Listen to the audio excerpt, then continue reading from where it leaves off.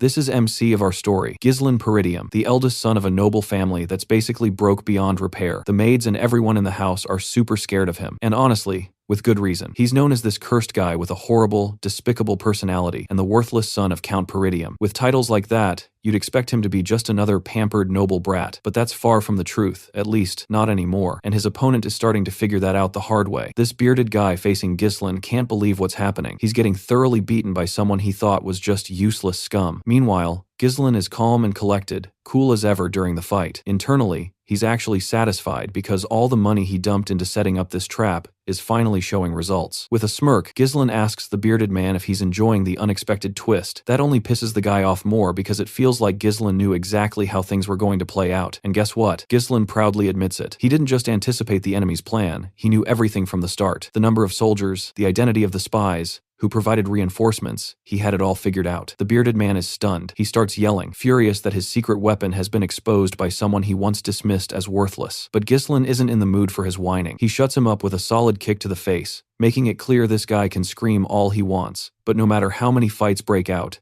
Ghislain is confident he'll come out on top every single time. So, how is he so sure of winning? Simple, because he knows everything. Let's rewind for a second. Almost a year ago, in the kingdom of Lithuania, near the Peridium estate, Ghislain Peridium woke up in pure shock. He was alive, but he shouldn't have been. The last thing he remembered was being in the middle of a hopeless battle, squaring off against one of the continent's elite 7 noble knights, a man named Idun, the one who was supposed to kill him. Now, Ghislain wasn't just some random nobody either. He used to be one of the top 7 mercenary kings on the continent, feared and respected everywhere under the name Ghislain Peridium. Before ending Ghislain's life, Idun mocked him, saying he never expected to see the trash of the fallen Peridium family again. From what Idun knew, Ghislain had vanished after his sister's death, and his name had become nothing but a fading memory. That threw Ghislain off. He asked how the hell Idun knew so much about his past. Idun told him he'd been tracking him for a long time because he was one of the people involved in the destruction of the Peridium family. He had worked alongside the Delphine household to bring them down. Hearing one of them made Ghislain freeze. That meant the Delphine household hadn't acted alone. There were others who played a role in his family's ruin. And now, one of those people was standing right in front of him. His hatred and thirst for revenge surged like never before, and then Idun cut his head clean off. But strangely, Ghislain later woke up whole, unharmed, and very much alive. Not only was his body intact, with no sign of injury, but he even looked noticeably younger. He looks around, clearly confused about what's going on. Just then, someone calls out to him, addressing him as young master and urging him to come out. The man is actually a soldier from the Peridium household, Ricardo. But before Ricardo can say much, he finds a sharp sword aimed at his neck as Ghislain demands answers immediately. Ricardo, clueless about the situation, agrees to answer whatever his master asks, though he can't understand why a sword is necessary for a conversation. Even Ghislain is caught off guard by Ricardo's reaction after all. This was supposed to be an enemy. Ricardo pulls himself free from Ghislain's grip and reminds him that he had collapsed from exhaustion earlier after throwing a tantrum. He'd been stressing out over how to lead a raid on the orcs. Naturally, this explanation makes zero sense to Ghislain. Then Ricardo tells him to grab his stuff and head out because everyone's waiting outside. Ghislain, still lost,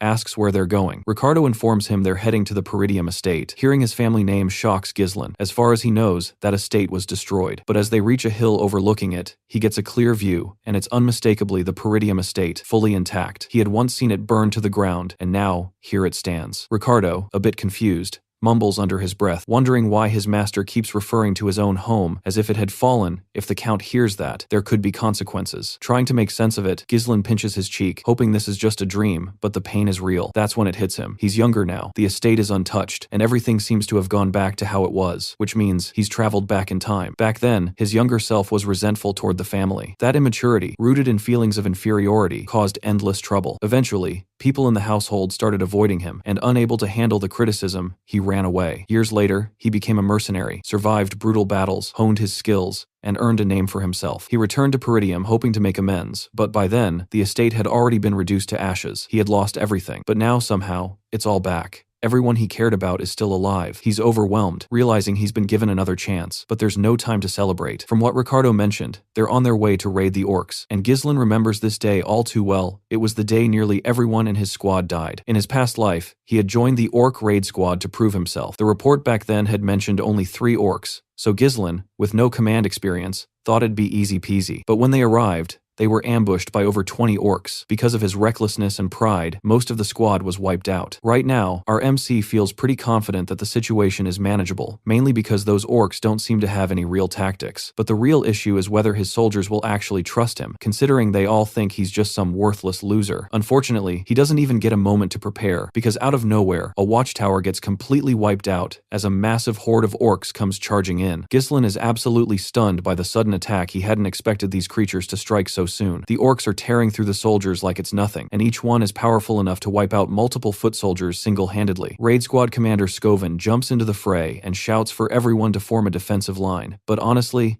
it looks like no formation or tactic is going to stop these savage beasts, who are slaughtering people non-stop. Even Skovan is convinced they're doomed. Getting ambushed like this with zero preparation is just brutal. And to make things worse, there are way more of these monsters than anyone expected. With the way things are spiraling, Skovan is sure they're all going to die. Then suddenly, someone shouts at the commander. When Skovan turns around, he sees a massive beast about to crush him with its axe. He barely has time to react. That's when Ghislain lunges in, yanks Skovan out of harm's way, and slices straight through the monster's hand like it's just a cucumber. Everyone is left speechless. How the hell did Ghislain pull that off so effortlessly when he's supposed to be the useless one? The beast collapses, while Ghislain mutters in irritation about still not being able to use mana. He walks up to the commander, offers his hand, and demands command over the troops. But Skovan refuses flatly. He doesn't believe a so-called worthless brat should be leading during such a dire moment. He even asks Ghislain if he thinks this is some kind of game. Even if Ghislain is the young master, Skovan says he can't just hand over authority given by the Lord so easily. But Ghislain had already guessed that no one would believe in him, and now he's getting pissed. Just then, another monster charges at them,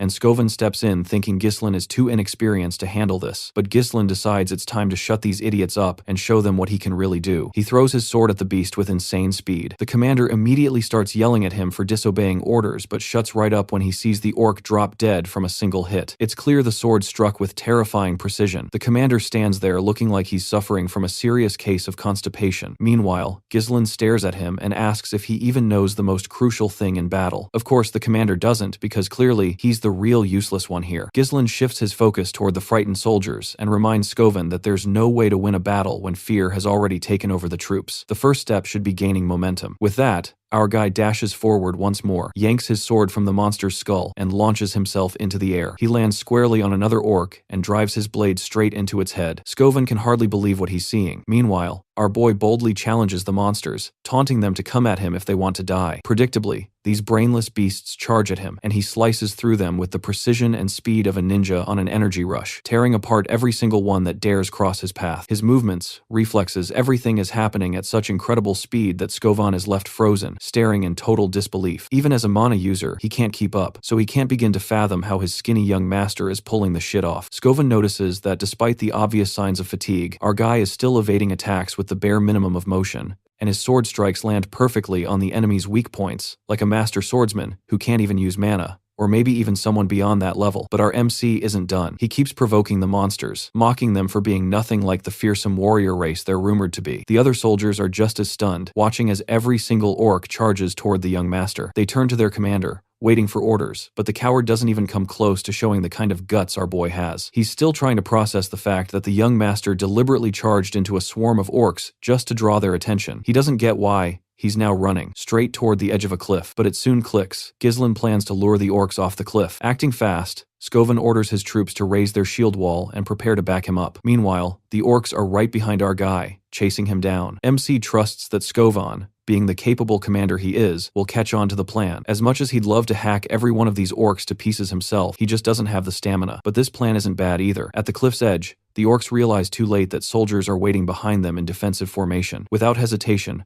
our guy leaps off the cliff, signaling Skovan to follow through. The soldiers charge in and slam into the monsters, shoving them off the cliff to their brutal deaths below. The risky move works, and every last orc is eliminated. Though drained, the soldiers pull through. Skovan is still frozen in shock when he spots our MC clinging to the cliffside, his sword jammed into the rock to hold himself up. Even in this situation, there's no fear on his face, only a confident smirk aimed directly at Skovan. For a second, the big, mustached commander is thrown off, but then a proud smile spreads across his face. He quickly reaches out a hand, but it falls just short. The grip on the sword loosens, and just like that, the boy starts to fall, leaving everyone stunned by the sudden twist. Meanwhile, Ghislain begins slipping into unconsciousness, drifting into a dreamlike state where he hears his sister's voice and sees scattered fragments of memories involving her. He doesn't quite understand what's happening until suddenly, she grabs his hand, and just like that, he's pulled out of the dream. He jolts awake in bed, confused and shocked that he's even alive. As he tries to sit up, a wave of pain rushes through his entire body, making even the smallest movements agonizing. Every inch of him aches, a harsh reminder of how far he pushed himself, but in a strange way, it reassures him that he survived. At that moment, a maid enters the room with a relieved smile. It takes him just a second to realize it's Belinda. She's clearly both happy and upset, scolding him for all the stress he caused. But Ghislain doesn't hesitate. He throws his arms around her, hugging her tightly. She's totally confused by the sudden affection, unaware that to him, seeing her again after so long is overwhelming. You see, Belinda had been his personal maid since childhood. Through all the chaos he caused, she was the one who stuck by his side. But after his family's downfall, she vanished, and he never thought they'd meet again. Now, with her in front of him, he feels like he has to be honest, so he drops a bombshell. He tells her a catastrophe is heading straight for Peridium, and admits that he actually died and came back to life. Naturally, Belinda brushes it off. She agrees the orcs nearly killed him, but she refuses to believe his bizarre tale. He tries to explain further, but she just scolds him for being reckless. Realizing she won't believe him no matter what, he gives up. Belinda then shifts the topic, reminding him of the upcoming festival, something he would have missed if he had stayed injured. That catches Ghislain off guard. Seeing his blank expression, she reminds him that Lady Elena has been looking forward to going with him. It's the perfect opportunity for the siblings to reconnect. Suddenly, Ghislain remembers this festival. In his past life, he never got to enjoy it.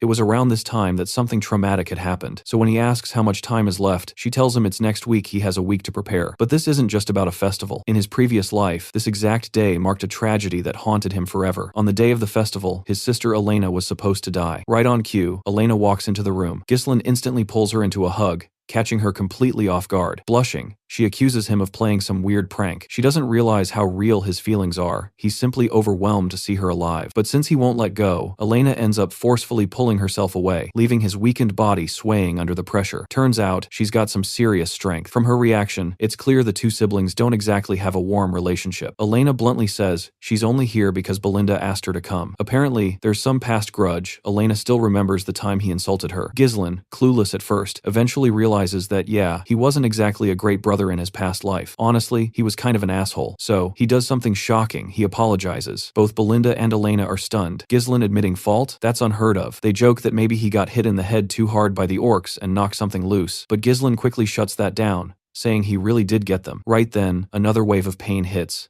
and he doubles over. Elena doesn't miss the chance to poke fun, clearly enjoying the moment. It's obvious who came out worse in that fight, but Ghislain doesn't mind. Even with her sarcastic comments, he's just glad to see them being exactly the way he remembers. There's something comforting about it, and in that moment, he can't help but think, why did the old him waste so much time on things that didn't matter? During the upcoming festival preparations, Ghislain had turned down Elena's offer to attend together, using the raid squad incident as an excuse. That ended up being the last time he ever saw her. Not long after, Elena and her bodyguards were found brutally torn apart. Ghislain still regrets not being there for her when it mattered most. Suddenly, a knock interrupts the moment. Two knights appear at the door, Elena's bodyguards. The one with dark brown hair is Jamal, and standing behind him is Philip. Elena questions their presence since they were told to wait outside. One of them apologizes and explains that the servants have requested her to supervise the festival preparations. This catches Ghislain off guard. He doesn't understand why Elena needs to be involved in that. Belinda looks disappointed at his reaction and reminds him of the worker shortage in Peridium. Even someone like Elena has to pitch in. It's only now that Ghislain realizes this, since he never really paid attention to such things before. But now that he's here, he offers to help. His little sister is visibly shocked, and both girls start to wonder if he might have actually been knocked in the head or something. Soon, they reach the festival site, where everyone's busy setting up their stalls. But when they hear that Ghislain wants to help, a strange unease creeps in. His sister keeps trying to push him away,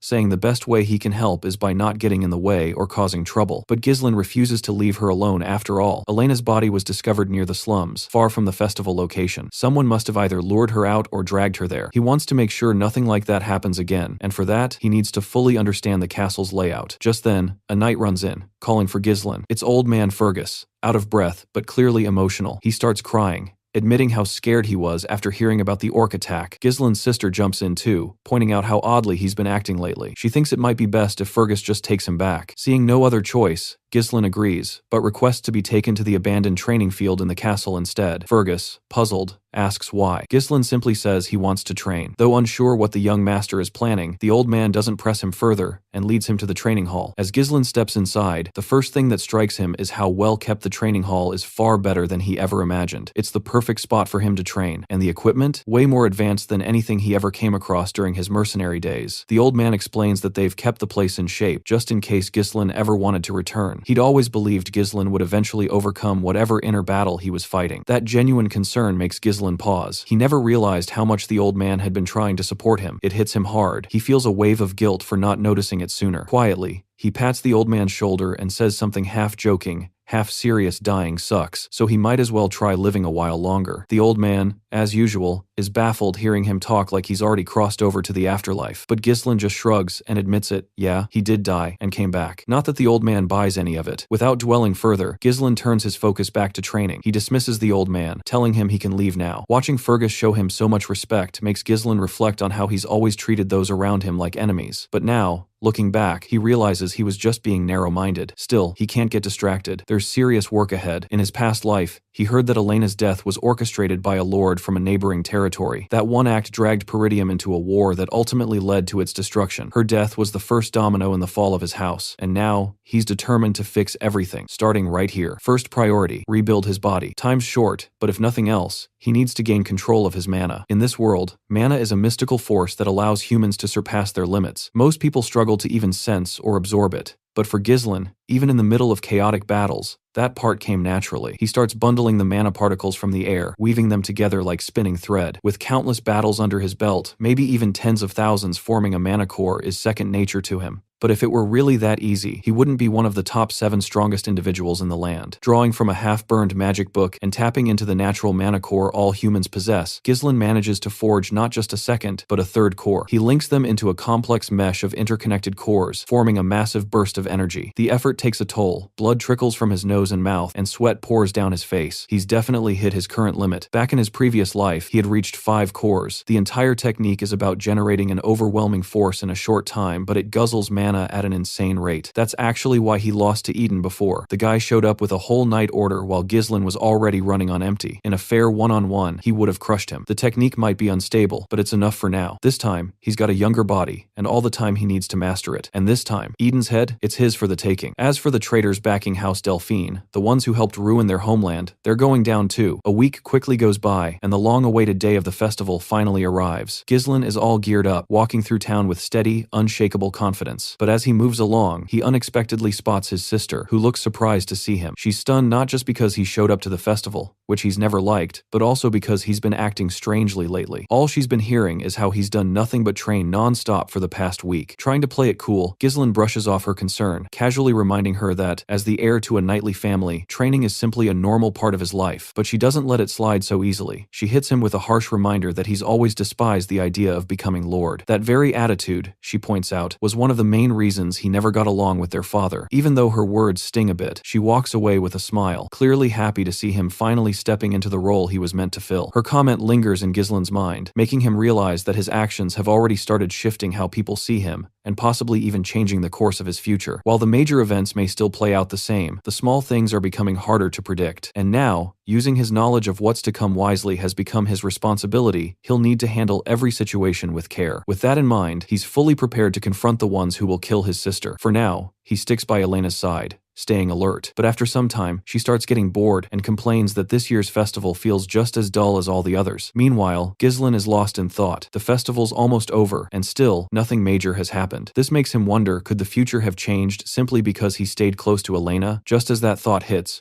her bodyguards appear. They suggest taking Elena to a livelier part of the festival so she can enjoy herself a bit more. As they start to escort her away, Ghislain quickly puts the pieces together. These two, Jamal and Philip, are the trusted knights who've protected Elena since childhood. In his previous life, they were said to have been killed while defending her. But now, doubts start creeping in. Ghislain becomes convinced it's a trap. These guys must be the traitors within the family. He follows them quietly. The spot they arrive at is completely deserted, which immediately annoys Elena. She starts complaining about how pointless this all is. As she vents, Ghislain's suspicions only grow. At first glance, it's just an empty street, but the way debris and objects block every exit, That clearly shows this was prepared ahead of time. Just then, he's pulled out of his thoughts when Elena suddenly grabs his arm and starts dragging him along. Surprised by her strength, Ghislain jokingly asks if she's been hitting the gym, because for a young lady, she's seriously strong. But before she can reply, Jamal steps in to stop her, and the expression on his face says it all. His intentions are far from good. Elena starts trembling, panic creeping in as she wonders why everyone is acting so strangely. Jamal quickly apologizes for scaring her, but then his expression twists into something even more disturbing. He calmly says he just wants her to wait a little longer, claiming it's a small favor. Elena, now terrified and feeling utterly helpless, is interrupted by the arrival of someone new. A man wearing glasses steps into the scene, trailed by two of his goons. His name is Frank, and he looks quite satisfied with how well Jamal has handled things so far. Frank then turns to Jamal, confused about why Ghislain is even here. He doesn't recall ever asking for this extra baggage. Jamal tries to reassure him, saying he'll handle the kid himself, and Frank won't even have to pay. Ghislain, it turns out, had blindly followed his sister, completely unaware that he was walking right into a death trap. Finally, Ghislain speaks. The first thing he demands is how this traitorous bastard plans to get away with betraying the Peridium family. But the man just laughs, barely fazed. He arrogantly claims all he has to do is run far away. He's done with this broken, poverty-ridden land that's already been ravaged by barbarians. And he's not alone. Plenty of others want to leave Peridium too. But before he can finish that sentence, the main character strikes. No words, just blood spilling from his mouth as he drops, sliced clean in two. Everyone's stunned. Jamal hits the ground, lifeless, and Ghislain glares at the corpse, furious. He reminds the traitor that even if people chose to leave this land, they never sold out their own. His anger blazes as he locks eyes with the second traitor, who panics and yanks Elena closer, hoping she'll shield him from the same fate. He's dead wrong. A sword drives straight through his skull. He quivers, gasping for air as death takes him too. Now, Frank's goons start having second thoughts, wondering if they even want to get involved. What throws them off even more is that this guy, supposedly the eldest son of Peridium, isn't supposed to have any real combat experience. No training, no skills at least, that's what they believed. But Frank confirms it. This is the eldest son. Still, he can't comprehend how this guy just wiped out two men like it was nothing. And even more shocking, his attacks were laced with mana. Meanwhile, the girl clung to her brother, shaking with fear. But without hesitation, he knocked her out with a quick strike to the neck, telling her to get some rest. Frank, that smug bastard, thanked our guy for taking care of the two knights, pretending they had planned to handle them themselves. He even praised Ghislain's godlike skills, and couldn't help but ask where he learned them. But Ghislain wasn't having any of it. He shut them down cold, making it clear it was none of their business. He quickly sized them up.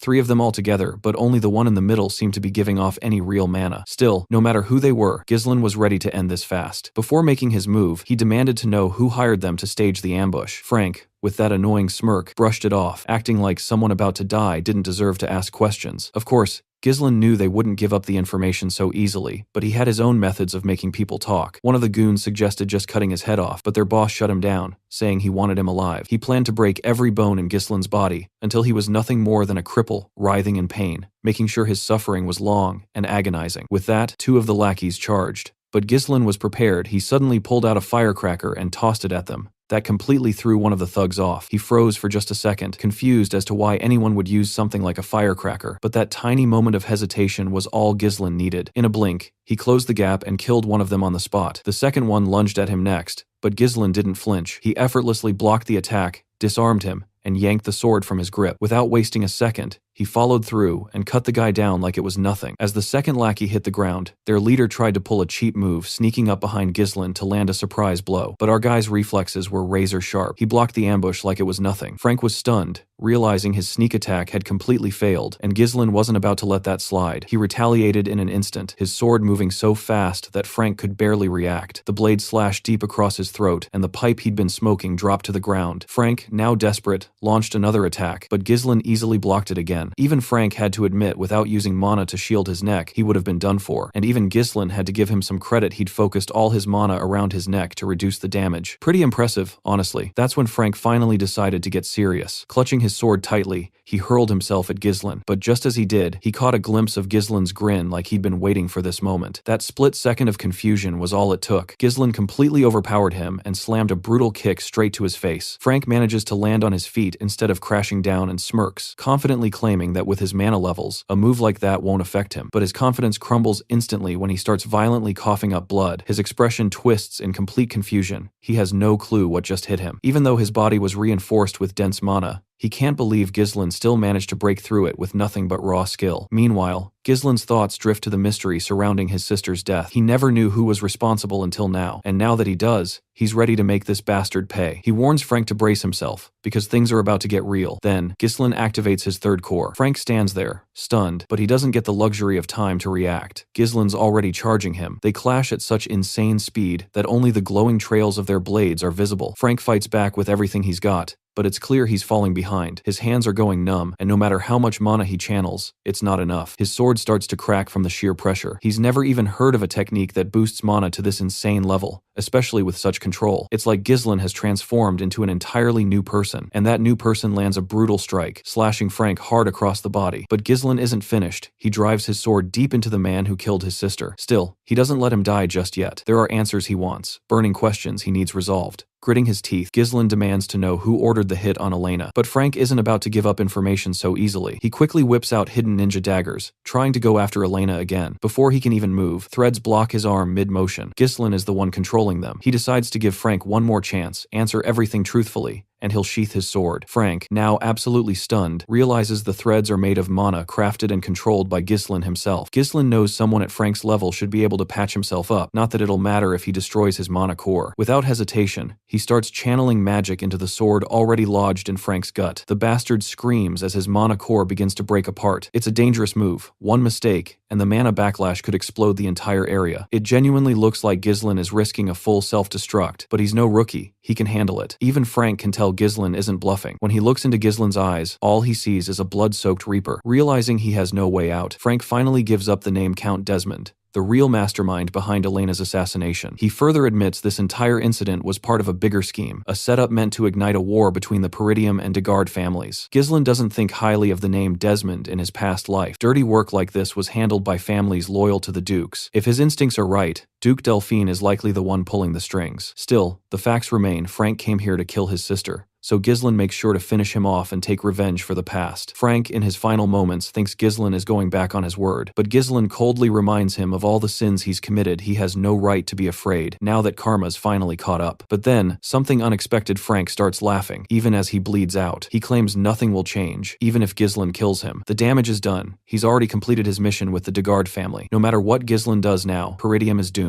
War is inevitable. Ghislain swiftly covers the bastard's filthy mouth to shut him up and quietly tells him the truth. He's already died once and come back, so there's no way he's letting history repeat itself. Those were the last words Frank heard before Ghislain activated the mana core shattering process. The mana inside surged backward, and Ghislain redirected it into the sky, triggering a massive explosion like some warped firework. Exhausted, Ghislain could barely breathe, but at least everyone who needed to be dealt with had been taken care of. Then he noticed his unconscious sister lying there, seemingly safe and peacefully asleep. Just as he let his muscles relax and closed his eyes for a moment, blood suddenly spilled from his mouth, and he doubled over in pain. He thought to himself, back when he was the Mercenary King, destroying 3 cores would have been easy. But now, with this fragile body, it's clearly limiting him. Even so, he wasn't ready to give up. He quickly made his way to a nearby house and discovered a corpse. In his previous life, authorities had found a second body at this same location, along with Elena's, and from what Frank had mentioned earlier, that body was supposedly Degard's son. There was also the escort knight who died during the event. These bodies were the reason why the Peridium family in his past life had assumed the Degard family was behind Elena's assassination. The moment those corpses were discovered, war had broken out. This time, Ghislain made sure there would be no such evidence. He set the entire house ablaze. After that, he picked up his sister and began walking away. That's when we see some creep in a cap lurking in the shadows, secretly watching him. Later, that same guy shows up at a shady council basically.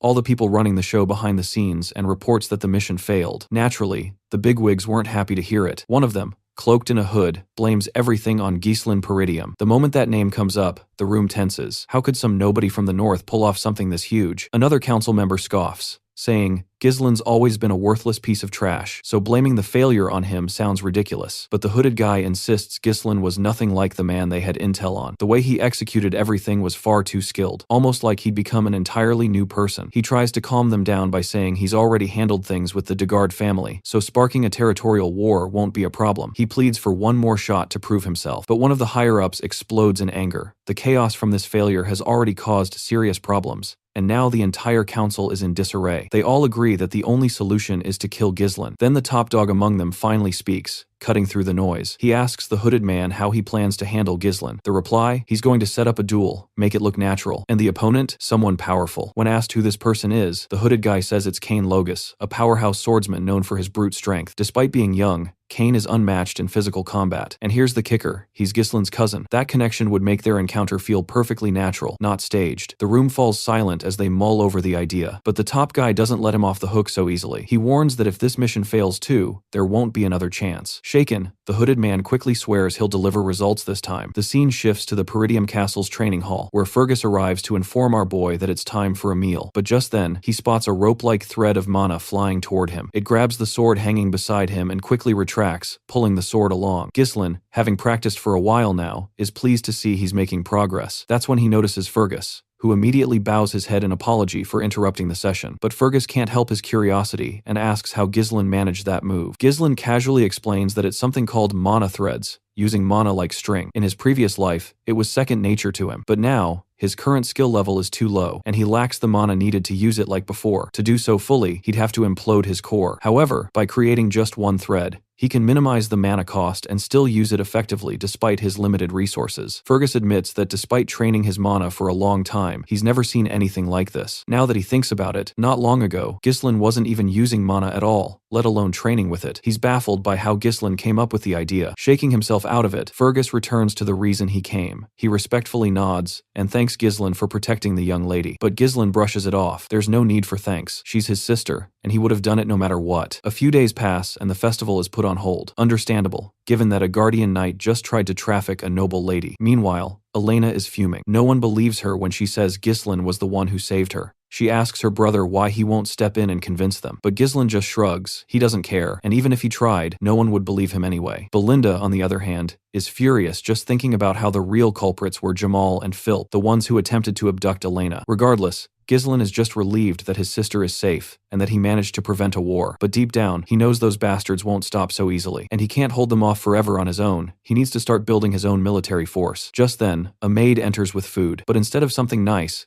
Ghislain gets a dry piece of bread. Surprised, he asks Belinda about it. She explains that it's part of the fallout from the recent chaos. Right then, a loud voice echoes through the halls, some fat merchant yelling for compensation because of the cancelled festival. And it's not just him, there's a whole mob of merchants gathered outside, demanding they be reimbursed for their losses. Looking out the window, Ghislain asks who they are, and Belinda reminds him this country's economy relies heavily on merchants and the profits from the festival. Last year was a huge success, but this year it got cancelled after just one day. No wonder they're pissed. Only now does Ghislain realize just how bad the financial situation is. If he doesn't do something soon, things could spiral out of control. He tells Fergus to send out soldiers to calm the crowd, but Fergus calmly informs him that there are no soldiers available. Most of them have been dispatched to the Forest of Monsters to help with reconstruction after the orc raid. That makes things even worse. Peridium is in a constant state of war. Barbarians to the north and monsters to the south. No money means no soldiers, which just piles onto his growing list of problems. Taking Belinda aside, he whispers that since she's in charge of his finances, they need to find a way to settle the merchants down. But Belinda tells him straight there's no money left. When he asks why, she reminds him that the Lord cut off his funds because he kept spending recklessly. The idea of being broke makes Ghislain sick. He demands she lend him some cash, but she doesn't have any either. Everything seems stacked against him. No money, no soldiers, and no way out. Even with all his future knowledge, he's helpless without money to back it up. Just as he's lost in thought, Ricardo bursts into the room at full speed, panting hard. Alarmed, Ghislain immediately asks what's going on. Ricardo, practically shouting, says there's a problem. Young Master Cain is demanding to see him. The mere mention of Cain catches Ghislain completely off guard. That's when we witness one of our guys, Knights Commander Scoven, getting absolutely wrecked by Cain. Cain's insanely built body and brute strength are pounding the poor knight's face like it's a ripe tomato. Every punch feels like a sledgehammer, and clearly,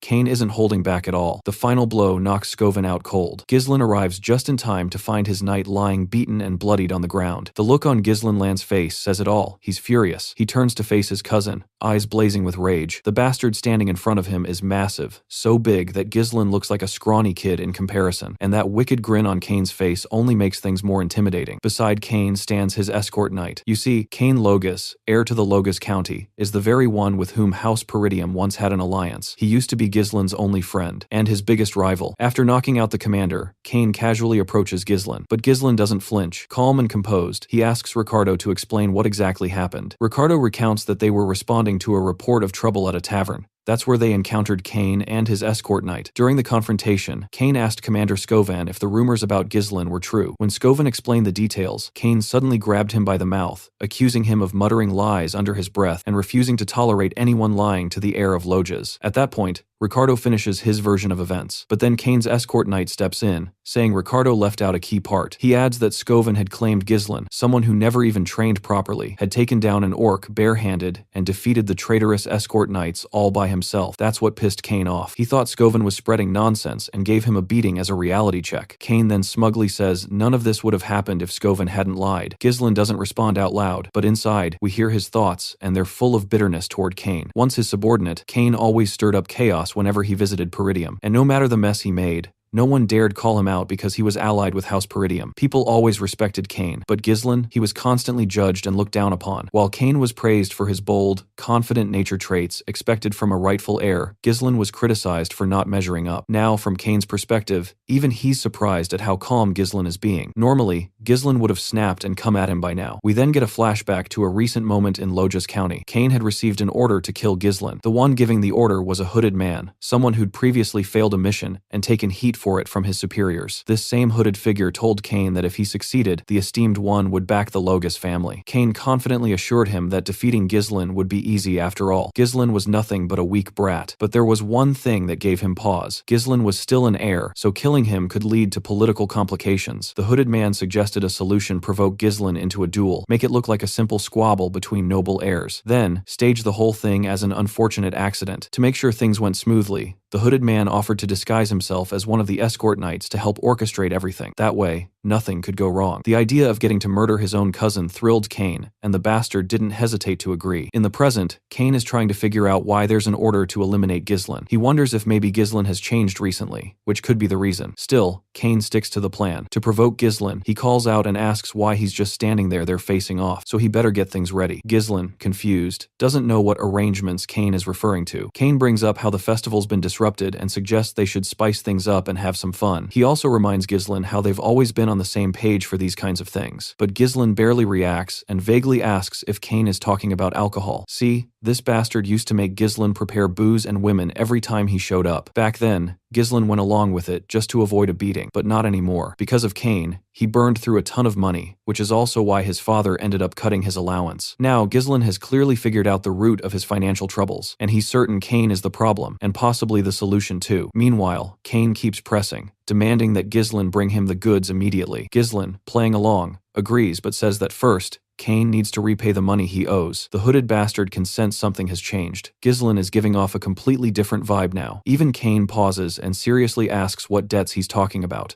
With a calm smile, Ghislain explains that he's been the one managing all of Kane's requests with his own money, and now he wants at least 1,000 gold back. Kane is stunned. To him, that's a ridiculous number. He thought it should have cost no more than 100 gold. Besides, he believed Ghislain was doing all that because they were friends, like a friends with benefits situation. But Ghislain never saw them as friends. He's been this guy's doormat for too long, and now, if Kane values his life, he better pay up. He needs the money desperately, and isn't letting Kane walk away without paying his dues. The whole room falls silent, and even Ghislain's own knight, Ricardo, is sweating bullets after hearing such a bold demand. Kane shoots up from his seat, furious. He thinks Ghislain is getting too cocky, probably because of the rumors going around about him. To Kane, Ghislain is still just a leech feeding off this land. Boiling with rage, he clenches his fist, ready to crush him right there. But even as the punch flies straight at him, Ghislain doesn't even blink. At the last second, he shifts slightly, letting the punch miss completely. Shock fills the room. Kane swings again with full force, but Ghislain ducks and drives an open palm strike right into Kane's gut. The blow is so strong, it nearly makes the brute cough up blood. Kane tries to swing again, but this time Ghislain freezes his movement. Even though Kane doesn't actually take damage, he acts like he's in pain. The hooded figure rushes over, concerned, but it's obvious Kane's pride is the only thing hurt. Ghislain casually tells him to stop faking. It wasn't even even a real hit, but Kane keeps playing the victim. Everyone watching in the pub is left stunned. Ghislain, the supposed weakling, just took Kane down without even trying. People are unsure how to react. Ghislain, of course, knows this bastard is faking it, and he knows exactly what Kane's trying to pull. Kane then turns to his hooded knight and smugly asks if he liked the performance. The knight gives him credit, it was a great act. Kane set things up perfectly to make it seem like Ghislain is the one at fault, just enough to justify a duel. Kane is eager to use this opportunity. If he helps the higher-ups take down Ghislain, he'll earn their support. Plus, it gives him a chance to sever ties with the Peridium household. So he plays along, pulls out a glove, and with some theatrical lines, gets ready to declare a duel. But before he can toss the glove, Ghislain beats him to it and throws the glove straight at Kane's face, challenging him first. After all, Kane insulted the heir of Peridium and assaulted his knight in front of everyone. So now, Ghislain demands a duel. Kane's face goes still, but only for a moment. Then he smirks,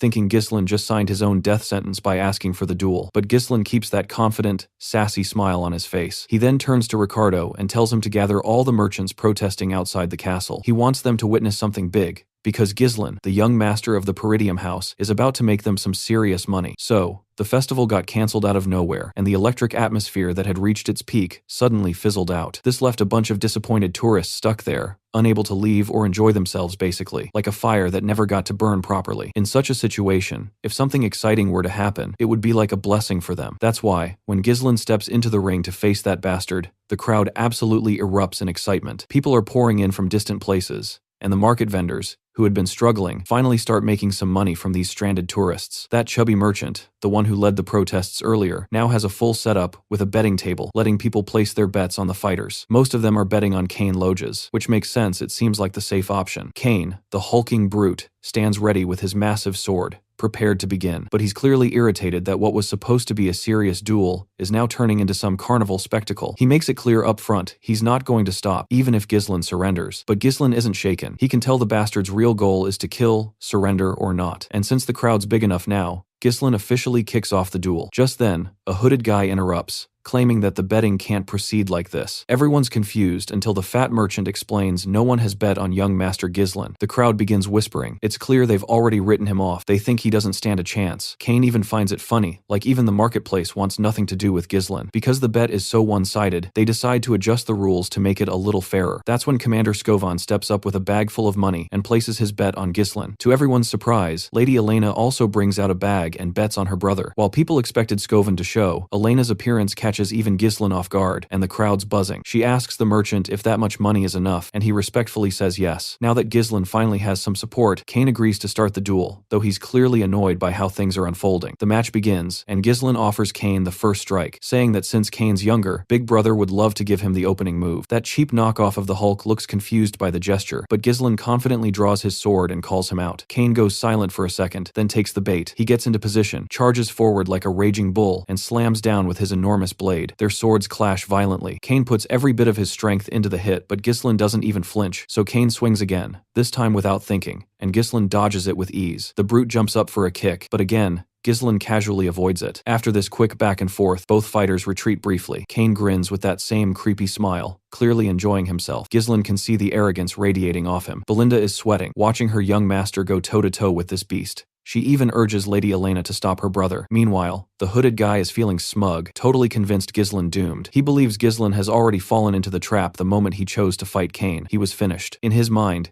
Ghislain will get overwhelmed by Kane's monstrous power, won't find a way to counter, and will burn out all his energy just dodging. Eventually, Ghislain will slip up and get killed. That's how Kane has crushed so many opponents' pure brute strength. But this time, Ghislain is more than a match, dodging every attack with insane agility. Even Kane has to admit that Ghislain become a lot harder to pin down. His skills have improved. Frustrated, Kane pushes even harder. He grabs his blade by the sharp edge with his bare hands and swings at Ghislain with full force. Though Ghislain manages to block the blow using his own sword, the attack traps him within Kane's crossguard. Then, using all his strength, Kane hurls Ghislain high into the sky. Everyone is left stunned, mouths wide open, watching the young master suspended in midair. The only person who seems thrilled is the hooded guy. He's convinced Ghislain is done for, but he's about to get a rude awakening. While still airborne, Ghislain channels mana into his legs and regains balance. Initially, Ghislain had been holding back, but now that this jerk has pushed things too far, he's done playing nice. In a flash, he dashes toward Kane at godlike speed and zips past him. The hooded guy can't believe his eyes. Ghislain managed to land unharmed using mana in his legs. To Ghislain,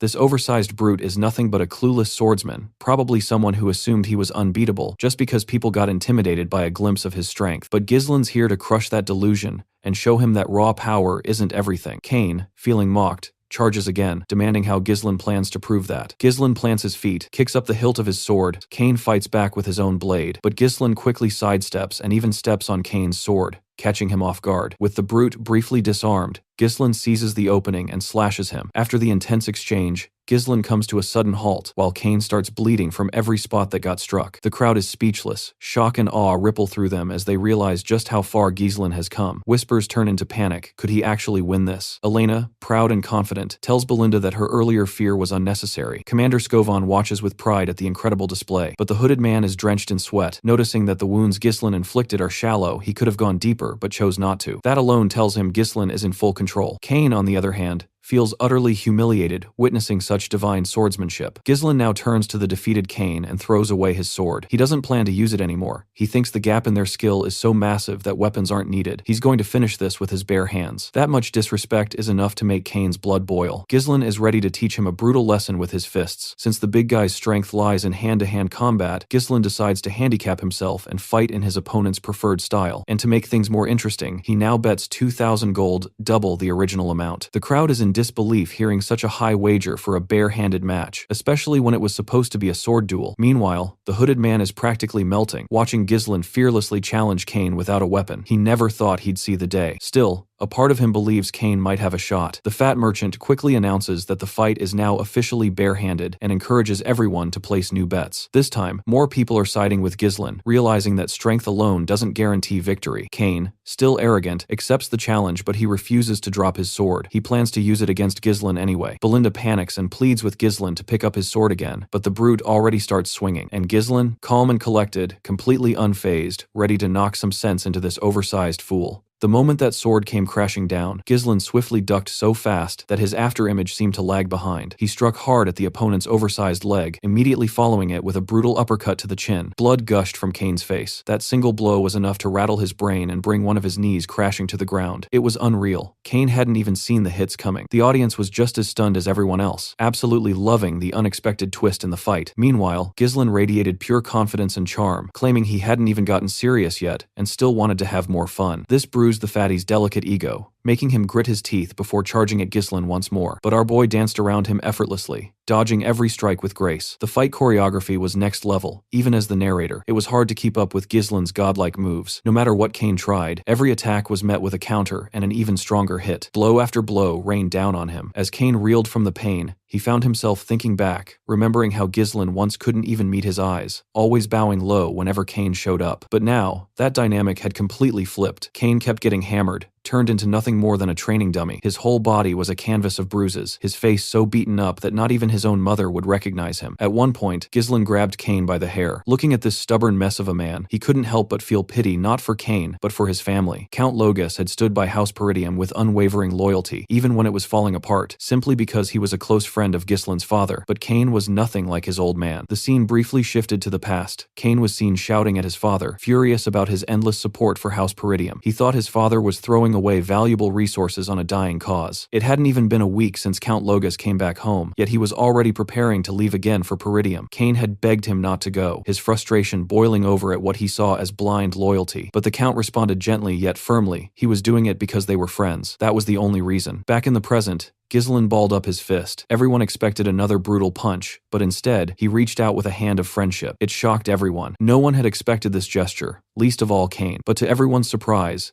Kane accepted it and admitted defeat. The crowd was floored. Kane conceding the match left everyone speechless. The referee wasted no time in declaring Ghislain the winner. Members of House Peridium were thrilled, watching their young master shine, while Elena was especially joyful to see her brother finally claim victory. But then, a hooded man stormed over to the defeated Kane and began scolding him. He couldn't believe Kane gave up so quickly, just because things weren't going his way. Kane didn't argue. He simply turned his face away and said he was done with the game. Since Kane failed to take Ghislain down, the hooded guy started stressing stressing about how he'd explain this to his seniors. Just then, our boy made another move, this time with a mischievous grin. Ghislain shouted loud enough for everyone to hear that the hooded man here had volunteered to cover the cost of all the meat and drinks for the entire crowd. The hooded guy flipped out, completely stunned by the sudden announcement. But the crowd? They went wild, thrilled at the idea of free food and booze. The hooded man immediately protested, yelling that he never agreed to any of this and demanding Ghislain take it back. But our guy just smiled, placed a firm hand on the guy's shoulder, and told him that this was the price of defeat. And no, this wasn't coming out of the existing bet. He told him to add another 2,000 gold on top of the original 1,000. If he tried to run, there'd be serious consequences. And when Ghislain said that, he wasn't joking. The threat in his words burned straight into the man's memory, leaving behind the image of someone not to be messed with. Later the next day, in Ghislain room, we find Ghislain staring at a treasure chest full of glittering gold coins. The amount of money he has is actually pretty huge. To give you an idea of how much it is, you could easily hire a small mercenary corps with this amount of money. But it takes a lot of time to grow money, and those bastards who want him killed won't wait for his forces to grow, so he only has a limited amount of time to execute the business plan he has in mind. That's when Belinda and his sister come up to him with satisfied smiles on their faces. The way they're looking at him feels like they have some ulterior motive hidden behind their smiles. He quickly questions why they're here, to which his little sister politely asks where he plans to spend all this money. Of course, Ghislain catches on to what she's implying, so he directly asks her if she wants some, to which she responds that she's just asking. Belinda then speaks up, stating that she has a pretty good idea of where he's going to spend it all. She is sure that since Lady Amelia's birthday is coming up soon, Ghislain must be planning to put on a grand show to buy his fiancée an expensive present. But we all know that our boy isn't thinking about this at all. However, the mention of a fiancé catches Ghislain completely off guard. He literally does not even remember if he even has a fiancé. The maid laughs softly, thinking he must be feeling shy. They know he's pretending to be clueless because he's embarrassed that they figured him out. Still, since Elena is noticing that her brother is quite absent-minded lately, she decides to remind him that they're talking about Amelia of Rayfold County. Finally, the name triggers some memories in Ghislain's mind, but they're not exactly fond ones. He then turns to Belinda and asks when his father will return. Belinda guesses maybe in a week. That's good enough for Ghislain. With a full week available, he decides to visit Rayfold County. Belinda seems puzzled after all. It's not even her birthday yet, so why is he leaving now? But Ghislain just says he plans to collect some money from them. Then, we finally see Amelia Rayfold herself. At first glance, she looks expressionless, maybe even dead inside, but it's hard not to notice her other prominent features. She's currently in a town, offering a pair of sandals to a poor little girl. Apparently, they're her own sandals. The little girl hesitates, unsure if she should accept them, but Amelia reassures her, saying if anyone should walk barefoot on her land, it should be her. She then orders her soldiers to give the girl and her family food and shelter immediately. The soldiers act fast, and as Amelia walks away with her escort of soldiers, the townspeople call out their heartfelt thanks. Later, in the gardens of Rayfold County, we see a man washing Amelia's feet with such devotion it might actually make you jealous. He's clearly proud of her accomplishments. This man is Bernaf, Amelia's escort knight. She tells him that while her father ruled with strict obedience, the common people follow whoever feeds and shelters them. Bernaf remarks that by doing this, she's won the people's hearts, something that will help her in the upcoming succession battle. But Amelia doesn't seem too interested in that. Instead, she casually puts her foot right over his face in a dominantly teasing manner and asks how his duel went against the best swordsman in the north. He apologizes, explaining that he deliberately lost to avoid drawing attention. If he had won, people would have started noticing her, and it's not yet time to reveal her power. He then kisses her feet with deep loyalty, swearing full support. Amelia sees this as natural after all. She's the one who raised him, and she has no intention of letting him stay weak. She then starts questioning him about the merchants. Bernaf assures her there's nothing to worry about when it comes to the Arctium Merchant Guild. All the materials needed for rebuilding the Forest of Beasts outpost, which got half destroyed during the recent orc attack in Peridium,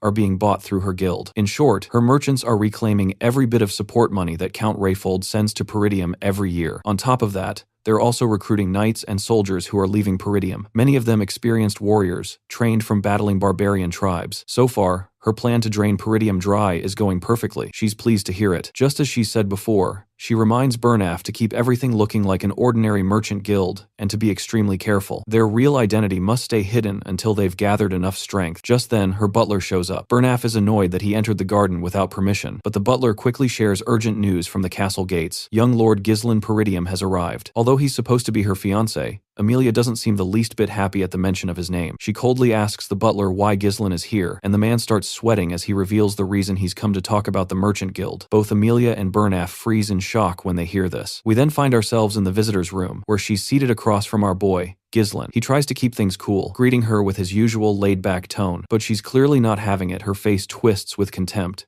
She's pissed that he showed up unannounced, assuming he still hasn't learned the basics of etiquette. Ghislain casually reminds her that her birthday's coming up, so he thought he'd drop by early with a gift. He places a flower on the table and explains he got it from a nearby merchant guild, saying it smells nice and that he might start buying flowers from there regularly. If he remembers correctly, the guild's name is Arctium. Of course, she instantly figures out what he's getting at, but pretends she has no clue. She accepts the flower, says she'll be on her way, and starts to leave. That's when Ghislain calls her name, his voice serious now, asking her to sit. She immediately feels the pressure coming off him heavy, intense. What shakes her the most is that this is coming from the same guy who used to freeze and barely talk around her. Wasting no time, Ghislain cuts to the chase. He wants money. Around 10,000 gold coins. Naturally, she's not thrilled by the demand, especially not from her so-called fiancé who just barged in like this. She wonders if his father put him up to it, but Ghislain clears that up. His father has nothing to do with this. Besides, he knows she's not planning on marrying him anyway. He suspects she's aiming for the lordship of the land, and, given her secret preparations, she's got a real shot. But he also warns her if word about her power moves leaks out in Rayfold, she might lose her chance at succession. That hits a nerve. She glares at him, dead serious, warning him not to joke about that. Not even as a joke, Ghislain calmly assures her he'll keep her secret, for now, but he hints that might change if he walks out of the room empty-handed. Still, she stays sharp and sassy. She's already figured out how to deal with him. She calls out to her knight, Bernaf, and the loyal feet-licker quickly walks in, bowing politely to Lord Ghislain. Meanwhile, in Ghislain's thoughts, we find out this knight has always been by Amelia's side. The guy's not just loyal, he's skilled enough to rival the strongest swordsman in the north. Sensing what's about to go down, Ghislain warns her if she tries to kill him here, it could spark a war. Does she really have time for that, with the succession ceremony so close? But Amelia already has a plan. Her excuse? A random intruder burst in, caused trouble, and her escort knight handled it. That's the story the world will hear. No hesitation, she orders her knight to kill him. And Bernaf? He's all too eager to obey. Sword drawn, ready to strike. But Ghislain's not about to roll over and die. If that's how she wants to play it, then he's ready to get serious too. The stage is all set for another divine-level showdown between two skilled warriors, so grab your parrots and buckle up for what's about to unfold. But just when we're hoping for a proper, no-bullshit showdown between two men of honor, this piece of shit knight pulls some sneaky-ass crap. Out of nowhere, Ghislain hears a slight rustling behind him, and before he can fully react, an assassin leaps out from an empty armor suit, trying to stab through the sofa and pin him down. But this dumbass is way too slow. Ghislain rolls to the ground like a goddamn ninja, kicks the bastard square in the chest, and launches him right out the fucking window. The lady and her little lapdog stand there like stunned idiots. They never expected him to react so quickly and gracefully. Ghislain doesn't hold back his disgust, calling out that two-faced bitch for acting all polite while setting up a damn ambush. Wasting no time, he lunges at the knight, and the two clash swords. Ghislain mocks him, asking if Rayfold forgot what chivalry means. The knight offers an apology, but fires back, saying Ghislain was the one who barged in uninvited and threw around weak threats, disturbing the lady. The two go at each other fiercely, both trying to land a clean hit, but it's obvious our boy has the edge. His reflexes are on point. He even lands a solid kick that sends the knight stumbling back. The knight clearly underestimated him, assuming he was all talk with no skill, but now he's realizing the harsh truth. Ghislain is anything but a novice. Meanwhile, Amelia is fuming as she watches her knight getting pushed around by someone she once considered a lowly thug. She orders him, in a chilling tone, to stop playing around and bring her Ghislain's head if he truly wants to call himself her knight. Fired up by his mistress's command, the knight starts taking the fight seriously. Now it's about her honor, and he won't let her down. He confidently challenges Ghislain to come at him. Ghislain, wearing a cocky grin, taunts the guy for acting all bossy when he's nothing but an escort knight. But since the fool's asking for it, Ghislain's more than happy to deliver. They clash again, this time at full force. The knight stops holding back, and even manages to cut Ghislain's face with a sharp strike. Their movements are so fast, it's nearly impossible to keep track. Only after images linger in their wake. Amelia, now even more restless, can't believe what she's witnessing. This was supposed to be a punk, yet he's keeping up with her elite knight, Bernaf. The fight is absolutely brutal. Every time Ghislain goes in for a hit, the knight dodges. Every time the knight strikes, Ghislain dodges back. The cycle continues, blow after blow. Ghislain tries to pull the same move he used earlier, but this time, he gets slammed to the ground. Sensing an opening, the knight charges, sword ready. But Ghislain recovers in time, flipping and twisting mid-air before landing back on his feet. By now, Ghislain has realized that the knight is using mana to absorb his attacks. Meanwhile, the knight himself starts to see that Ghislain isn't anything like the rumors claimed. His swordsmanship doesn't seem formally trained. It feels more like a style forged through real, brutal experience. The knight even wonders if Ghislain has fought barbarians so often that he adopted their chaotic combat style. He admits it might work in a messy battlefield,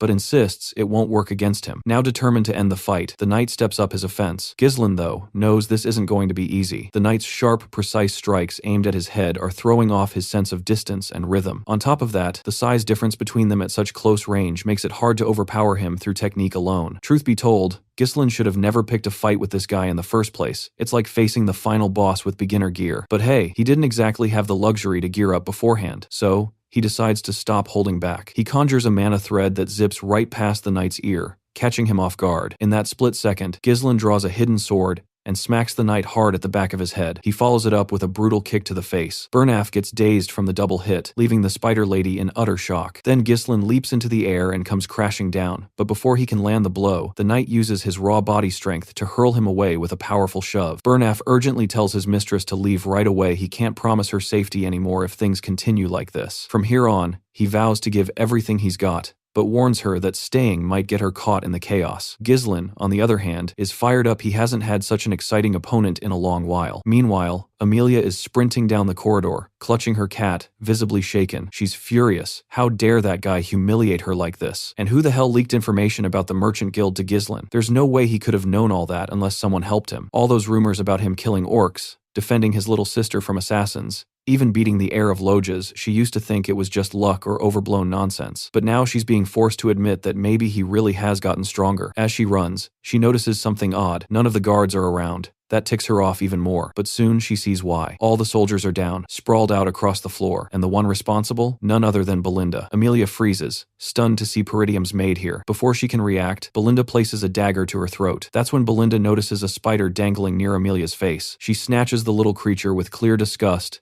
and complains about the damn thing. Then, Belinda brings up a memory she remembers the day of the engagement ceremony, when she overheard a conversation between Count Rayfold and the Lord of Peridium. Apparently, Amelia's siblings used to bully her for always being surrounded by creepy spiders, so Amelia had started raising them herself and took revenge. Belinda isn't sure whether that was a way for Amelia to deal with trauma or just her asserting herself. She then apologizes if her words sound harsh, but says flatly it doesn't suit Amelia. With that, she crushes the spider under her foot. After stomping it mercilessly, Belinda asks Amelia rather coldly to cooperate a little. But before we get to hear what exactly Belinda wants, the scene shifts back to the boys' fight, and things have escalated. The night is now radiating a terrifyingly dark energy, and the air is so thick with mana that even Ghislain is beginning to feel nervous. The knight is clearly pissed off. He's furious that Ghislain had the nerve to call him an entertaining opponent like some low-rank mercenary. He hates that someone he considers a lowly, unserious fool would dare claim to be a noble or stand on the same level as Amelia. But of course, Ghislain is a noble, and he doesn't think an escort knight like Burnaf has any right to speak down to him. Burnaf makes the first move, and they begin clashing swords. He's seething, convinced Ghislain is mocking noble pride. His attacks are relentless, blow after blow, while Ghislain holds his ground, impressed by the sheer power and aggression. But Ghislain has reached his limit too. He fights back with just as much fury. The knight isn't holding anything back now. In one heavy strike, he knocks Ghislain off balance and immediately follows up with a stab aimed for a critical blow. Time seems to stop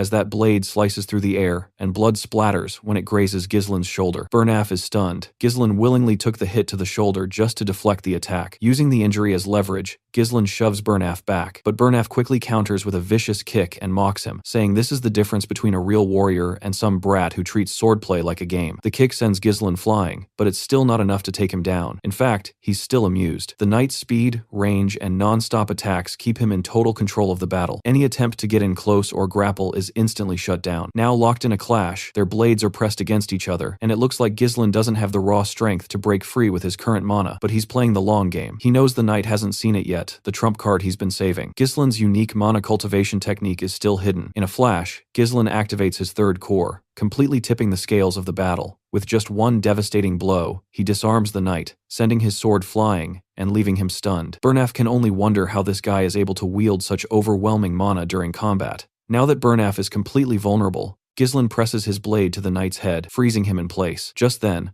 Belinda storms in, dragging Amelia along. The once arrogant noblewoman is now a mess, crying and quickly agreeing to hand over the 10,000 gold, begging them to just leave and never come back. Though Ghislain is satisfied that he got what he came for, there's still a tinge of annoyance. It didn't have to go this far. Things would have been so much simpler if Amelia had just cooperated from the beginning. Regardless, He pulls back his sword and turns to Amelia to drop another bombshell. The price has now doubled. It's 20,000 gold. In the aftermath, Amelia's palace is in total disarray. Furious, she's flinging things in frustration. Not only did her knight lose, but now she's stuck paying twice as much. The knight tries to apologize, admitting that Ghislain turned out to be far stronger than any of the rumors had implied. He takes full responsibility, saying it was his failure to properly evaluate the opponent. Ghislain's mana output had far exceeded what even an elite knight should be capable of. That only makes Amelia angrier. When Bernaf suggests reporting the incident to Duke Delphine, she loses it and slaps him. Grabbing him by the collar, she lashes out because what he's saying isn't even an option. She's clearly scared out of her mind. If the Duke finds out what happened today, she's finished. The truth is, Amelia had formed a secret alliance with Duke Delphine, without her father's knowledge. In return for his support in her rebellion, she promised to help him take down Peridium. If this alliance is exposed, her own siblings would kill her. And if Ghislain knows about the Merchant Guild's hidden secrets, he might already be aware of her deal with the Duke too, which means one thing: he has to be eliminated. She's willing to go to any length to make that happen. The knight agrees with her line of thinking. She then asks about Ghislain's condition. The knight explains that although he managed to injure Ghislain in several places, the worst damage is on his shoulder. Plus, with how much mana he burned in the fight, Ghislain won't be in peak shape for a while. But since they plan to eliminate him without leaving a trace, they can't afford to use any knights from their own territory. Amelia anticipated this, and had already made arrangements. She had secretly trained a different group of knights for exactly this kind of situation. Even Bernaf wasn't aware of them. She reminds him about the Wildcats, a unit made up of war orphans, people with no rank or nation, only raw talent. These Wildcats are elite mercenaries, often referred to as traffickers due to their brutal efficiency. She gives Bernaf a map with a marked location, and tells him to gather about a dozen of them, only those with strong mana control. Bernaf realizes the location makes perfect tactical sense. It's a narrow ravine, the only path between rolled territory and Peridium. Remote and constricted,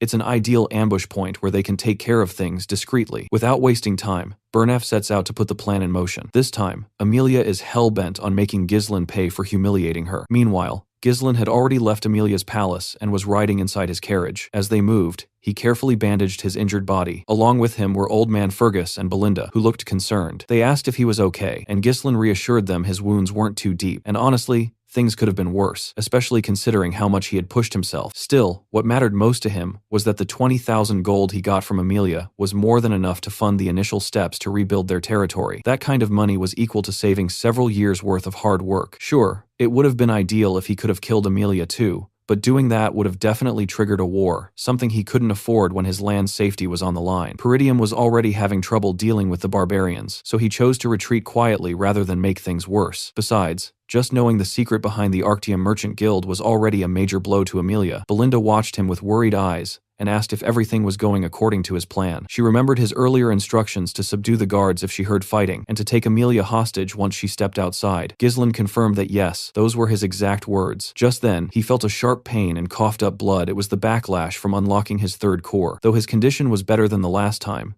this sort of reaction every time he used his powers was far from ideal. He needed a faster way to boost his mana. Belinda quickly grabbed his hand, noticing how messed up the energy flow in his body was. Without wasting a second, she pulled out a needle and pierced the back of his hand with lightning-fast precision. Strangely, Ghislain found the process calming. When she finished, he exhaled a long breath, feeling a bit of relief. His tangled mana pathways had started to clear. What amazed him even more was how skilled Belinda's technique was. This wasn't something just anyone could do. It required a deep understanding of mana. It made sense if he considered that it was his mother who had brought Belinda into the palace. But even then, Ghislain couldn't figure out why someone with her level of ability was serving as a headmaid in the countryside. Still, having more skilled people around was never a bad thing, especially since the enemies they had faced so far were likely just the beginning. Belinda, sensing his thoughts, reassured him that she'd support him no matter what, but she demanded to know what he planned to do with such a huge amount of money from Lady Amelia. Ghislain casually replied that he needed to spend money, and since Amelia was the only wealthy person he knew, he decided to take advantage of that. Both Fergus and Belinda were stunned. Was he seriously saying he ended his engagement just for the money? And now, once Count Rayfold heard about it, there'd be serious consequences. That made Ghislain smile. He jokingly asked Belinda if she really trusted him. She barely hid her irritation. She had just told him she trusted him unconditionally, and now he was asking again? If he truly trusted her too, he should at least tell her what he intended to do with the gold. Ghislain answered with a single phrase: the Forest of Beasts. That left Belinda completely speechless. Ghislain then explained that he was going to use the money to pioneer the Forest of Beasts. Fergus almost leapt out of his seat in shock. That forest had seen failed development attempts since the time of Ghislain's great-grandfather. Ghislain reminded the old man of the request he had made earlier. Fergus finally understood what Ghislain was hinting at,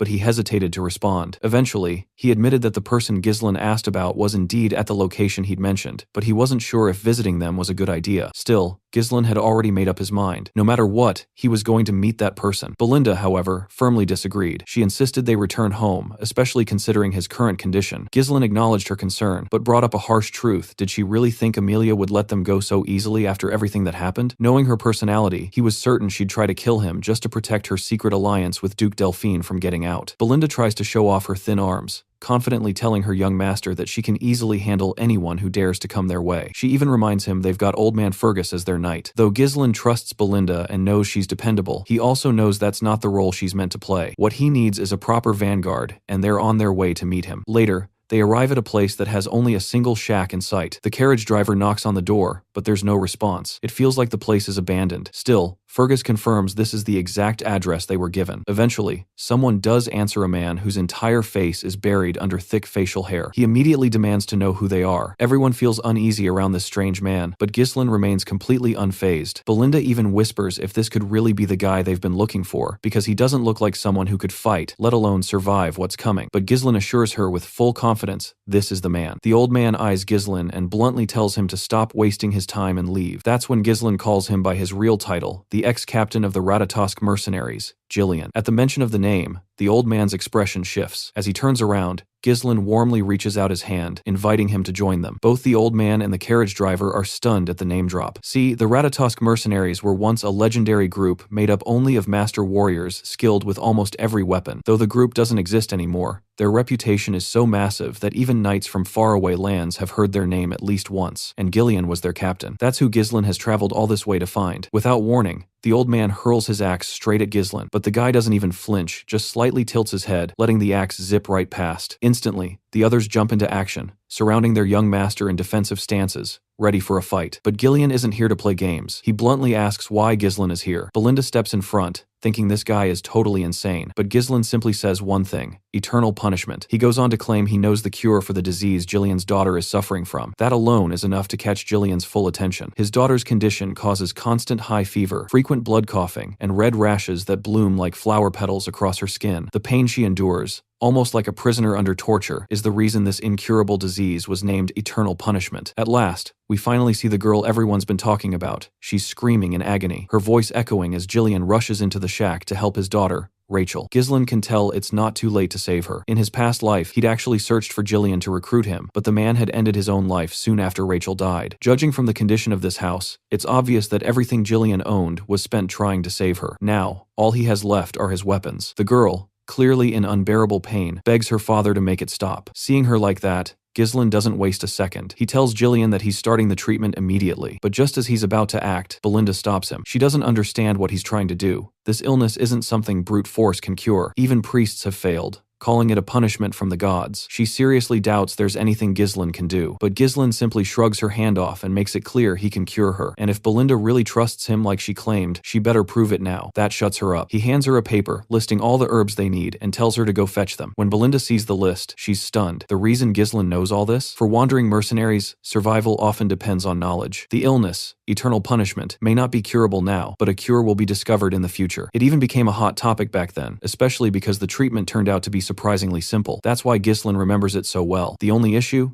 The ingredients are crazy expensive, one of them being a rare herb called Fairy's Blessing. Now that he has the Fairy's Blessing and the rest of the herbs, he gets to work. He chops them up, packs them tightly in a bottle, and pours distilled alcohol over the mix. After shaking it thoroughly and letting it sit, he adds the remaining ingredients, stirs it all together, and prepares the final potion. The remedy is complete. He hands it to Gillian and tells him to have Rachel drink it. With no reason to hesitate, Gillian quickly pours the medicine into his daughter's mouth. As soon as it reaches her stomach, the effect kicks in. Her bruised and red skin begins healing, and slowly, her body returns to normal, leaving everyone in shock. No one, not even Gillian, expected it to work, but Ghislain already knew it would. Gillian looks at him in disbelief and asks how he managed to cure her when even divine power had failed. Ghislain explains that priests' powers aren't absolute. They can boost a body's vitality and help it recover faster, but that's not the same as actually curing an illness from its root. Trembling, Ghislain reaches for Ghislain and asks, is she really going to be okay? Ghislain gives him the answer he's been desperate to hear. It'll take a couple of months, but she'll make a full recovery. Ghislain's eyes widen. Despite being a strong, towering man, he drops to his knees, bows his head, and humbly asks what Ghislain wants in return. Surely, he must have come for something. But Ghislain admits he has nothing to offer but his aging body. If Ghislain wants a servant,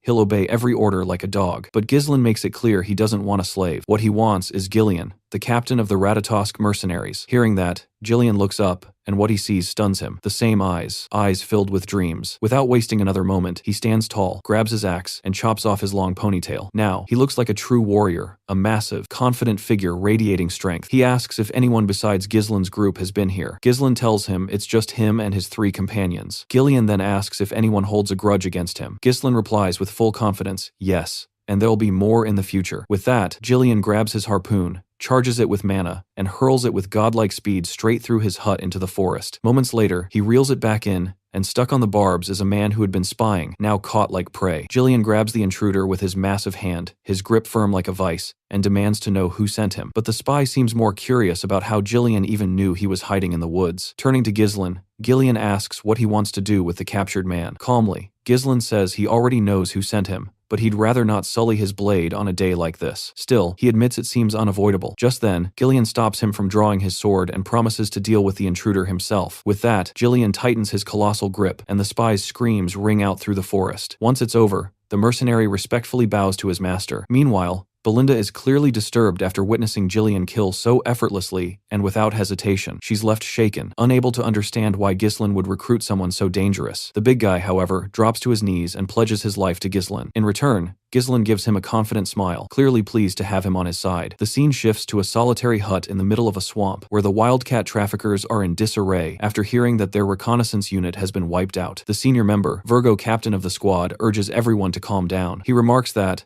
based on Burnaf's intel, Ghislain shouldn't have even been able to locate the unit, let alone eliminate them. He questions whether the unit was incompetent or if the intel was flawed. Just then, the reporter mentions that Ghislain has joined Ghislain's group. Enraged, Virgo grabs the reporter by the throat and demands confirmation. Barely able to breathe, the reporter affirms that he saw it with his own eyes. Virgo is stunned by the news he never thought Ghislain would return to killing. Apparently, Virgo was also part of the Ratatosk mercenaries, the same group Ghislain once belonged to. Back with our party, Ghislain is now driving the carriage. Inside, Belinda feels suffocated by the sheer number of weapons crammed into the space. She wonders if it was really necessary for Ghislain to bring so many. Couldn't a sword or two have sufficed? She even questions whether he might be some kind of arms dealer. In the other carriage, Fergus and Ricardo serve as the rear guard, keeping watch from behind. Ghislain tries to remind Belinda that Ghislain will definitely put those weapons to good use, so she'll have to endure it for now. Their priority is escaping the rift safely. Belinda then brings up the spy they captured, saying she's convinced it was Amelia who sent him. What worries her more is the mask the spy wore. It bore the mark of the Wildcat Traffickers, a powerful guild in Rayfold. Their primary trades include smuggling, assassination, drugs, and human trafficking. They're rotten to the core, taking on the dirtiest jobs. Many of their members are skilled ex-mercenaries, making them a dangerous and secretive force. Ghislain is surprised that Belinda knows so much, especially considering she rarely leaves the castle. She simply replies that she learned all this before she started working there. In any case, she warns him to stay alert since the enemy won't give up easily. Ghislain appreciates her concern, recognizing how much she cares, and reassures her that he'll be fine, especially now that they have Ghislain on their side. Suddenly, the ground beneath them shifts. 2 assassins burst out, trailing the carriage from opposite sides. In the blink of an eye, they leap from the sand, aiming straight for Ghislain. But this absolute beast of a man doesn't flinch. He grabs a sword in one hand and an axe in the other, effortlessly blocking both their strikes at once. Not only does he stop the attack, he twists his weapon so viciously that the assassin's arms are ripped clean off. Then, without missing a beat, Ghislain slashes through them like they're made of paper. More attackers appear, triggering traps they'd already set. Giant logs come crashing down toward them. But before disaster strikes, Ghislain snatches the reins, yanks the bridle, and the horses slam to a halt just in time. The area is now crawling with these eerie assassins, all with weapons fused into their hands. That's when Virgo steps in, casually mentioning that Ghislain was once the captain of the Ratatosk mercenaries. He mocks Ghislain, calling him a coward for disbanding the group just because of his daughter. But Ghislain doesn't seem too bothered by his accusations. Virgo keeps talking, bitterly recalling how he had to live a life he never wanted after the group fell apart. He tells Ghislain not to pretend like he doesn't remember his old comrade. It seems Ghislain genuinely has no clue who this creepy bastard is. but Virgo's convinced he's faking it. Determined to jog Ghislain's memory, Virgo signals his men to attack. Ghislain offers to jump in and help, but Ghislain just brushes him off. These guys clearly have unfinished business with him. As the assassins close in to skewer Ghislain with their blades, he slices through them like they're vegetables. More come charging from another direction. Ghislain braces himself, and the first one gets chopped down instantly. The next attacker doesn't fare much better. His hands are torn apart. Watching from a distance,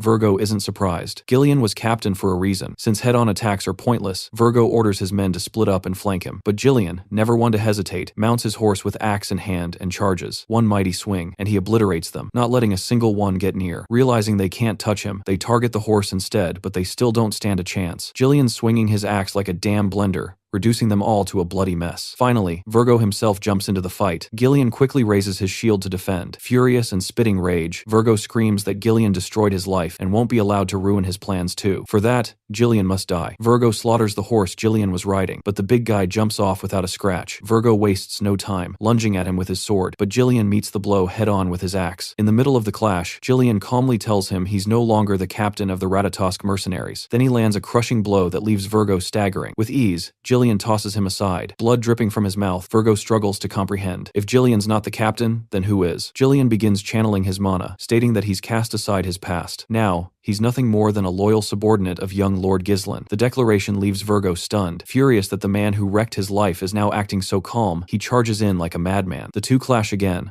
their weapons colliding in a brutal dance, but it's obvious Virgo is the one struggling. Driven purely by anger, he accuses Ghislain of destroying the mercenary company. After Ghislain left, everything collapsed. Virgo lost his power and had to live in disgrace just to survive. But Ghislain says nothing. He just keeps swinging, attack after attack, pushing Virgo back. Finally, Virgo lands a solid kick that breaks Ghislain's shield. He roars that he was willing to throw away his whole life to make the Ratatosk mercenaries legendary, but Ghislain tossed it all away, only to serve as a lapdog for some pampered noble. Virgo hurls his deadly ninja daggers, but Ghislain spins his axe and knocks away 3 of them. Then Virgo rushes in, dagger in hand, but it flies past Ghislain as the clash continues. No matter how strong Ghislain once was, Virgo is confident he's not as powerful now as he was back then. While Ghislain wasted time trying to cure his daughter, Virgo kept fighting, growing stronger through endless battles. He's convinced that this cheap Zeus knockoff is no match for him anymore. Virgo swiftly snatches up the 3 daggers from the ground and hurls them straight at Ghislain, but the absolute unit, Ghislain, casually catches them with his bare hand like they're nothing. As Virgo charges again, Ghislain swings his axe, and though the strike comes within inches of Virgo's skull, he manages to dodge just in time. Then Ghislain channels mana into his hand mid-air and halts another dagger with ease. He calmly asks Virgo if revenge is truly the only thing driving him. Virgo, stunned by Ghislain's casual display of mana control, quickly realizes that Ghislain hadn't even begun to show his full power until now. Before Virgo can react, Ghislain's axe comes crashing into his face,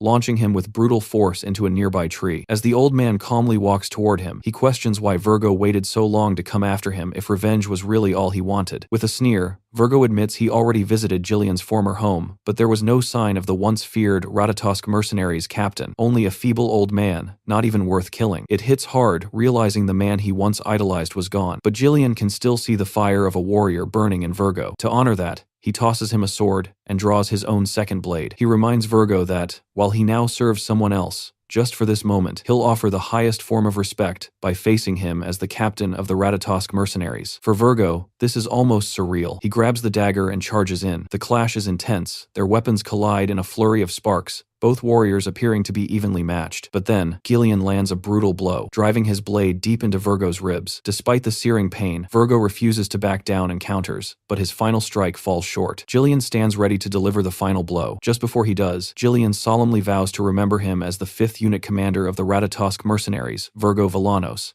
That acknowledgement means everything to Virgo. He smiles, proud and at peace, just before Ghislain's sword ends his life. With the battle over, Ghislain quietly picks up the dagger Virgo had used. Soon after, Ghislain arrives with Belinda, and they're immediately greeted by the gruesome sight of severed limbs and corpses everywhere. Belinda casually points out that there's a lot of money to be made looting the bodies. Ghislain apologizes for the delay, but Ghislain reassures him there's no need. In fact, he's now more impressed with Ghislain than ever. Back in his previous life, when Ghislain had just started out as a mercenary, stories of Ghislain had helped shape his path toward becoming the Mercenary King. Now, he's thankful that his swift actions have earned him such a dependable comrade. Then he notices Ghislain holding the dagger Virgo had used, and asks if he knew the man. Ghislain immediately confirms they were once comrades. That mention of old friends triggers a flood of memories in Ghislain. He starts to wonder what his own former companions are up to now. Since he hasn't met them yet in this timeline, he's sure they're still out there living their lives, but he's determined to find them and bring them into his party when the time comes. For now, with everything settled, he decides to go along with Belinda's idea and scavenge anything valuable from the bodies. She's more than happy with that and tells Ghislain to take the lead, but the stoic warrior reminds her that he's not her subordinate. 2 days later, the group finally arrives in Peridium territory after what felt like an endless journey. After traveling for so many days, they had at last entered the land. The brute asks if they've reached Peridium, and our guy confirms it. As Ghislain peeks out of the carriage at his homeland, a wave of emotion hits him. There's comfort in knowing he has a home to return to. When he first ran away, he believed he could come back anytime he wanted, but that belief turned out to be completely wrong. He then looks at Ghislain and asks what he thinks of the place. Ghislain is momentarily thrown off by the question, unsure how to respond. He simply replies, "It's great," but our guy knows he's just being polite. In truth, the place is in terrible condition, and Ghislain, though reluctant to admit it, knows it too. The homes are all old and crumbling, and renovation isn't even an option. The fields lie completely barren, uncultivated because the farmers have all been drafted into the military, leaving the land neglected. Ghislain shares some rumors he's heard that Peridium is constantly at war due to the northern barbarians, but now that he's seeing it with his own eyes, he realizes the situation is far worse than he ever imagined. Our boy calmly tells him that fixing all of this is exactly why he needs the strength of the Ratatosk mercenaries and their captain. He knows the road ahead is going to be long. This fight isn't just about survival, it's about wiping out everything tied to Duke Delphine and reclaiming what was lost. He's determined to breathe life back into this dying land, no matter what it takes. Finally, as they roll over the castle's stone pavement, Belinda is suddenly stunned by an unexpected sight. Standing right in their path is none other than our guy's father, the man who had vanished at the very beginning of the story, the Lord of Peridium himself.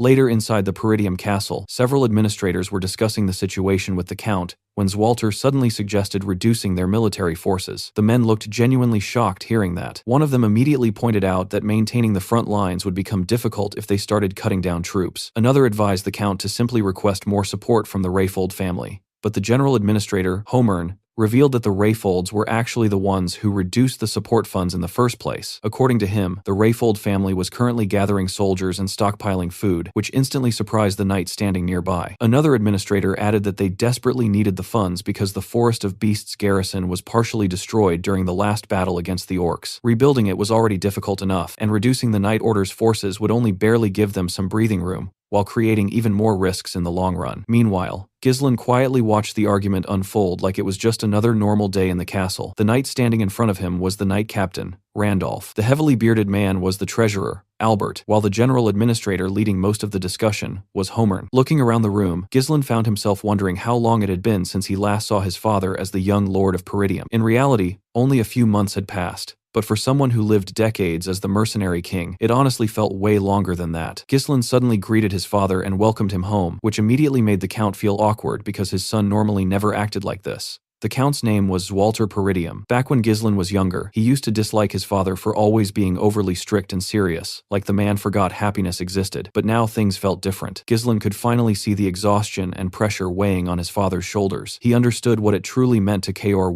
the responsibilities of ruling an entire territory. Zwalter calmly took a sip of tea and mentioned hearing that Ghislain left the castle for an entire week. Ghislain replied that he visited the Rayfold family, and his father immediately asked if he caused any trouble there. Without hesitation, our boy lied straight to his face and claimed he did not. Albert then turned toward Ghislain with a serious expression and mentioned hearing rumors that he defeated Cain in a duel and won money from it. Honestly, the man looked like he still couldn't believe that part. He straight up asked if Ghislain went to Rayfold just to gamble again. That instantly annoyed Ghislain because, in his mind, he did not go there to gamble. He went there to invest. He explained that he actually had business dealings with Amelia instead. Homern then reminded Ghislain that he needed to think carefully before acting, because one day he would inherit Peridium itself. Looking completely unbothered, Ghislain casually replied that he understood and told him not to worry about it. That answer only made Homern even more frustrated because it felt like the kid was politely ignoring every warning thrown at him. The Count eventually placed his teacup down and told everyone to stop arguing before mentioning that he heard Ghislain caused some good trouble during his trip. Ghislain looked confused hearing that. Zwalter then asked if it was true that he executed Jamal and Philip after they tried to sell Elena away. Ghislain was surprised his father was even talking about those worthless knights. Before he could answer properly, Randolph immediately stepped in and claimed it was impossible for Ghislain to kill both knights alone. According to him, the two probably fought each other first. The story got exaggerated afterward, and Ghislain only delivered the final blow at the end. Ghislain quickly realized why Randolph sounded irritated, despite the dead men being traitors. The real issue was the fact that knights died by Ghislain's hand, and the captain clearly didn't like that at all. Not wanting unnecessary trouble, Ghislain simply went along with Randolph's version of the story. Randolph then showed an arrogant smile and proudly declared that he knew it all along. Then, completely unexpectedly, the Count praised Ghislain for doing a good job. That single sentence genuinely shocked him. Zwalter explained that he did not care how his son dealt with those men. The important thing was that Elena survived safely. For Ghislain, this was actually the first compliment he had ever received from his father. After a brief pause, Ghislain told his father that he wanted to ask for permission regarding something. Zwalter looked surprised, but before Ghislain could continue, Homern immediately warned him to stop if he was about to ask for money again. Randolph instantly agreed and started reminding Ghislain about all the problems he caused in the past. With visible irritation on his face, the knight captain listed everything one by one. Ghislain apparently sold military provisions to get gambling money, set the front gate on fire just to grill an army horse, and even melted armor to forge some worthless legendary sword. Honestly, old Ghislain sounded like a walking disaster with noble status. Ghislain couldn't even argue back because,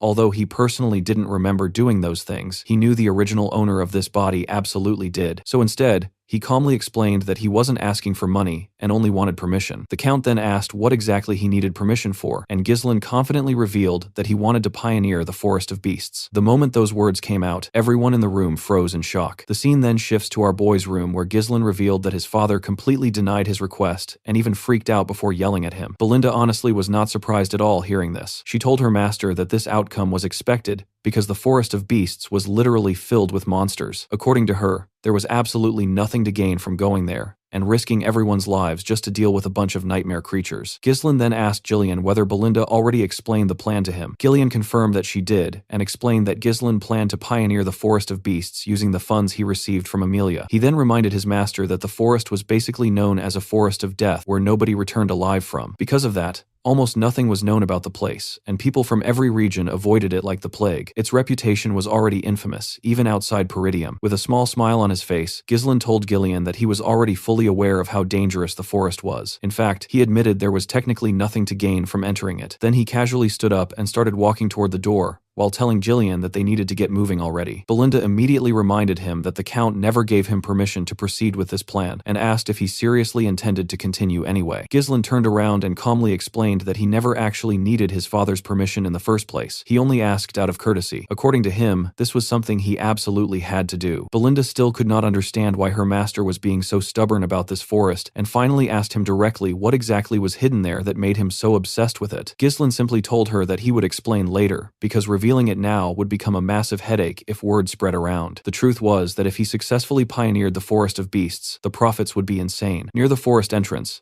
there was a massive runestone vein buried underground. When ore became infused with mana, it created runestones, an incredibly rare mineral that mages practically worshipped like treasure dropped from heaven. Runestones were used in barriers, magic circles, scrolls, alchemy, magical research, and basically anything related to mana. In his previous life, Duke Delphine was the one who discovered the vein, but this time only Ghislain possessed that information. Belinda eventually gave up trying to figure out her master's intentions because she could tell he already had a proper plan in mind. Gillian then stated that he would follow Ghislain's orders regardless. Ghislain immediately told Belinda to head to the nearby guild and hire mercenaries, saying that around 200 men should be enough. Hearing that number almost made Belinda lose it, because her master was spending the money he nearly died to obtain like it was pocket change. Gillian also looked concerned, and asked if he was really certain about this. He explained that mercenaries were rough, unruly people who were difficult to control once gathered in large groups. If things turned bad, they might even betray their employer and steal everything for themselves. Ghislain agreed with him and admitted he was absolutely right, which somehow made the conversation even less reassuring. He then explained that the two of them would personally handpick the useful mercenaries themselves. Confused, Gillian asked what exactly he meant by that, and Ghislain revealed that they were heading to recruit the most skilled small-scale mercenary group in the north. The moment Gillian realized who he was talking about, his face immediately became nervous. He asked if Ghislain was referring to the Crazy Dogs. According to him,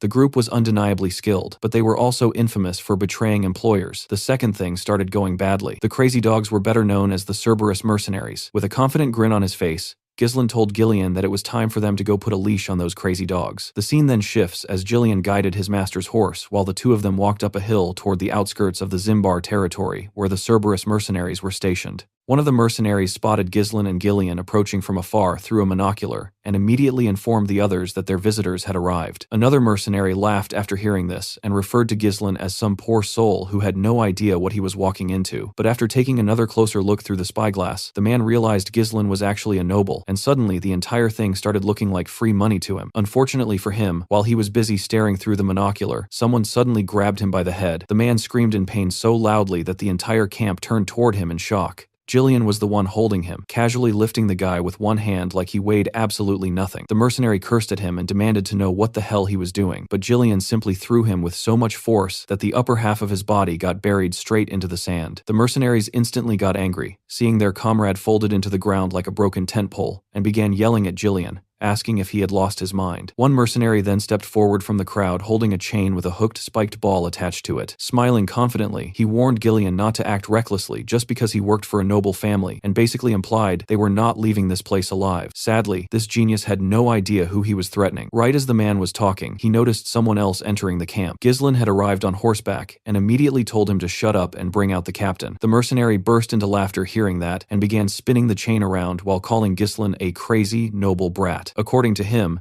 it was time for Ghislain to learn what taking responsibility really meant. The second he finished talking, he hurled the spiked chain straight toward our boy. But before the weapon could even touch Ghislain, something slammed into it and completely stopped its movement. Ghislain had intercepted it using only a dagger. He jammed the blade right into part of the chain itself, shocking the mercenary because this man had literally stabbed a moving chain midair like it was nothing. The spiked ball dropped harmlessly onto the ground while Ghislain simply smiled, because he already knew words alone were never going to work on these people. Ghislain then casually told Ghislain to beat them up just enough so nobody died. Ghislain grabbed the chain while taking his stance and calmly replied that he understood. He suddenly yanked the chain toward himself, instantly dragging the mercenary directly in front of him without any resistance. The moment the guy got close enough, Ghislain swung the spiked ball straight into his stomach. The mercenary let out a painful scream, while the others immediately lost their tempers and charged at Ghislain while shouting insults at him. Ghislain calmly twisted his dagger around the chain, before lifting the injured mercenary up with it, like some human wrecking ball. Then he threw the man directly at the charging mercenaries,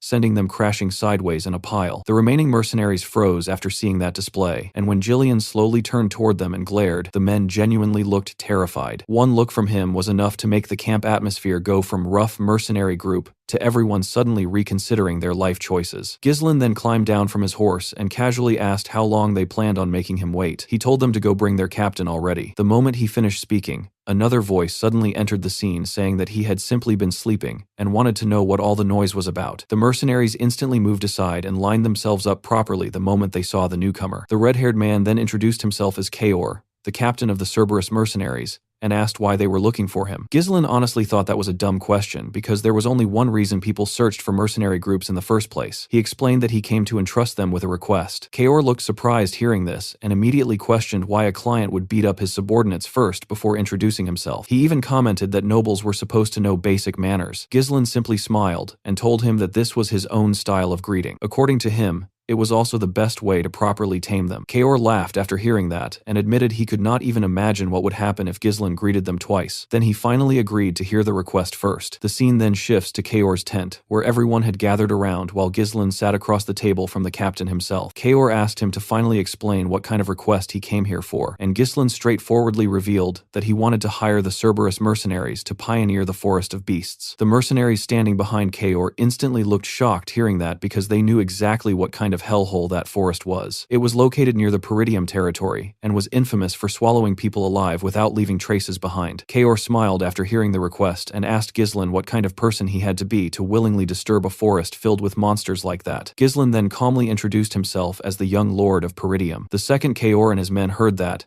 they burst out laughing. They immediately realized this was the insane young noble everyone kept talking about in the rumors. At that point, they became fully convinced the guy had completely lost his mind. Kaor told Ghislain that he clearly had no idea what the Forest of Beasts was truly like because he grew up sheltered like some greenhouse flower. According to him, that place was not somewhere rookies like Ghislain could survive. The captain then lost interest in continuing the conversation entirely and signaled his men that the negotiations were over. The mercenaries immediately raised their weapons while Ghislain responded by lifting his axe without hesitation. But instead of backing down, Ghislain suddenly asked Kaor if he was scared. That immediately caught everyone off guard. With a calm smile on his face, Ghislain admitted he was honestly disappointed because he heard the Cerberus mercenaries were supposed to be skilled. According to him, It sounded like the reputation was just a big hoax. Kaor instantly looked annoyed hearing that. He casually placed one leg on the table and warned Ghislain not to mess with him. He reminded him that mercenaries only accepted jobs that were worth the payoff and had no reason to throw their lives away. Ghislain casually responded that weaklings usually loved making excuses, which somehow made the atmosphere inside the tent even worse. Kaor told him the mood was already ruined and accused Ghislain of throwing around cheap provocations like some clueless brat trying too hard to act tough. According to him, Ghislain was not even worth killing. Still, he generously decided to let him leave alive as long as he paid compensation for the trouble he caused and disappeared from the camp. Ghislain calmly rejected that idea immediately. Then, with a serious expression, he requested a Moriana's recognition with Kaor, the captain of the Cerberus mercenaries. The moment those words came out, both Ghislain and the mercenaries looked genuinely shocked. Kaor stared at him and asked if he even understood what that challenge actually meant. Still smiling confidently, Ghislain replied that he did. Moriana's recognition was a traditional betting match passed down among mercenaries. Once two people agreed to it, they fought using only a single dagger, without relying on mana at all. One arm from each participant would be tied together, and stepping outside the small fighting circle counted as an immediate loss. Basically, it forced both fighters into an insanely brutal close-range deathmatch with almost no room to move. In many cases, even the winner ended up dying afterward. Honestly, mercenaries really invented the least healthy ways possible to settle arguments. Ghislain then explained the final condition to Kaor. The loser had to openly admit defeat and obey the winner's words completely. In simple terms, the loser became the winner's dog. He then asked Kaor how he felt about the bet. Meanwhile,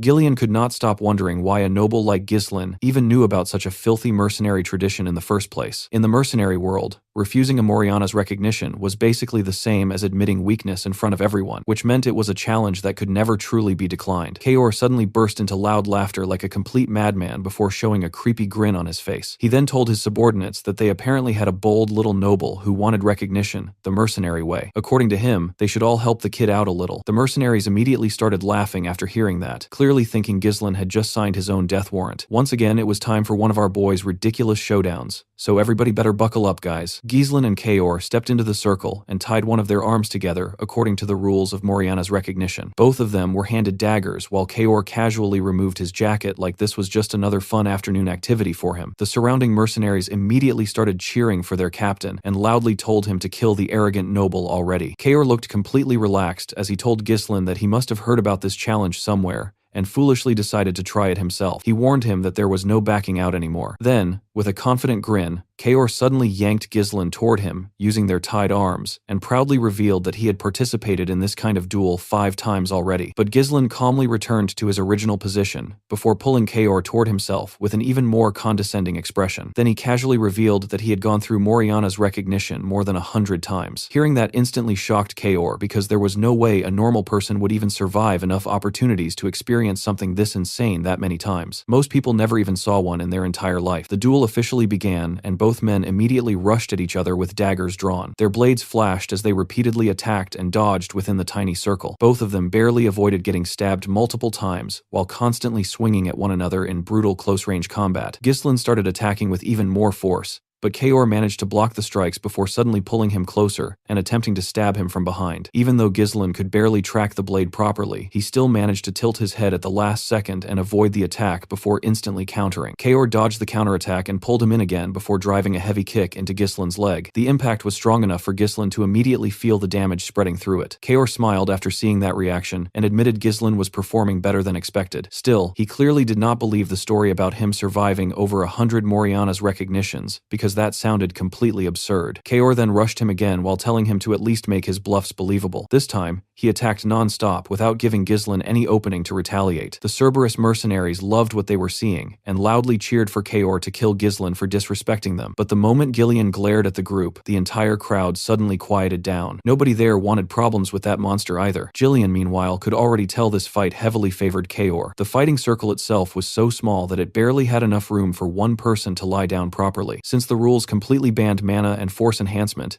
everything depended purely on physical ability. On top of that, Kaor had the advantage in size and strength, while the tied arms severely limited movement. Ghislain could barely dodge or properly block attacks, while Kaor constantly controlled the pace of the fight. Realizing how dangerous things were becoming, Ghislain slowly rested his hand on his axe and prepared himself to interfere if the situation became truly bad. During the clash, Kaor suddenly grabbed Ghislain's arm and forced him down before swinging the dagger toward him. Ghislain barely managed to jump aside to avoid the strike and landed on the opposite side of the circle, but the moment he landed, he noticed pain surging through his leg. The injury came from the earlier kick he blocked from Kaor. Since mana protection was forbidden, every hit directly damaged the body, and the accumulated pain only kept getting worse over time. Kaor immediately noticed the change in Ghislain's expression and grinned widely. He mocked him for looking pale, and asked if he had already reached his limit. Then he started attacking even more aggressively. To Kaor, Ghislain looked pathetic, struggling against his raw strength, though he still admitted internally that the young lord had more guts than most nobles he had met before. Even so, Kaor remained convinced that Ghislain lacked real skill. In his eyes, he had already figured out Ghislain's strategy completely. He believed Ghislain was trying to deflect dagger strikes with his weapon, while intentionally absorbing less dangerous hits with his own body to minimize fatal damage. But Moriana's recognition was a fight without mana, meaning every injury stacked endlessly until the body eventually gave out. Kaor could already tell Ghislain was beginning to feel the pressure building in his legs, and the strain was clearly showing on his face. Seeing that only made the mercenary smile even wider because, for someone like him, watching his opponent slowly struggle for survival was the most entertaining part of the entire fight. Kaor suddenly spun his dagger and rushed straight at Ghislain again. Our boy barely managed to block the strike before Kaor instantly closed the distance and slashed toward his head. Ghislain bent low to dodge it and immediately tried counterattacking from below, but Kaor blocked that too before dragging their tied arms sideways and pinning him down. Then he slammed another kick into Ghislain using the same injured leg from earlier. The pain instantly shot through our boy's body, and the expression on his face made it obvious the damage was stacking up badly. Seeing that reaction, Kaor became convinced the fight was already over. He raised his dagger and straight up told Ghislain to die already, while his mercenaries exploded in excitement watching the scene. Even Ghislain finally pulled out his axe because he was fully prepared to rescue his master if things got worse. But then Ghislain smiled. At the exact moment Kaor brought the dagger down, Ghislain suddenly lowered himself even further and dodged from an angle that honestly looked impossible. Kaor was completely caught off guard by the movement. Ghislain instantly pushed himself sideways and sliced Kaor near the ribs. The captain looked genuinely shocked, while both the mercenaries and Ghislain stared in disbelief after seeing their boss get wounded. Kaor immediately charged back in anger, but Ghislain smoothly lowered his body again and carved another cut across the captain's chest while moving underneath him. The mercenaries could not believe their captain got hit twice in a row after dominating the fight earlier through sheer strength. They loudly told Kaor to stop messing around and show the noble what a real mercenary was made of. Meanwhile, Ghislain was finally beginning to understand what Ghislain was doing. Kaor then swung his dagger at Ghislain's head again, but Ghislain dodged low once more before suddenly driving his shoulder directly into Kaor's face as he rose back up. Then, while still gripping the dagger tightly, he landed several punches on the captain before twisting the blade and stabbing Kaor through the forearm. Shockingly, Kaor did not even scream. The guy just got angrier and attacked even more fiercely. But now Ghislain was dodging his attacks far more easily. Kaor could not understand what had changed, because only moments earlier, the kid was struggling to survive against his strength. Kaor kept overpowering his opponent through brute force,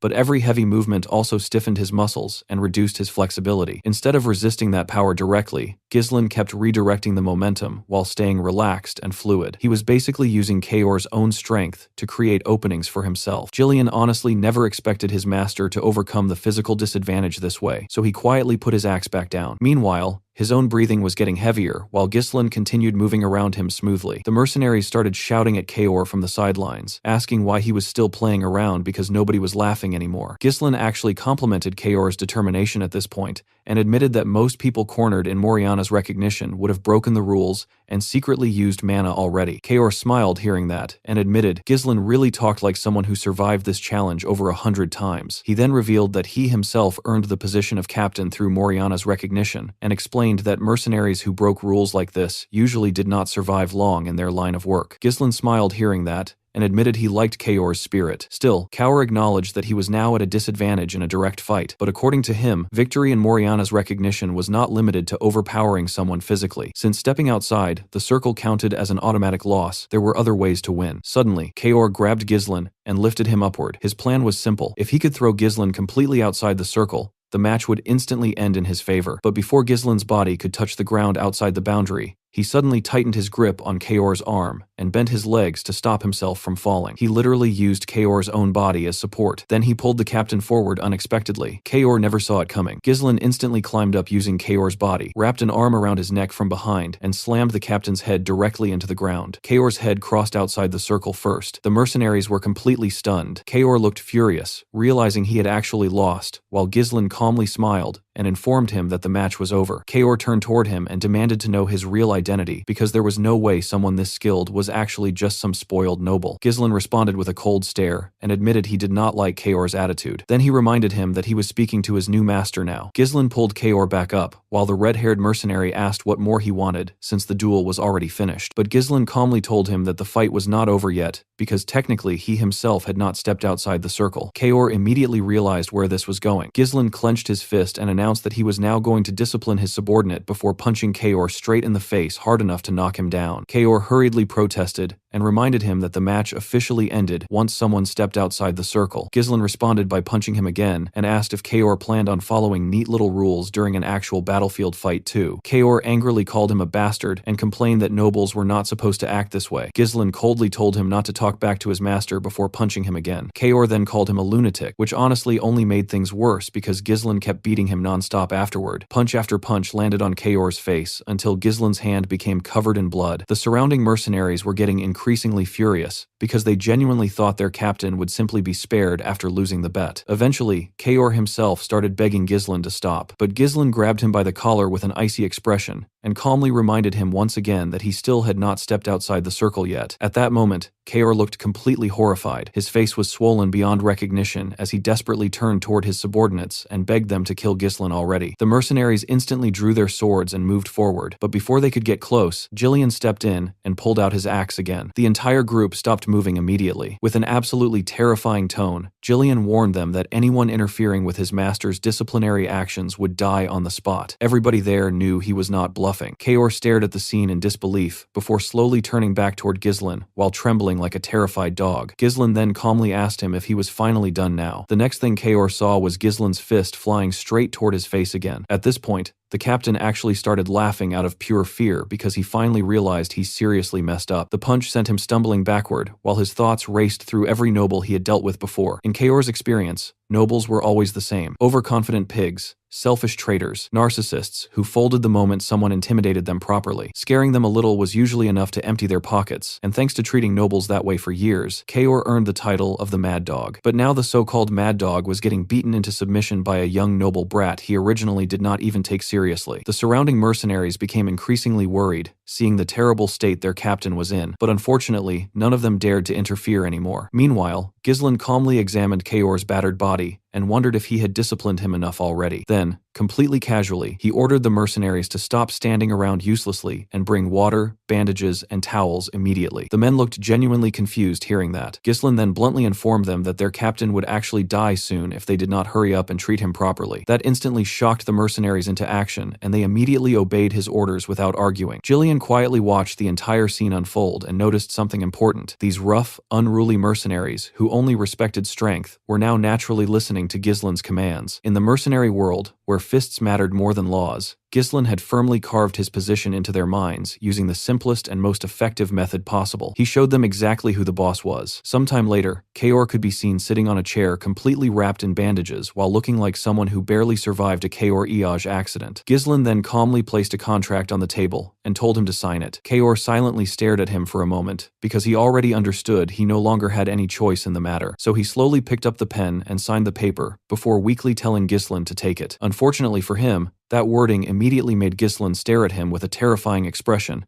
and ask him to repeat what he just said. Kaor instantly became nervous again. With a shaky voice, he corrected himself and properly told Ghislain that he looked forward to working with him from now on. Only then did Ghislain finally grab his hand. Honestly, Kaor looked more scared during the handshake than during half the fight itself. Ghislain then smiled and told him that they were family now, and that he also looked forward to working together. A few days later, the scene shifts to the outskirts of the Peridium territory, where a large group of mercenaries had gathered early in the morning. One of the men yawned while asking if anyone even knew why they were called there this early. A bald mercenary Kaor yeeing a shield revealed that he heard rumors their employer was actually the young lord of Peridium himself. Hearing that instantly surprised the others. One mercenary scoffed and called Ghislain nothing more than a brat who probably had no idea how to properly handle mercenaries. According to him, this job might end up being incredibly easy. Right then, a huge shirtless man suddenly clapped his hands loudly to grab everyone's attention. The massive guy declared that the group needed a representative to deal with their bratty employer properly. The other mercenaries instantly recognized him and called him Gordon the Muscle. Smiling proudly, Gordon confirmed that was indeed him. He then complimented the mercenaries for their admirable discussion about how to earn rewards without working too hard. Honestly, the man sounded weirdly inspirational while talking about laziness.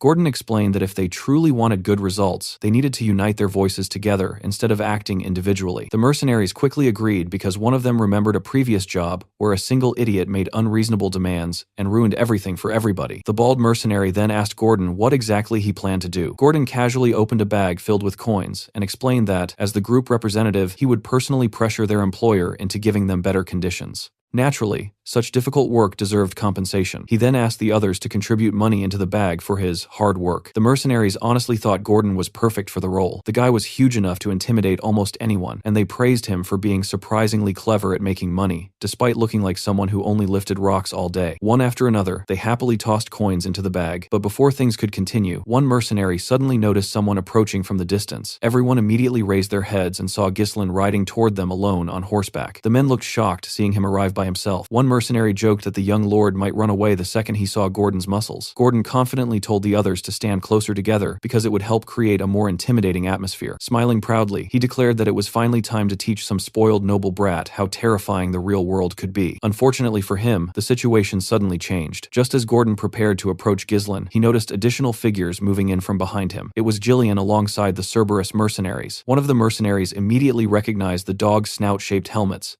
and nervously revealed that those men were the Cerberus mercenaries. The mood instantly shifted. Gordon looked completely shocked, because everyone knew the Cerberus mercenaries were basically a pack of certified lunatics. He genuinely could not understand how Ghislain managed to make the crazy dogs obey him in the first place. As Ghislain finally approached the group, the mercenaries unconsciously stepped backward to make space for him. Ghislain then looked directly at Gordon and calmly asked whether he was the representative. With a noticeably nervous expression now replacing all his earlier confidence, Gordon admitted that he was. Ghislain then asked for his name, and the man introduced himself as Gordon the Muscle. Our boy immediately commented that it was a pretty unique name, before casually tapping Gordon's chest and telling him it sounded cool. Then Ghislain introduced himself properly as the young lord of Peridium and ordered Gordon to gather all the mercenaries together. Once everyone assembled, Ghislain's expression turned serious as he officially announced that they were about to begin the pioneering of the Forest of Beasts. In the next scene, Belinda was helping Ghislain put on his armor while the final preparations for pioneering the Forest of Beasts were being completed. Everything was already ready by this point. The temporary expedition base had been constructed, resources were secured, and most importantly, Ghislain successfully gathered the troops he needed. After getting fully equipped, Ghislain asked Belinda to do one final head count just to make sure everything was correct. Belinda accepted immediately and reported that there were 148 mercenaries hired through the guild office, along with 41 Cerberus mercenaries personally brought by Ghislain. In total, they had gathered 192 people for the expedition. Ghislain praised her for the good work before asking if she properly informed Scovan about everything. Belinda confirmed that she had. Honestly, she originally expected Scovan to try stopping them from entering the Forest of Beasts entirely, but instead he actually made sure they would not get detected while entering the forest. Because of that, Belinda believed they probably would not run into any issues from the outside. She told her master not to worry about him. Hearing that made Ghislain smile because he found the news reassuring. Soon afterward, Ghislain called out to the gathered mercenaries and ordered everyone to line up properly. Once the group settled down, he addressed them seriously and announced that the land they were about to pioneer lay directly ahead of them. He assumed everyone already heard the rumors surrounding the Forest of Beasts and explained that the place was filled with unknown dangers. According to him, terrifying monsters, unseen threats, and things beyond their imagination were lurking inside that forest. Despite all of that, he declared that he still intended to conquer it. The moment the mercenaries realized their destination was actually the Forest of Beasts, the crowd instantly became restless. Some of them complained that nobody told them they would be entering that death trap. Others openly admitted they could lose their lives in there. Before the complaints could grow louder, Belinda immediately stepped in and told them not to interrupt her master while he was speaking. Ghislain then calmly told anyone who wished to withdraw that they could leave right now without consequences. But right after that, he casually dropped another bombshell by promising to pay everyone 3 times their current wages if the mission succeeded. That instantly shocked the mercenaries. The offer was honestly tempting enough to make people forget common sense for a second. Even Belinda quickly moved beside Ghislain and whispered to him, asking why he was suddenly spouting nonsense like that. She reminded him they already burned through nearly all their funds during the preparations alone. Ghislain calmly explained that this was simply how you boost morale properly. The truth was that he already knew the mission would eventually make enough money to pay everyone several times over, while still leaving plenty behind for himself. Then he turned toward Belinda and asked if she trusted him. Belinda sighed and admitted she really did not have much choice besides trusting him at this point. Nearby, Kaor quietly commented to Ghislain that their master had to be insane for offering triple pay like that. He honestly could not understand how Ghislain planned to fulfill such a ridiculous promise. Still, he admitted the young lord definitely had guts. Ghislain calmly replied that Ghislain was the kind of man who always had a plan prepared. Finally, Ghislain officially referred to the gathered troops as the Forest of Beasts expedition team and gave the order for everyone to move out. Sometime later, the expedition team could be seen deep inside the Forest of Beasts, cutting down trees to clear a path forward. Everyone was busy working, and surprisingly, even Ghislain himself was helping with the labor, instead of standing around giving orders like a typical noble. After chopping down another tree in front of him, Ghislain looked upward in relief after noticing the forest had opened up a little and sunlight was finally starting to pass through the thick canopy. He immediately raised his hand and ordered the men to continue clearing the path in the direction he pointed toward. The trees were to be cut down, chopped into logs, and loaded onto Kaor's carriage. Those without direct tasks were instructed to dig around the stumps, so uprooting the trees would become easier. According to the Forest of Beasts development journal that Ghislain obtained during his previous life, this forest was absurdly massive. Eventually, humanity would drive away the monsters and fully exploit all the resources hidden inside it. But right now, Ghislain only cared about one thing: money. He needed to ignore everything else and secure the fastest route toward the runestone vein, because the wealth gained from this expedition would become a huge advantage in stopping the conspiracy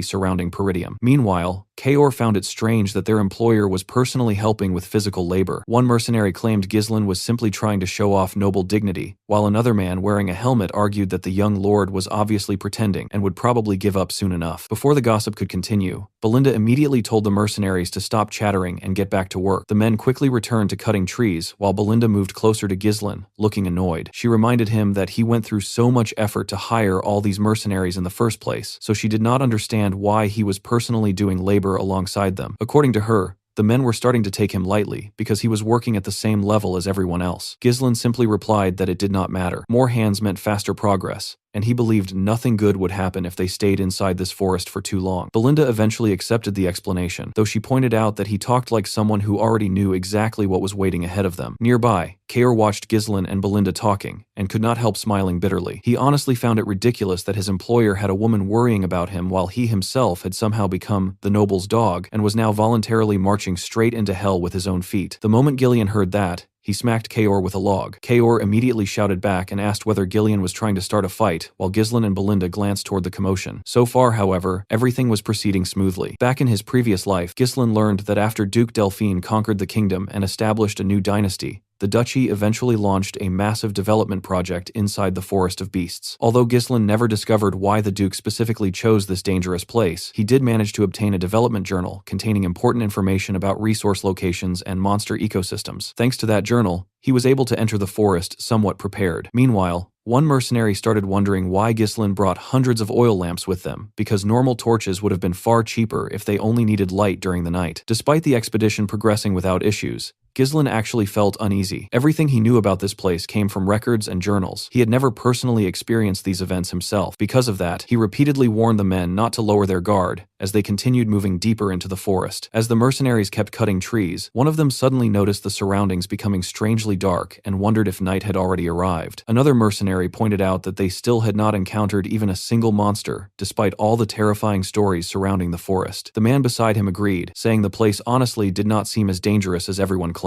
Then one bald mercenary confidently declared that the rumors were probably fake from the start. According to him, the expedition would have been easy, even if Gordon had done absolutely nothing. Right after saying that, suddenly Gordon noticed something strange. He reminded everyone they already cut countless trees behind them. The mercenaries agreed and said they definitely cleared the path earlier. Gordon slowly turned around and asked why the road was blocked again. Right in front of him stood a massive sky-touching tree. The mercenaries froze after seeing the giant tree appear out of nowhere. Ghislain immediately called out to everyone and ordered them to stay alert. The troops quickly grabbed their weapons and prepared themselves. The mercenaries who mocked the forest earlier started panicking instantly. They could already feel the atmosphere becoming heavier around them. Ghislain warned Gordon that he would die if he stayed there. He ordered him to slowly walk back toward the group. Gordon nervously accepted the order and started moving backward carefully. But the log he carried suddenly hit another tree behind him. The huge man instantly lost balance and fell onto the ground. The mercenaries quickly took defensive stances and called him an idiot. Gordon hurriedly turned around, expecting an attack to happen, but strangely, nothing happened at all. The mercenaries became confused after seeing the quiet surroundings again. The bald mercenary suddenly started laughing and mocked attacked Ghislain again. He claimed their employer simply scared too easily over nothing important. According to him, the scenery only looked confusing because every tree looked similar. He declared the Forest of Beasts was just an overrated, dense forest. Ghislain seriously warned the man to move closer if he valued his life. The bald mercenary became annoyed hearing another warning from him. He accused Ghislain of creating fake tension to intimidate everybody. The moment he finished speaking, vines suddenly wrapped around his waist. Before the man could even scream properly, the vines dragged him upward instantly. At the top of the giant tree was a horrifying mouth filled with teeth. The monster swallowed the bald mercenary whole and crushed him brutally inside its jaws. The mercenaries stared at the scene, completely horrified by what they just witnessed. The terrifying thing about the monster was its complete lack of presence. There was no killing intent and absolutely no warning signs beforehand. People only noticed the creature after already becoming its victim. The giant tree then slowly opened a massive eye and glared directly toward Ghislain. Ghislain immediately recognized the monster as a Dearest Ent. Suddenly, several more Dearest Ents emerged around the entire area.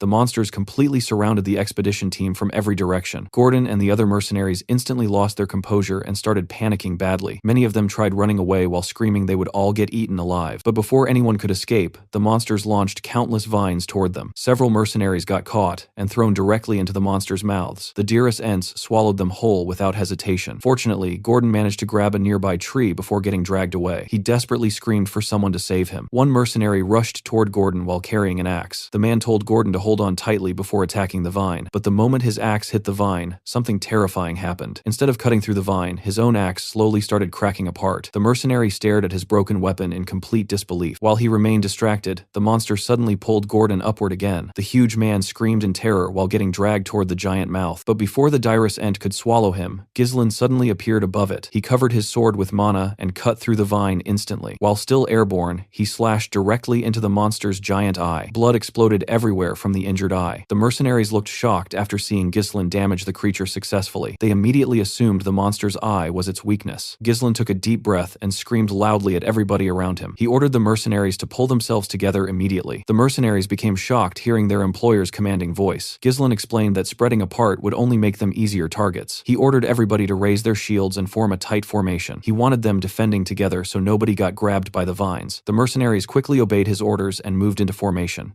One mercenary desperately shouted he refused to die inside this forest. Ghislain quickly rushed toward the carriage and asked Kaor about the oil lamps. Kaor confirmed the lamps were still there inside the carriage. Ghislain immediately ordered him to light the lamps and throw them. He planned on burning the Dearest Ents down completely. Kaor finally realized why Ghislain brought hundreds of oil lamps earlier. One of Kaor's men suddenly warned him the monsters were watching them already. Ghislain ordered them to throw the lamps immediately without hesitation. Kaor and the Cerberus mercenaries quickly lit the lamps and threw them. Unfortunately, the Dearest Ents used their vines to destroy the lamps midair. The monsters smashed every lamp before they could even reach their targets. Kaor looked shocked after seeing the monsters react that quickly. One mercenary admitted they would never burn the monsters successfully like this. Suddenly, one Dearest Ent launched its vines directly toward their group. Before the attack could reach them, Ghislain stepped in front immediately. He destroyed the incoming vines using a powerful swing from his axe. At the same time, Belinda took out several knives from her clothes. She quickly threw the knives directly toward the monster's giant eye. Ghislain quickly ordered Ghislain and Belinda to protect the Cerberus mercenaries while they prepared the oil lamps. Then our boy raised his sword and declared he would draw the monster's attention himself. The moment he finished speaking, one Dearest Ent launched its vines toward him immediately. Belinda quickly shouted for her master to watch out. Ghislain swung his sword and cleanly sliced through the incoming vines. The other Dearest Ents instantly shifted their attention toward him and attacked together. Our boy skillfully dodged every attack while moving around the battlefield smoothly. Suddenly, one Dearest Ent raised its massive leg and tried crushing him completely. The mercenaries looked horrified after realizing the giant tree monsters actually had legs. They became convinced their employer was about to get flattened instantly. But Ghislain coated his sword with mana and sliced through the monster's leg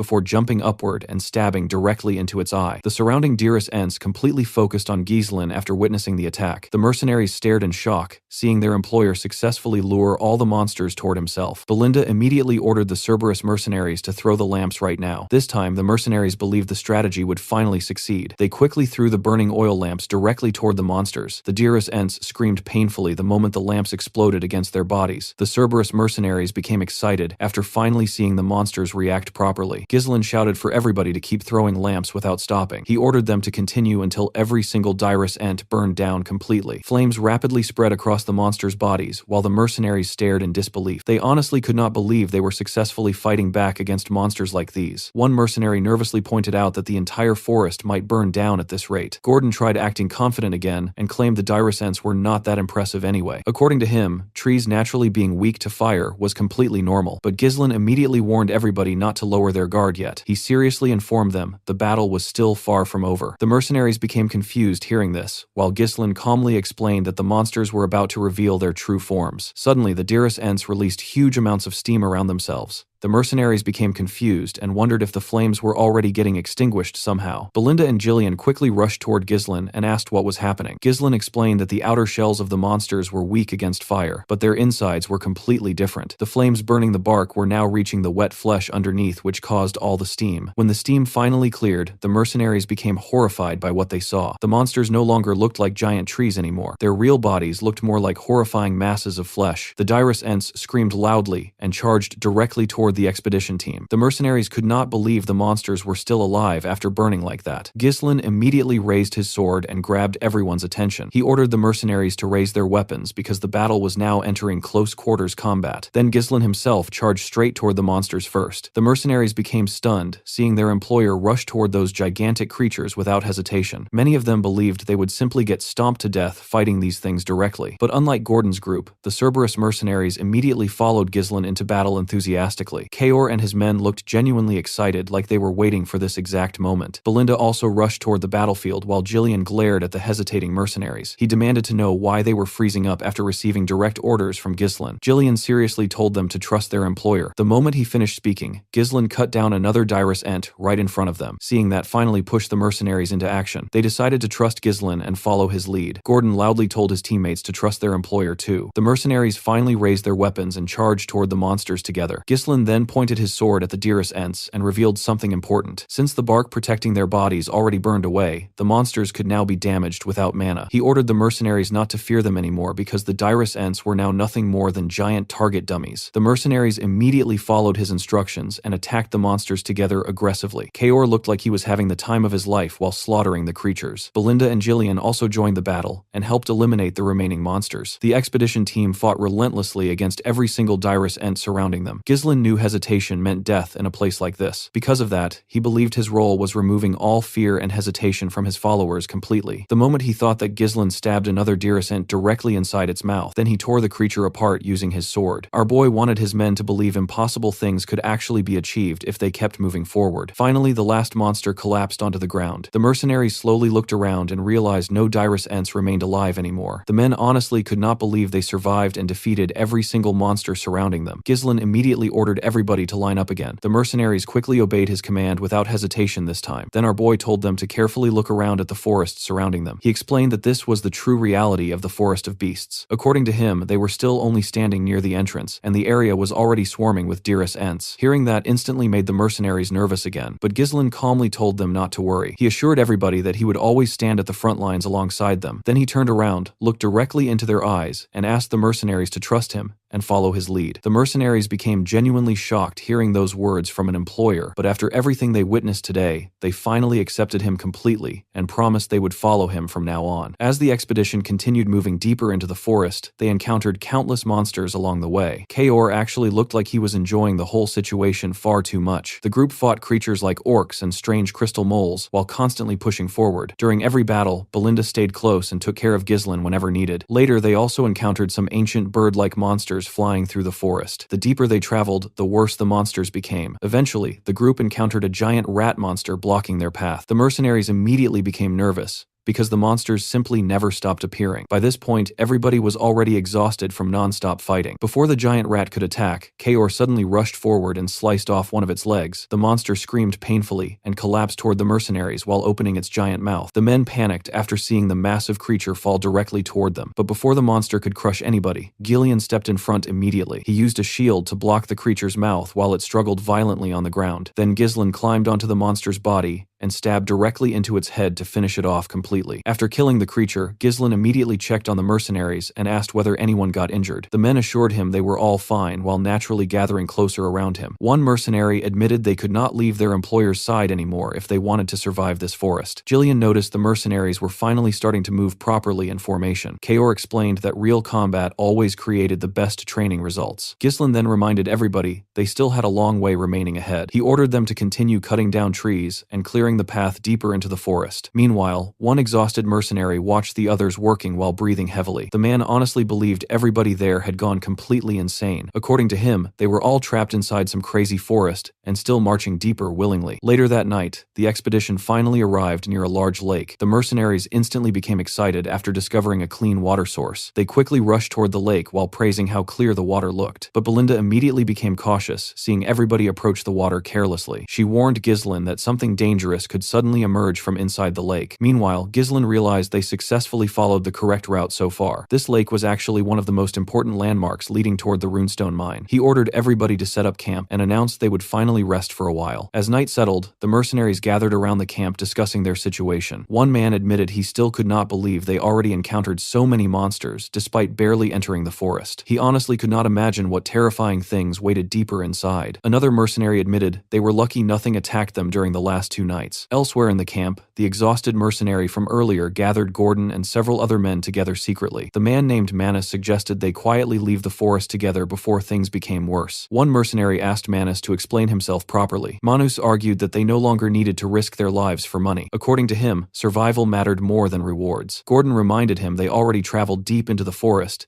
and Ghislain said their destination was not far anymore. Gordon confidently assured everybody they were almost finished. Manus looked shocked seeing Gordon trust Ghislain this much. He called Gordon gullible and reminded everybody that Ghislain was the infamous scoundrel of Peridium. According to Manus, their employer only wanted achievements and fame by pioneering the forest successfully. Then the mercenary with the eye patch suddenly spoke up. He reminded Manus they were already paid and their duty as mercenaries was following their employer's orders properly. Gordon also pointed out that Ghislain already saved their lives multiple times since entering the forest. Manus admitted Ghislain was definitely a skilled fighter, but according to him, they were only surviving through luck until now. He reminded everybody that Ghislain was still human and one mistake could get all of them killed instantly. Then Manus smiled ugly and claimed Ghislain would eventually use them as meat shields once things became hopeless. According to him, all nobles were exactly the same. The mercenaries slowly became nervous hearing his words. Manus felt satisfied seeing their confidence starting to shake. The truth was, he had no intention of escaping alone. With monsters surrounding the forest, he needed other people to act as bait while he escaped safely. Then the eye patch mercenary suddenly asked Manus an important question. He asked whether Manus seriously believed they would already be dead without Ghislain. Manus looked confused hearing that. The eye patch man then pointed toward Ghislain nearby and told everybody to watch carefully. At that moment, Ghislain was personally treating an injured mercenary's wound using expensive medicine. He carefully warned the man not to let water touch the injury because it could become infected. The mercenary sincerely thanked him afterward. After the injured man left, Belinda leaned toward Ghislain and complained quietly. She reminded him the medicine he was using was extremely expensive and advised him to save it for himself instead. Ghislain calmly replied that medicine existed to be used properly before calling the next injured mercenary forward. Manus looked genuinely shocked seeing Ghislain treat common mercenaries this well. The eye patch mercenary then reminded Manus that the medicine and potions Ghislain used on them were worth far more than their own lives. He asked Manus whether he seriously believed somebody would waste such expensive supplies just to create meat shields. The other mercenaries slowly started agreeing that Ghislain was different from normal nobles. They genuinely believed he would never abandon them inside the forest. Manus quietly turned away in frustration. He hated the eye patch mercenary for ruining his plan completely. He originally wanted to convince several mercenaries to leave together, but now nobody looked willing anymore. A little later, Ghislain walked over toward Gordon and the others. He casually told them to stop chatting and get proper rest instead. Then he moved toward Ghislain and Kaor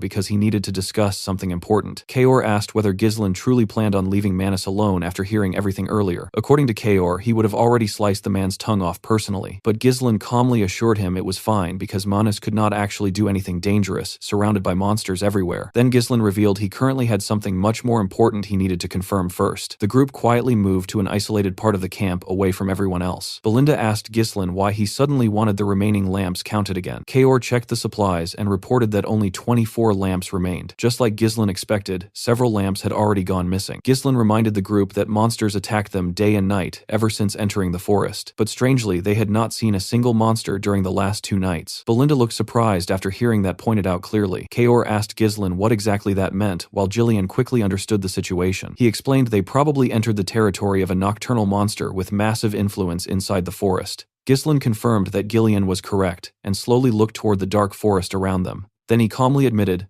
They were now in real danger. Later that night, Gordon rested alone on several wooden logs while trying to sleep. Suddenly, he noticed a bright light floating in front of him. Gordon quickly opened his eyes and saw the oil lamp hovering strangely in the air. The huge mercenary looked completely confused because lamps were obviously not supposed to fly around by themselves. The moment he moved backward slightly, a horrifying monster with 8 glowing eyes suddenly bit into his shoulder. Gordon instantly screamed and grabbed his mace before wildly swinging it around while yelling at the monster to get away from him. The nearby mercenaries rushed toward him after hearing the scream. They asked Gordon what happened because they could not see anything around him. Gordon desperately insisted that a monster attacked him moments earlier. The mercenaries looked around carefully, but still found absolutely nothing nearby. Some of them started believing Gordon simply had a nightmare because of all the monster battles lately. A few men even joked that his sleepwalking problem was getting worse. Gordon kept trying to explain himself when one Cerberus mercenary suddenly interrupted everyone and admitted Gordon was not lying. According to him, he personally felt a strange presence nearby, and even watched one of the lamps disappear before his eyes. Several other mercenaries immediately agreed with him. One claimed hearing a creepy laugh, while another swore he also witnessed something strange moving through the darkness. The mercenary who mocked Gordon earlier finally became serious after hearing everybody's stories. He admitted there was definitely something hiding around them. Right then, Ghislain suddenly appeared near the group and calmly asked whether they truly saw through the monsters. The mercenaries looked shocked, seeing their employer arrive so suddenly. Ghislain immediately ordered everybody to gather outside his tent for a meeting. A little later, the mercenaries assembled outside Ghislain's tent, while Gordon and the Cerberus mercenary joined the discussion. Gordon became horrified after learning the monsters already surrounded the camp completely. One mercenary wearing a head covering admitted they could not properly see the creatures using normal eyesight. Ghislain explained that invisibility was one of the monsters' natural abilities. He revealed the creatures started following them the moment they reached the lake. According to him, these monsters ruled the nighttime inside the forest of beasts. They were hunters of darkness known as Flores. The creatures could melt directly into darkness, which made them impossible to see properly, while normal physical attacks passed harmlessly through them. Ghislain explained that hundreds of Flores surrounded their prey while slowly stealing every available light source. Their hunting method involved trapping victims inside complete darkness before attacking them helplessly. Gordon and the others became terrified after hearing that hundreds of invisible monsters already surrounded the camp. Belinda finally realized this was the reason their lamps kept disappearing every night. Kaor became annoyed after hearing everything and wondered whether the monsters were simply playing with them before killing them later. He suggested attacking the Flores immediately before the creatures started toying with them further, but Ghislain rejected the idea immediately and explained they needed waiting until the monsters personally attacked first. According to him, that would become the perfect opportunity for a counterattack. Belinda reminded Ghislain they already lost over half their lamps and argued they could not afford waiting around anymore. Ghislain calmly explained reckless attacks would only stimulate the monsters' sadistic instincts. The Flores would retreat briefly, then return later to harass them even worse. More importantly, Ghislain wanted eliminating every single Flores at once, instead of chasing them endlessly through darkness. Ghislain looked surprised hearing that, and asked whether such a thing was even possible against hundreds of invisible monsters. Ghislain confidently replied there was definitely a way, and immediately asked Belinda whether she distributed the magic scrolls earlier. Belinda confirmed every mercenary already received one scroll. Ghislain then announced he would explain their strategy carefully, while drawing rough images onto the ground, showing their camp position. He explained that the Flores surrounded the camp from 3 different directions, while slowly tightening the encirclement by stealing lamps. Since the monsters vastly outnumbered them, defending every side equally would be impossible. Ghislain warned they would slowly collapse from the sides if they fought blindly head-on. Ghislain quickly added that setting up camp beside the lake prevented the monsters from fully surrounding them. Ghislain confirmed that was exactly why he chose this location. Although the situation looked dangerous, Ghislain assured everybody they actually held the initiative in this fight. The group looked surprised hearing that while Ghislain revealed the full strategy, their forces would split into 3 separate groups. The defenders would block incoming attacks, while the crossbow unit suppressed the monsters from the center. Meanwhile, the elite assault unit, including Ghislain himself, would launch the main offensive attack. The defenders and crossbowmen would gather in the middle and push the Flores backward, while the assault unit concentrated all their firepower from the left side. If the center held long enough, they would completely surround the monsters and secure victory. Ghislain quickly understood the strategy, while Gordon nervously questioned whether something like this was realistically possible. Kaor admitted the plan could definitely succeed if the central unit survived long enough. Then Belinda reminded everybody about the biggest problem. Ghislain already explained that physical attacks passed harmlessly through the Flores because they melted into darkness. She asked how exactly they planned fighting invisible monsters immune to normal weapons. Everyone immediately turned toward Ghislain, while Kaor guessed they probably needed using mana against the creatures. But Ghislain calmly smiled and told Belinda not to worry because they already possessed the perfect solution: magic scrolls. Later that night, the defense unit stood in front of the monsters with their shields raised firmly, One mercenary told the others not to break formation, no matter what happened. He reminded everybody to remember the instructions their employer gave them earlier. Another mercenary suddenly announced that the Flores had stolen their final lamp. According to him, something was already coming toward them through the darkness. In the Delphine Pioneer Journal, it was stated that the Flores were extremely vulnerable to bright light. The moment intense light touched them, their true forms would immediately reveal themselves. The second Ghislain remembered this, he raised his magic scroll and tore it apart. He instantly ordered everybody else to do the same. Ghislain, Belinda, and the rest of the group immediately followed his command and tore their first circle magic scrolls as well. The spell inside the scrolls was called Light. A massive amount of magical energy shot upward into the sky before exploding into an incredibly bright light that illuminated the entire area. The Flores instantly screamed after the light spread across the forest. The mercenaries looked shocked after seeing the darkness around them getting pushed back completely. They honestly could not believe this disgusting eel-like creatures were the monsters stalking them the entire time. The moment their true forms got exposed, the Flores immediately charged toward the camp. The crossbow unit quickly raised their weapons and prepared themselves. They were ordered to stop the monsters' charge and hold the line as long as possible. The mercenaries instantly fired a rain of arrows toward the incoming Flores. At the same time, Ghislain raised his sword and announced that the monster's true forms had finally been revealed. He covered his blade with mana before pointing it directly toward the Flores and ordering the assault unit to charge. The assault team immediately rushed forward and tore through the monsters the moment they reached them. Ghislain swung his massive sword and cut through multiple Flores at once. Although the creatures could assimilate into darkness, their actual physical defense was extremely weak once exposed. Ghislain already knew this unit could easily rip through them once their invisibility disappeared. He ordered everybody to kill as many Flores as possible, while the assault unit pushed ahead aggressively. Ghislain absorbed the monster's attacks and kept their attention focused entirely on himself. While he handled the front, Kaor constantly disrupted the monster's movements and formations. Belinda focused on creating openings by throwing knives directly into the monster's heads. The moment she created another opening, she immediately called out to Ghislain. Our boy jumped high into the air and unleashed a huge downward slash the moment he landed. Because of his sword's massive size, his attack carved through a huge group of Flores at once. Meanwhile, the crossbow unit continuously fired arrows at the monsters pushing toward them. Unfortunately, the Flores were simply too numerous, and the arrows barely slowed them down. The crossbow unit slowly started panicking because they were almost out of arrows already. Some mercenaries desperately wondered when the assault team would finally reach them. Right as panic started spreading, the Flores finally reached the defenders' formation. But before the monsters could break through the line, the assault unit suddenly arrived and sliced straight through them. Ghislain then turned toward the exhausted mercenaries and told them they did well, holding out this long. Gordon and the others looked incredibly relieved seeing their employer arrive in time. They genuinely believed they survived only because Ghislain showed up. Ghislain immediately ordered everybody to widen their formation and surround the Flores from every direction. According to him, it was finally their turn to overwhelm the monsters instead. The mercenaries quickly followed his orders and started surrounding the Flores aggressively. Suddenly, one of the Flores let out a loud scream, signaling the others. The moment that happened, the entire group of monsters started retreating. The mercenaries looked shocked, seeing the creatures suddenly run away. Even Ghislain did not expect the Flores retreating before getting completely surrounded. He quickly realized the monsters were far smarter than expected. Ghislain immediately turned toward Belinda and ordered her to locate the Flores leader. According to him, the leader had a horn growing from its head and was responsible for signaling the retreat. While chasing the fleeing monsters, Kaor asked whether they truly needed pursuing them further. Belinda also suggested retreating because the monsters were already escaping anyway. But Ghislain explained that Flores were creatures that became obsessed with their prey. Even if they escaped tonight, they would continue stalking and harassing the expedition for days afterward. Because of that, Ghislain declared there was absolutely no reason giving the Flores another chance. He explained they needed avoiding a war of attrition at all costs. According to him, the Flores would completely collapse once their leader died. That was why he intended killing every single Flores there tonight. Belinda looked slightly surprised, hearing how decisive her master sounded now. Then she smiled softly before taking out a rope. She realized Ghislain truly changed a lot compared to before. Belinda immediately took her stance and told Ghislain she understood the assignment. She threw the hooked rope toward a tree branch and used it to pull herself upward smoothly. Once she reached the air, she gained a perfect view of the battlefield below. Belinda quickly spotted the Flores leader among the fleeing monsters and instantly threw her rope toward it.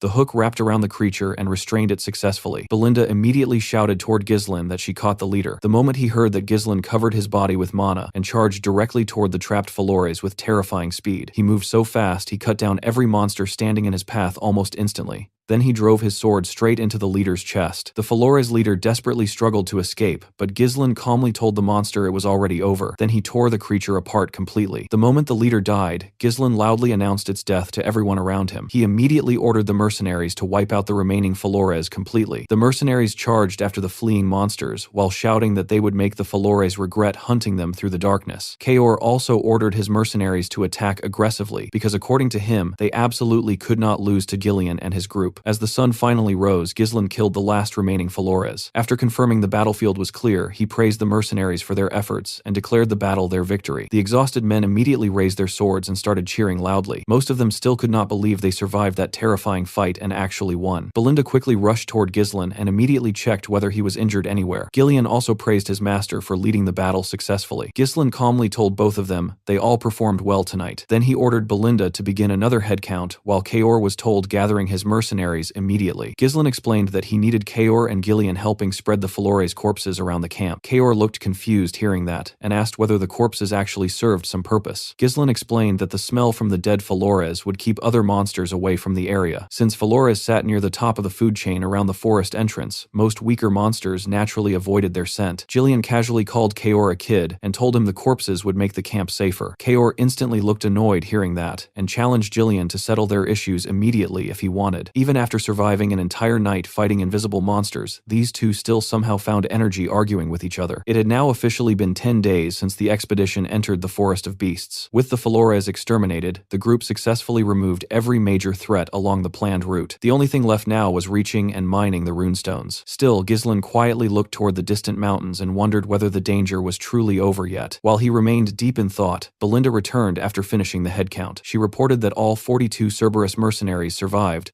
while only 126 contract mercenaries remained alive. In total, they lost 3 people during the battle. Ghislain immediately asked whether none of the Cerberus mercenaries died. Kaor responded with a cocky grin, and reminded Ghislain that he personally led them. Ghislain then asked Belinda whether the 3 missing men belonged to the contract mercenaries. Belinda admitted she could not fully confirm that because the bodies of the missing men were nowhere around the battlefield. Right then, Gordon suddenly noticed something strange, and asked whether anyone saw Manus recently. One mercenary guessed Manus probably died during the fight, while another pointed out they still could not find his body anywhere. The mercenary with the eye patch immediately concluded that Manus most likely ran away. The scene then shifts to Manus alongside the 2 missing mercenaries sprinting through the forest away from the camp. One of the men nervously admitted hearing the intense battle sounds from earlier and believed they definitely would have died if they stayed behind. The other suggested slowing down because they already created enough distance from the battlefield, but Manus immediately turned around and called both men complete fools. He angrily ordered them to pull themselves together and explained they needed escaping the forest while everyone else remained distracted fighting. According to him, this was their best chance leaving alive, so they needed continuing forward without stopping. The moment Manus finished speaking, he suddenly noticed the 2 men completely freezing in place. He immediately walked toward them and asked whether they suddenly became deaf, but the men only trembled in fear. One mercenary slowly pointed upward and nervously told Manus to look behind him. The moment the idiot turned around, he saw something horrifying towering over them. A gigantic snake rested on top of a pile of runestones, while countless bones surrounded the area beneath it. The creature was absurdly huge, and Manus honestly could not even process what he was looking at anymore. Then the massive snake slowly opened its mouth. A moment later, the bodies of Manus and the 2 stupid mercenaries landed among the mountain of bones. The group continued cutting down trees while moving deeper through the forest. At this point, the mercenaries desperately wanted ending the expedition and finally returning home alive. Because of that, everybody worked far harder than before. Even Kaor noticed the difference and admitted he never saw lazy mercenaries working this seriously without somebody constantly screaming orders at them. Ghislain casually told Kaor the mercenaries were simply different from him. Kaor instantly decided ignoring that comment was the better choice before another pointless argument started. Instead, he turned toward Ghislain and asked whether he planned dismissing the mercenaries once the mission ended. According to Kaor, it would be a complete waste using men like this only one time. Ghislain calmly pushed down another tree before revealing he actually planned hiring the mercenaries as his personal force later. Normally, mercenary groups possess terrible organization skills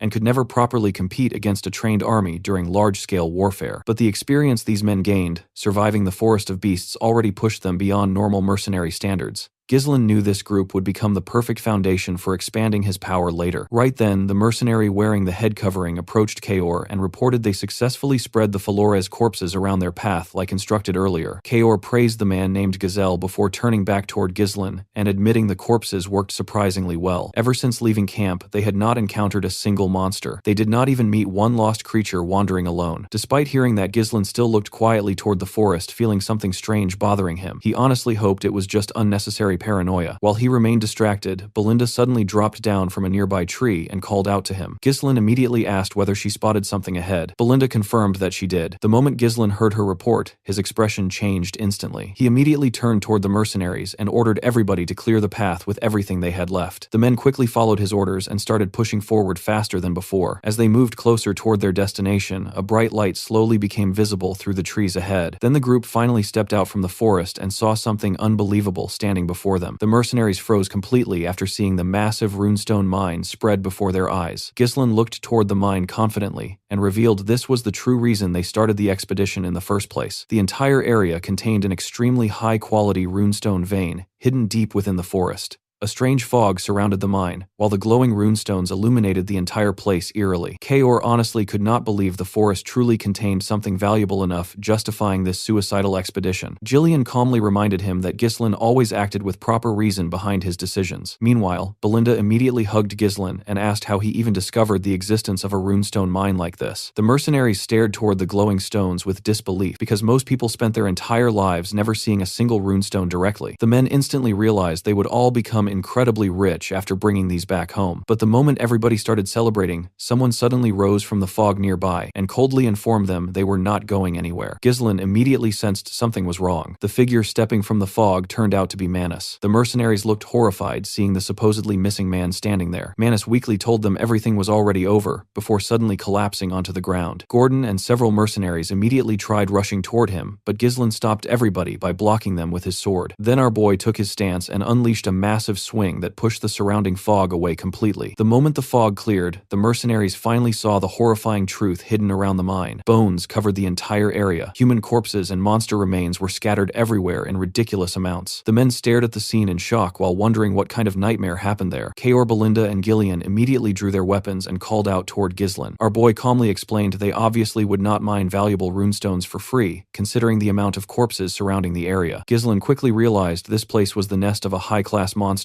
Since some bodies still had not fully decomposed, the creature was likely still living nearby. Ghislain admitted he failed, recognizing the danger immediately, because the poisonous gases from the corpses mixed naturally with the surrounding fog. Our boy genuinely disliked the situation because there were no records mentioning dangerous creatures directly inside the mine itself. Then Ghislain suddenly turned around and ordered everybody preparing for battle immediately. The second he said that, something massive suddenly loomed over him. A gigantic red python emerged from above and instantly charged toward the group. Ghislain immediately ordered everybody scattering before rushing toward the monster himself. He jumped above the python's mouth and slashed across its head while passing over it. After landing on the creature's body, he coated his sword with mana and charged directly toward its head again before stabbing deeply into its scales. Unfortunately, the attack barely did any damage at all. Ghislain and Kaor looked completely shocked after seeing Ghislain only leave behind a tiny scratch despite using mana. Kaor admitted he never saw scales this durable before in his entire life. The giant snake immediately tried throwing Ghislain away. Our boy jumped from its head just in time, but while still airborne, the python spat poisonous venom directly toward him. Ghislain instantly realized the venom was insanely dangerous, so he quickly used his coat to block the attack. The poison instantly melted the coat apart completely. Before Ghislain could recover properly, the python slammed its massive tail directly toward him. Ghislain planted his sword into the ground trying to resist the impact, but the monster's strength was overwhelming. The tail smashed him straight into the ground. Belinda immediately screamed out worriedly toward her master. At the same time, the giant snake wrapped its massive body around the mercenaries, attempting crushing the entire group at once. Before the monster could squash them completely, Ghislain, Belinda, and Kaor quickly rushed around, saving as many men as possible. While the mercenaries struggled reorganizing themselves, everybody started desperately searching for Ghislain, wondering where he disappeared. Meanwhile, our boy stood silently atop a mountain of bones nearby. Now that he finally saw the monster personally, his earlier uneasy feeling completely disappeared. Ghislain instantly recognized the creature. This monster was the true ruler protecting the runestone mine. It was the blood python. The blood python was one of the monsters Ghislain originally considered impossible hunting during this expedition. He never expected encountering it because the creature normally lived much deeper inside the forest. Ghislain honestly knew their chances defeating this monster were extremely low. The smartest option would be retreating immediately and returning another time fully prepared. But our boy also knew he no longer had time for delays. If he gave up now, everything he accomplished until this point would become meaningless. A bright light shined from his chest and he took a stance. He asked the monster to not get in his way. He said that he has too many things on his back. Ghislain opened his third core after saying this. The blood python turned to him and charged at him. Our boy managed to block its head and landed a cut on it. Before letting the monster go back up, he landed a cut in its eye. The moment he did this,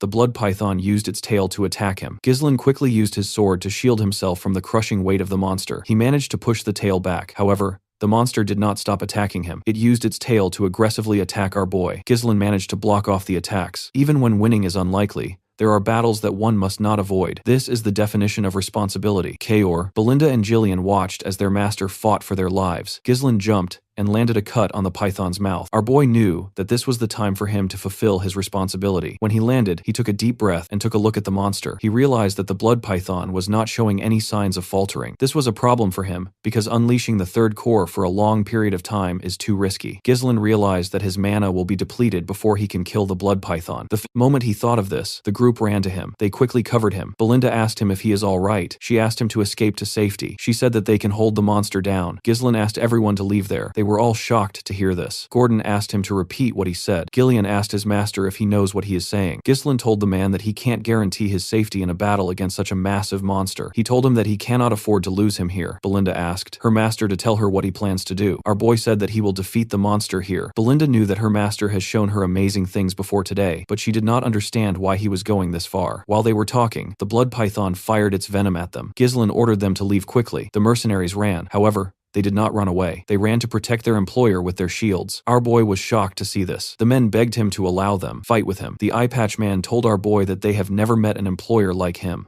Gordon reminded him that he has saved their lives many times. Kaor told him that the treasure will be theirs once the python is gone. Belinda told her master that it is impossible for her to leave him behind. She took out her knives and a dagger. Ghislain told Ghislain that they will draw the python's attention and create an opening. Our boy was surprised to hear this. With a smile on his face, Ghislain asked Ghislain to trust them since they trusted him. Our boy informed them that the monster is massive and it has a lethal venom. Its extremely sturdy crimson scales will deflect even blades imbued with mana. Ghislain told them that they will die if they receive even one attack. Belinda was shocked to hear this. He revealed to them that they can inflict some damage if they smash its right eye and gaping injury. Our boy raised his sword. He told the Forest of Beast expedition team that they need to return alive. The men smiled when they heard this. They all accepted his order. The blood python charged at them. Ghislain attacked its mouth while Belinda and Kaor attacked it from the side. Kaor stabbed it in its injury. The monster screamed out in pain. While the python was screaming, Ghislain slammed his axe on its tail. He pressed it down. Ghislain used this opportunity to charge at the monster and stab its other eye. Our boy realized that not everything will go his way just because he knows the future. However, if he doesn't take any action, many will die. This is something that he is not going to let happen because he is the only one who knows the future. Ghislain and the other mercenaries continued hitting the tail to hold it down. The python screamed out in pain. The mercenaries did not let it rest. They climbed on top of it and continued stabbing it in its injuries. The python shook its head and managed to shake them off. The moment it did this, Ghislain jumped and charged at it. He was going to stab it on its head. Somehow, the python managed to sense his presence. It opened its mouth and ate our boy. Everyone was shocked to see this. Before the python could even move, a blade came out of its head. Ghislain used his sword to split the monster's head open. He came out of the python's mouth. His clothes were covered in its venom. The group was shocked to see him. He referred to himself as the future of Peridium. The scene shifts back to Peridium Castle, where Albert and Homern stand before Zwalter discussing the situation. Albert suddenly slammed his hand on the table and declared that Ghislain committed a serious crime. He could not accept that the boy openly ignored his father's order and entered the Forest of Beasts anyway. Homern tried calming him down, but Albert refused backing off and insisted he always knew Ghislain behaved like an unruly troublemaker. He even accused Ghislain of acting like the lord of the land just because Zwalter had been away for too long. Homern reminded him that getting angry would not change anything and pointed out that it had already been 2 weeks since Ghislain entered the forest. According to him, they could have stopped this if Skovan had not sent a false report. Homern admitted he could not understand why Skovan would risk his knight status just to help Ghislain. Albert then turned back towards Zwalter and insisted they could not allow Ghislain behaving however he wanted anymore. He demanded that the moment Ghislain returned, he should be imprisoned and punished properly. Zwalter looked visibly annoyed hearing everything about his son's actions. Right then, the knight captain Randolph suddenly barged into the room and urgently told the count to come outside. Zwalter asked what happened,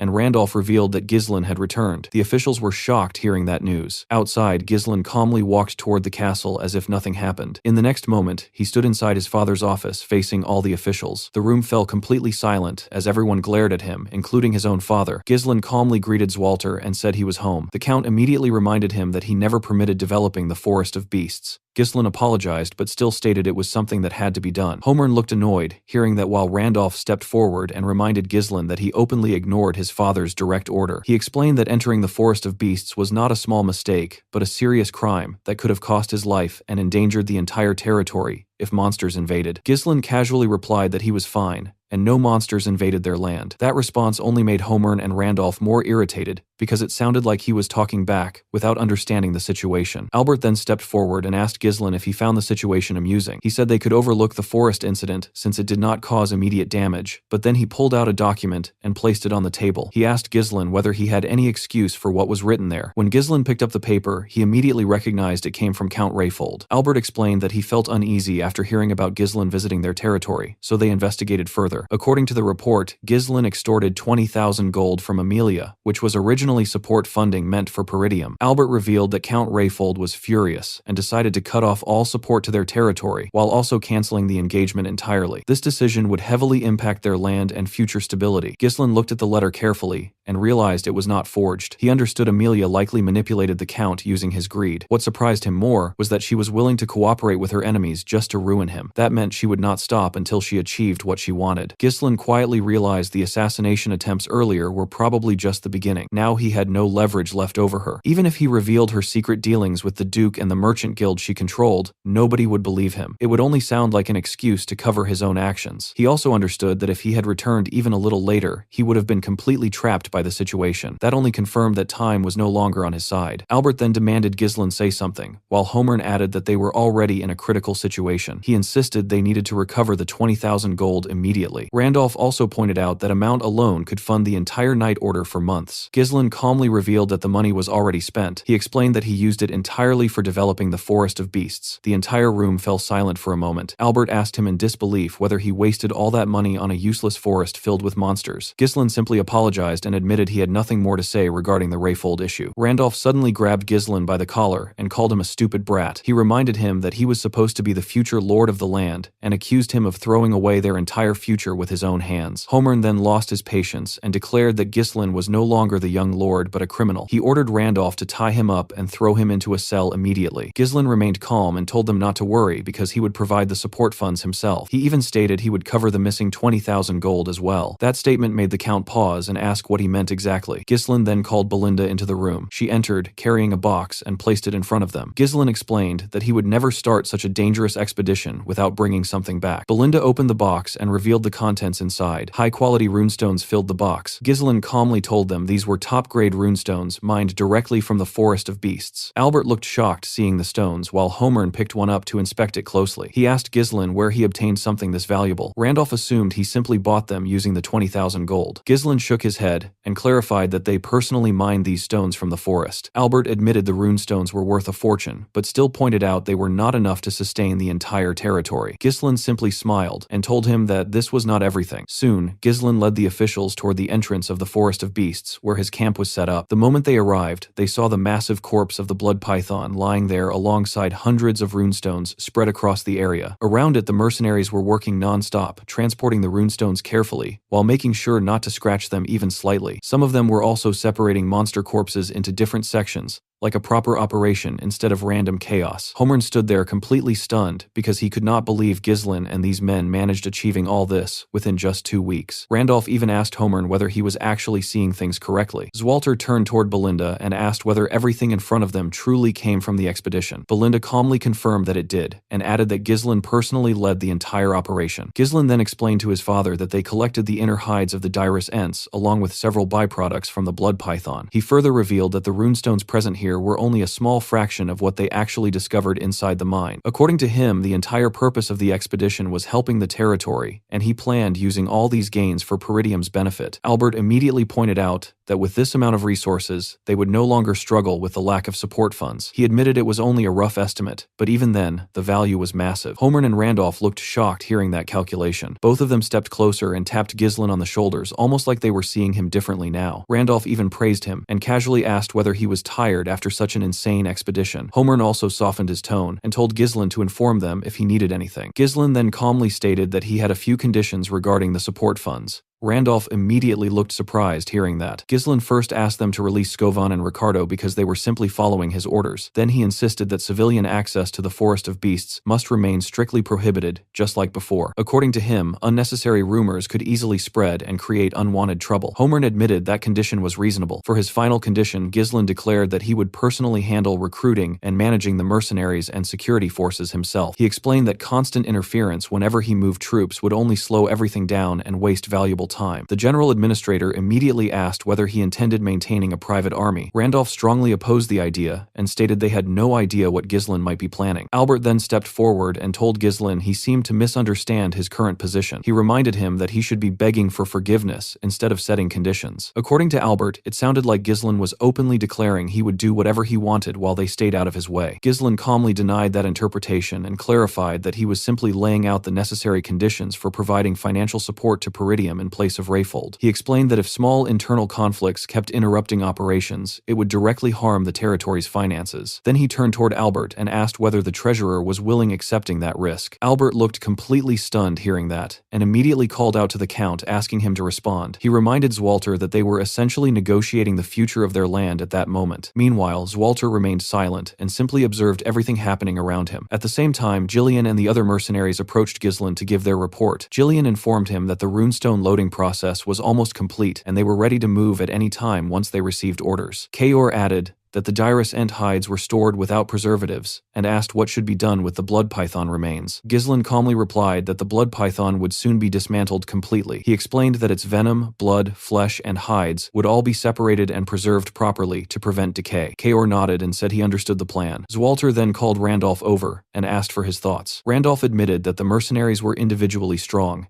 and carried an overwhelming presence. Watching Ghislain command them made it feel like observing a proper elite force rather than a random mercenary group. He openly admitted he had no idea how Ghislain managed gaining control over such men. Zwalter slowly walked toward his son and acknowledged that controlling difficult mercenaries like these required serious effort. He admitted Ghislain must have worked extremely hard to achieve this result. Ghislain simply replied that the expedition would never have succeeded without the mercenaries supporting him. After hearing that, Zwalter turned away and told the officials it was time returning to the castle. Before leaving, he informed Ghislain that he would overlook this incident for now. However, he warned him clearly that if he ever disobeyed orders again, he would face the consequences without exception. Ghislain responded with a slightly nervous smile and thanked his father. As Zwalter walked away, he reminded his son that he was the future successor of the territory. Then he added that Ghislain now showed the spirit of the Northern Wolf. The Northern Wolf was the title given to Count Peridium, the man guarding the frontier of the Luthania kingdom. Zwalter lived a lonely life, burdened with responsibility and constant war. His military forces were weak, and his treasury was always struggling with poverty. Even then, he spent his entire life protecting the northern lands without his wife, his son,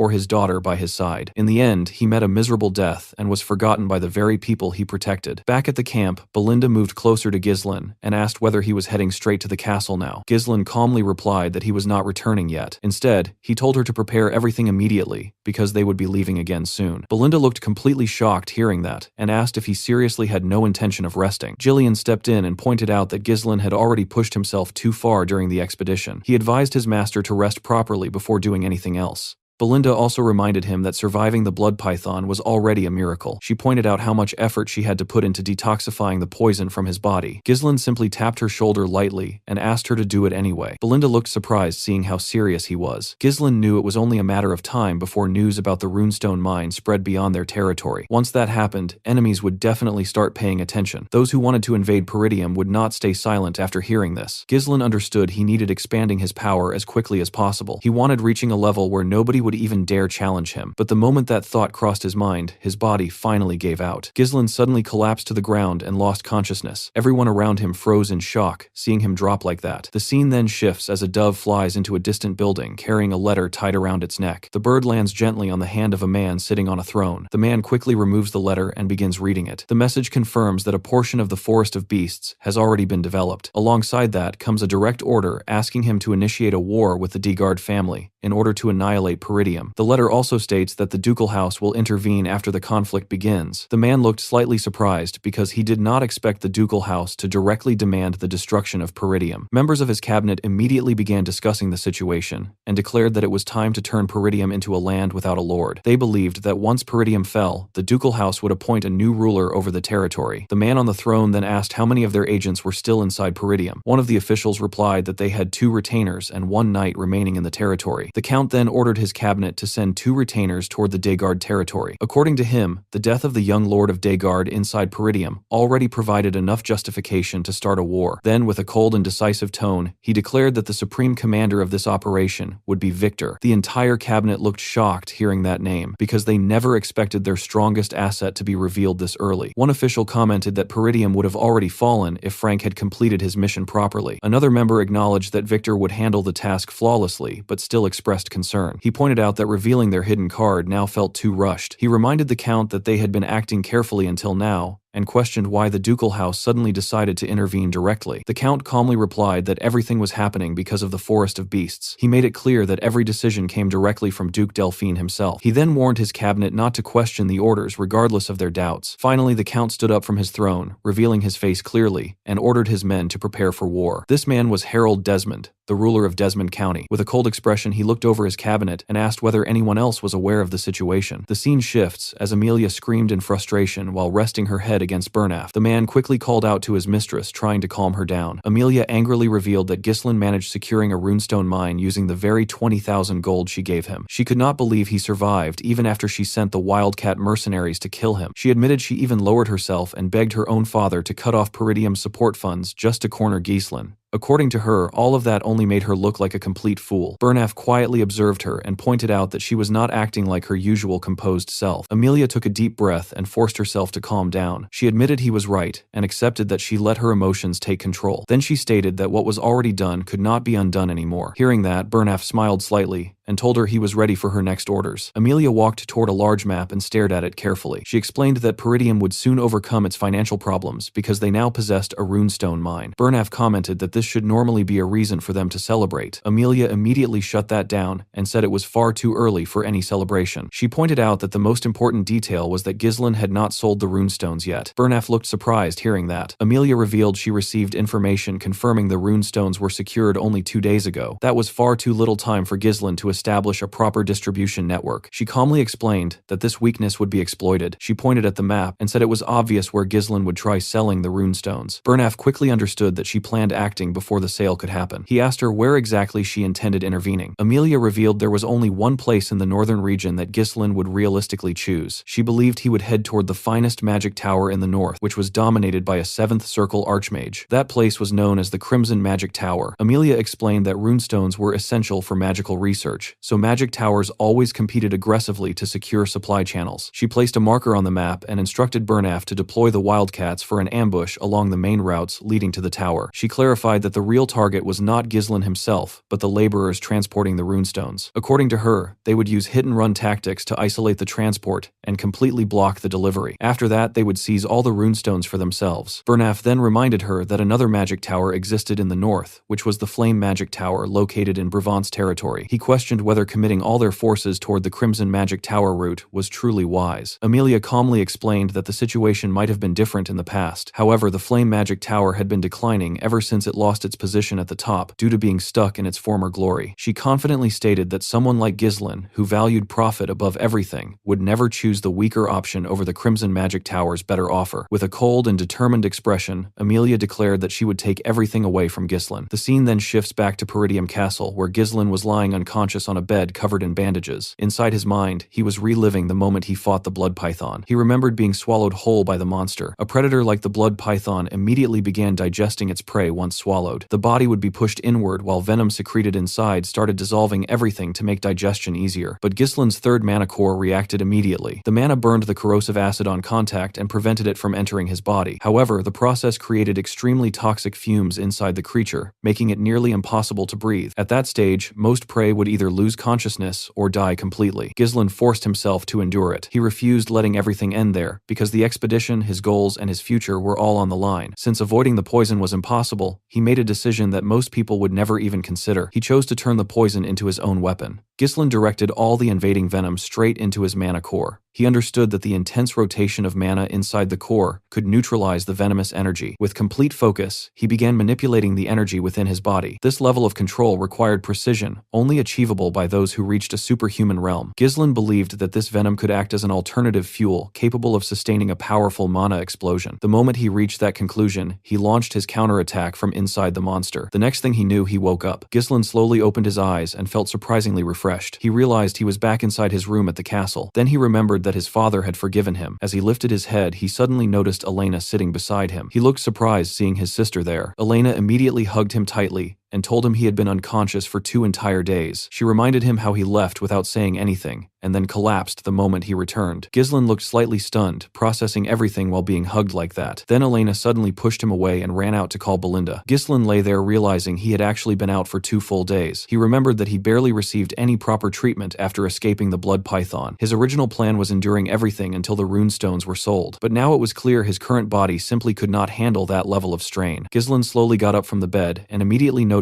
something felt off. His body was in far better condition than it should have been after everything he went through. 2 days of rest should not be enough to recover from that level of damage. He found it strange and quietly began checking himself. As he removed the bandages, he realized his body had clearly become stronger. His resilience improved, and even his total mana had increased noticeably. When he examined his core more closely, he noticed something even more surprising. The nature of his mana had changed. Ghislain started thinking that the blood python's energy might have mixed into his mana core while he was neutralizing the poison. This was a method he had never discovered in his past life. Even though he never intended risking his life like that, he still ended up gaining something valuable from it. There were still things he needed verifying, but one thing became clear to him. This method could allow him growing much faster than before. Ghislain grabbed a shirt from his wardrobe and got dressed while thinking about his next move. Selling the runestones had to be his top priority right now. He already knew that news must have spread during the 2 days he remained unconscious. He decided to first visit the mercenaries before doing anything else. Before he could leave, someone knocked on his door. Ghislain casually told Belinda to enter and mentioned there was no need to knock. Belinda stepped inside, but she was not alone. Zwalter walked in behind her. Ghislain looked genuinely surprised seeing his father there. The Count immediately asked if he was alright. He explained that Belinda told him everything about how Ghislain jumped into the blood python's mouth and got poisoned. He asked again whether his son was truly fine. Ghislain calmly assured him that he was okay. Zwalter looked relieved hearing that. Belinda quickly stepped closer and checked his condition herself. She touched his face and admitted she was shocked when he suddenly collapsed earlier. She asked again if he was really fine. Ghislain reassured her once more. Zwalter then asked Ghislain if he had a moment to talk because he had a request. That alone surprised Ghislain because it was not something he expected from his father. In the next moment, they stood together at the training ground. Zwalter had already removed his armor. The situation felt a bit strange for Ghislain. This was the first time he was alone with his father like this. In his past life, he always avoided him because he expected nothing but scolding. Zwalter apologized for calling him out so soon after he woke up. Ghislain told him it was fine and mentioned he felt great after resting for 2 days. Then he asked his father to explain his request. Zwalter looked at him for a moment before turning his gaze away. Ghislain felt something odd about that reaction. It reminded him of something his mother once told him when he was younger. She explained that Zwalter could never show his true self in front of others because he believed he had to remain an unshakable pillar for the people of his land. According to her, he always put others before himself and rarely expressed his real emotions.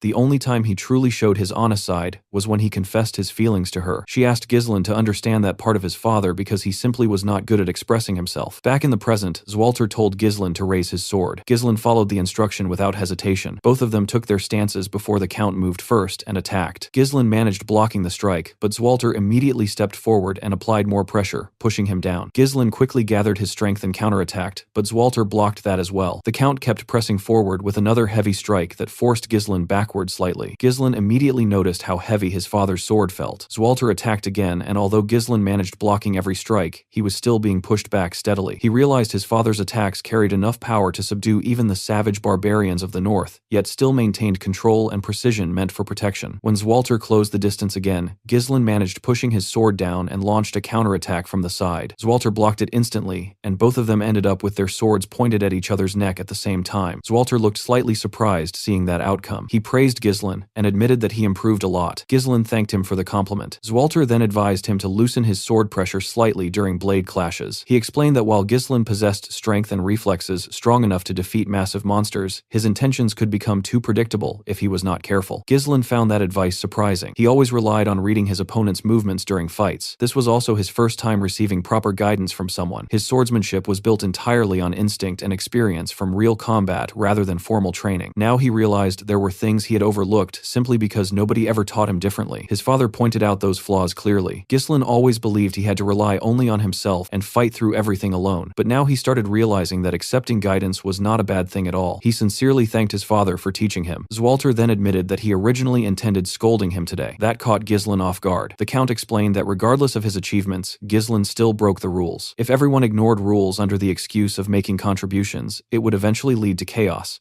However, Zwalter also admitted that Ghislain had changed. Unlike his past reckless behavior, this time he acted while thinking about something greater than himself. Zwalter advised him to continue acting like this and reminded him to think about Peridium and the people around him. He told Ghislain to fulfill his responsibilities as the future successor of the land. After saying that, he turned and began walking toward the exit. Ghislain stood there thinking about those responsibilities when something suddenly came to mind. He quickly called out to his father and reminded him that he mentioned having a request earlier, but never actually said what it was. Zwalter stopped walking and turned back with a slightly awkward expression. Then he asked his son if he had some extra funds. In the next scene, Ghislain arrived at the Forest of Beasts outpost, where his men were already waiting for him. The moment he saw them standing in formation, he smiled slightly. He asked whether everyone had been doing well. The mercenaries shouted back at the top of their voices that they were doing fine. Ghislain stepped forward and asked his master if he had fully recovered. Kaor also added that Ghislain looked much healthier now. Ghislain apologized for making them wait so long before asking Ghislain about Rachel's condition. Ghislain lowered his head and admitted he never imagined seeing her walk again. He told Ghislain it was all thanks to him. Hearing that, Ghislain felt relieved and genuinely happy. Then his expression turned serious. He told Belinda, Kaor, and Ghislain that he had something important to discuss. With a calm but firm tone, he revealed that their land was currently in danger. The three of them immediately reacted with shock. Without wasting time, they all moved inside a tent to talk privately. Inside, Ghislain explained everything that happened during the incident with Elena. He told them how he stopped her from being killed and how her death was meant triggering a war. He also revealed discovering the corpse of the Degard young lord and mentioned the existence of hidden forces targeting Peridium. According to him, these enemies had likely been watching them for a long time already. He made it clear they did not have enough time or resources preparing properly for what was coming. Belinda finally understood why Ghislain had been rushing non-stop. She admitted she thought they would get some rest after securing the runestone mine, but now they were facing a war instead. Kaor casually commented that this land never gave him a chance getting bored. Ghislain pointed out that Peridium's situation made it the perfect target right now. A territory known for weak military strength and constant poverty, suddenly obtaining a valuable runestone mine was bound attracting enemies. Ghislain agreed with him and stated clearly that their enemies would not leave them alone anymore. Belinda then told Ghislain that he should have informed the Count and the vassals immediately. According to her, they needed preparing the entire territory. Ghislain shook his head and explained it was not the right time yet. He reminded her that Elena's own bodyguards betrayed them, which meant there could be traitors among the vassals as well. There was no way confirming who was trustworthy, so for now they had to keep everything secret. Belinda understood his reasoning and stayed silent. Ghislain continued explaining that Elena surviving bought them some time, but now that the runestone mine was discovered, their enemies had no reason holding back anymore. With a serious expression, he told them that the coming battle would not be easy. The atmosphere inside the tent turned completely silent. Kaor broke the silence first and told Ghislain to just give the orders. He admitted that following him so far had been pretty fun. Ghislain also stepped forward and reminded Ghislain that he already pledged his life to him and would fight until the very end. Belinda added that without her around, nobody would be there protecting him anyway. Hearing all that, Ghislain smiled slightly. He explained that their biggest enemies were Duke Delphine, along with Count Desmond and Amelia, who were acting under his influence. Ghislain declared that he would not allow things to unfold according to their plans. Then he revealed their next move. They would be heading toward the Flame Magic Tower. Kaor immediately reacted with excitement, thinking they were finally going to sell the runestones and become rich. Belinda looked unsure and asked whether he was certain about that decision. She pointed out that the Crimson Magic Tower was closer and would likely offer a higher price. Ghislain explained that choosing the Flame Magic Tower would reduce potential conflicts. Ghislain supported that reasoning and explained that transporting valuable goods always attracted unwanted attention. Since they were carrying runestones, staying one step ahead of their enemies was the only logical choice. Belinda quickly realized they could easily be ambushed if they followed the obvious route. Ever since Delmuth of the Crimson Magic Tower reached the 7th Circle and made his name famous, the Flame Magic Tower had been declining steadily. Ghislain knew that selling to the Crimson Magic Tower would normally normally bring greater profit because it remained the strongest in the north. Meanwhile, the Flame Magic Tower was still struggling, trying to regain its former glory. Even knowing all of that, Ghislain still chose heading toward the Flame Magic Tower for his own reasons, because he wanted to meet her. The scene shifts to the Flame Magic Tower, showing off its massive and luxurious structure standing tall like it owns the entire land. Inside the tower, a girl sat surrounded by piles of books while her body trembled slightly. She called out to someone named Professor Ronato and quietly asked when the light he mentioned would finally come for her. The scene then cuts to Ghislain and his group arriving in the Brevant territory where the Flame Magic Tower stood. The moment they saw it, even the mercenaries could not hide their reactions. Gordon looked up and admitted the tower was ridiculously huge. The man with the eye patch said he had only heard stories about it before and never actually seen it in person. Just by looking around, the group could tell this place was on a completely different level compared to Peridium. The territory was filled with magnificent buildings and elegant carriages moving around smoothly. The mercenaries noticed large quantities of magic scrolls being traded openly and even saw mages casually using magic to tile the roads like it was normal work. That alone made them realize how advanced this place was. The mercenaries kept staring in curiosity, which clearly annoyed the mages. Without warning, the mages cast another spell and instantly disappeared from sight. The mercenaries froze in shock, seeing people vanish in broad daylight. Ghislain calmly explained that it was just a concealment spell and told them that the mages clearly did not welcome outsiders like them. Kaor immediately called the men idiots and told them to stop acting like clueless tourists. Belinda also looked around in surprise, because even after losing its top position, the Flame Magic Tower still looked incredibly powerful. Ghislain explained to her that the Brevant territory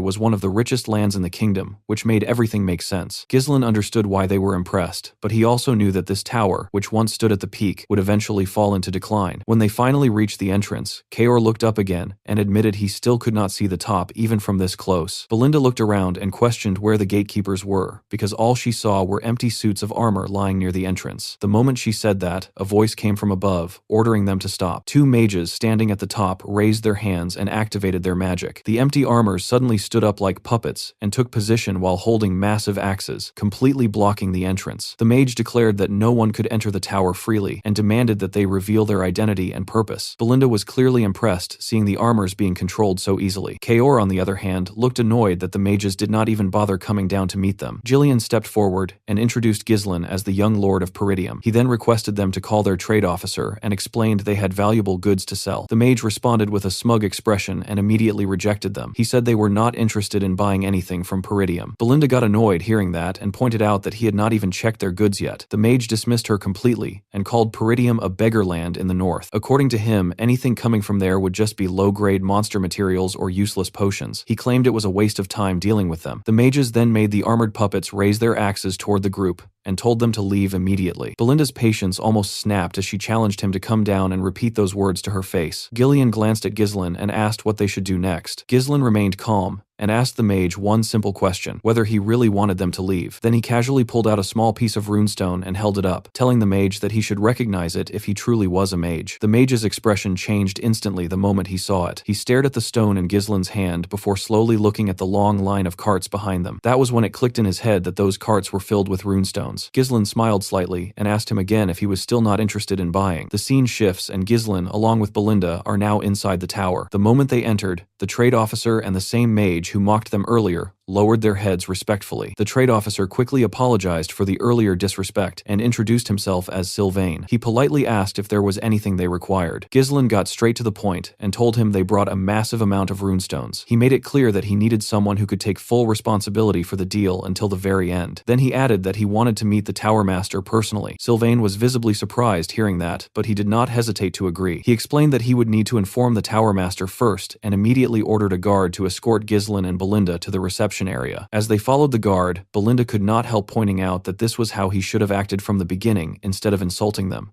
The guard stayed silent because there was nothing he could say in response. While walking through the hall, a loud noise echoed from somewhere inside the tower. Ghislain asked if something was wrong, but the guard casually brushed it off, saying such noises were common during magic experiments. At the same time, on the other side of the hall, three mages opened a door and thick smoke poured out from inside. On the ground, lay the same girl seen earlier, looking completely worn out. One of the mages stepped forward and reminded her that he had warned her never to enter the laboratory again. With a mocking smile, he told her she was just taking up space, since she could not even use magic. He questioned whether it was wise to ignore him when he was a third circle mage and the future tower master. His companions started questioning why her teacher even brought her to the tower. The blonde mage beside him told the girl she should feel grateful that the tower master even allowed her to stay there. Despite everything, the girl insisted that she had the right using the laboratory because she was still a mage. Alfoy smirked hearing that and decided to treat her like a mage. He raised his wand and gathered flames in his hand, preparing a basic attack spell. He told her that if she truly was a mage, she should be able to block something as simple as this. Then he fired a first circle spell, Fire Sling, straight at her. The girl panicked and raised her hand, desperately trying to cast a defensive spell. She shouted the command, but nothing happened. With no other option, she covered her face, expecting the impact. Before the attack could reach her, Ghislain suddenly stepped in and sliced through the fire with his sword like it was nothing. The mages froze in shock seeing that happen. Ghislain looked at them and asked calmly if this was what they called magic research in the Flame Magic Tower. The scene then shifts to the Tower Master's meeting room, where Hubert was sitting with the elders. He was visibly frustrated and questioned why their tower was running low on runestones. He pointed out that the gap between them and the Crimson Magic Tower would only grow wider at this rate. He reminded them that he had repeatedly told them to secure runestones and demanded to know what they had been doing. One elder wearing a yellow hat recalled that every time they tried to secure a supply line, Hubert was the one who told them to wait. Another elder with a red hat bluntly pointed out that Hubert had been busy spending time buying luxury goods and trinkets while calling it networking with nobles. It was clear he had already lost patience with him. A third elder wearing a green hat added that the Tower Master of the Crimson Magic Tower had already reached the 7th circle, while Hubert was still stuck at the 6th. Hubert immediately shut him down and refused to hear anything about the Crimson Magic Tower. He insisted that he could also reach the 7th circle if he just had enough runestones. Deep down, he could not accept that Delmuth surpassed him first, and convinced himself that Delmuth must have been hoarding all the runestones. Right in the middle of this heated discussion, Sylvain suddenly barged into the room. Hubert snapped at him for interrupting without knocking, but Sylvain quickly apologized and said this could not wait. He then revealed that someone had arrived with a massive quantity of runestones. The moment those words were spoken, both Hubert and the elders froze in shock. The scene continues with Alfoy firing multiple spells toward Ghislain without holding back. Ghislain calmly stood his ground and blocked every attack using his sword like it was nothing. Alfoy grew frustrated and formed a massive fireball before launching it straight at him.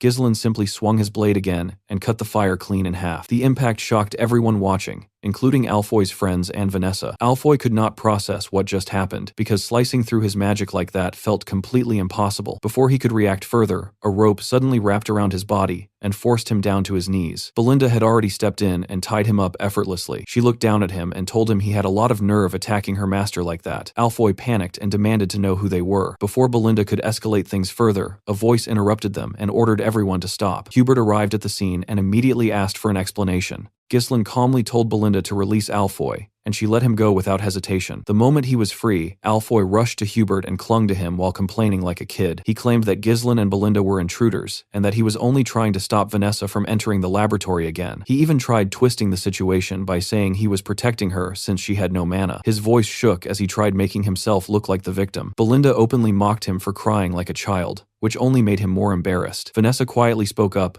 and said she only wanted to use the laboratory. Hearing that made Ghislain certain about something important. This was the same Vanessa who would later be known as the Red Nightmare. Seeing her like this right now felt almost unreal compared to what she would become. Hubert was clearly irritated and raised his wand while gathering flames in his hand. He accused Ghislain of harming his student after trespassing into the tower and threatened to burn him alive. Belinda quietly asked Ghislain what they should do since the man actually looked dangerous. Ghislain stepped forward without showing any fear and introduced himself properly as the heir of the Peridium family. He explained that he came here to sell runestones. The moment Hubert heard that, his entire expression changed. He realized this was not an intruder, but a potential client. Alfoy also froze in shock after hearing that Ghislain possessed runestones. Ghislain calmly told Hubert that the runestones were waiting outside and asked if he wanted to see them. When Hubert and the elders reached the entrance, they were stunned, seeing multiple carts filled with runestones. The sheer quantity left them speechless. One of the elders questioned where Ghislain even got them from, while another confirmed there were more than 10 carts loaded with stones. Hubert struggled to keep his composure. Internally, he was already celebrating like a madman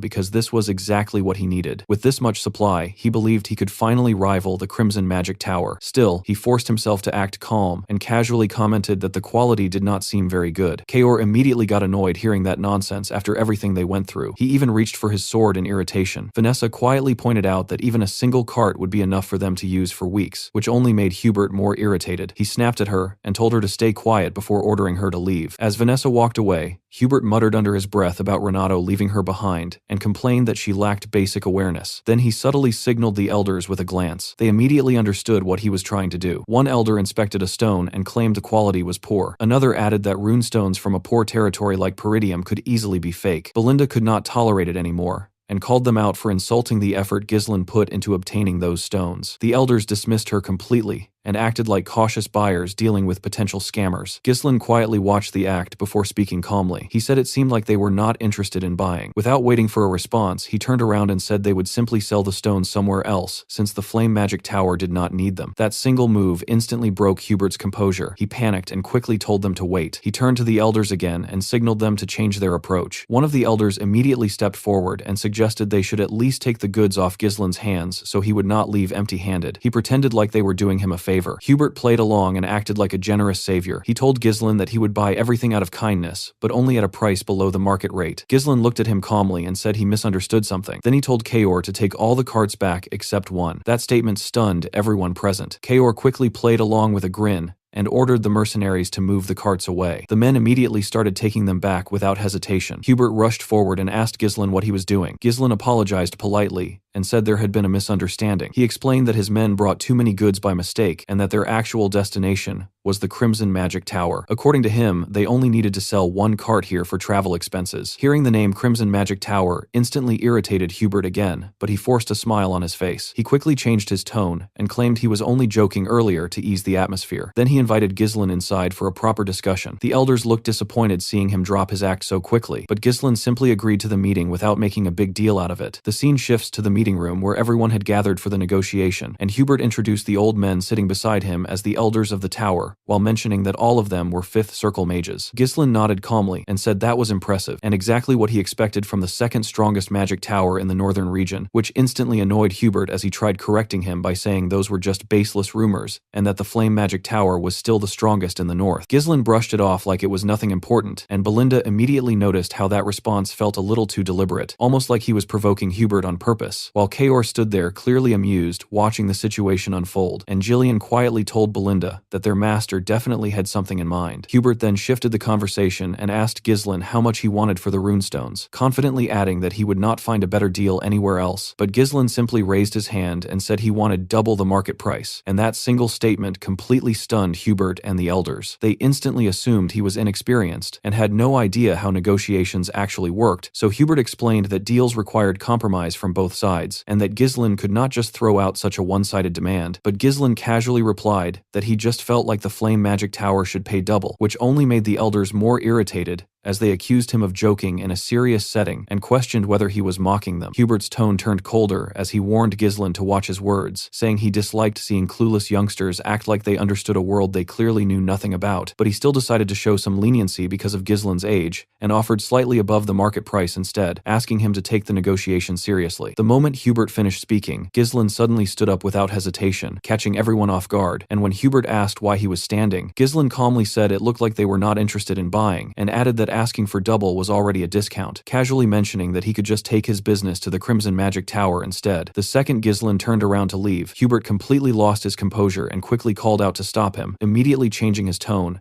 and asking him to sit back down and continue the discussion, while claiming he was just a bit emotional earlier, and Ghislain gave a small smile before sitting back down, like everything was going exactly as he expected. Hubert then admitted that Ghislain had guts and said they would buy the runestones at double the market price since they were the first ones he approached. Ghislain agreed to that, but then casually added that the double price only applied to one cart, which once again shocked Hubert and the elders, and Hubert immediately insisted that Ghislain should sell everything to them. But Ghislain calmly explained that if he told the Crimson Magic Tower that he had already sold some here at double price, he could easily sell the rest there at triple, then asked Hubert why he would sell everything here instead. That statement pushed Hubert's patience close to breaking, and he warned Ghislain not to push things too far, but Ghislain simply stood up again and said goodbye, like he was genuinely ready to walk out, forcing Hubert to panic once more, as he immediately agreed to buy everything at triple the market price just to stop him from leaving. Ghislain smiled again and sat back down like the entire situation had played out exactly how he wanted, even praising Hubert by saying this was what he expected from the greatest magic tower in the north, while Hubert stood up and said he would arrange the payment right away, clearly wanting to secure the deal before anything else changed. The elders sat there stunned, watching their tower master get completely outplayed, and even Hubert himself could not believe that a sixth circle mage like him was getting manipulated by someone he initially thought was insignificant. But he had no choice because the tower desperately needed runestones, and deep down, he was already thinking about dealing with Ghislain later if he stepped out of line again. Just as Hubert was about to leave, Ghislain called him back and said he was not done listing his conditions, and Hubert turned around already irritated as he asked what else he wanted, but Ghislain looked straight at him and calmly said that he wanted Vanessa. That single demand stunned Hubert completely, and he asked if Ghislain was serious about taking the girl, while Ghislain confirmed without hesitation that he intended to make her his exclusive mage. The scene shifts to the past, where an older Ghislain is casually roasting meat on his sword while sitting beside his comrade, and the guy next to him has a hook for a right hand. Ghislain tells him the meat is burning, and the man just shrugs it off and says he should roast it himself, casually reminding him that he is missing an arm, which makes Ghislain clench his fist and ask him to repeat that again. The guy immediately backs down, clearly not wanting smoke, and changes the topic by asking if he has heard about Vanessa, the Red Nightmare. Ghislain says he has never heard that name before, so the man explains that he has been gathering information lately and came across something interesting. He tells him about a female mage who burned down a huge part of the northern Luthania region and reached the seventh circle, and Ghislain comments that the name sounds flashy, then asks why he is bringing her up. The man explains that Vanessa has gone completely insane and reveals that she learned a mana cultivation technique even though she is a mage, which catches Ghislain off guard. He asks why a mage would even bother with mana cultivation instead of circles, and the man just says it is because she is crazy, calling her a walking disaster who burns everything in her path, adding that nobles are already struggling because of her. He then mentions that the subjugation request they received earlier was actually targeting her. Ghislain still finds it strange that someone reached the seventh circle like that, but instead of worrying, he smiles and says he is curious, then casually tells Claude that they should recruit her. Claude is completely stunned hearing that, clearly not expecting that reaction after everything he just said. Unfortunately, in that timeline, Ghislain never managed recruiting her, because by the time he found Vanessa, she was already as good as dead,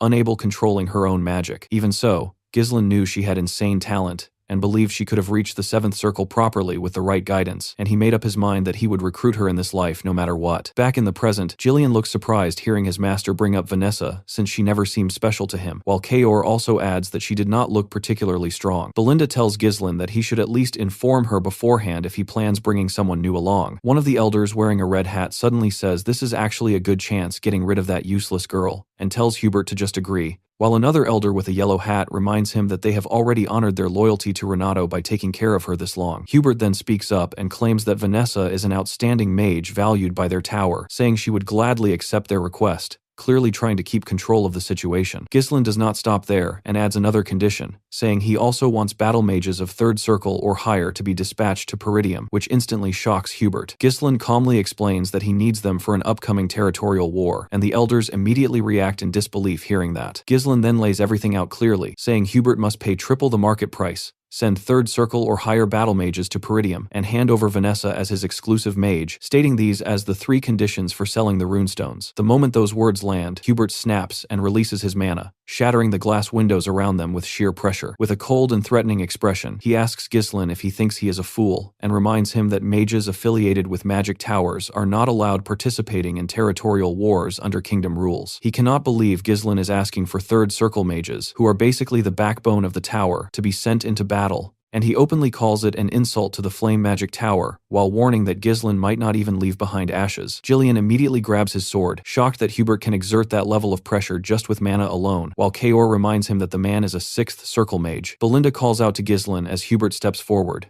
clearly ready escalating things further, but Ghislain stays calm and tells him he will regret this, which catches Hubert off guard. Then Ghislain drops the real card. He reveals that they have discovered a massive runestone vein in their territory, and explains that what Hubert saw earlier was only a small portion of it. The elders freeze hearing that, and Ghislain adds that this information is already spreading across the north, then asks Hubert what that implies. Hubert immediately understands and says that many forces will come after that mine. Ghislain stands up and clarifies that they are not starting a war, but simply need the magic tower's help gaining strength to survive what is coming. He promises Hubert that if they support Peridium through this crisis, they will supply runestones exclusively to the flame magic tower. That changes everything. Hubert realizes that this would give his tower a monopoly over runestones, something that could completely shift the balance of power. Ghislain extends his hand and tells him it would only be a matter of time before the flame magic tower surpasses the Crimson and becomes the strongest in the north. Hubert stares at his hand, clearly hating the conditions but fully aware that the deal heavily benefits him in the long run. After a brief hesitation, he grits his teeth and shakes Ghislain's hand, accepting the deal.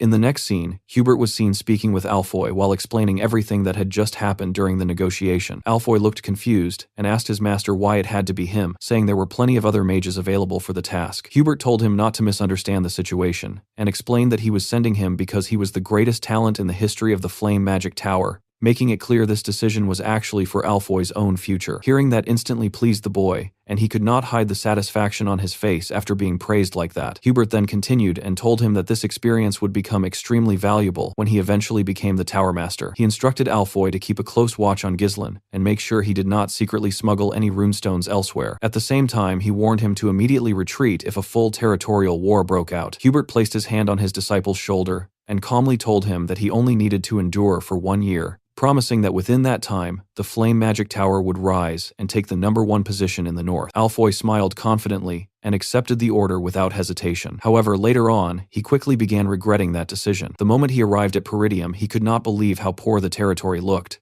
One of the mages accompanying him commented that the castle seemed old-fashioned but still practical enough, while Alfoy completely dismissed the place as nothing more than a rural dump. He found it unbelievable that someone like him, a future Tower Master, had been sent to such a miserable and backward territory. When Ghislain approached him, Alfoy straightened himself and introduced himself as a third circle mage, adding that he had been entrusted with the responsibility of leading the other mages. Ghislain calmly responded that the territory would require a lot from him and advised him to stay alert and do his best. Hearing that immediately annoyed Alfoy since he could not stand being instructed by someone he saw as a mere country bumpkin, and deep down he told himself that once he became Tower Master, he would deal with Ghislain properly. Ghislain then looked around as if searching for someone before calling out to Alfoy and asking where Vanessa was. Alfoy casually turned around and said that she was still bringing their luggage. When Ghislain looked in that direction, he saw Vanessa struggling forward while carrying heavy bags barefoot, clearly exhausted and breathing heavily. She approached him and bowed her head politely in greeting. Alfoy immediately questioned her delay and complained that Ghislain might have thought she was not coming at all. Ghislain told Vanessa to drop the bags and follow him, but she hesitated and said she had not finished moving them yet. Alfoy quickly intervened and told Ghislain to let her continue, explaining that this was the kind of work she always did back at the tower, and that she should at least handle chores if she could not even use magic. Before he could say anything more, Ghislain suddenly picked up one of the boxes and threw it straight at Alfoy's face. The boy collapsed to the ground instantly, while the surrounding mages stood frozen in shock. Holding his nose in pain, Alfoy angrily demanded to know what Ghislain was doing. Ghislain calmly explained that Vanessa was no longer affiliated with the magic tower, and stated that she now belonged to him as his personal property. He warned Alfoy not to order her around again,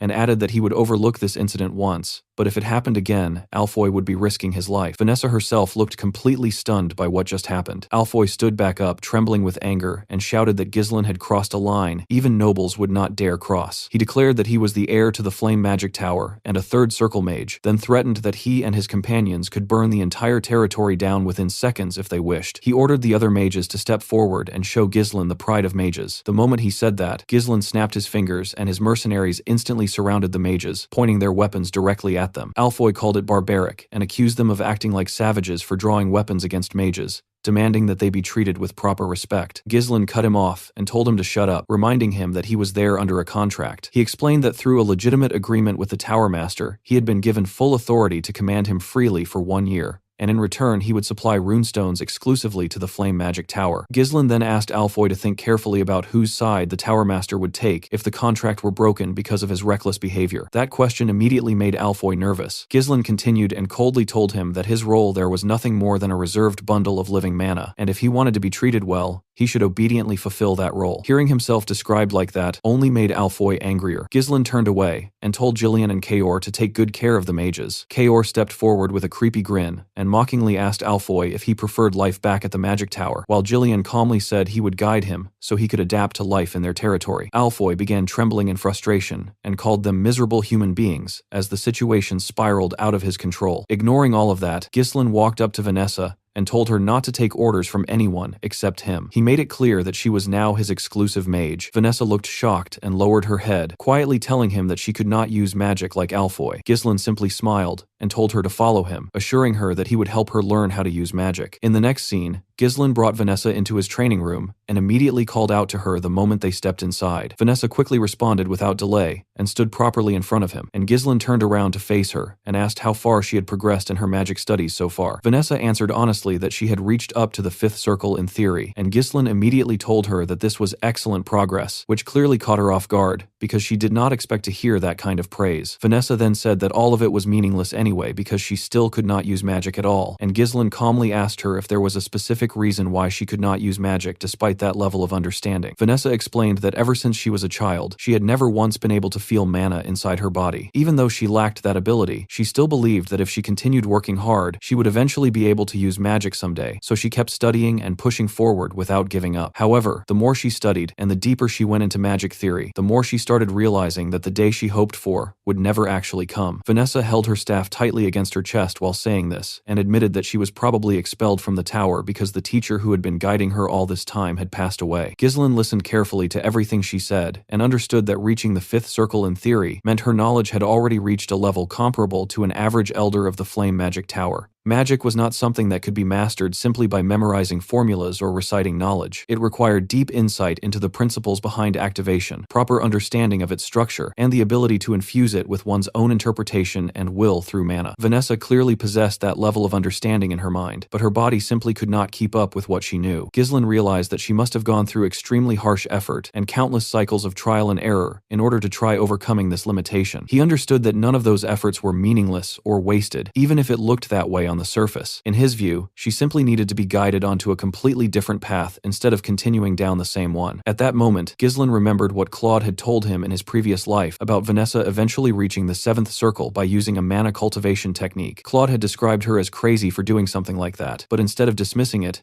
Ghislain only smiled when recalling that memory. He then told Vanessa that from this moment onward, he would personally teach her a mana cultivation technique. Vanessa was visibly shocked when she heard that, and immediately asked him why she should learn something like that when she was supposed to be a mage. Ghislain calmly explained that both the circle system and mana cultivation techniques were ultimately just different methods used to control mana. He then asked Vanessa if she had ever tried using a mana cultivation technique before, and she immediately denied it while saying that the idea itself was insane. She warned him that things could go terribly wrong if she attempted something like that, and that she might end up becoming permanently unable to use magic if she failed. Ghislain slowly stretched his hand out toward her and told her that she should try it together with him. When Vanessa saw the expression in his eyes, she understood that he was completely serious and not joking in the slightest. For the first time in her life, she truly considered the possibility that she might actually be able to use magic. She clenched her fist tightly and made up her mind that she would go through with it if this was what it took to change her fate. Soon after, both of them were sitting on the floor facing each other, and Vanessa carefully loosened her dress slightly to expose her back so the process could begin. As Ghislain looked at her, he remembered how in his past life she had those same eyes filled with regret, rage, and deep hatred. Back then, after endlessly chasing magic and failing, she had fallen into a bottomless abyss. She ended up mastering a mana cultivation technique of unknown origin and became a disaster driven purely by instinct, burning everything around her into ashes without control. However,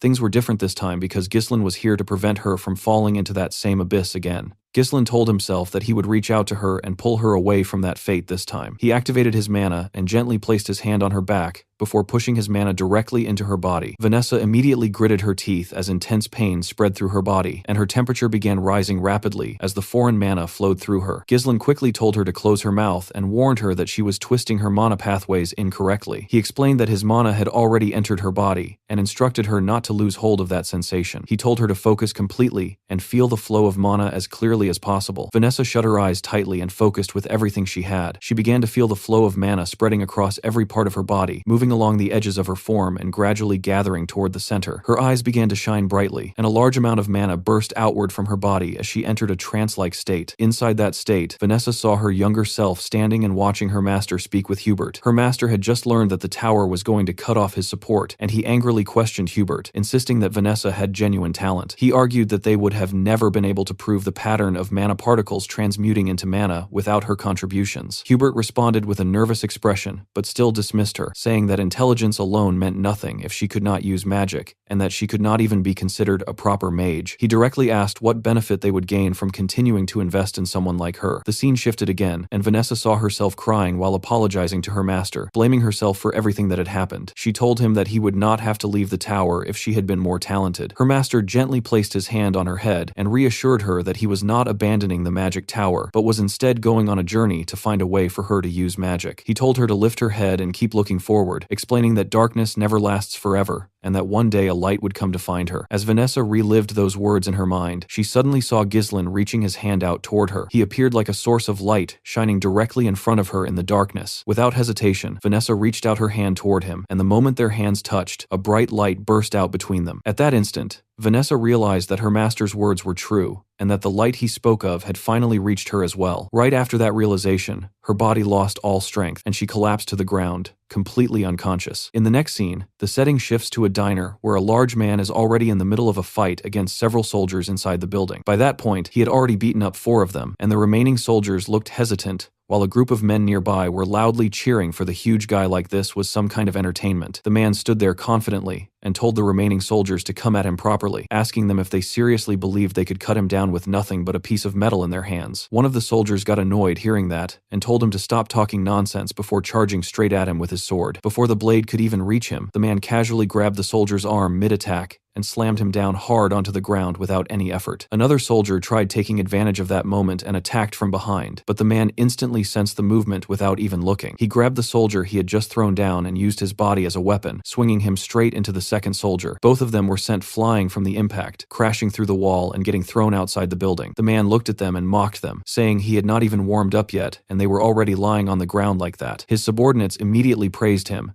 and said those soldiers were idiots for trying to interfere with their party. They kept bragging that nobody around here could stop them anyway, acting like the whole place belonged to them. Hearing that, another man nearby slammed his cup hard onto the table, clearly not liking what he just heard. The scene then shifts outside the bar, where the same large man is now sitting calmly near a river with a fishing rod in his hand, his helmet placed beside him on the ground like nothing had happened earlier. Someone approached him and asked if his training was going well, but the man did not entertain small talk and told him to get straight to the point. The person then informed him that Count Desmond had issued a mobilization order. The moment he heard that, the man, whose name was Victor, immediately stood up. He grabbed his helmet and put it on, then picked up his fishing rod without wasting any time. He walked back into the bar and told the person to follow him inside. As they entered, the scene revealed the dead bodies of the mercenaries from earlier lying around the place. Victor looked at the situation and casually said that he was just getting bored to death. The next scene shifts to Walter's office, where Randolph stood beside him while the Count opened a letter that had just arrived. The moment he finished reading it, his hands began to shake. The letter was from Count de Garde, and inside it, the man directly accused Ghislain of murdering his son, Gilmore. He declared that he would have his revenge no matter what. The atmosphere inside the office instantly turned heavy. Without wasting a second, Walter ordered Randolph to assemble the soldiers immediately. According to him, this letter was nothing less than a declaration of war. Randolph looked completely stunned and said the de Gardes must have lost their minds. He could not believe they were seriously claiming that Ghislain had killed Gilmore. Another official angrily declared that they needed to teach the de Gardes a lesson for starting a war under such a ridiculous false pretext. The other officials were equally shocked because the de Gardes had been treated like family for a long time. None of them understood why they would suddenly turn against Peridium like this. They kept wondering what possible benefit the de Gardes could gain from fighting them. At that moment, a calm voice cut through the discussion and revealed that the reason was the runestone mine. The sudden answer surprised everyone, including Walter himself. Ghislain stepped forward and reminded them that 2 vassals had been sent to de Garde territory while he was away at the magic tower. According to him, those vassals must have leaked information about Peridium's newly discovered wealth. The officials were stunned hearing that. They could not believe that their own vassals might have betrayed them. Some immediately objected and told Ghislain that he was making an extremely serious accusation without proof. Unlike the others, Walter remained silent. He understood very well that valuable opportunities often attracted dangerous enemies. Instead, he realized something far more important. His son had already predicted that this situation would happen long before everyone else. Randolph eventually spoke up and told everyone not to overthink the matter. He reminded them that Peridium still possessed more experienced soldiers and larger numbers than the de Gardes. According to him, the de Gardes would pay dearly for choosing to oppose them. However, before anyone could continue the discussion, Scoven suddenly burst into the room with an urgent expression on his face. He informs Walter that he had extremely important news, The Degard army had already arrived. The scene then shifts outside the territory where the Degard army could be seen marching toward Peridium beneath countless waving banners. Leading the entire force at the front was Victor himself. The moment they received the report, Zwalter, Ghislain, Randolph, and the other officials immediately rushed outside to witness the situation personally. Randolph stared at the approaching army in disbelief. None of it made sense. Barely any time had passed since the declaration of war, yet the enemy was already fully mobilized and standing at their doorstep. A soldier quickly delivered a report to Zwalter. He revealed that the enemy possessed roughly 6,000 armed troops. Behind them was an additional supply force, consisting of around 1,000 soldiers. Multiple siege weapons had also been identified, and the enemy had already begun setting up construction for a prolonged campaign. Albert immediately turned toward Randolph and demanded an explanation. He pointed out that the army standing before them vastly outnumbered their own forces. The Degardes were supposed to be just as poor as Peridium, yet somehow they had gathered thousands of troops and siege equipment. He wanted to know where all of it had come from. Randolph shot back that this was exactly why he had repeatedly warned everyone not to cut military funding in the past. Seeing the argument beginning to escalate, Zwalter stepped forward and ordered everyone to get themselves together. He reminded them that fighting among themselves would solve absolutely nothing. Then he immediately began issuing orders. Randolph was told to gather every available soldier and reinforce the castle walls. All civilians were to be moved inside the castle at once before the gates were sealed shut. Every soldier was ordered to remain at their assigned positions and prepare for battle. After giving those commands, Zwalter looked toward the approaching army and declared that the war had already begun. Meanwhile, Count Tamos Degard rode his horse closer to the castle while staring at the massive walls in front of him. He remarked that his son had been a useless young fool during his lifetime, yet somehow managed to prove his worth after dying. A greedy look appeared in his eyes as he admired the fortress. Tamos commented that it was an incredible castle before ordering Victor to follow him because he wanted to speak directly with Zwalter. As he approached the walls, Zwalter immediately demanded an explanation for this act of treachery. Tamos responded by claiming that his beloved son had died within Peridium's territory. With anger written across his face, he accused Ghislain, the successor of Peridium, of being responsible for Gilmore's death. He argued that no parent could remain calm after losing a child, and insisted that everything could still end peacefully if Peridium surrendered immediately. Randolph was furious listening to those claims, and declared that Tamos was determined to lie until the very end. Albert also stepped forward and said there was no point continuing the conversation. Even though Ghislain had managed to save Elena, he already knew events would eventually reach this point,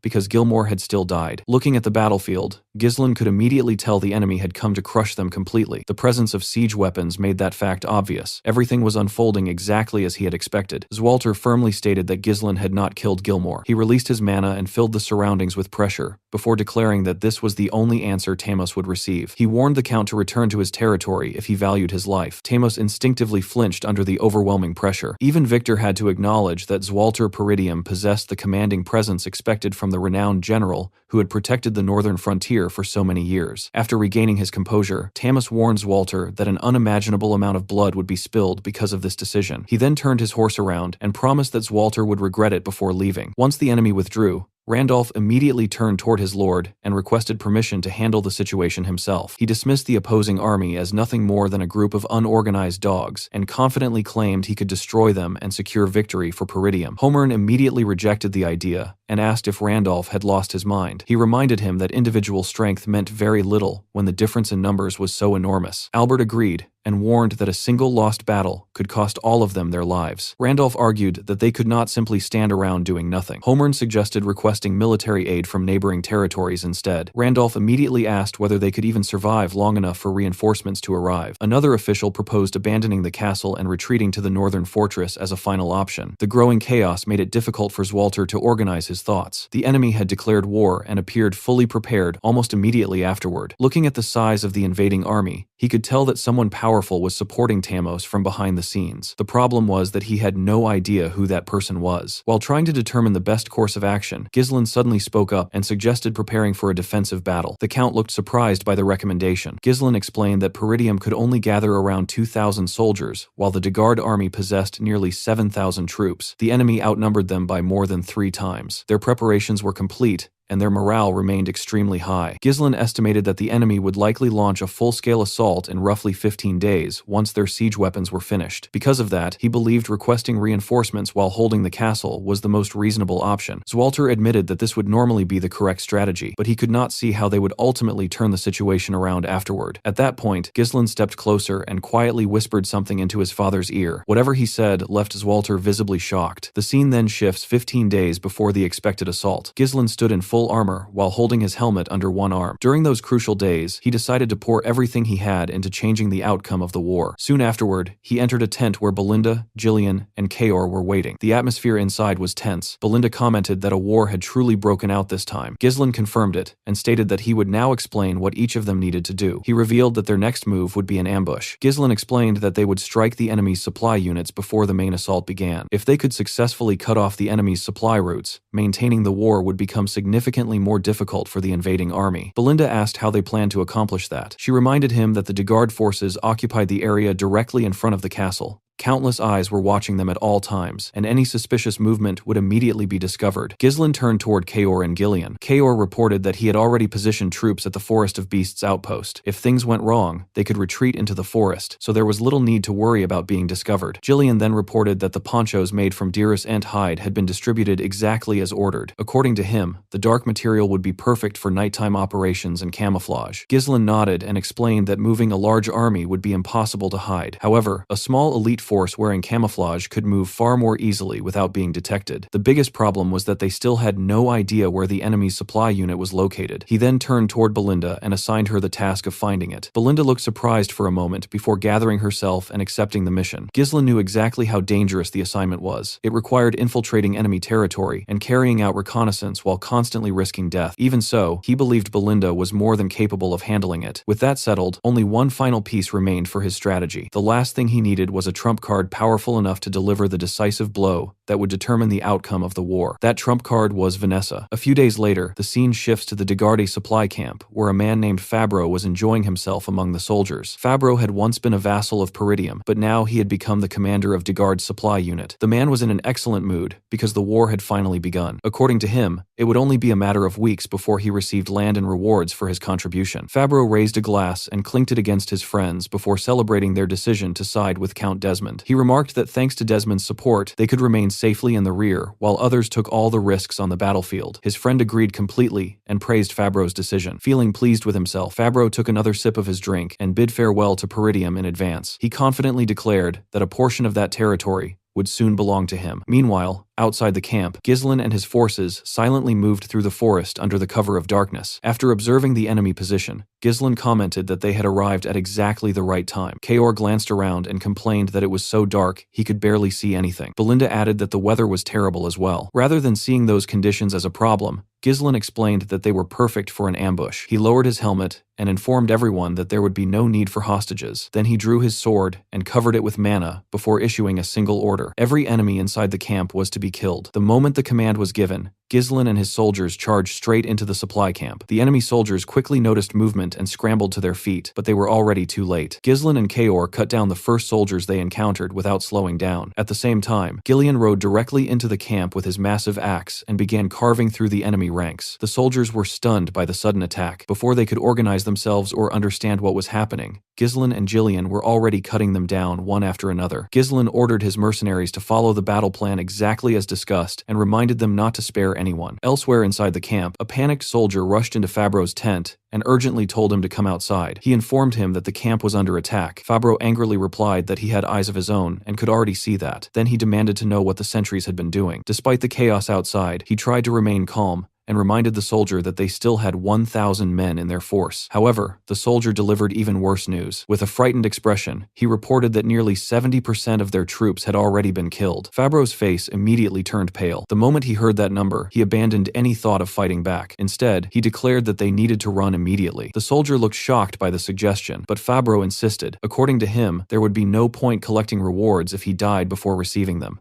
Before either man could move, a dagger suddenly flew through the air and pierced the soldier's neck. Fabro froze in horror and collapsed onto the ground. When he looked up, he found himself staring directly at Belinda. She stood there with a cold expression and informed him that she never expected to find him in a place like this. The moment Fabro recognized her, terror completely overtook him. While this was happening, Ghislain and his forces systematically wiped out every remaining soldier in the camp. Once the slaughter was finished, they set the entire camp ablaze. Soon afterward, Belinda dragged Fabro before Ghislain and forced him onto his knees. She informed Ghislain that Fabro was one of the vassals who had traveled to Degarde territory as an envoy. According to her, he had betrayed Peridium, sold their information, and eventually became the commander of Degard's supply unit. Fabro immediately began begging for his life. He surrendered without resistance and pleaded for mercy. Ghislain ignored the begging and asked him a single question. He wanted to know who was truly behind everything. Fabro quickly answered that Count Desmond was responsible. He claimed that Desmond had threatened him and forced him into cooperation. Because of that, he insisted that he had no choice but to obey. Ghislain showed little reaction to the revelation. He had already suspected Count Desmond's involvement. Hearing the confirmation simply proved that Desmond was the one providing support and manpower to Count Degard. Fabro desperately continued trying to save himself. He reminded Ghislain that he had served Peridium for many years. He also argued that Count Degard would pay a significant ransom for his return, making him a valuable bargaining chip. Ghislain calmly dismounted from his horse and approached him. Then he instructed Fabro to raise his head. Hearing that, Fabro became hopeful. He immediately thanked Ghislain and promised to serve Peridium faithfully for the rest of his life if he was spared. Unfortunately for him, he never got the chance to say anything more. In a single motion, Ghislain swung his sword and beheaded him. Afterward, he coldly declared that he had no interest in dealing with people like Fabro. With a frightening look in his eyes, Ghislain announced that anyone who attacked Peridium would receive only one outcome: death. Once those words were spoken, he mounted his horse and rode away from the burning camp alongside his mercenaries. Belinda quietly watched him and felt uneasy seeing the expression on his face. Even she was surprised by how cold he looked at that moment. As they continued riding, Kaor asked what their next move would be. Ghislain revealed that they were heading directly toward the castle. By now, the war should already be underway, and the enemy's full attention would be focused on attacking Peridium from the front. He intended to take advantage of that situation by striking from the rear and throwing the entire enemy army into confusion. While riding toward the castle, Ghislain explained the next phase of the plan to Kaor, Belinda, and Ghislain. He informed Kaor and Belinda that they would support the left side of the castle once they arrived, while he would personally head toward the right side of the walls. He then turned to Ghislain and revealed that he would be entrusting him with the main force.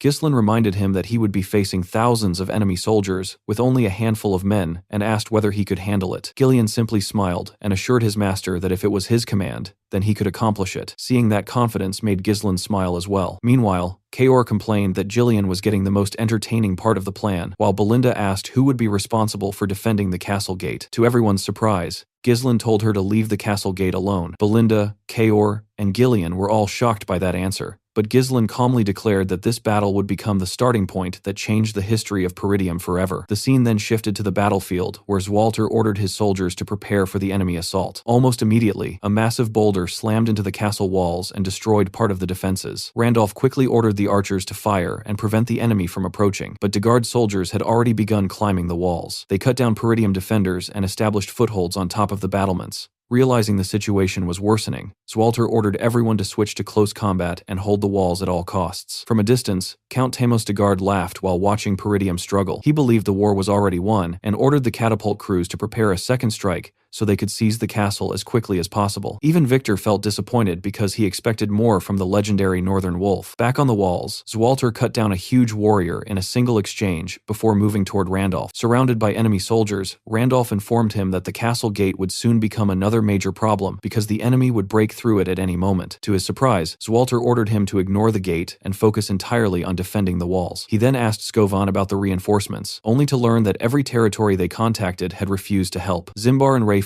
cited internal problems, while all messengers sent to Loges had disappeared without a trace. Randolph angrily cursed the neighboring territories for abandoning them. At the same time, a soldier rushed into the Degarde command camp and informed Count Tamos that something terrible had happened to their supply unit. The messenger sent to request supplies had never returned, suggesting that the camp had been attacked. Tamos immediately dismissed the concern and questioned how Peridium could possibly discover the location of the supply force. Unlike him, Victor noticed smoke rising in the distance. After observing it carefully, he realized it was coming from the direction of the supply camp itself. Rather than worrying, he became excited because he had not expected Peridium to possess someone capable of thinking several steps ahead. Tamos quickly asked what they should do now that their supplies might be gone, but Victor calmly told him that supplies no longer mattered. They simply needed to capture the castle before the day ended. Victor then studied the battlefield and realized that neither the left nor right assaults had achieved a breakthrough because Peridium's elite soldiers and the Northern Wolf were still holding the line. As he continued looking around, he noticed that the castle gate appeared relatively undefended. He immediately raised his sword and ordered the army to advance toward it. According to him, they would break through the castle gate and bring down the fortress before the day was over. He then mounted his horse and called for Adon, a heavily armored warrior carrying a massive sword and shield. Victor informed him that he would personally lead the assault against the gate, while Adon remained behind to guard the main camp. After giving the order,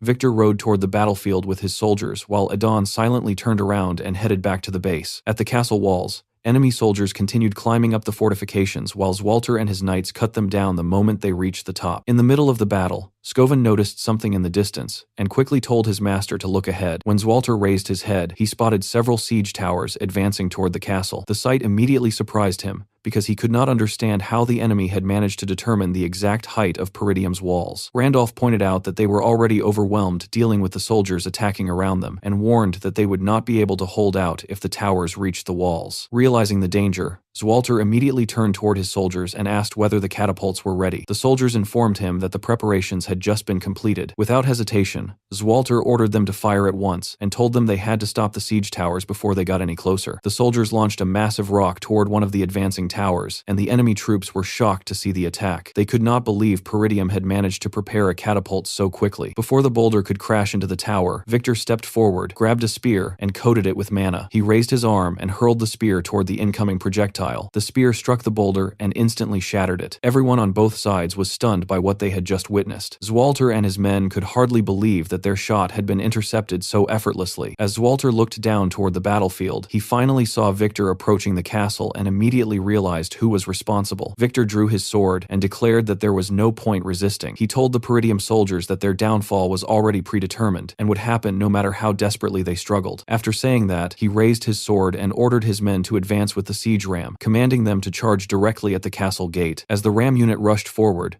the soldiers inside the siege towers finally reached the walls and launched their assault against Zwalter and his defenders. At the same time, the sound of the siege ram crashing against the castle gate echoed across the battlefield. Hearing the impact, Zwalter could not help wondering where his son was at such a critical moment. Meanwhile, at the castle gate, Alfoy and the other mages were tied together and seated around a magic circle. Several soldiers stood nearby with swords drawn, while Vanessa remained beside Fergus. Furious at the situation, Alfoy called the soldiers lowly peasants and demanded that they release the mages. He insisted that they were mages and should never have been dragged into a war. Fergus calmly reminded him that this was an order from his master and told him to stay still. Alfoy could not believe what he was hearing and asked Fergus if he was blind. He argued that remaining still in their current situation was madness. According to him, the moment the siege ram reached the gate, the battle was already lost, and the castle's fall was inevitable. Vanessa, however, told him not to worry, and said that Ghislain would surely prevail. Hearing that only made Alfoy even angrier. He demanded that she stop mentioning Ghislain in front of him, and complained that they were about to die a meaningless death because of that man. He challenged Vanessa to explain what Ghislain could possibly do now. Despite everything happening outside, Vanessa remained firm and said that she still believed in him. Alfoy's frustration only grew stronger. He ordered her to shut up, called Ghislain a lunatic, and asked whether she truly intended to keep following his orders. Vanessa looked at him seriously and replied that Ghislain was not a lunatic. A few days earlier, Vanessa was training under Ghislain and trying to use magic. She barely managed to release a tiny amount of magical energy before stopping. Feeling embarrassed by the result, she apologized and called it a pathetic display. She admitted that even after finally learning how to use magic, this was the absolute limit of what she could currently produce. Ghislain simply smiled and told her that it was fine. He explained that the important thing was not the amount of power, but the fact that she could now use magic at all. He assured her that her lack of mana would solve itself over time because mana naturally accumulated with growth and practice. After that, he told Vanessa to follow him because there was something he wanted to show her. He brought her to the area near the castle gate, where she found Alfoy and the other mages digging holes with shovels and burying runestones beneath the ground. The mercenaries stood nearby, supervising the work, while the mages carried out the task. Vanessa could not understand why runestones were being buried. The moment Alfoy noticed Ghislain, he rushed over while clearly exhausted and sore from the labor. He demanded to know why mages were being forced to dig when there were plenty of other people available for such work. He argued that if Ghislain simply wanted to hide the runestones, there were easier ways to move them. Before he could continue complaining, Gordon grabbed him by the neck and slowly began choking him while telling him not to talk when he was supposed to be working. Alfoy immediately began begging for his life. Vanessa looked at the scene in confusion and asked Ghislain what exactly was going on. Ghislain explained that he was making preparations. He told her that the simplest and most powerful tactic in war was overwhelming an enemy with superior numbers. He already knew that the castle gate would eventually be breached, no matter how hard they fought, because no gate could endure endless attacks forever. Even so, he believed there was still a way for Peridium to win. Vanessa immediately became surprised and slowly realized what he was planning. She asked whether he truly believed she could accomplish it. Ghislain answered without hesitation and told her that he knew she could. Back in the present, Vanessa raised her staff and slammed it into the magic circle. A massive surge of energy burst out from it. The instant he saw that energy, Alfoy finally understood the purpose of the circle. It was a mana transfer formation. Vanessa tightened her grip on her staff as she remembered Ghislain confidently telling her that he believed in her. While she focused on activating the circle, The soldiers defending the gate could hear the siege rams striking the entrance harder and harder. One of them shouted for the others to hold on until the signal arrived. Meanwhile, the battle on the walls continued without pause. During the chaos, Randolph suddenly pointed into the distance and told Walter to look. When the Count turned around, he saw a group racing toward the battlefield. He immediately recognized the unit. It belonged to Ghislain. He watched as his son personally led the force toward the castle. At nearly the same time,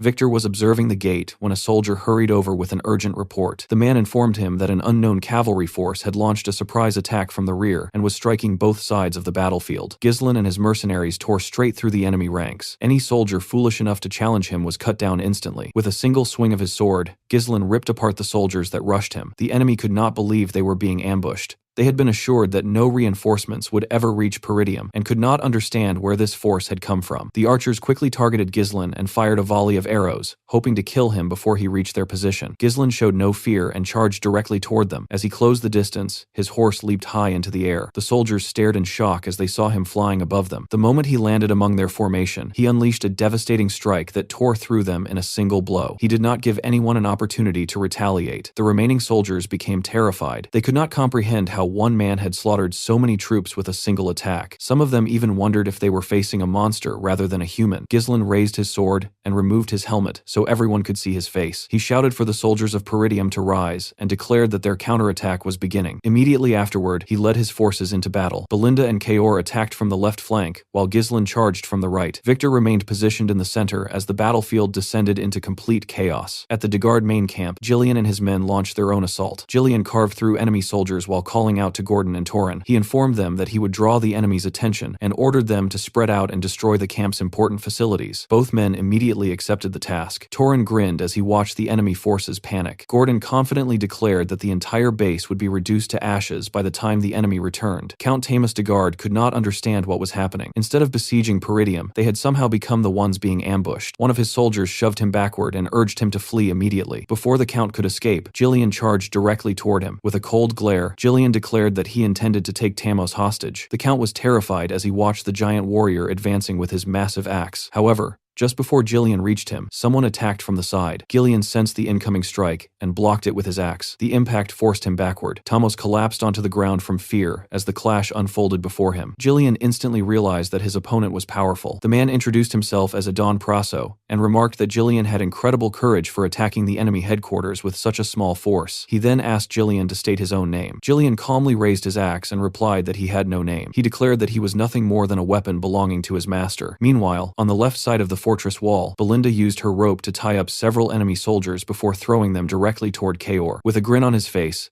Kaor cut the soldiers apart the moment they reached him. Blood splattered everywhere, which immediately annoyed Belinda. She told him to stop spraying blood all over her. Kaor called her an old lady and told her to deal with it herself because he was too busy fighting to worry about such things. Hearing that only made Belinda even angrier. On the opposite side of the battlefield, Ghislain was cutting through enemy soldiers without any difficulty. Fear quickly spread through the enemy ranks as they realized they would die the moment he reached them. Taking advantage of their panic, Ghislain ordered his men to launch a full charge while the enemy formation was still confused. He told them that this was their chance to overwhelm the opposing forces and announced that he would personally deal with the siege towers. Seeing how effortlessly their master was cutting down enemies caused the mercenaries' morale to soar. Every one of them wanted to completely crush the opposing army. One of the enemy officers shouted at the fleeing soldiers and called them a disorganized group of amateurs. He accused them of being fools for turning their backs on the battlefield and immediately ordered the spearmen to form a defensive line at the front. The soldiers quickly raised their spears and prepared for Ghislain's charge. Ghislain calmly told his horse to dodge the attacks on its own. As the horse rushed toward the formation, the spearmen thrust their weapons forward. The horse lowered its head and avoided the attack perfectly. The spearmen were shocked, but their surprise only grew when they realized Ghislain was no longer riding the horse. They quickly searched for him and discovered that he was already above them. Ghislain landed on a soldier's shoulders and used the man's neck as support. Locking himself in place, he spun around and slaughtered the soldiers surrounding him. After clearing the area, he stepped away and cleanly beheaded the soldier whose neck he had used. Looking ahead, Ghislain saw countless enemy soldiers on the ground, and even more gathered around the siege tower. He quickly noticed that the castle wall was in worse condition than he had expected. He immediately understood that the siege towers were responsible. At this rate, the walls might collapse before the enemy even broke through the gate. Although his cavalry was currently keeping the enemy occupied, the difference in numbers remained overwhelming. If the battle dragged on much longer, they would eventually be surrounded. While Ghislain assessed the situation, another enemy captain ordered his men to attack. He declared that the castle walls would soon fall, now that the siege towers had reached their positions, and instructed his troops to do everything possible to keep Ghislain occupied. Realizing he had very little time left, Ghislain raised his sword and declared that they needed to secure victory before losing their momentum. The first soldier who approached him had his head split open. The next soldier charged in and immediately lost his neck. Ghislain cut another man's throat, blocked an incoming attack, and then ripped open the attacker's chest with a single movement. The soldiers stationed inside the siege tower saw the massacre and quickly fired arrows at him. They knew they could not allow him to get close, because it was obvious that he was targeting the tower itself. Ghislain dodged the arrows and rushed toward the captain. He stabbed the man through the stomach and lifted him into the air with his sword. Then he hurled both the captain and the sword toward the tower. The captain's body fell away, but the sword embedded itself into the structure. Ghislain immediately attached a mana thread to the weapon and pulled himself through the air toward it. Moments later, he reached the sword, pulled it free,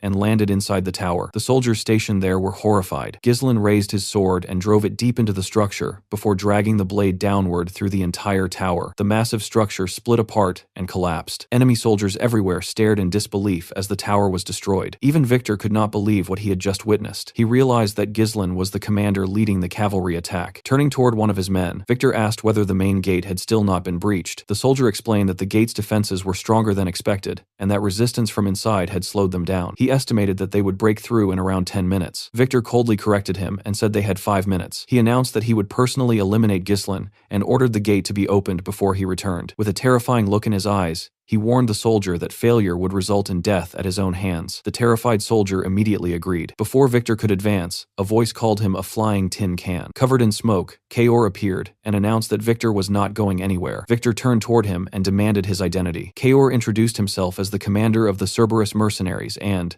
with a grin on his face, invited Victor to play with him for a while. Kaor immediately charged forward. Victor calmly tapped his horse, causing it to strike Kaor's horse in the neck with its hoof. The blow destabilized Kaor, and before he could recover, Victor swung his sword. Kaor managed to dodge the strike, but his horse was beheaded instantly. Leaping from the dying horse, Kaor attacked from above and brought his sword down toward Victor. Victor blocked the attack effortlessly. Kaor gritted his teeth and attacked again with even greater force, but Victor blocked that strike just as easily. Kaor was stunned because he had not expected anyone to stop his attacks so casually. Victor shifted his sword and disrupted Kaor's balance. He told Kaor that he had met countless men like him before and described him as nothing more than a mediocre mercenary who relied entirely on brute force. The moment he finished speaking, Victor launched another attack. Kaor raised his sword to block, but Victor's strength forced him backward. He could barely keep his footing. Victor's blade shattered Kaor's sword and then sliced across his shoulder. Staring directly at him, Victor declared that nothing was easier to defeat than beasts who simply swung their claws on instinct. Kaor quickly retreated and pressed a hand against his wounded shoulder to slow the bleeding. As he looked at Victor, he finally realized something alarming. This man was just as strong as Ghislain. The scene shifted to a few days earlier. Ghislain was explaining Victor's role to Kaor and revealed that Victor was Count Desmond's hidden card. Kaor immediately asked whether Victor was stronger than him. Ghislain answered honestly and told him that Victor was stronger than everyone Kaor had ever fought, except for Ghislain himself. He then explained Victor's strategy. Victor planned to use his overwhelming numbers and military advantage to force Peridium's defenders to focus entirely on protecting the walls. Once their attention was locked onto the walls, Victor intended to smash through the weakened gate and launch a full-scale assault inside the castle. Ghislain then revealed that this was exactly what he wanted Victor to do. However, he warned Kaor that the entire plan would fail if Victor managed to get through the castle gate unhindered. Because of that, he gave Kaor a single task. He ordered him to hold Victor down. Remembering those words in the present, Kaor slowly smiled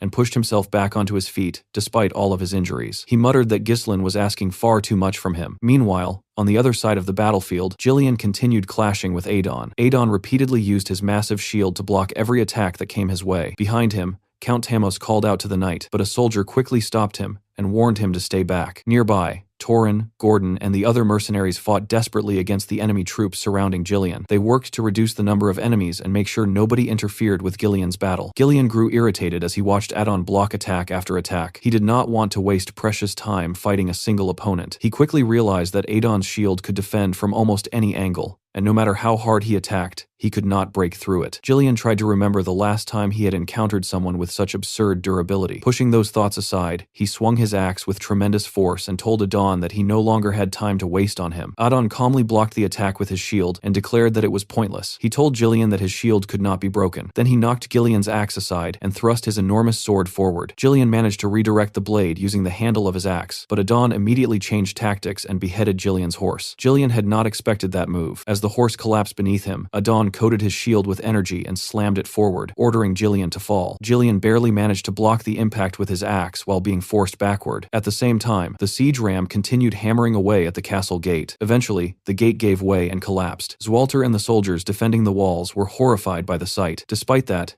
Ghislain did not panic. Near the mana circle, Alfoy desperately called out to Vanessa and demanded that she do something after draining all of their mana. Vanessa calmly replied that it was not time yet. Outside, Victor raised his sword and ordered the army to charge into the castle and seize it. The soldiers immediately surged through the broken entrance. Victor then turned to one of his men and ordered him to bring Count Tamos to the castle. He declared that he would personally eliminate the enemy commanders. The soldier quickly accepted the order. Back on the battlefield, Kaor rose to his feet with wounds covering his body. He raised his sword and declared that Victor was not going anywhere. Victor looked at him and asked whether he truly did not know when to retreat as a mercenary commander. He questioned why Kaor insisted on fighting him again. Elsewhere, Adon informed Ghislain that the castle gate had already fallen and declared that the battle was over. He admitted that Peridium's surprise attack had been bold and unexpected, but claimed that the final result had not changed. According to Adon, Ghislain's greatest mistake was trusting the decisive strike force to mere mercenaries. He argued that no matter how skilled a mercenary was, they could never defeat a properly trained knight. At almost the same moment, Victor said something similar to Kaor. He told him to behave like a mercenary if that was what he was.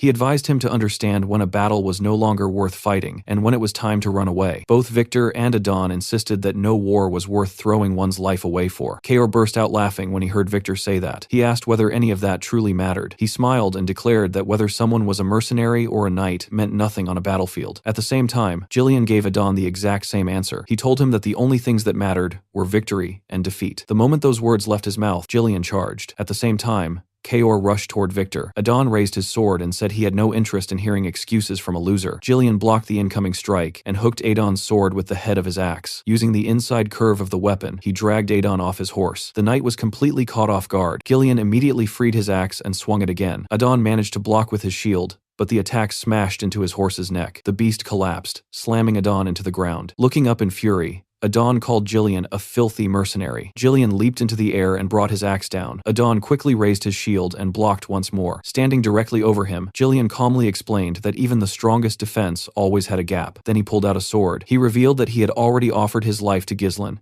and existed solely as his master's weapon. Raising the sword high, Ghislain declared that a weapon must deliver nothing except victory to its master. The next instant, he drove the blade straight into Adon's head. On another part of the battlefield, Kaor continued sprinting toward Victor. He knew Victor was far stronger than him. He knew there was a real chance he could die. Even so, he kept charging because Ghislain had ordered him to hold Victor down. Kaor believed that if he could land even a single strike, he could slow Victor long enough for the plan to work. As he ran, he remembered a conversation he had with Ghislain. Back then, Kaor had asked how Ghislain performed the techniques he used during their duel. Ghislain had asked him what he meant. Looking embarrassed, Kaor admitted that he wanted to learn those moves and asked if Ghislain could teach him. Ghislain smiled when he saw the expression on Kaor's face and explained that it was never about the movements themselves. He told Kaor that most opponents would naturally look down on him the moment they faced him. Now back in the present, Kaor raised his sword and charged straight at Victor. Victor looked at him with contempt and remarked that he was nothing more than a beast that only knew how to charge forward. He casually blocked Kaor's attack and immediately swung his sword in response. Kaor twisted his body and dodged to the side, then suddenly hurled his broken sword at Victor with all the strength he could muster. Victor calmly knocked the flying blade away with his own sword and told him that fools like him always made desperate decisions when cornered. He said they never realized that their next choice could very well be their last. Then Victor raised his sword again and thrust it directly toward Kaor, ordering him to die. As the blade closed in, Kaor remembered something Ghislain had told him in the past. Ghislain had explained that landing a decisive hit was not about strength alone. It was about hiding your true intention until the moment your opponent was close enough to react. The instant that memory resurfaced, Kaor moved. He narrowly dodged Victor's thrust, though the blade still carved a cut across his shoulder. Ignoring the pain, Kaor grabbed Victor's arm and used it as leverage to launch himself upward. At the same time, he caught the broken sword that Victor had deflected moments earlier. Victor's eyes widened slightly in surprise. Kaor immediately came down with the recovered weapon and launched another attack. Victor barely managed to avoid the strike. Although he escaped injury, Kaor's attack struck something else instead. His broken sword plunged into Victor's horse. The beast let out a painful scream and collapsed. Kaor hit the ground as well, while Victor managed to jump clear before the horse crashed down. For the first time, Victor genuinely acknowledged what Kaor had done. He realized that the mercenary had thrown his sword earlier, not out of desperation, but to create an opportunity. Kaor had deliberately turned an impossible situation into one that favored him. Victor understood that only someone prepared to risk death could perform such a maneuver. Walking toward the wounded mercenary, he admitted that Kaor was not nearly as reckless as he first appeared. He explained that people often surpass their limits when standing at the crossroads between life and death. However, he added that Kaor had simply met the wrong opponent. Raising his sword above him, Victor asked if the mercenary had any final words. Kaor slowly lifted his head and grinned. He calmly told Victor that he had already landed his hit. Victor frowned in confusion. Before he could ask what Kaor meant, several daggers suddenly flew toward him. Victor was forced to jump back and evade them. The person who threw them was Belinda. The maid leaped into the battlefield and immediately pulled out one of her ropes. She hurled the hooked end toward Kaor and caught his jacket with it. Landing on horseback, she tightened the rope and dragged Kaor away from Victor. Surprisingly, Victor made no attempt to chase them. Instead, he stood there thinking about Kaor's final words. Losing a horse was hardly enough reason for Kaor to smile like that. Victor knew the mercenary was not foolish enough to throw his life away just to kill him out. That realization made him uneasy. Kaor had been buying time for something. Victor turned toward the battlefield and followed the direction of the soldiers rushing into the castle. Looking beyond them, he spotted Vanessa gathering mana. At that moment, everything clicked. Kaor's mission had never been to defeat him. His mission was to keep Victor occupied. Meanwhile, as Vanessa continued gathering mana, she remembered her conversation with Ghislain. Back then, he told her that even if the enemy reached the castle gate and breached their defenses, the situation could still be reversed. He explained that her magic was the key to turning the battle around. Vanessa had asked whether he truly believed she could accomplish something so important. Ghislain simply smiled and assured her that he knew she could. Remembering those words filled her with confidence. The next moment, she unleashed her spell. A brilliant blue light erupted across the battlefield. Vanessa activated Flame Strike. An overwhelming torrent of fire exploded outward, smashing through part of the castle wall and surging beyond it. The flames consumed everything in their path. Zwalter and the defenders stared in shock at the sheer scale of the attack. Ghislain, Victor, and everyone else on the battlefield could see the massive pillar of fire from afar. Soldiers were swallowed by the blaze and burned alive. Their screams echoed throughout the battlefield. The surviving soldiers outside immediately tried to retreat, but they did not get far. Ghislain intercepted them and cut them down before they could escape. He ordered his mercenaries to surround the castle gate and ensure that not a single enemy soldier got away. Victor himself survived only because of his armor. A soldier carrying a shield rushed over to him and reported that most of their troops had already been burned to death. He urged Victor to retreat immediately. Victor clicked his tongue in irritation. This war had been planned meticulously. Every possible escape route for Peridium had been blocked.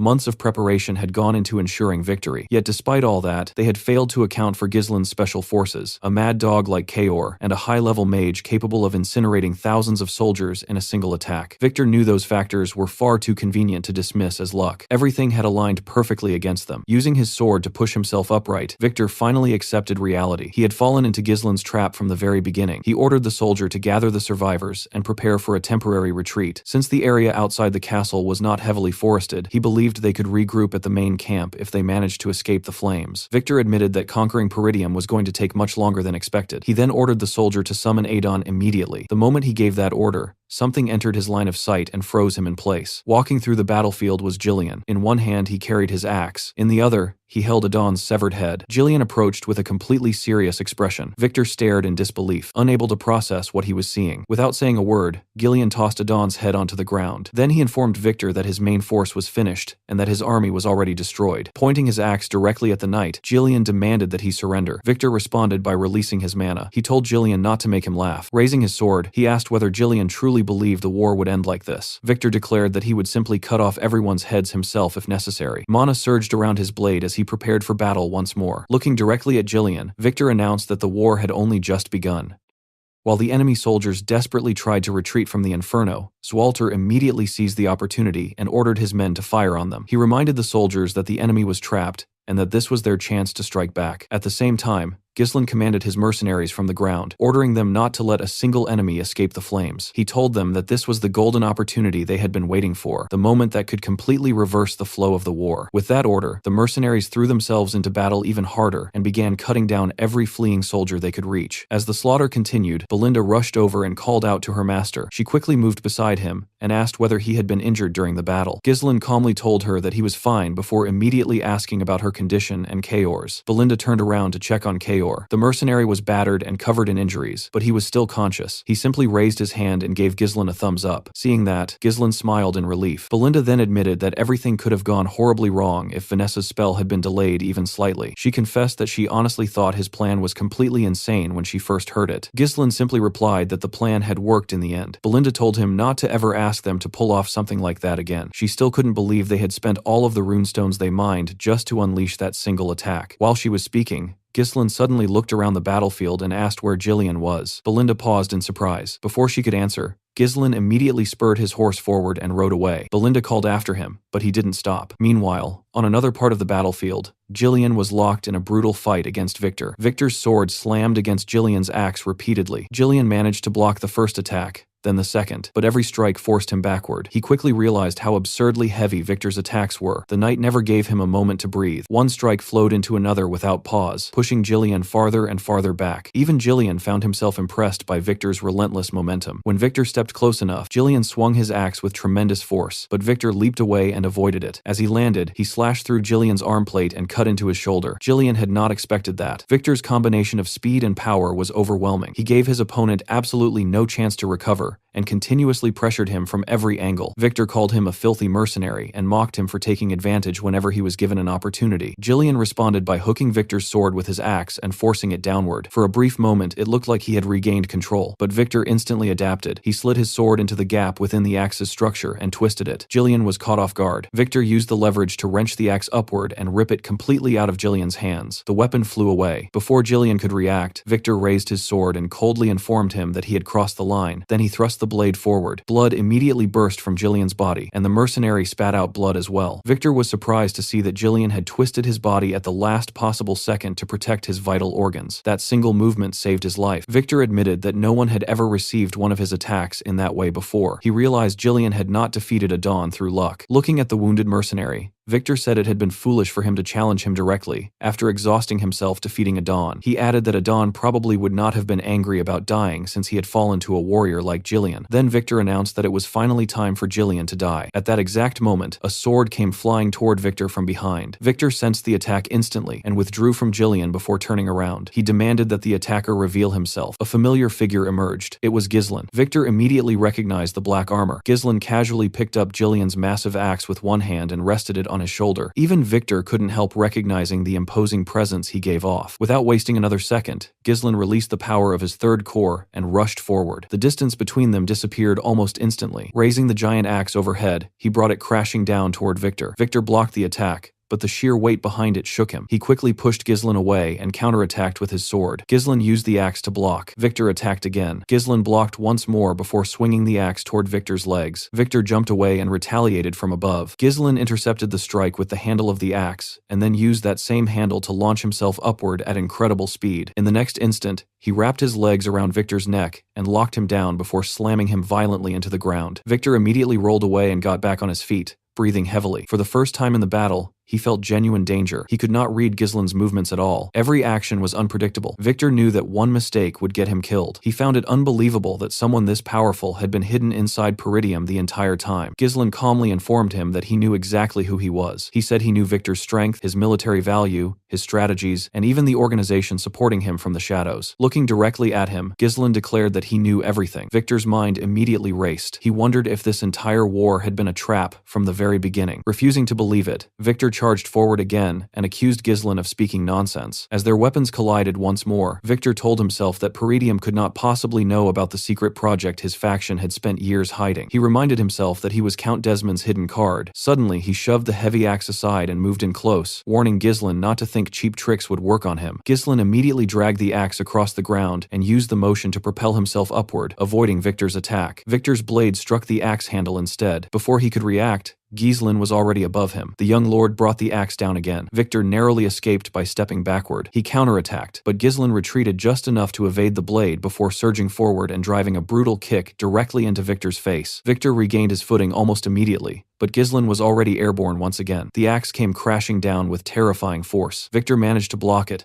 but the impact was overwhelming. Ghislain forced his sword downward, and the collision triggered a violent explosion. Victor's helmet was blown completely off. Blonde hair spilled out as blood ran down his face. Breathing heavily, he looked up at Ghislain. The young lord walked forward, pulled his sword from the ground, and casually remarked that while he liked using axes, swords suited him much better. Victor stared at him and finally demanded to know who he really was. Ghislain grabbed his helmet, removed it, and introduced himself properly. He declared that he was Ghislain Peridium, the young lord of Peridium. Victor stared at him in disbelief. Then he suddenly burst into laughter. He couldn't accept the reality in front of him. The strongest knight in the north had just been pushed back by the very scoundrel everyone mocked. Ghislain replied that if Victor wanted to see the true strongest knight in the north, he was looking right at him. Victor only smiled. He called Ghislain arrogant, but at the same time he acknowledged something important. He no longer cared how Ghislain had prepared this trap or manipulated the battlefield. In war, methods did not matter. What mattered was that the final victor was the last one standing. Victor tightened his stance and released an even greater surge of mana. Instead of being discouraged, he looked excited. The battle between them was far from over. Ghislain raised his sword and settled into a stance. He admitted that Victor was right about one thing. In the end, war only cared about the person left standing. With that, he told Victor to come at him. Around them, the battlefield was still in chaos. Soldiers fought desperately on every side, while flames continued consuming everything in their path. Yet despite all that noise, Ghislain and Victor focused only on each other. The two warriors charged forward at the same time, and their weapons collided with a powerful clash. Victor immediately tried to drive his sword into Ghislain's head, but Ghislain reacted fast enough to knock the blade away. Victor followed up with several large swings, each one carrying tremendous force. Ghislain avoided them one after another. The knight then attacked from the side, but Ghislain redirected the sword with his own weapon. Victor instantly transitioned into a thrust aimed at his head. Ghislain moved his sword behind his body and blocked the attack from an awkward angle before pushing the blade away and trying to force Victor downward. Victor answered with raw strength, knocking Ghislain's sword aside and stepping forward to finish the exchange. Before he could strike, Ghislain raised his leg and stopped Victor's arm. Then he stepped onto Victor's sword and used it as a platform to launch himself upward before delivering a brutal kick directly to the knight's face. Blood burst from Victor's mouth and he stumbled backward, losing his balance. Ghislain immediately tried to capitalize on the opening, but Victor still managed to block the incoming attack. Gathering all his strength, he forced Ghislain's sword downward and pushed him back. Ghislain landed safely and quickly regained his footing. Looking down briefly, he noticed that Victor's attack had managed to leave a scratch on his armor. Victor noticed it too and smiled before charging again. The knight slammed into him once more. Ghislain blocked the attack and retaliated with a swing of his own. Victor intercepted it and suddenly spun around, using his cape to completely obscure Ghislain's vision. Hidden behind the cloth, Victor attacked from Ghislain's blind spot. Ghislain reacted instantly, jumping over both Victor and his sword. Before he could even land, Victor attacked again. This time, Ghislain twisted his body mid-air and blocked the strike before touching the ground. The moment his feet landed, he rushed forward. Victor met him head-on and blocked the attack before forcing him backward. Another swing came. Ghislain blocked it, then another. Ghislain blocked that one too. The exchange continued until both men attacked simultaneously, and their swords locked together. Metal screamed as they pushed against each other. Their faces were only inches apart, while both warriors tried to overpower the other. Muscles strained, teeth clenched. Neither wanted to give ground. Eventually, Victor gained the advantage and forced Ghislain's sword downward. He immediately dragged his blade upward and swung at Ghislain's head. Before the strike could connect, Ghislain yanked his sword from the ground and blocked the attack. Then he grabbed Victor's breastplate, pulled him forward, kicked his leg out from under him, and completely destroyed his balance. Using all his strength, Ghislain threw him away. Victor barely had time to react before Ghislain was already charging again. Victor rolled across the ground to avoid the attack and immediately created distance. Dragging his sword through the dirt, he launched a cloud of sand directly at Ghislain. Seeing the attack coming, Ghislain raised his hand to protect his eyes. Victor used that exact moment to thrust his sword forward. As Victor's blade came toward him, Ghislain was forced to acknowledge once again just how dangerous the man truly was. Even with the power of the third core amplifying his abilities, there was no overwhelming gap between them. Victor was genuinely one of the strongest knights he had ever faced. The sight of that sword triggered memories from his previous life. Back then, when Ghislain launched a campaign against Count Desmond, Victor had stood in his path as well. The two of them had crossed swords countless times during that battle. Ghislain eventually defeated him, but the fight consumed far too much time. Because of that delay, Peridium fell. Looking back on that memory, Ghislain understood that Peridium's destruction had never been an accident. People like Victor were determined to erase it from existence. On that day in his previous life, he swore an oath to himself. Anyone who threatened his family, his people, or Peridium would receive nothing but death. Remembering that promise, Ghislain poured mana into his sword and thrust it forward at the exact same moment Victor attacked. The two attacks met. A second later, blood splashed across the battlefield. Ghislain's sword had pierced straight through Victor's stomach. At the same time, he trapped Victor's sword between his arm and body, preventing it from reaching a fatal point. Blood poured from Victor's wound and stained the ground beneath him. The knight weakly called out to Count Desmond, but there was no one there to answer him. Ghislain pulled his sword free, and Victor collapsed onto the battlefield. The knight looked around at the devastation surrounding them. Fire still raged across the land, while the remains of his army were being wiped out. Ghislain stared down at him and immediately understood that the battle was over. Victor no longer had the strength to continue. Without saying anything, Ghislain turned around and started walking away. Before he could take another step, Victor called out to him one final time. The dying knight said there was something he wanted to ask. He asked Ghislain who he really was. The Ghislain he knew was supposed to be Peridium's failure, the infamous scoundrel and disgrace of the North. Victor smiled weakly as he said it, already realizing how pointless the question was. In the end, his identity no longer mattered. After a brief silence,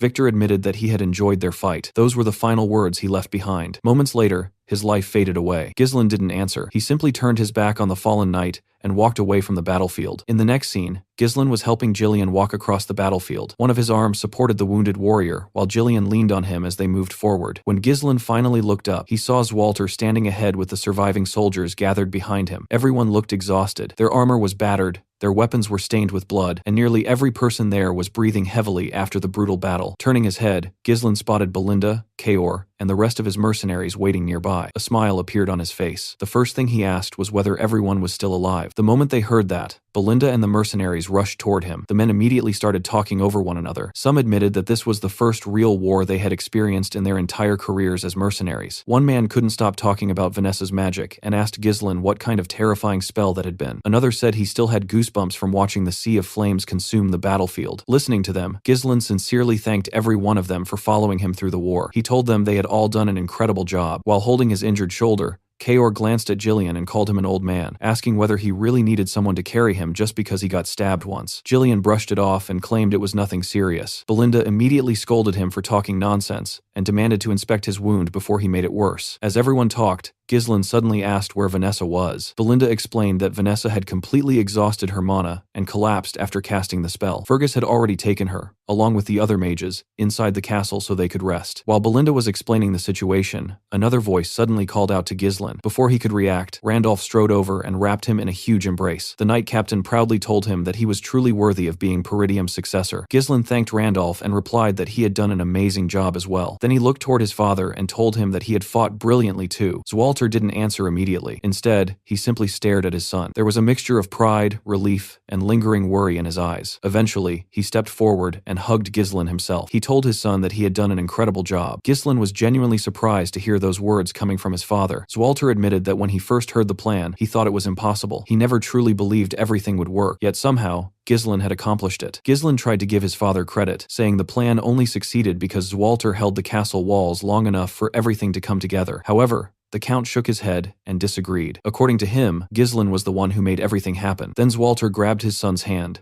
raised it high into the air, and loudly declared that they had won. He announced that Peridium was victorious. The soldiers erupted into cheers. The mercenaries joined them as well. The entire battlefield echoed with triumphant screams. Hearing all those voices together shook Ghislain deeply. He smiled to himself and realized that this was exactly why he had returned to the past. This moment, this victory, and these people were what he had been fighting for. However, the smile didn't last long. Ghislain suddenly clenched his fist. The image of Duke Delphine flashed through his mind. He immediately reminded himself that the war was not truly over yet. While the celebration continued, Randolph informed Zwalter that he was going to inspect the condition of the soldiers. He then asked what the Count planned to do next. Zwalter turned toward Ghislain and advised him to check on his own men before getting some well-earned rest. According to the Count, there would be plenty of responsibilities waiting for them later. To everyone's surprise, Ghislain refused. Zwalter hadn't expected that answer. Ghislain calmly explained that they didn't have the luxury of wasting time. He told his father that they needed to secure a formal surrender from Count de Garde as quickly as possible. Zwalter assured him that there was no need to rush and that he could handle it the next day. Ghislain immediately rejected that idea. Waiting until tomorrow would already be too late. He revealed that he intended to march to de Garde territory immediately with his mercenaries. Then he requested authority to act as the Lord's deputy. Randolph was shocked by the request. Even Zwalter couldn't understand why his son was pushing so hard when everyone was exhausted. With a serious expression, Ghislain reminded them that the war wasn't actually finished. Zwalter was taken aback by those words. Ghislain explained that Count de Garde had broken their alliance and launched an invasion specifically to seize Peridium's territory. If they gave him time to recover, think, and regroup, he would eventually strike again. They could not allow that opportunity. Instead, they needed to press their advantage immediately while the enemy was still broken. They had to force reparations and settlement terms on their own conditions so thoroughly that Count de Garde would never dare challenge Peridium again. Zwalter listened quietly. He found it difficult to believe what he was hearing. Most people would still be celebrating after surviving a war like this, but his son was already planning the next move. Looking at Ghislain, Zwalter slowly came to understand his thinking. They really did have a chance to end everything decisively. After a moment, he granted permission for the operation. Ghislain thanked him, but before he left, Zwalter stopped him with one final reminder. He pointed out that Count de Garde had once been their ally and remained a noble, sworn to the royal family. Regardless of what had happened, he asked Ghislain to treat him with as much courtesy as the circumstances allowed. Hearing that, Ghislain smiled reassuringly and told his father not to worry. Then he turned toward Belinda and Kaor and asked whether they could still move. Kaor immediately answered that he was fine despite his injuries. Satisfied,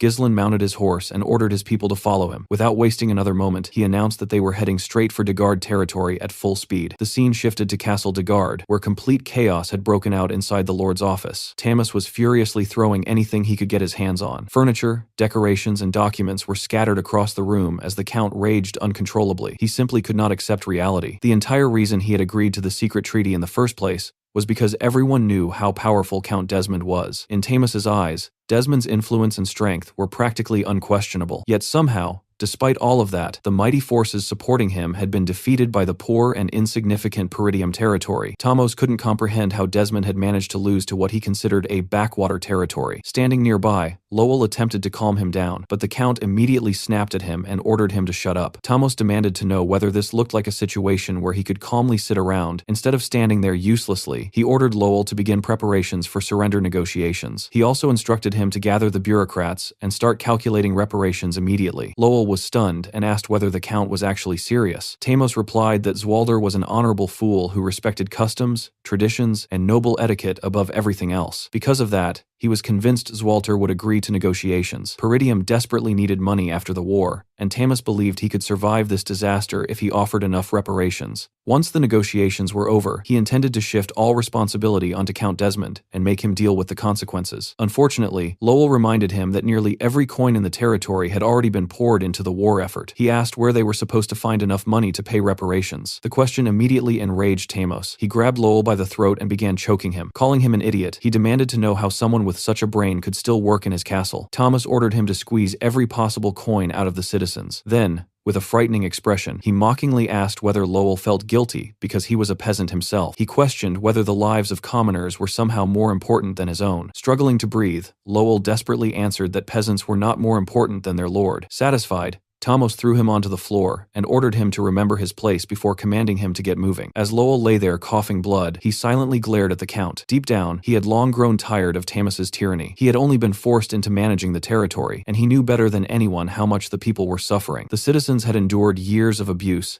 excessive taxation, and exploitation. Lowell understood that they were reaching their breaking point, and that a revolt could happen sooner rather than later. Before he could even stand back up, a soldier burst into the room with urgent news. The soldier revealed that Peridium's forces had already arrived. The announcement shocked everyone. Outside the office, Ghislain's mercenaries had already lined up and secured the area. Inside, Tamos sat on his chair, waiting for Zwalter to appear, while Lowell stood behind him. Even now, the Count couldn't believe Peridium's forces had reached his territory so quickly. He silently swore that he wouldn't simply let things proceed however Zwalter wanted. However, the moment the office door opened, his confidence disappeared. The person who entered wasn't Zwalter, it was Ghislain. Belinda and Kaor accompanied him. Without wasting time, Ghislain calmly asked whether Tamos had prepared for surrender negotiations. The Count was completely caught off guard. He immediately demanded to know where Zwalter was. Ghislain explained that his father was occupied with restoring Peridium after the war, and therefore had delegated the negotiations to him as Lord's deputy. Then, with a completely serious expression, Ghislain ordered his men to bring Tamos to his knees. Earlier, while riding toward de Garde territory with his mercenaries, Kaor had commented on how quickly Count de Garde had fled the battlefield. He couldn't believe the man abandoned his soldiers and rushed back home so fast. Gordon apologized for failing to capture the Count during the retreat, but Kaor dismissed it and joked that Ghislain was the one responsible. According to him, everyone else had done their jobs perfectly. Hearing Kaor casually blaming Ghislain made Ghislain briefly wonder whether he should someday arrange a duel between the two, just to settle their constant bickering. During the journey, Kaor had also questioned Ghislain about the surrender negotiations. He couldn't understand why they were bothering with negotiations at all. Ghislain explained that everyone already knew Tamos was a shameless bastard who had launched a war under the excuse of avenging his son. If Peridium demanded excessive compensation publicly, they could end up placing themselves in an awkward political position. Therefore, the war officially needed to end through reparations and formal agreements. The explanation only confused Kaor further. He complained that nobles always made simple problems unnecessarily complicated. To him, the obvious solution was marching into Degard territory and wiping everything out. Belinda immediately called that suggestion stupid. She reminded him that noble disputes couldn't be solved the same way mercenary conflicts were. Offended, Kaor argued that nobles and mercenaries were both human beings. He wanted to know what made nobles so special. As far as he was concerned, Degard attacked them first, so worrying about the enemy's status made no sense. Ghislain simply laughed and told him not to think too deeply about it. Then he admitted that Kaor's solution was exactly what his father would never do. That statement immediately worried Belinda. She asked what he meant by that. Smiling casually, Ghislain revealed that unlike Zwalter, he intended to make Degard territory his own. Back in the present, Kaor and Gazelle seized Tamos by both arms and forcibly dragged him out of his chair. They kicked over the Count's expensive table before shoving him to the floor. Tamos couldn't even process what was happening. He screamed at them to let him go, but they forced him onto his knees directly in front of Ghislain. Belinda moved closer and quietly asked her master whether he was absolutely certain about this course of action. Ghislain assured her that he was. Belinda sighed and reminded him to remember that she had tried to stop him later when Zwalter inevitably questioned him. Meanwhile, Tamos desperately reminded everyone that he was a noble, sworn directly to the kingdom. He demanded that Ghislain show proper respect and asked whether he truly believed he could get away with humiliating one of the king's subjects. The moment Ghislain pointed his sword at him, the Count instantly fell silent. Ghislain coldly declared that Tamos was a traitor who had been seduced by promises from enemies lurking in the shadows. He had broken an alliance, invaded Peridium, and attempted to seize their land. According to Ghislain, anyone who threatened Peridium deserved only one thing: death. Genuine fear appeared on Tamos's face. He nervously laughed and insisted that Ghislain stop joking around. He couldn't believe the young lord actually intended to execute him. Ghislain replied that anyone willing to send countless soldiers to die on a battlefield must also be willing to stake their own life. Actions carried consequences, and Tamos needed to pay the appropriate price. At that point, the Count finally understood that Ghislain wasn't bluffing. The realization made him laugh hysterically. The young lord wasn't merely ruthless, he was completely insane. Before Ghislain could swing his sword, Tamos hurriedly shouted for him to wait. Desperately trying to save himself, he offered a different price. He offered the entire territory. The declaration stunned both Belinda and Lowell. Ghislain, however, merely smiled because he had expected exactly this reaction. He calmly reminded Tamos that territories couldn't simply be handed over like merchandise. According to inheritance laws, only blood relatives or legitimate successors could inherit a domain. Tamos quickly dismissed those concerns and insisted he would solve the legal issues himself. He suggested fabricating records and claiming that Ghislain was some distant relative. According to him, forged inheritance rights could easily be prepared. All Ghislain had to do was accept the offer. Then Tamos turned toward Lowell and angrily ordered him to stop standing around and bring writing materials immediately so they could begin drafting the documents. Ghislain decided to squeeze even more out of the situation before finishing things. Despite Tamos already offering the territory, our boy calmly told him that he still wasn't entirely convinced by the arrangement. Hearing that immediately made Tamos panic. Desperately trying to save himself, he promised that he would still pay reparations as well. He admitted that he didn't have any money left at the moment because the war had drained the territory's finances, but he insisted that he could gather the funds later. According to him, all he needed was time. He could simply raise taxes and squeeze the money out of the citizens. Tamos begged Ghislain to spare his life and give him that opportunity. When Ghislain asked whether he truly valued his life that much, the Count immediately answered with his actions, practically throwing away every shred of dignity he had left. After watching him grovel, Ghislain finally said that he would give him a chance. The Count became overjoyed, believing he had managed to survive. However, instead of accepting his proposal immediately, Ghislain dragged the Count out of the castle. Before Tamos could understand what was happening, our boy threw him directly onto the ground in front of the citizens of Degard. The gathered crowd stared in shock. Nobody expected to see their lord treated like a sack of garbage and tossed into the dirt. Humiliated, Tamos immediately turned toward Ghislain and demanded to know why he had dragged him in front of common peasants. Ghislain coldly advised him to watch his words. Then he revealed something that completely confused the Count. According to our boy, it wasn't him who would decide whether Tamos lived or died. The people would decide. Tamos couldn't understand what he meant. Ignoring him, Ghislain stepped forward and introduced himself to the people as the young lord of Peridium. He openly announced that Count Degard had declared war against Peridium under the excuse of avenging his son and had been thoroughly defeated. He then informed everyone that their lord now intended to collect reparations from the people people in order to save himself. After revealing that, Ghislain sarcastically asked whether anyone would like to volunteer. The crowd immediately erupted in anger. The citizens couldn't believe what they were hearing. Thamos had already squeezed countless resources from them to fund the war, and now he intended to take even more. Some people openly shouted that nobles should solve their own problems instead of forcing commoners to pay for them. Seeing the anger spreading through the crowd, Ghislain announced that he was willing to offer mercy as the deputy lord of Peridium. Then he presented them with a choice. They could save their lord by accepting massive reparations and continue suffering under his rule, or they could let him die and allow Degard territory to be absorbed into Peridium. If they chose the second option, they would not have to bear the burden of defeat themselves. Thamos was horrified. He never expected Ghislain to humiliate him in such a manner. Before he could even respond,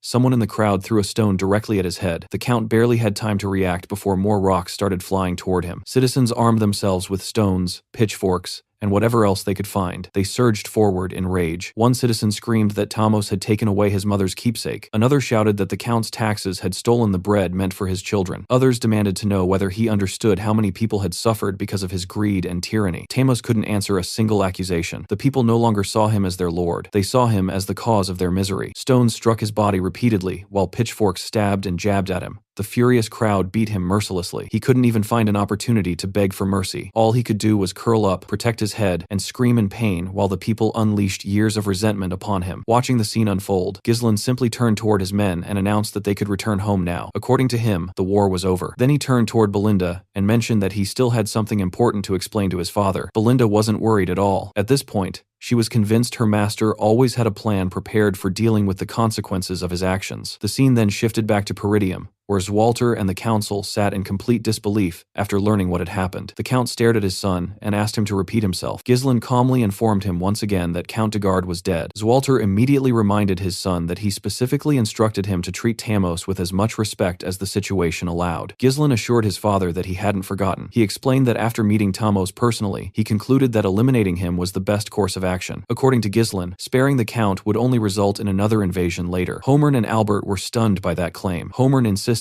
such a thing was impossible. Ghislain immediately reminded everyone that Degard had somehow managed to invade Peridium with more than 7,000 soldiers. That alone proved the count wasn't acting independently. He revealed that Count Desmond supplied troops while Rayfold supported things behind the scenes. The officials were shocked. They couldn't believe two major powers had been working together against Peridium. Desmond County was famous for maintaining neutrality, making the revelation even more difficult to accept. Ghislain already understood why none of their allies had come to help during the war. Amelia had secretly intercepted and eliminated the messengers, completely isolating Peridium from outside support. Information warfare and isolation tactics had always been her specialty. However, the situation was now changing. Once Degard territory fell under their control, Peridium's strategic position would improve dramatically. Desmond and Rayfold would no longer be able to launch attacks so easily because they would now share borders with a territory controlled by Ghislain. Any suspicious troop movement or hostile preparation would be noticed immediately. Zwalter finally understood why his son had been determined to eliminate Thamos. However, he pointed out another issue. Simply killing a lord didn't automatically transfer ownership of the territory.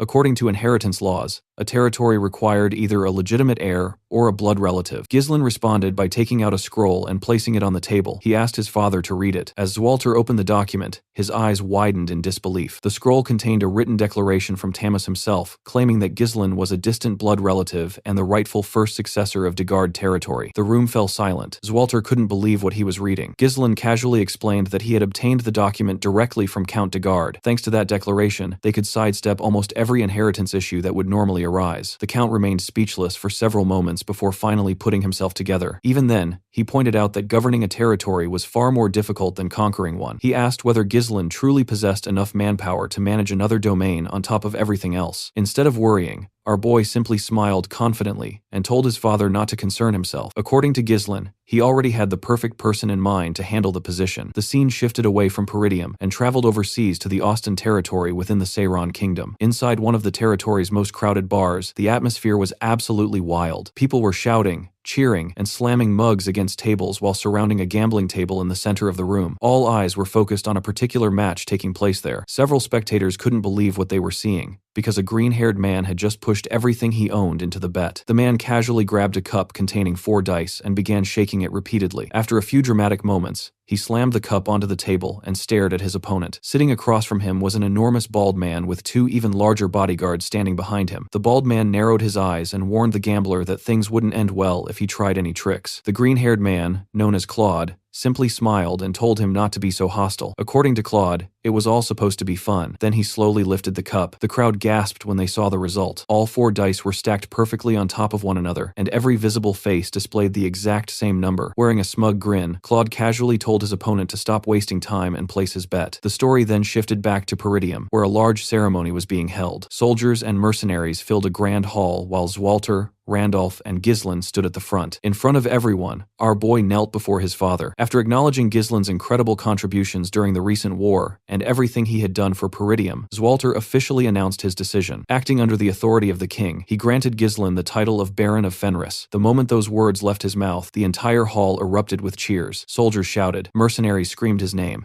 and everyone celebrated the rise of a new lord. Ghislain had officially become a noble ruler. The scene then flashed back to an earlier meeting inside Zwalter's office. A map of the former Degard territory rested on the table while Ghislain explained his plans to the council. He pointed out that the territory consisted of 5 separate baronies, in addition to lands governed directly by the count. Out of all of them, he intended to establish his base within Fenris barony because it occupied the central position. After explaining everything, he asked whether anyone had questions. In reality, everyone already knew their opinions didn't matter. Albert quietly leaned towards Walter and whispered something into his ear. After listening, the count simply told his son to do whatever he wanted. According to Walter, somebody eventually had to take responsibility for governing those lands anyway. Ghislain thanked him for his approval. Before ending the discussion, Zwalter awkwardly cleared his throat and brought up another issue. The recent war had caused serious financial bleeding throughout Peridium. Ghislain immediately questioned what his father meant by bleeding. The count suggested that perhaps some runestones could be sold to support the territory. To his surprise, Ghislain revealed that he didn't have any runestones left. Zwalter was completely confused by that statement. Our boy reminded him that every single runestone had already been consumed during the battle when they blew apart the castle gate and unleashed Vanessa's devastating attack. He casually told his father not to worry because they could simply mine more later. Returning to the present, the celebration continued. Belinda approached Ghislain with a bright smile and invited him to sit down and eat. Gillian respectfully bowed and congratulated him, while referring to him as young lord. Kaor casually remarked that Ghislain had finally become a proper noble. Belinda clasped her hands together dramatically and claimed that all her years of raising him had finally paid off. According to her, she had always worried about what kind of person he would grow into. Kaor immediately ruined the moment by saying that Ghislain's rude and ruthless personality probably came from Belinda herself. The maid instantly responded by driving her foot into his stomach. After punishing him, she moved back toward Ghislain and happily reminded him once again that he was now an official lord. While everyone was talking, another voice called out to him. When Ghislain looked over, he saw Elena standing there alongside a shy girl with light blue hair. Elena immediately asked whether she should continue calling him brother or start addressing him as lord. Ghislain told her to call him whatever she preferred. He then turned his attention toward the blue-haired girl and greeted Rachel. The girl politely introduced herself before Ghislain jokingly told her to report it immediately if Elena ever bullied her. According to him, his sister could become quite violent whenever she disliked something. Elena immediately punched him in the chest after hearing that. Turning toward Gillian, Ghislain pointed out that Rachel had now completely recovered. The giant mercenary once again thanked him because none of it would have been possible without his help. Shortly afterward, Ghislain clapped his hands and gathered everyone's attention. He sincerely thanked the mercenaries for following his orders throughout the war and helping him achieve victory. Then he revealed his next major decision. Since he was now Baron of Fenris, his main base would no longer remain in Peridium. Instead, it would be established within Fenris. He announced that he wanted to officially hire all of them as his personal army. The mercenaries were stunned. Several immediately asked whether that meant permanent positions rather than temporary contracts. Ghislain confirmed it.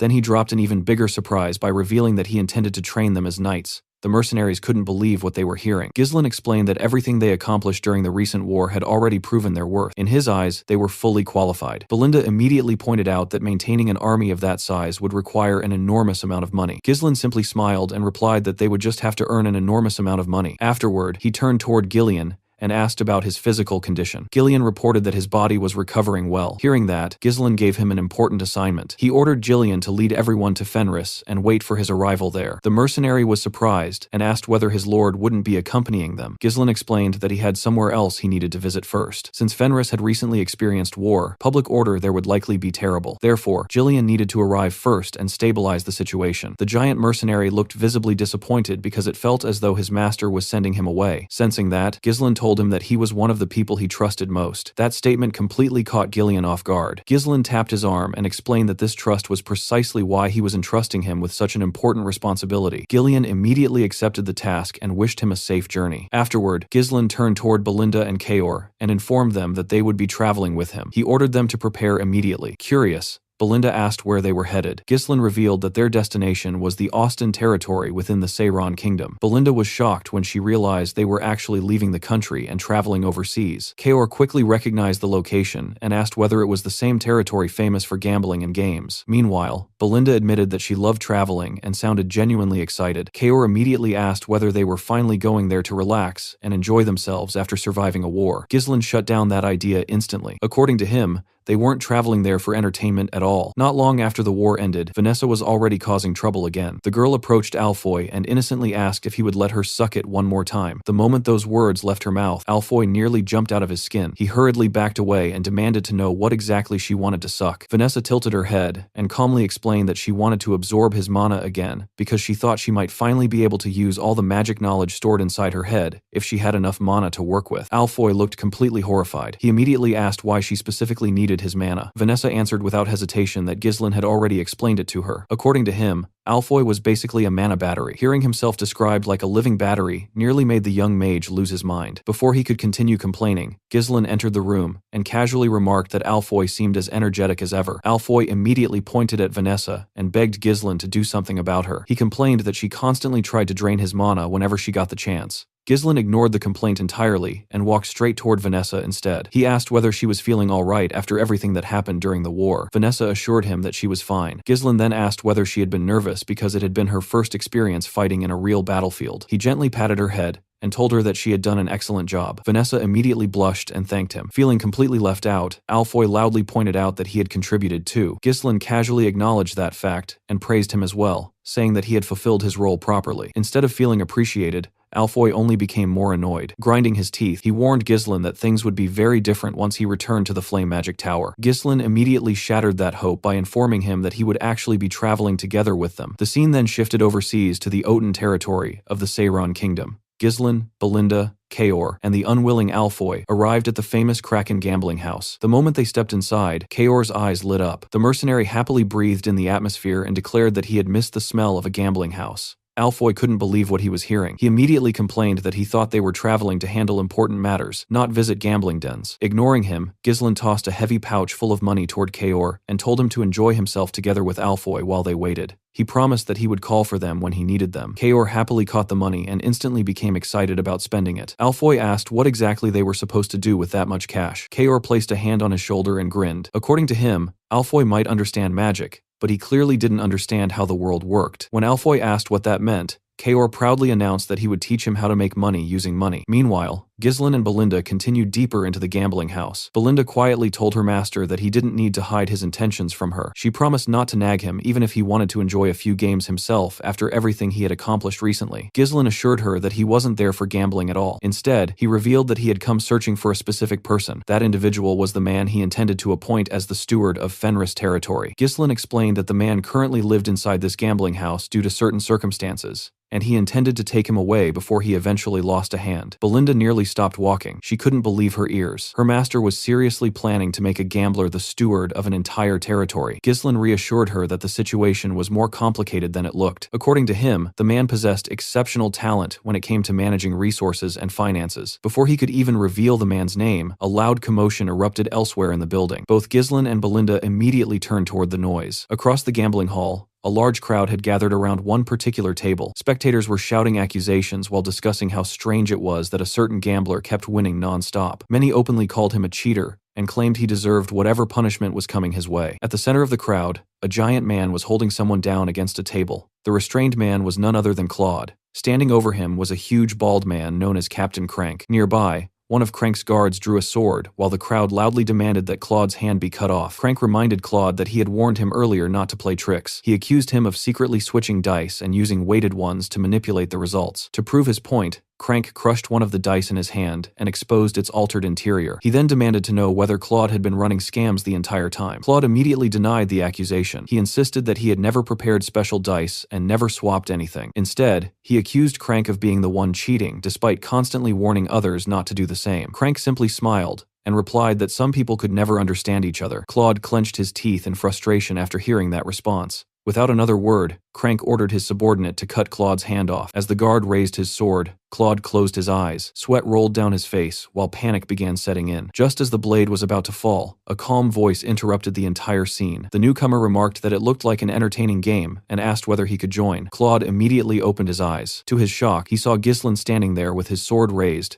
casually blocking the guard's strike. Crank's expression darkened as he demanded to know the stranger's identity. Ghislain calmly introduced himself as Baron Ghislain Fenris of the Kingdom of Luthania. The revelation surprised Crank because he hadn't expected to encounter a foreign noble. Several of his subordinates instantly drew their weapons and prepared to attack, but Crank ordered them to stand down. Maintaining a polite smile, he welcomed Ghislain to the Kraken gambling house and advised him not to cause trouble. He then requested that Ghislain and his companions lower their weapons. Ghislain complied and instructed Belinda to do the same. After everyone relaxed slightly, Crank referred to him as a distinguished guest and asked why a foreign baron had come to a place like this. Ghislain calmly answered that he had come searching for someone. Then he looked directly at Claude. Telling him to stand up, Ghislain revealed that the search was already over. The person he had come for was Claude himself, and he had arrived specifically to take him away. In another section of the gambling house, Alfoy was completely unaware of the drama unfolding around Ghislain and Claude. Right now, his entire focus was locked onto a gambling table. A moment earlier, someone had rolled 3 dice, and against all odds, all 3 landed on 1. That result secured a massive victory for Alfoy. Piles of gold were immediately pushed toward him, and the young mage could only stare at the mountain of money in disbelief. The surrounding gamblers were equally shocked. None of them could understand how a complete newcomer had managed to win so much. Some accused him of having ridiculous luck, while others wondered whether the boy had secretly been blessed by fate itself. Kaor casually walked over and placed a hand on Alfoy's shoulder while looking at the winnings. Even he looked surprised. He admitted that he never expected Alfoy to be this lucky. Alfoy didn't answer at all. His eyes remained glued to the gold. For the first time in his life, he realized he had just earned more money in a few moments than he usually earned from selling magic scrolls over a long period of time. His heart was pounding furiously inside his chest. He couldn't even remember the last time he had felt this excited. At this point, Kaor might have accidentally created a gambling addict. While Alfoy was silently admiring his fortune, Kaor noticed people shouting somewhere upstairs. Curious, he wondered what all the commotion was about. Alfoy couldn't care less. The noise was insignificant compared to his newly discovered love for gambling. Back at the main gambling floor, Belinda quietly asked Ghislain whether Claude was really the person he had come all the way here to find. Ghislain confirmed that Claude was exactly the man he was looking for. Hearing this, Crank stepped forward and insisted that things couldn't simply proceed however Ghislain wanted. According to him, Claude had participated dishonorably in the sacred game by resorting to trickery, and because of that, he had to pay the price. Ghislain immediately questioned whether Crank was serious. Before Crank could respond, Claude smiled and bowed respectfully toward Ghislain. Addressing him as Baron Fenris,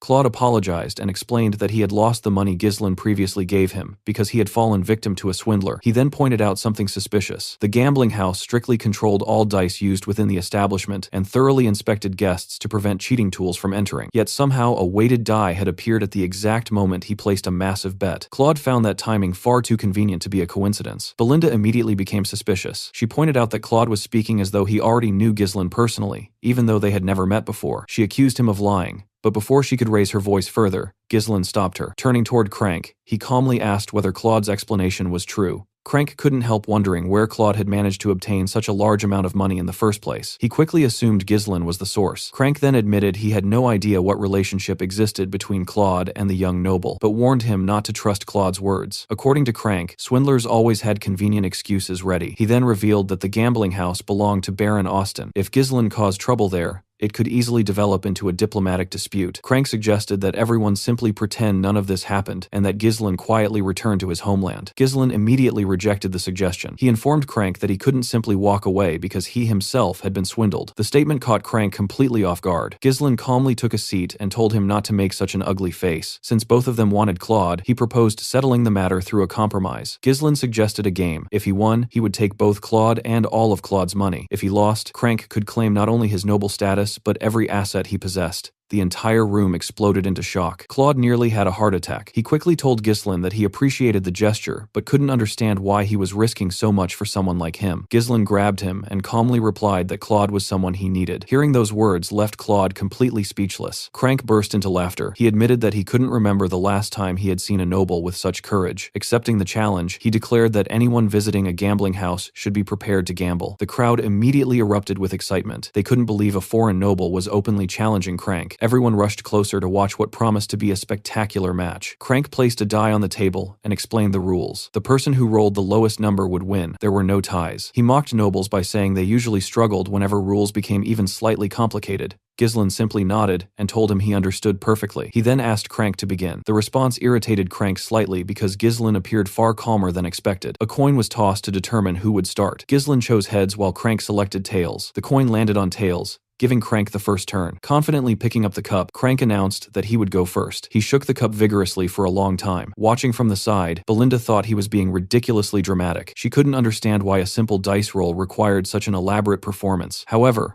while everyone focused on the loud shaking, Crank subtly opened a hidden compartment at the bottom of the cup and performed a quick switch. The movement was nearly impossible to notice. A second later, he slammed the cup onto the table. When he lifted it, the die displayed a 1. The dealer immediately announced the result. Crank had scored 1 point. The crowd exploded with cheers. Many spectators immediately declared the game over. Some joked that people should stop wasting Crank's time by challenging him. Belinda felt her stomach drop. Claude didn't even know what to say. Crank smugly apologized to Ghislain and remarked that the game had ended much too quickly after generating so much excitement. Instead of panicking, Ghislain told him to shut up because he talked too much. The response completely surprised Crank. He assumed Ghislain was bluffing and merely pretending to stay calm. In reality, Crank felt absolutely certain of victory. His custom-made cup contained a hidden opening, and he had secretly switched in a weighted die that always landed on 1. The entire purpose of the exaggerated shaking was to disguise the swap. No one had ever caught him performing the trick before. Confident in his victory, Crank believed defeat was impossible no matter what Ghislain tried. Without saying anything further, Ghislain quietly covered his hand with mana and pressed it against the cup. A small wave of energy spread from him before quickly dissipating. He then placed the cup on the table and reminded everyone that the lowest number was supposed to win. The moment he finished speaking, he lifted the cup. Instead of revealing a die,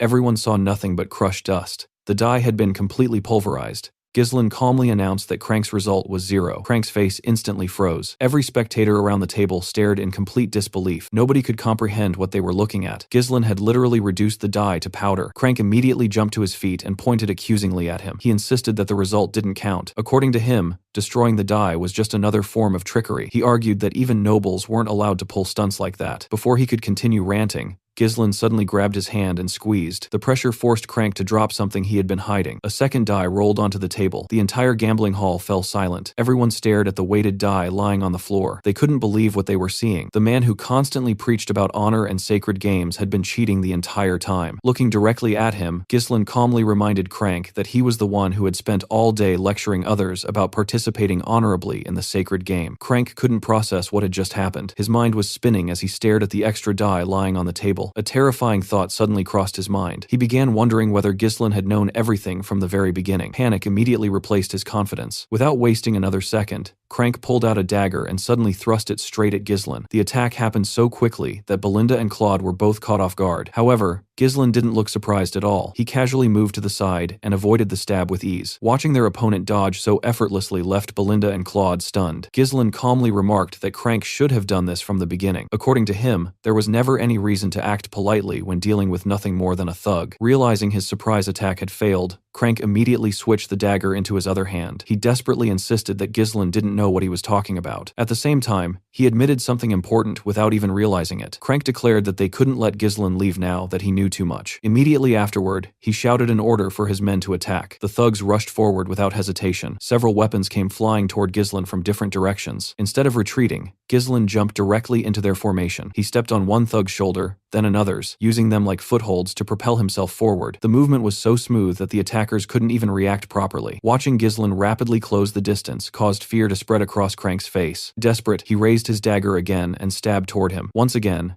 Ghislain effortlessly avoided the attack. In a single motion, he slipped past Crank and landed behind him. The next thing Crank felt was cold steel against his neck. Ghislain had already drawn his sword and placed the blade directly against his throat. At that moment, Crank understood exactly how badly he had messed up. His men froze when they saw their leader being held hostage. Shock spread across their faces. Before they could attempt anything reckless, Belinda and Kaor stepped forward and pointed their own weapons at the surrounding thugs. Kaor laughed openly while informing them that they had picked the worst possible person to mess with. Belinda then turned toward Ghislain and politely asked what he wanted them to do next. Ghislain calmly announced that he would be taking both Claude and the money. Crank immediately protested and claimed that Ghislain couldn't do that. Ghislain responded by reminding him of a very unpleasant unpleasant reality. This gambling house was the primary source of income for Baron Austin, yet the manager and overseer of the establishment had just been exposed for trying to rig a game against a foreign noble. Ghislain then asked Crank whether he understood what would happen to a gambling house that completely lost its credibility. While speaking, he slowly pressed his blade even closer against Crank's neck. He then asked whether Crank understood what would happen if he tried to make trouble over this incident again. Looking into Ghislain's eyes, Crank could clearly tell that the young lord wasn't bluffing. If he pushed the matter further, Ghislain would kill him without hesitation. Faced with that reality, Crank slowly lowered his dagger and admitted defeat. He reluctantly agreed. After settling the matter, Ghislain turned around and called out to Claude. He told him to come along because their business there was finished. Unfortunately, Claude was nowhere to be seen. The man had completely vanished. He had run away. Belinda immediately became annoyed when she realized what happened. Not only had Claude escaped, but he had also taken all the money with him. She complained that the gambling addict was unbelievably ungrateful. If Ghislain hadn't intervened, Claude would have lost his hand a few minutes ago. Kaor casually suggested that Claude had probably run off to another gambling house the moment he got the chance. Belinda proposed searching the city for him. Ghislain, however, stopped her. He calmly stated that there was no need to search. He already knew exactly where Claude was heading. The scene then shifted elsewhere. Claude was riding a horse at full speed while carrying a large sack overflowing with coins. As he traveled, he couldn't stop thinking about Ghislain. He didn't understand who the young noble really was or why he had gone so far to help him. Claude knew perfectly well that he had only managed to recover that money because of Ghislain's intervention. A part of him felt guilty for running away immediately afterward. Even so, he continued convincing himself that he genuinely needed the money. No matter how guilty he felt, there was a reason he couldn't afford to lose those coins. The story then moved 1 year into the past. Hidden deep within the woods stood a poorly constructed cabin. Inside that cabin, Claude enthusiastically dumped piles of gold coins onto a table. A woman wearing a hood sat nearby. Her name was Anna. Claude proudly asked her to look at the money he had earned. He explained that he had won everything through gambling. According to him, gambling wasn't purely based on luck. There was always a formula behind victory. Claude excitedly declared that if he kept earning money this way, they would no longer need to hide from the world. They could finally return to living normal lives again. Instead of sharing his excitement, Anna begged him to stop. Her hands trembled as she spoke. She admitted that she already knew the truth. Her father, who had also been Claude's teacher, hadn't died because of Claude. Anna couldn't even bring herself to look directly at him. His body was covered in bruises. His face was swollen from countless beatings. Seeing him in that condition only made her feel worse. Claude immediately denied her attempt to comfort him. He insisted that everything was his fault. According to him, he had turned his own teacher into a traitor because of his stupidity and immaturity. The scene then shifted again. This time, Anna was shown tied up while being held by Crank and one of his subordinates.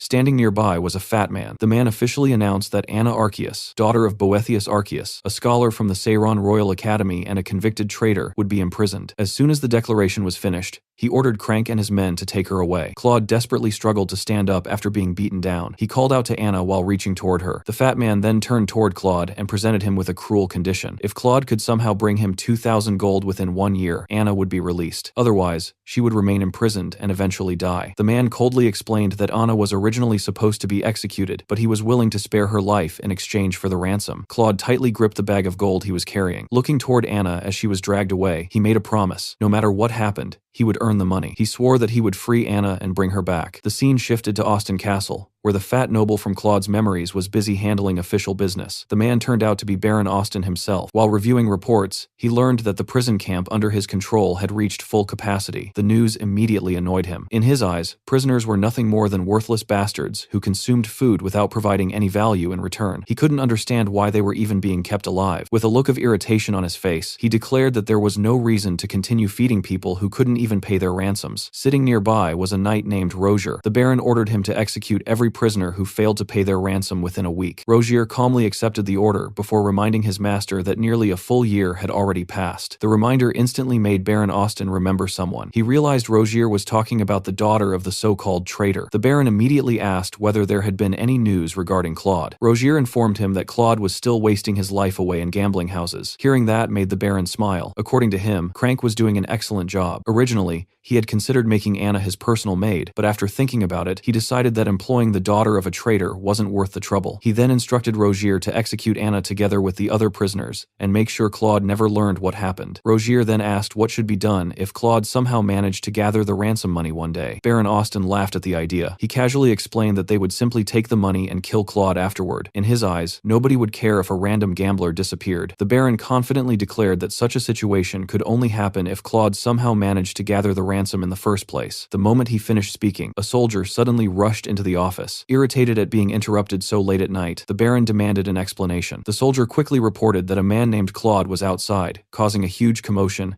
and shouting that he wanted to pay a ransom. Both Baron Austin and Rosier immediately froze. Sometime later, Claude stood inside the Baron's office with a heavy sack resting on the table. He confidently informed the Baron that the bag contained exactly 2,000 gold coins. 4 soldiers stood around the room while Claude requested that Anna be released as promised. Baron Austin carefully inspected the contents of the sack. To his surprise, the coins were genuine. Looking suspicious, he demanded to know where Claude had obtained such a fortune. Claude proudly answered that he had won it through gambling. The response immediately caused the Baron's expression to change. Without hesitation, he ordered his men to arrest Claude. The gambler was completely blindsided. Before he could react, soldiers grabbed him from behind. Claude desperately demanded an explanation. He reminded the Baron that he had fulfilled the conditions and brought the required money. The Baron casually dismissed his complaints and claimed that the source of the funds was suspicious. According to him, everything would need to be verified with Crank first. Until then, Claude would remain imprisoned. He even warned Claude that resisting might earn him an execution instead. Wearing an ugly smile, Baron Austin admitted that he never expected a gambler to actually gather the ransom. Claude continued shouting in protest as the soldiers dragged him toward the exit. Before they could leave the office, both soldiers suddenly collapsed. Something had struck them directly in the neck, knocking them unconscious instantly. The Baron and Rosier stared in shock. Claude was equally stunned. A familiar hand landed on his shoulder. Turning around, he discovered Ghislain standing behind him. Ghislain casually told him that he had done a good job. Claude couldn't believe his eyes. Walking forward as though he owned the room, Ghislain greeted the Baron. The fat noble demanded to know who he was. Instead of answering immediately, Ghislain snapped his fingers. At that signal, Belinda and Kaor dragged someone into the office. The unfortunate person was Crank. Belinda used her rope to shove him forward and force him onto his knees. Baron Austin was visibly shocked to see the gambling house manager in such a pathetic condition. Kaor casually pulled out a chair and placed it in front of the table. Ghislain sat down, leaned back comfortably, and even placed his feet on the Baron's table. Then, as if he were the owner of the castle, he requested a cup of tea. The sheer disrespect immediately enraged Baron Austin. Before he could respond, Rosier drew his sword and accused Ghislain of acting insolently. He ordered the young noble to stand up and show proper respect to the Baron. The moment he said that,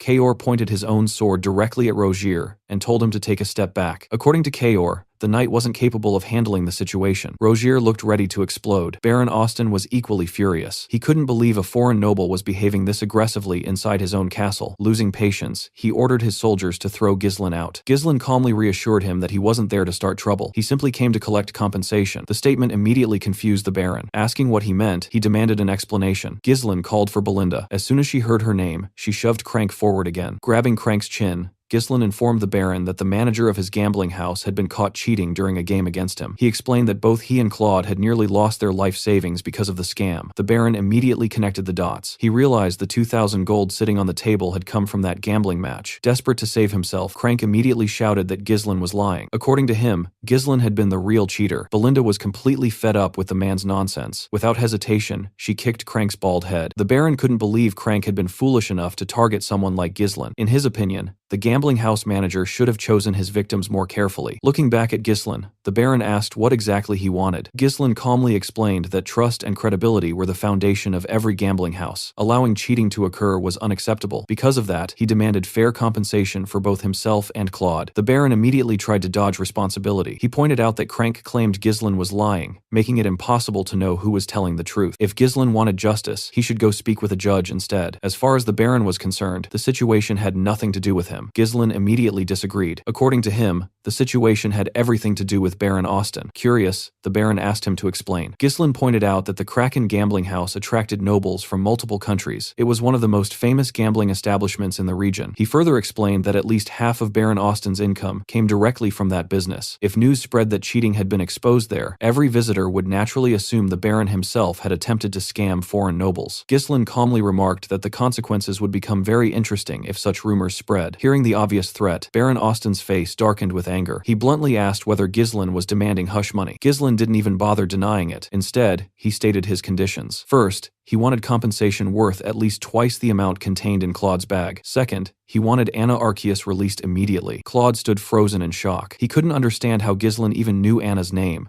let alone the details of his situation. Looking directly at the Baron, Ghislain calmly concluded that if those conditions were fulfilled, he would happily pretend that nothing unusual had happened that day. Baron Austin finally pieced everything together, and the realization immediately sent him into a furious rage. He began screaming at the top of his lungs and pointed directly at Claude, calling him an ungrateful bastard. Claude was completely caught off guard by the accusation. The Baron angrily reminded him that he had given him an opportunity to save a woman who was supposed to be executed. According to him, Claude had repaid that generosity by joining forces with a foreign noble and attempting to rob him. The moment those words left his mouth, he summoned his guards. Soldiers immediately rushed into the office from outside. Kaor glanced at Claude and casually told him to get out of the way because he would only become an obstacle if he stayed there. Belinda looked genuinely offended by the Baron's assumptions. She couldn't believe he thought they had been secretly working together with Claude from the beginning. While everyone argued, Ghislain calmly asked Belinda to hand him a dagger. At the same time, Baron Austin declared that if everyone inside that room died, nobody would ever hear about what happened there. He immediately ordered his men to eliminate the entire group. The instant the order was given, Rozier lunged forward and swung his sword at Ghislain. Before the blade could reach him, Ghislain kicked the heavy bag of gold sitting nearby. The sack flew straight into Rozier's head and threw him off balance. At the same moment, Ghislain grabbed the dagger and charged directly toward Baron Austin. Before the fat noble could react, Ghislain drove the dagger through his hand and pinned it to the table. A horrible scream escaped the Baron's mouth as pain exploded through his arm. His soldiers wanted to rush forward and rescue him, but they couldn't get anywhere near him because Belinda and Kaor intercepted them. Ghislain stared at the battlefield with cold eyes and instructed both of them not to kill anyone. The two immediately accepted the order and moved into action. Kaor blocked an incoming sword strike with his own blade and then slammed a powerful punch into his opponent's face, knocking the man unconscious instantly. Nearby, Belinda pulled out several thin strings and used them to intercept an enemy sword. Before the soldier could react, she delivered a devastating kick that nearly shattered the bones in his neck. Meanwhile,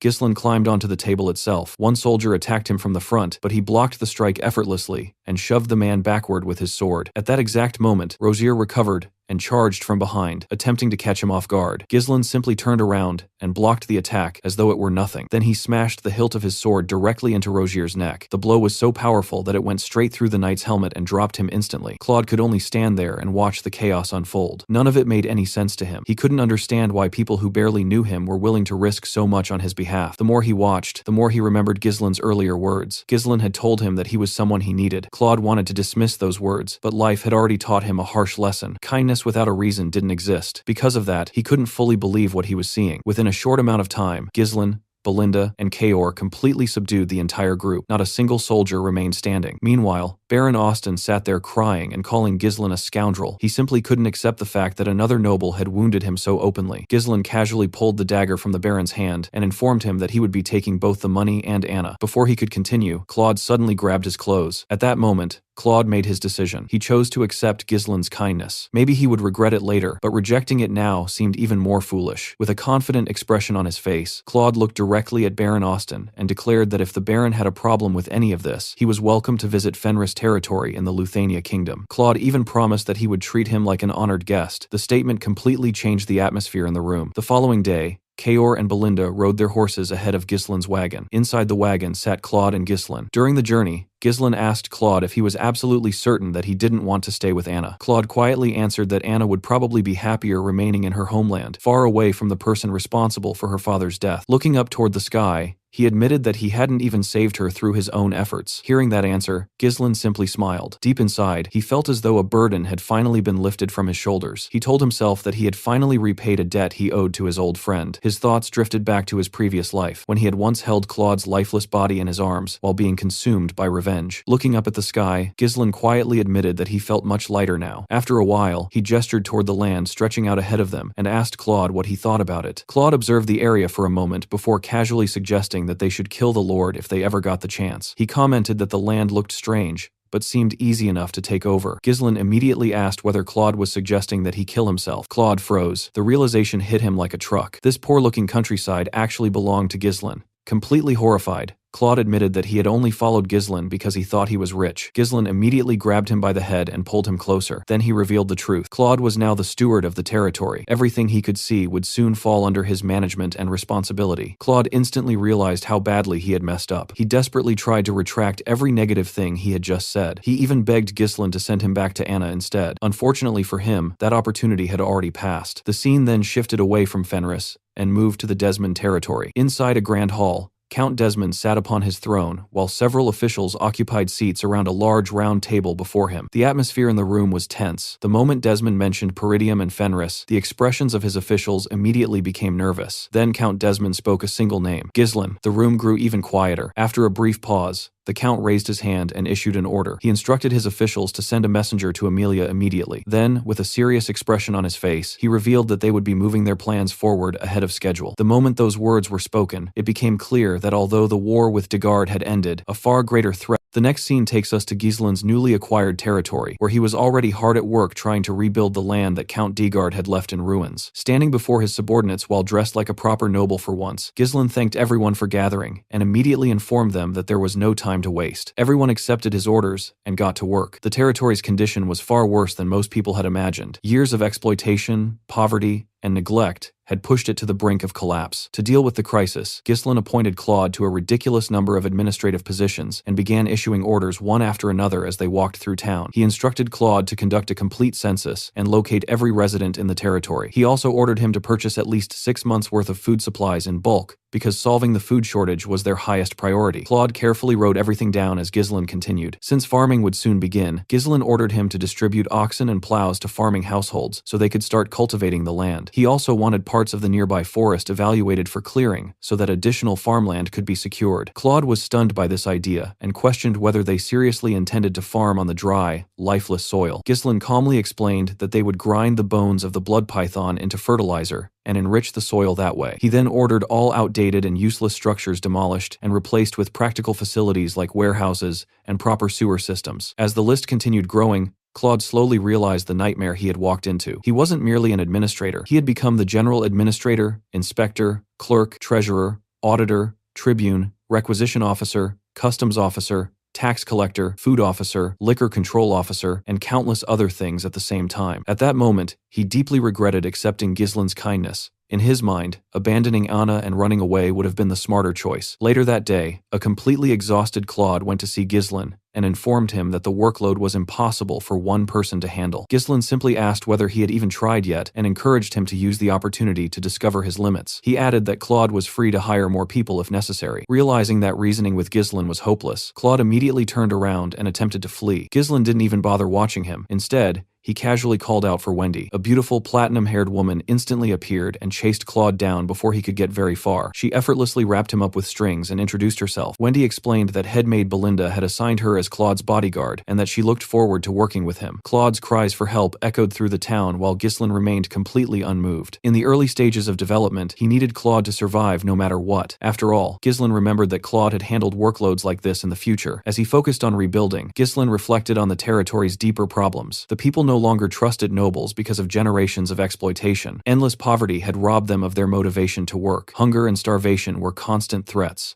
The longer those issues remained unresolved, the wider the gap between the rulers and the people would become. Ghislain understood that he needed to address those basic problems quickly if he wanted to rebuild the territory's foundation. Unfortunately, solving those problems required money, and money was something they desperately lacked. Gathering his trusted companions, Ghislain explained that if they continued spending funds on reconstruction at the current rate, they would be unable to pay wages within 3 months. Gillian agreed that the financial situation was serious. Kaor, however, couldn't understand why Ghislain was so concerned. He pointed out that they possessed a runestone vein and could simply mine more runestones whenever they needed money. Ghislain explained that the runestones had far more important uses than simple sales. They needed them to fund magical research and future development. More importantly, the vein wasn't infinite. If they relied solely on mining, they would eventually run out. They needed a stable and sustainable source of income. Right as he finished speaking, Claude burst into the room. Ghislain immediately told him that he had arrived at the perfect moment because he had another task for him. Claude confidently interrupted and declared that there was no need. According to him, he had already devised the ultimate solution to save the territory. Everyone became curious. Then, with complete confidence, Claude proposed building a casino. The instant he suggested it, he was promptly kicked through a nearby window. When they dragged him back inside, Belinda granted Wendy permission to intervene anytime Claude started saying something stupid. Claude stubbornly defended his idea. Since farming seemed impossible and the runestones couldn't be endlessly sold, he argued that the best option was transforming the territory into a giant entertainment district. Belinda thought he was being ridiculous, but surprisingly, Alfoy appeared behind Claude and openly supported the idea. The newly developed gambling addict enthusiastically suggested building a massive gaming hall. Ghislain told them he would consider the proposal someday when they had spare time. For now, they needed to focus focus on his existing plans. Claude argued that they were running out of food and money. Ghislain responded by revealing that he intended to make crops grow on the supposedly barren land. Claude immediately rejected the possibility, insisting that the soil was incapable of supporting agriculture. Alfoy backed him up and declared that it was impossible. Smiling, Ghislain asked if they wanted to make a wager. 3 months later, Claude and Alfoy stood staring at a field in complete disbelief. Both men wondered whether they were dreaming. Before them stretched a massive field covered in healthy rye. The commoners were celebrating because crops had finally grown on land that had been barren for years. Many of them had not witnessed a successful harvest in a very long time. Claude turned toward Ghislain and demanded to know how he had accomplished the impossible. Ghislain explained that rye naturally thrived in harsh conditions. Before planting,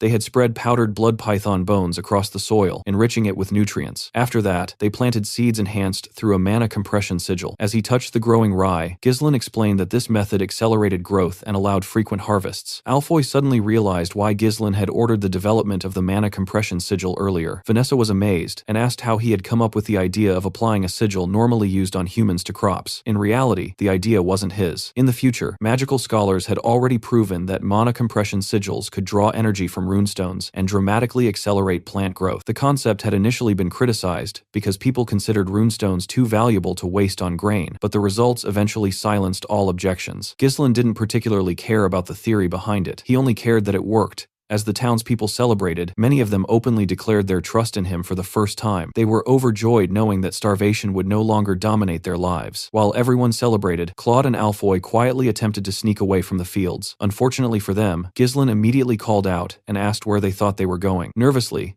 they turned around and asked what he meant. Ghislain calmly produced several documents and reminded them of their wager. If they had won, he would have paid each of them 5,000 gold and granted them complete freedom. However, if he won, they would become his unpaid workers for 10 years. The moment he reminded them of the agreement, soldiers began surrounding them from every direction. Claude and Alfoy instantly realized they were trapped. There would be no escaping this one. Still, despite their suffering, the territory had finally overcome its greatest crisis. With food production secured, Ghislain was now free to direct the runestones toward larger goals instead of wasting them simply to survive. The next scene opens with Ghislain meeting Hubert, the master of the Flame Magic Tower. Hubert had originally come to congratulate Ghislain on becoming a lord, but the conversation quickly took an unexpected turn. Ghislain casually requested that the Flame Magic Tower establish a branch within his territory. Hubert was completely caught off guard and asked why he would suddenly make such a request. Ghislain explained that although they had managed to win the recent war, the victory had come at a tremendous cost. He revealed that they had been forced to detonate large quantities of runestones during the conflict. Hubert was visibly shocked by this revelation because all he had heard was that Peridium had achieved a miraculous victory. Nobody had informed him about the runestones that were sacrificed to make it happen. Ghislain sighed dramatically and pointed out that if a young territory like Fenris came under attack again, they might be forced to destroy even more runestones that would otherwise belong to the Flame Magic Tower. The moment Hubert heard that, panic immediately appeared on his face. He begged Ghislain to stop making such extreme decisions. Smiling faintly, Ghislain responded that what they really needed was more mages. Hubert understood the implication instantly and quickly agreed to the request. Once the agreement was secured, Ghislain immediately put the additional mages to work. Unlike most nobles, he viewed mages as invaluable tools for large-scale development rather than simply combat assets. He used them to tackle nearly every major infrastructure problem facing Fenris. Housing projects that would normally take years were completed in a fraction of the time. Waterways were repaired and expanded. Churches were built throughout the territory. Construction on the new branch of the Flame Magic Tower also progressed rapidly. Because so many mages had been dispatched, projects that would normally require enormous labor forces were finished with remarkable speed. Naturally, not all of the mages were happy about the situation. Many of them struggled to adapt to life in Fenris,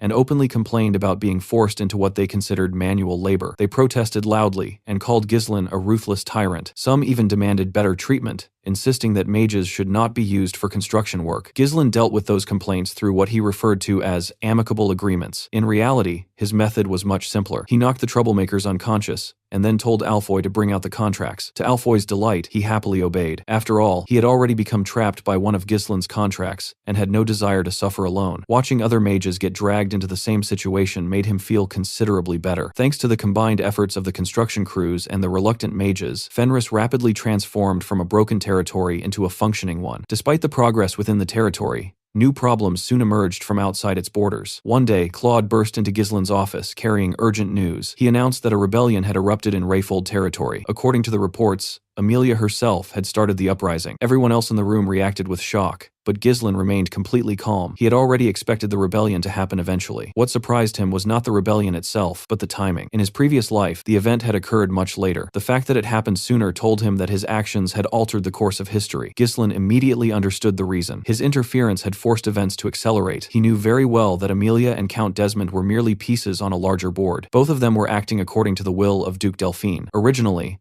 the Duke had intended to use Degard territory as a tool to seize Peridium. However, that plan had completely collapsed when Ghislain defeated the invasion and absorbed Degard for himself. Since the indirect approach had failed, the Duke now had little choice but to move more openly. Ghislain understood that the victory against Degard had not ended the conflict. The true war was only beginning. Ghislain immediately asked his lord what their next move would be. Belinda was equally concerned. She pointed out that if Amelia successfully took control of Rayfold territory, the situation could become extremely dangerous for them. Ghislain listened to their concerns and made his decision without hesitation. He had no intention of sitting back while Duke Delphine tightened the noose around his territory. Rather than waiting for his enemies to dictate the next move, he planned to act first. Looking at everyone gathered around him, Ghislain announced that they would be traveling to the kingdom's capital. The declaration surprised those present, but none of them questioned him. They knew by now that Ghislain always had a reason for his actions, even if nobody else could immediately see it. The scene then shifts away from Fenris and takes us to Cardinia, the capital city of the Kingdom of Luthania. Inside a mysterious tower room, sunlight streamed through an opening in the ceiling and illuminated part of the chamber. A lone figure stood hidden within the shadows. Slowly, the masked individual stepped closer to the light and extended a hand into the beam of sunlight. The exposed skin began to burn almost instantly, turning red and damaged under the light. The masked figure stared silently at the injured hand for a moment. Then, with a cold and empty voice, they said that they wanted to die. The next scene begins with an eagle soaring high above the kingdom's capital, Cardinia. From above, the city looked magnificent. Massive walls surrounded the capital, and the level of development far surpassed anything Ghislain's group had seen in the territories they had visited so far. Soldiers patrolled every corner, keeping watch over the bustling population. At the center of the city stood an enormous royal castle that dwarfed nearly every other structure around it. As Ghislain and his entourage entered the capital, several of his companions couldn't hide their amazement. Torrin stared around in disbelief and commented that every territory they had visited looked like garbage compared to this place. Gordon was equally impressed and admitted that even the castle back home couldn't compare to the massive fortress standing before them. Kaor immediately grinned and challenged him to repeat those words in front of Ghislain. Meanwhile, inside a carriage, Vanessa sat beside Alfoy and excitedly looked out the window. She pointed out all kinds of magical materials being sold throughout the city, many of which she had never even seen inside the Flame Magic Tower. Alfoy, however, seemed unimpressed. He simply remarked that the merchants in the capital must have worked harder than the mages in their tower. Outside the carriage, Ghislain walked alongside Claude. While everyone else admired the city, Ghislain quietly muttered that he didn't like it. Claude was confused and asked what he meant. Ghislain casually replied that he wanted to tear the capital down because it looked like it was showing off. Claude had absolutely no idea how to respond to that statement. He quietly walked over to Wendy and asked whether something was wrong with their lord. Wendy answered without hesitation that everything their master said was correct. Hearing that response only made Claude more concerned. He began wondering whether Ghislain had some twisted tendencies that nobody else noticed. To him, it felt as though Ghislain still carried resentment from his previous life. As Ghislain stared at the towering walls of Cardinia, memories resurfaced. The city was often called the Impregnable Fortress, and many people claimed it was blessed by the goddess herself. In his previous life, however,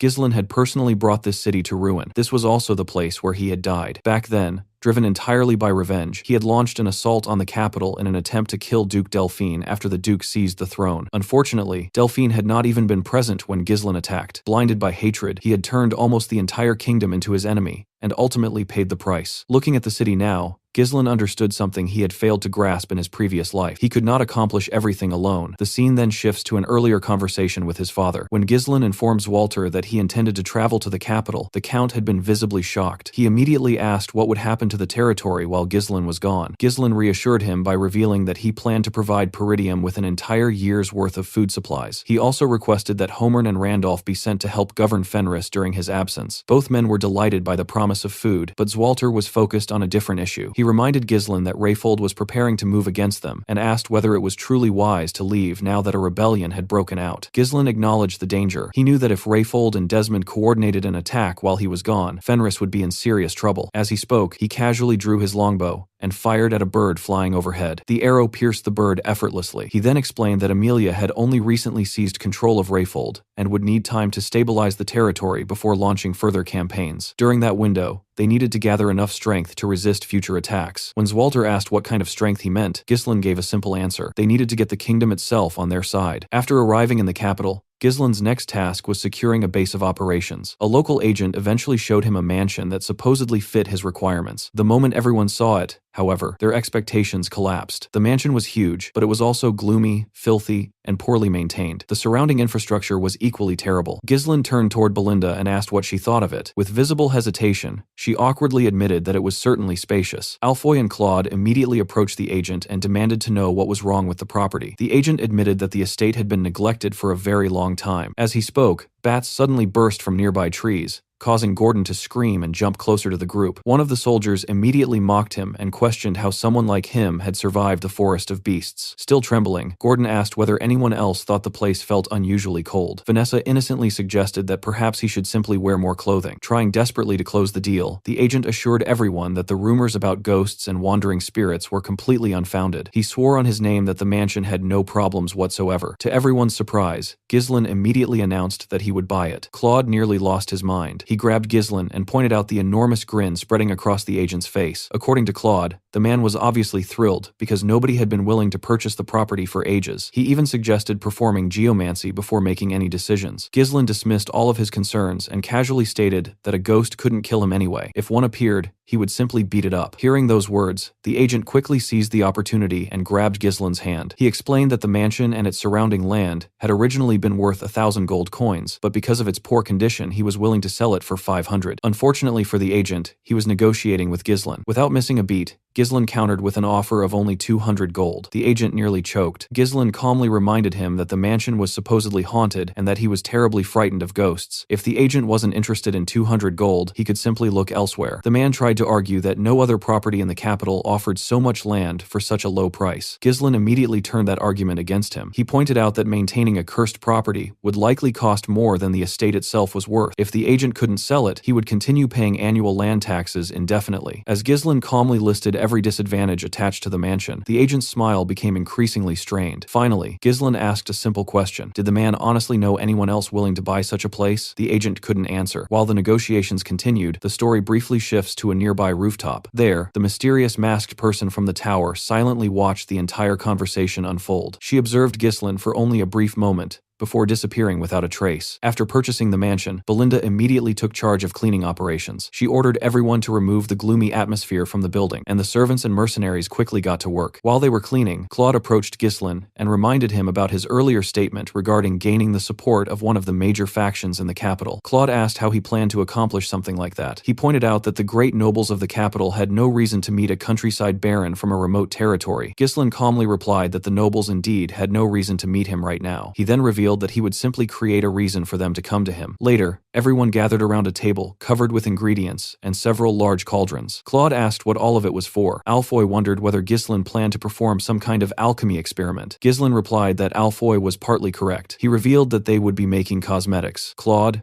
Alfoy, and the others were shocked. Ghislain explained that he intended to create samples and send them as gifts to every noble household in the capital. Claude immediately guessed that Ghislain planned to use the products to establish connections with influential nobles. Belinda was unsure whether such a strategy would actually work. Ghislain smiled and assured everyone that they would understand after trying the product themselves. He explained that nobles viewed beauty and appearance as symbols of dignity and power. They constantly searched for ways to become more beautiful and handsome. In the future, it would become known that traditional cosmetics made from mercury and cinnabar were extremely harmful to the skin. Duke Delphine had later solved that problem by creating an improved cosmetic line and made a fortune from it. During his previous life, Ghislain had plundered the Duke's estate and stolen the formula. The cosmetic was called Denab. Ghislain began preparing the product. He ordered Vanessa to use her magic to oxidize zinc and turn it into powder. He melted beeswax in a heated steamer, before adding evening primrose seed oil and shea fruit extract. After removing the mixture from the heat, he added the zinc oxide powder. He then mixed in an oil extracted from the blessing of the fairy. The moment the ingredients blended together, an incredible fragrance spread throughout the room. Vanessa and Alfoy were shocked by how pleasant the scent was. Claude could only stare in confusion, wondering how a mere baron could know how to create something like this. Ghislain gently stirred the cream and informed them that it was not finished yet. It needed to sit for an entire day before it would solidify properly. He already knew that once someone used Denab Denab, they would never willingly return to ordinary cosmetics. It would become an essential luxury among nobles. Smiling confidently, Ghislain ordered Claude to package the product and send it to noble houses as gifts. Claude was surprised and asked whether they should not test it first. Ghislain assured him there was no need. Unknown to everyone, the mysterious masked woman was watching the entire process from outside the window. Later that night, heavy rain covered the capital. While everyone in the mansion slept, the masked woman slipped inside. She entered the room containing the cosmetics, approached the wrapped products, and picked one up. Opening it carefully, she touched the cream with her fingers. Suddenly, Ghislain's voice came from behind her. He casually asked whether she was the ghost from the mansion rumors. Startled, the woman spun around. Ghislain calmly told her that he could personally guarantee the product's quality. At that moment,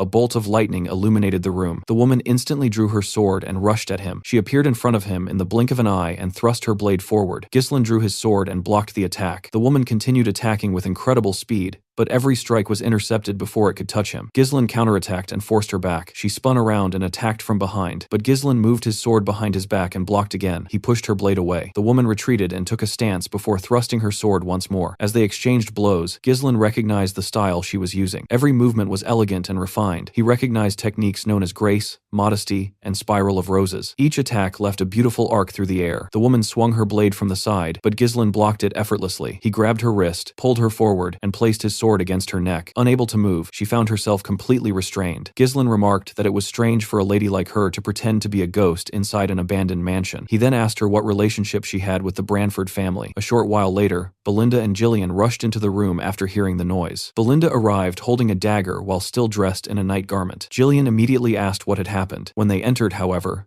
they only found Ghislain standing beside an open window. Ghislain simply told them to return to their rooms and get some rest. He remarked that things might work out even better than he originally expected. The scene then shifts to a much more luxurious mansion. There, a woman stood in front of a mirror while her maids finished applying her makeup. This woman was Countess Marielle Alisper. One of her maids complimented her appearance and claimed that she looked as beautiful as ever. Marielle, however, was dissatisfied. She knew that her appearance was being maintained through countless layers of powder and paint. In her younger years, she had been one of the most influential women in the capital. Women copied her fashion styles, makeup choices, and even the clothes she wore. She had once dominated the fashion scene. Unfortunately, the years had begun catching up to her. She knew that her cosmetics merely concealed the signs of aging rather than removing them. Looking at herself in the mirror, she wondered whether she could ever regain the beauty and prestige she once possessed. While she was thinking, a maid informed her that it was time to leave for a salon gathering. As Marielle turned around, she noticed something strange. One of her maids looked unusually beautiful. Her skin was glowing, smooth, and healthy. Shocked, Marielle immediately grabbed the maid's face. She felt how firm and moisturized her skin was. Demanding an explanation, she asked what treatment the maid had used. The maid revealed that Count Alisper had recently received a cosmetic gift from a newly arrived noble in the capital. Since the Count had no interest in cosmetics, he had simply handed the gift over to the servants. The maid admitted that she had been using it. Upon hearing this, Marielle became extremely interested. Not long afterward, a luxurious golden carriage pulled up in front of Ghislain's mansion. The carriage was drawn by magnificent white horses. Claude, Alfoy, and Gordon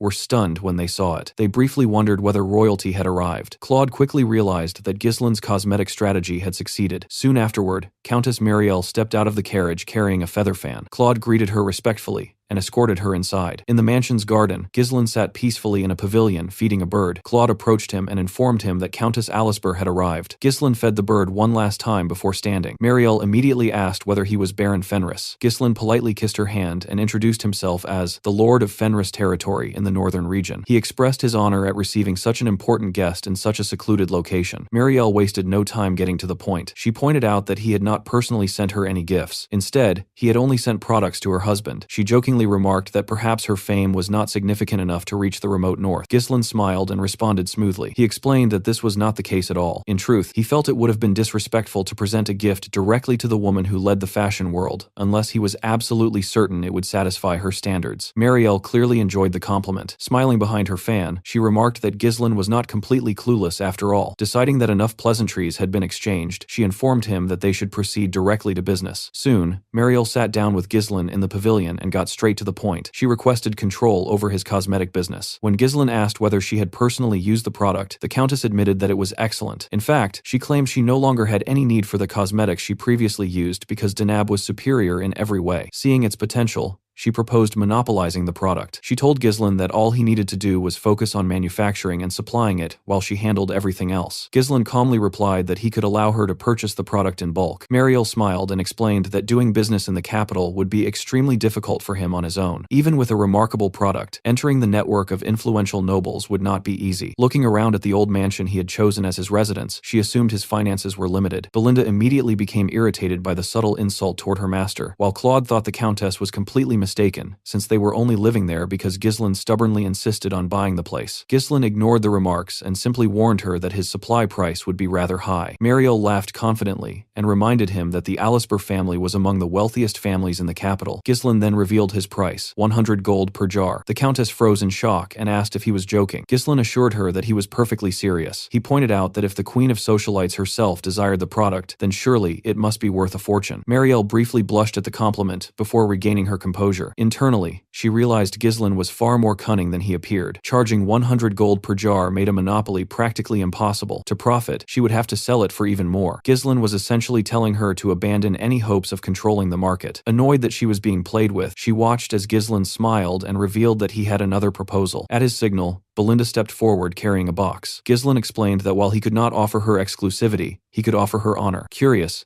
Mariel asked what he meant. Ghislain opened the box, revealing 15 containers of denab. The Countess was visibly surprised. He explained that this was the cosmetic he personally created, and that the set was a gift commemorating the relationship between them. Picking up one of the containers, he explained that most nobles still had no idea how effective denab truly was. It was a product capable of transforming the entire cosmetics market. Rather than monopolizing it, he suggested that Mariel become the woman who introduced it to the capital and led the new trend. The Countess slowly lowered her feather fan and smiled. She immediately understood what he was offering. Instead of making her a distributor, he was giving her the opportunity to become the face of a revolution in noble fashion. Amused, she told Ghislain that he was a baron who knew exactly how to choose the prettiest words. She closed the box and accepted his offer. Standing up, she declared that Ghislain would supply the cosmetics while she would lead the trend throughout the capital. Satisfied, Ghislain escorted her back to her carriage. Before leaving, Mariel offered him a favor and said she would help him if it was within her power. Ghislain immediately used the opportunity. He asked her to relay a message to Marquis Branford. Specifically, he wanted her to tell the Marquis that Baron Ghislain Fenris could solve his daughter's problem. The story then shifts to the Branford territory, where the message is delivered to an elderly man with striking red eyes, the powerful Marquis Branford himself. Back at the mansion, business exploded. Claude happily threw money into the air while shouting that they had hit the jackpot. He was ecstatic after seeing how quickly denab was selling. The influence of Countess Alisper was even greater than he imagined. Kaor was shocked by the amount of money pouring in, while Alfoy, now fully consumed by his gambling addiction, declared that he could gamble until the day he died with this much gold. Claude jokingly advised Ghislain to forget about governing Fenris entirely and focus solely on selling cosmetics. Belinda wondered why Claude was celebrating so enthusiastically when none of the money actually belonged to him. Ghislain, meanwhile, praised Ghislain for successfully establishing a foothold in the capital.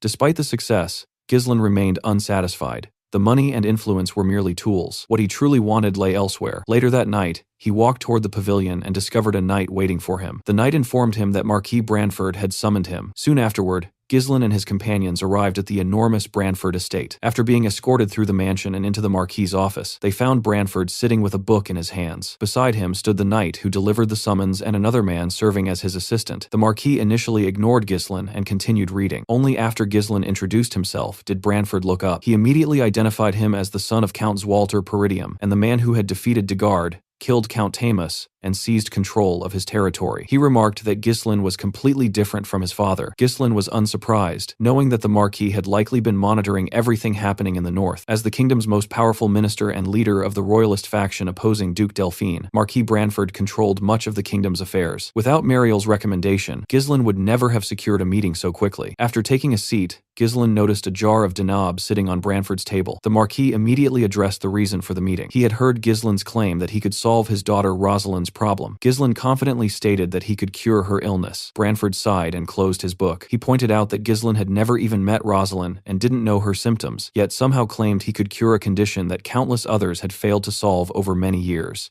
Ghislain replied that he had gathered information while staying in the capital, and that he had successfully treated a similar illness before. The Marquis admitted that he liked Ghislain's confidence, but then unexpectedly ordered him to leave. Ghislain was surprised. Branford explained that many people had made similar claims in the past. Every single one had failed, and all of them had paid for their arrogance with their lives. Holding up the jar of Denab, the Marquis remarked that he would rather not see a talented young noble throw his life away. Ghislain understood that this attitude came from years of disappointment. Branford had already exhausted every possible method to save his daughter. Ghislain then asked whether the Marquis intended to simply give up on curing her. Branford replied that her condition was not life-threatening. It was only a skin disease. Ghislain immediately countered that Rosalind herself likely did not feel that way. The Marquis silently acknowledged that he was right. He admitted that the reason he summoned Ghislain was to judge his confidence personally. When Ghislain insisted that he was different from all the others, Branford studied him carefully and finally agreed to give him a chance. The conversation then became even more intense. Branford promised that if Ghislain succeeded, he would be rewarded generously. To everyone's surprise,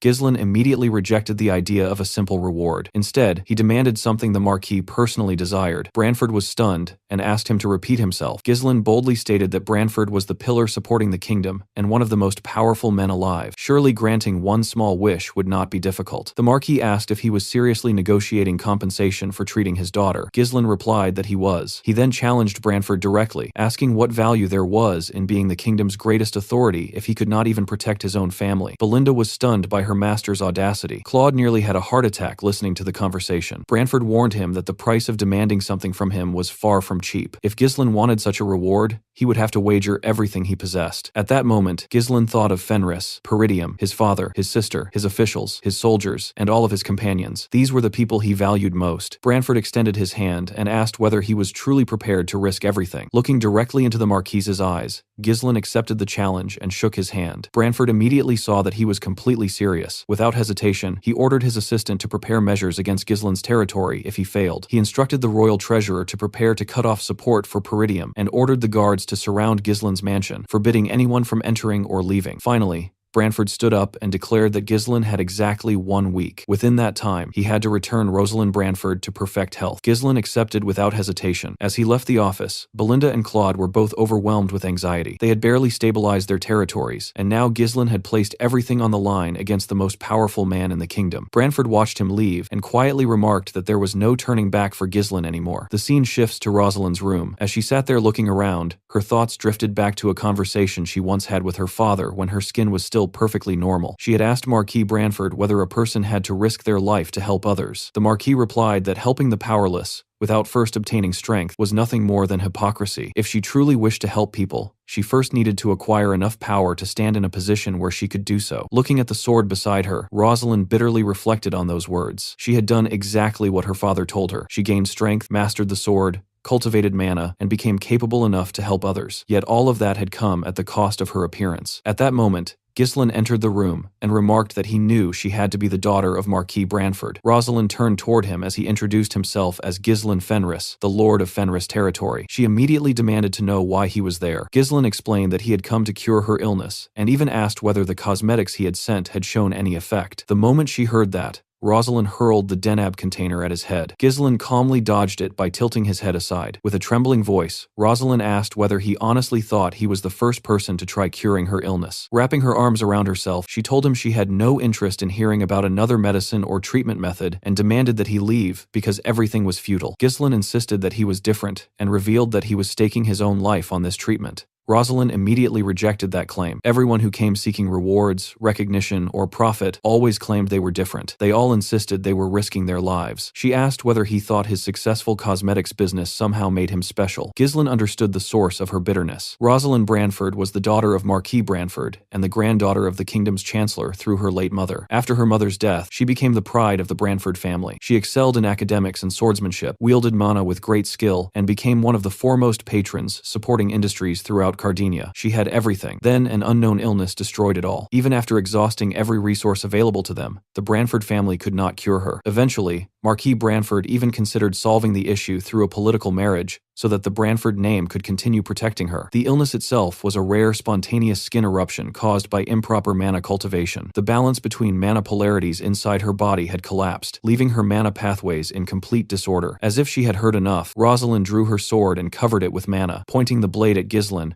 She ordered him to leave before she killed him. Ghislain knew that forcing mana through her damaged pathways would only worsen her condition. Realizing words would not work, he apologized and informed her that he would have to treat her by force. The moment he finished speaking, he rushed forward. Rosalind immediately swung her sword, but Ghislain intercepted the strike with the hilt of his weapon, forced the blade downward, grabbed her arm, and slammed her onto the floor. Before she could recover, he restrained her and called for Belinda and Wendy. The two women entered carrying a bed and quickly secured Rosalind to it despite her protests. Claude soon entered carrying a box of supplies. Ghislain removed his jacket and informed Rosalind that he would first remove her mask so he could properly examine her condition. The girl's eyes widened in panic. She begged him to stop and insisted she didn't need his treatment, but Ghislain ignored her and removed the mask anyway. Claude and the others were visibly shocked by the condition of her skin. Ghislain, however, showed no surprise. Taking a vial from Claude's box, he calmly explained that the next week would be extremely painful and that she would need tremendous determination to endure it. Rosalind angrily asked whether he had a death wish and whether he truly believed he could cure an illness that had defeated countless others. Ghislain answered without hesitation. If he failed, he would die. Then he poured the contents of the vial into her mouth and informed her of another truth. If she wasn't treated, she would die as well. Rosalind froze as tears began running down her face. Ghislain covered his hand with mana. He had complete confidence in this treatment because the method had originally been created by Rosalind's future self. Placing his hand on her stomach, he pushed mana directly into her body. The moment his mana entered her veins, unimaginable pain exploded throughout her entire body. Rosalind couldn't believe she would have to endure such agony for an entire week. She wondered why she had been cursed with this illness and why she alone had to suffer through such pain. Then she remembered Ghislain's words. If she wasn't treated, she would die anyway. Gritting her teeth, she forced herself to endure. Looking directly at Ghislain, she told him to continue until the very end and warned him that she would kill him herself if he failed. While the treatment continued, the scene shifted to Ghislain's mansion. The entire estate had been surrounded by soldiers belonging to Marquis Branford. Ghislain's followers were nervous and confused. None of them understood why they suddenly found themselves trapped inside the mansion. Alfoy trembled as he complained that their foolish lord had obviously caused another disaster. Gordon suggested searching for Ghislain, but Ghislain immediately dismissed the idea. He and Kaor descended the stairs carrying barrels of liquor. Kaor casually told everyone to relax and have a drink, reminding them that Ghislain never acted without a reason. If their lord had done something this reckless, then he must have already prepared for the consequences. A full week later, Marquis Branford personally made his way toward the basement, accompanied by two knights. As he stepped inside, he was greeted by a shocking sight. Ghislain stood in the room covered in blood. Nearby sat Rosalind with a thin veil covering her face. Ghislain turned and met the Marquis's gaze directly. Marquis Branford stared back with a chilling expression. Neither man spoke. The tension in the room became overwhelming. Then Ghislain slowly raised his hand toward the veil covering Rosalind's face. Without breaking eye contact with the Marquis, he grasped the fabric and pulled it away. The moment the veil came off, Marquis Branford was visibly shocked by what he saw. Soon, news of Rosalind's recovery spread throughout the capital. Later that day, Ghislain entered Marquis Branford's office, accompanied by Claude and Belinda. After bowing respectfully, he took his seat. The Marquis looked at him with a smile and admitted that he wasn't all talk after all. Ghislain modestly replied that he had only succeeded because the Marquis gave him the opportunity. Branford then got straight to the point and asked what reward he wanted. Everyone in the room immediately became nervous. They had all been wondering what kind of request Ghislain would make after curing the Marquis's daughter. Without hesitation, Ghislain asked Marquis Branford to become his guardian. The Marquis's retainers were stunned. Belinda, however, looked pleased because she had already expected this. Claude also understood the significance of the request. If Marquis Branford accepted, he would be forced to take responsibility for Ghislain, giving his lord a powerful foothold within the kingdom's political structure. Branford reminded Ghislain that he had originally asked for only a small favor. With a faint smile, he admitted that he now understood why Ghislain had approached him in the first place. The Marquis then revealed that he already had someone in the north whom he had been considering supporting. Ghislain immediately guessed Count Brevant. That answer caught Branford by surprise. He pointed out that Count Rayfold and Count Desmond were also influential northern lords, then asked why Ghislain had singled out Brevant. Ghislain calmly explained his reasoning. Count Desmond maintained a facade of neutrality, but nobody truly knew what he was thinking. Rayfold County was currently consumed by internal turmoil. Most of the remaining northern lords were either greedy or incompetent.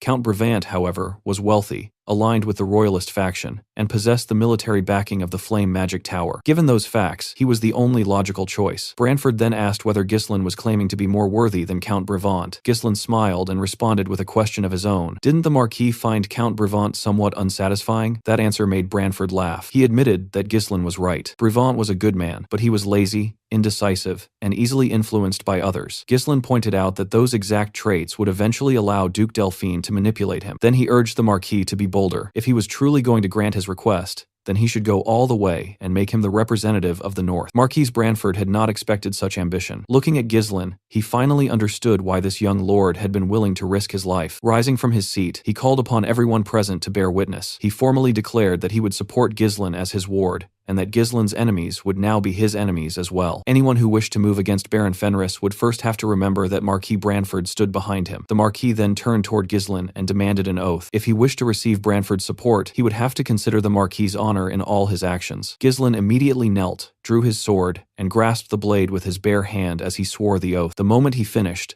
another voice entered the conversation. Someone congratulated him from behind. Ghislain turned around and saw Rosalind. She told him that the chaos surrounding her treatment had prevented her from greeting him properly before. Holding a blue fan, she approached him and explained that while her father had rewarded him officially, she was the one who truly owed him a debt. Then she closed her fan, revealing her beautiful face and brilliant red eyes. Looking directly at Ghislain, Rosalind declared that she would become his guardian as well. The scene then shifts to a grand banquet being held at the Branford mansion. Nobles filled the hall, chatting, dancing, and exchanging rumors. Many were discussing Rosalind's miraculous recovery. Some claimed she had been cured by an unknown noble using cosmetics. Others guessed that the product involved was the famous Dinab that Countess Mariel had been promoting. A noblewoman immediately dismissed the idea, arguing that no cosmetic could possibly cure an illness that even physicians had failed to treat. Another noble pointed out that Marquise Branford would never host such a banquet without a reason. According to rumors, he had already decided whom he intended to support politically. While the nobles continued their discussions, attention suddenly shifted toward the entrance. Ghislain entered the hall with Belinda at his side. Belinda wore an elegant dress that immediately drew attention. Holding onto her master's arm, she told him to remove his hand from his pocket and at least pretend to smile. Ghislain wasn't particularly interested in playing along. He asked whether she wasn't dressed a little too extravagantly for the occasion. Belinda simply smiled and reminded him that opportunities to attend a banquet hosted by the most powerful political figure in the kingdom did not come often. She had no intention of missing it. Ghislain replied that he wasn't even sure the banquet was being held for him. Before their conversation could continue, the doors slowly opened and an announcement echoed through the hall. Marquis Branford had arrived. Everyone immediately turned toward the staircase. The Marquis descended with Rosalind beside him. As she gracefully walked down the stairs, she folded away her blue fan and revealed her face to the gathered nobles. She politely greeted them and asked whether they had all been well. The reaction was immediate. The nobles erupted with excitement. They couldn't believe the rumors had been true. Some claimed she looked even more beautiful than before her illness. Even Belinda admitted she almost failed to recognize her. Looking at Ghislain, she joked that nobody would believe this was the same sharp-tempered woman from only a few days ago. While accepting the nobles' praise, Rosalind quietly glanced toward Ghislain. He had no idea why she kept looking at him. Once the excitement settled, Marquis Branford addressed the crowd. He thanked everyone for attending and announced that the banquet served two purposes. First, it celebrated his daughter's return. Second, it allowed him to officially introduce the person he had chosen as his ward. The nobles immediately became attentive. Branford explained that while some of them might already know Baron Ghislain Fenris, many did not. He then publicly declared that Rosalind had escaped the illness that tormented her for years thanks to Ghislain's efforts. Because of that achievement, the Branford family would support him as their ward and ally. He instructed the nobles to treat Ghislain with the same respect they showed him before, inviting everyone to enjoy the festivities. The moment the speech ended, countless eyes turned toward Ghislain. The looks he received felt less like admiration and more like predators examining fresh prey. Ghislain immediately realized how decisive Marquis Branford could be once he made up his mind. He remembered the Marquis telling him that this banquet would introduce him to the important nobles of the royalist faction and provide valuable connections for the future. Looking around, Ghislain saw that many of the kingdom's most influential figures were indeed present. Although he disliked dealing with nobles, he understood how valuable these relationships would become. As he observed the crowd, he overheard whispers spreading through the hall. Some questioned whether Ghislain truly deserved the Branford family's support. Others mocked the fact that his family possessed little influence compared to the great houses of the kingdom. Belinda grew visibly annoyed as she listened to them belittle her master. Before she could react, someone called Ghislain's name. Turning around, he saw Rosalind approaching. The entire hall fell silent as she politely bowed her head and thanked him once again. The nobles were stunned. Rosalind then told him not to pay attention to the petty gossip around them. Rumors naturally followed anyone who attracted attention.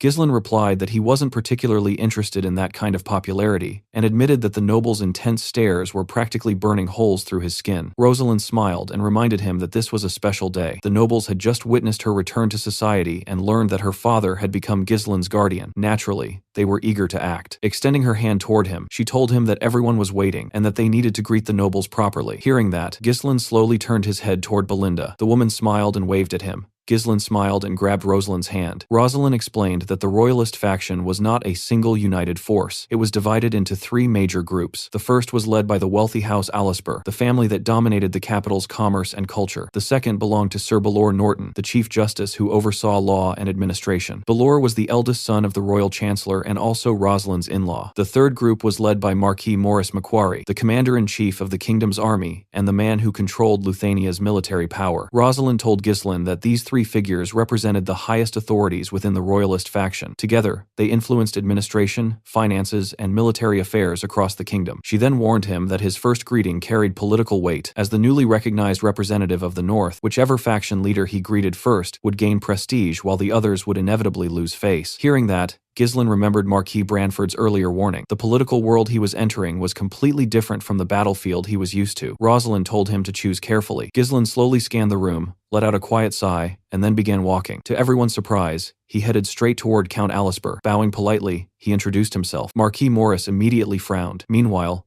Count Alisper welcomed him warmly and thanked him for restoring his wife's confidence. He assured Ghislain that he could ask for help anytime. Countess Muriel quickly joined the conversation and affectionately referred to Ghislain as their little brother. She even praised him for being loyal. Ghislain awkwardly asked whether she should really be speaking that way during such a formal gathering. Muriel brushed the concern aside, saying it didn't matter because only they were talking. She then openly thanked him for preserving their family's reputation. At that exact moment, Marquis Maurice loudly cleared his throat, making sure Ghislain noticed him. One of Maurice's followers immediately spoke up. Since Ghislain was the son of a count, he should first pay his respects to the commander of the kingdom's army. Another noble dressed in red went even further, claiming that Marquis Branford had clearly grown old and lost his ability to judge people properly. Ghislain calmly turned around and walked toward Marquis Maurice. For a brief second, Maurice expected a greeting. Instead, Ghislain walked right past him. The commander was left standing there in disbelief. Ghislain continued directly to Sir Balor Norton and introduced himself. Maurice's expression darkened further. Balor, however, welcomed him warmly and thanked him for curing Rosalind. He admitted that Ghislain had lifted an enormous burden from everyone's shoulders. Balor then casually mentioned that Marquis Branford had informed him about Ghislain's search for dwarven and elven slaves. Since he supervised legal matters involving slave traders and taxation, he promised to help. Ghislain thanked him sincerely. Only after finishing his conversation with Balor did he finally approach Marquis Maurice. The commander was visibly irritated by then. He warned Ghislain not to become arrogant simply because Marquis Branford supported him. If necessary, he could cut him off at any time. Ghislain remained perfectly respectful. He admitted that he still had many shortcomings and politely asked Marquis Maurice to continue guiding him in the future. The response was flawless, but the damage had already been done. From across the hall, Marquis Branford watched the entire exchange unfold. Nearby nobles whispered among themselves, debating the significance of Ghislain's greeting order. After finishing his rounds, Rosalind approached him and asked whether the sequence had been intentional. Ghislain simply answered that he followed his heart. The moment he said that, dozens of nobles rushed toward him. Some wanted introductions, others wanted favors. Many arrived carrying gifts. Count Alisper watched the scene and remarked that Ghislain had probably earned Marquis Maurice's resentment. Muriel casually dismissed the concern, saying Maurice was a straightforward man. Balor added that Maurice could hardly cut Ghislain off simply because he felt jealous. Marquis Branford stated that everything happening was natural. After all, Ghislain was the only person who had managed to cure Rosalind's illness. Balor then praised Branford for discovering such an exceptional talent. The Marquis shook his head and gave Ghislain the credit. He explained that the young lord had climbed to his current position through his own efforts. He possessed the strength to reverse hopeless wars, the intelligence to understand complex situations,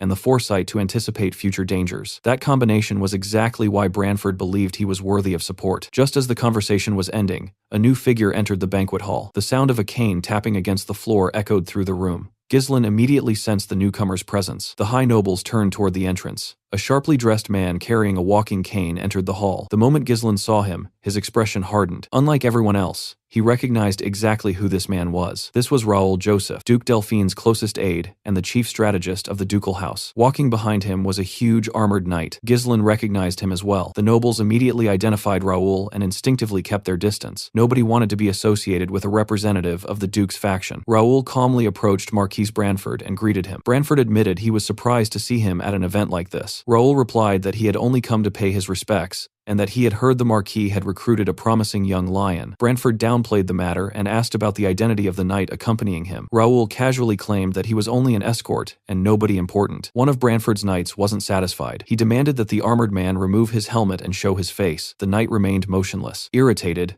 Branford's knight placed a hand on his sword and repeated the order. Before the situation could escalate, Marquis Branford intervened and told his subordinate, Tolio, to stand down. Then, With a meaningful look, he advised Raoul to enjoy the banquet and take care not to dishonor Duke Delphine's name before leaving. Raoul smiled politely and thanked him. After Raoul walked away, Branford's expression darkened. He couldn't believe that a figure as important as Raoul had entered the capital without his knowledge. The fact that the Duke's strategist had managed to avoid all of his information networks was deeply unsettling. It was proof that Duke Delphine's influence had already extended further into the capital than he had realized. Meanwhile, Raoul and his armored escort made their way directly toward Ghislain. The moment they arrived, Ghislain stared at Raoul with undisguised hostility. Raoul immediately noticed the glare and found it strange. This was supposedly their first meeting. Curious, he asked whether Ghislain knew him. Realizing he had revealed too much emotion, Ghislain quickly composed himself. He replied that he knew of Raoul's reputation and had heard many stories about him in the capital. Raoul smiled and answered that he knew Ghislain quite well too. He praised the impressive show Ghislain had put on in the north. The compliment meant little to Ghislain. In his previous life, he knew exactly who Raoul was. This was the man who had orchestrated many of the schemes designed to bring Peridium to ruin. Raoul, however, acted as though they were merely acquaintances meeting for the first time. After exchanging pleasantries, he suggested they move somewhere quieter. Now that introductions were out of the way, there was something he wanted to discuss with Ghislain in private. Soon after, Ghislain found himself alone in a room with Viscount, Raoul, Joseph, and the knight, standing silently behind him. Raoul wasted no time getting to the point. He said that the ducal house was interested in his cosmetics. According to him, the reason he came to the capital was because he heard rumors about a product capable of restoring Rosalind Branford's ruined skin. Such a thing naturally attracted the Duke's attention because they had been developing something similar themselves. While Raoul spoke, however, Ghislain barely paid attention to him. His eyes remained fixed on the knight standing in the background. Only after a while did he finally look back at Raoul and calmly tell him that if he came seeking an exclusive contract or technology sharing agreement, then he would have to disappoint him. Raoul chuckled. He said he hadn't come all this way for such boring negotiations. In his eyes, Ghislain was a rare talent. A notorious troublemaker from the countryside had suddenly risen to prominence, won a war, secured a noble title, and forced the capital itself to acknowledge him. Raoul wanted to know whether that was the result of luck or ability. Ghislain casually replied that he had simply improved himself through study. The answer clearly wasn't what Raoul wanted. Smiling, the Viscount extended an invitation. He wanted Ghislain to join the Duke's faction. Raoul then began laying out his argument. He told Ghislain that talent had an expiration date. A gifted man could possess all the potential in the world, but if he remained in a harsh place like the North, his life would be consumed by barbarian invasions and endless border wars before that talent could fully bloom. Raoul claimed he had seen many brilliant young men waste their lives that way. In contrast, the Duke's faction possessed the power to change destinies. If Ghislain joined them,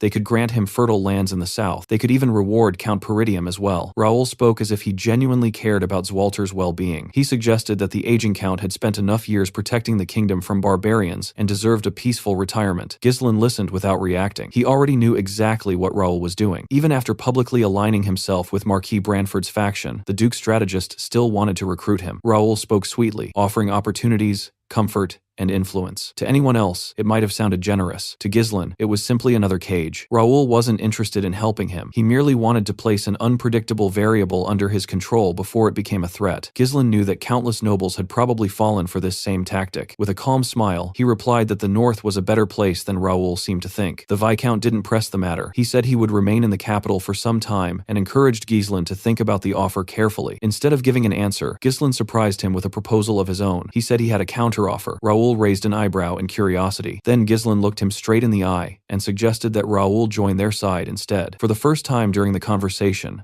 the Viscount's smile disappeared. His gaze sharpened as he stared at the young lord. The scene later shifted to a carriage, leaving Marquis Branford's estate. Inside sat Raoul and the mysterious knight. The knight asked for Raoul's opinion after finally meeting Ghislain face to face. Raoul admitted that there was something unsettling about the young lord's eyes. He said they were strange enough to make him want to gouge them out. The knight then revealed something even more disturbing. According to him, Ghislain had tried to kill them. Raoul was genuinely surprised by the statement. The knight explained that throughout the entire meeting, he had sensed killing intent directed toward the Viscount. Ghislain wasn't simply listening to their conversation. He was constantly evaluating whether he could kill Raoul and escape afterward. In fact, the knight had practically watched him calculate every possibility. As the knight described it, a silent battle had taken place between them. The moment their eyes met, they had fought entirely within their minds. In that imagined battlefield, Ghislain instantly drew his sword and lunged at Raoul. The knight intercepted him before he could reach the Viscount. Ghislain attacked again and again, refusing to back down, but every strike was blocked. He accelerated, changed angles, increased his pressure,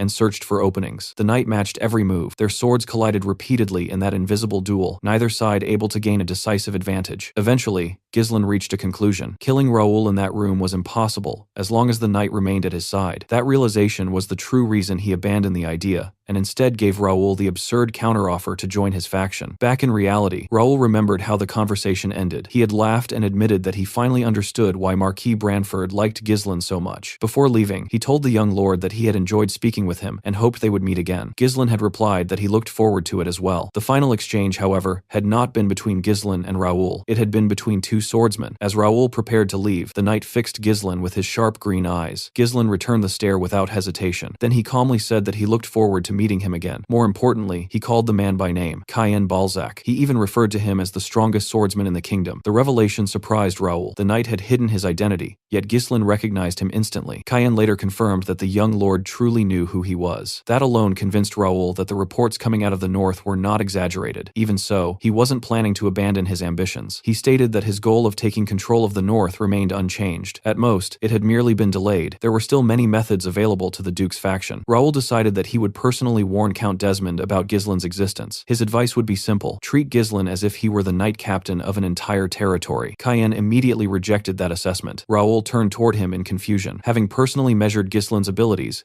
Cayenne knew better. The young lord wasn't merely some talented knight captain. Looking out the carriage window, the kingdom's strongest swordsman gave his final judgment. When dealing with Ghislain Fenris, Count Desmond should prepare himself to face the strongest sword in the entire north. Back at Ghislain's mansion, everyone was busy preparing for the journey home. Soldiers moved around, packing up supplies and valuables, while Kaor and Claude supervised the operation. Kaor repeatedly reminded the men to collect everything of value, warning them not to leave behind even a single coin. Outside, Ghislain directed the soldiers and organized where each item needed to be stored. As the packing continued, Rosalind was left stunned after hearing that Ghislain planned to return to his territory. She asked if he was truly leaving already. Ghislain calmly replied that he still had too many responsibilities waiting for him. He also informed her that he would leave the Dinab business in the capital under her management and asked her to send him the 3,000 gold they had agreed upon. The moment he brought up money, Rosalind's expression soured. She asked if he could talk about anything other than gold. Ghislain seemed genuinely confused and simply reminded her that she was his sponsor. Rosalind called him cold-hearted before letting out a sigh. She explained that as his sponsor, she wanted to understand him better. She wanted to know what kind of goal drove him to devote his entire life to work. Ghislain shrugged and claimed it wasn't anything special. According to him, he simply wanted to live comfortably without starving. Rosalind immediately rejected that answer. She pointed out that if that were truly his goal, he would have accepted Viscount Joseph's offer and joined Duke Delphine's faction. Realizing he couldn't dodge the question, Ghislain admitted that he did have a goal as Peridium's successor and the Lord of Fenris. He said he would need Rosalind's help to achieve it, but there was one thing he couldn't allow. He refused to let her carry his burden. Rosalind frowned at that response. She asked why he insisted on bearing everything alone when burdens were meant to be shared. Instead of answering immediately, Ghislain gently pushed aside the fan in her hand. He took her hand, raised it, and kissed it. Rosalind froze on the spot, completely caught off guard. Her face quickly turned red. Looking directly at her, Ghislain finally explained himself. He said that the reason he couldn't share his burden with her was because he wanted her to be happy. After delivering those words, he simply turned around and walked away. Rosalind could only stand there and watch him leave, completely overwhelmed by what had just happened. As Ghislain walked away, he reflected on everything he had accomplished in the capital. The banquet had ended on a positive note, and by rejecting Raoul's offer, he had protected Marquis Branford's reputation. Because of that, support and resources that would have gone elsewhere were now being directed toward Fenris and Peridium under the Branford name. Ghislain had secured valuable benefits, including tax exemptions and preferential treatment. He had also gained 50,000 residents from the capital who would relocate to his territory, while the dwarven slaves he wanted had already been sent to Fenris. With all these additions, nobody could dismiss Fenris as a poor and insignificant northern domain anymore. Even so, Ghislain remained cautious. The fact that the Duke's faction had personally approached him meant they were already preparing their next move. He knew those people would crush him the moment he showed weakness. Thinking about the future ahead, Ghislain silently swore that one day he would kill Duke Delphine.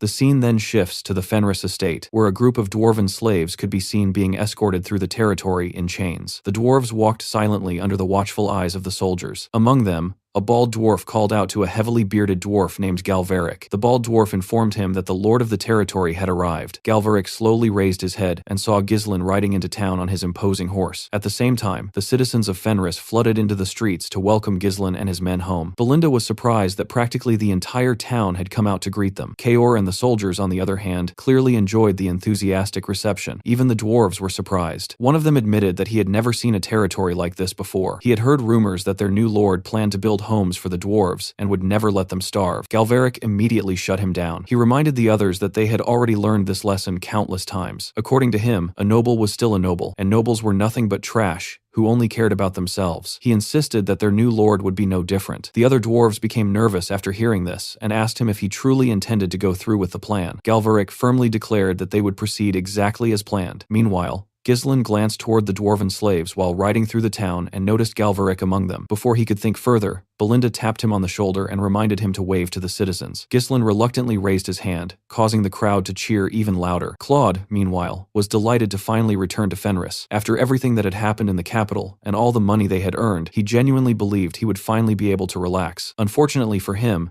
Ghislain immediately shattered that dream. The moment they arrived, Ghislain ordered Claude to organize all the materials Lowell had researched and bring them to his office. Claude nearly exploded in frustration. He complained that they had literally just returned and begged Ghislain to at least give him enough time to catch his breath. Ghislain coldly responded that slaves did not have time to rest. He even told Claude to consider his entire stay in the capital as his vacation, before ordering him to immediately call everyone for a meeting. Soon afterward, everyone gathered inside Ghislain's office. Ghislain first asked Lowell whether he had experienced any problems while working alongside Homern. Lowell assured him that everything had gone smoothly. Ghislain then asked him to inform Homern that he would visit him soon, before requesting a full report regarding the territory. Lowell produced a report and explained that the administration of Fenris had been carried out exactly according to Ghislain's instructions before he left for the capital. Ghislain then turned toward Alfoy and asked about the progress of the construction projects. While casually scratching his nose, Alfoy revealed that the mages had already completed the roads and waterway maintenance while he and Vanessa had been away. Vanessa immediately smacked him on the head with her staff and demanded that he speak more respectfully. Lowell supported Alfoy's statement and added that the workshops and grain storage facilities would also be completed soon. He explained that construction would proceed even faster once the dwarven slaves began working. Lowell further reported that the territory's harvest had become so abundant that they might no longer need to buy grain from merchant guilds at all. Belinda curiously asked just how impressive their harvest really was. Claude proudly explained that Fenris's total crop production now rivaled that of Rayfold County itself. Not only that, but their yield per unit of land had become the highest in the entire kingdom. Wendy couldn't resist pointing out that these words were coming from the same man who had once insisted that farming in Fenris was impossible. Belinda was overjoyed by the news and proudly declared that her young master would soon become a great lord. She believed his chances had improved significantly now that he possessed the backing of the royalist faction. Ghislain agreed and remarked that Ghislain's dream of truly reviving his territory was slowly becoming reality. However, Ghislain remained unsatisfied.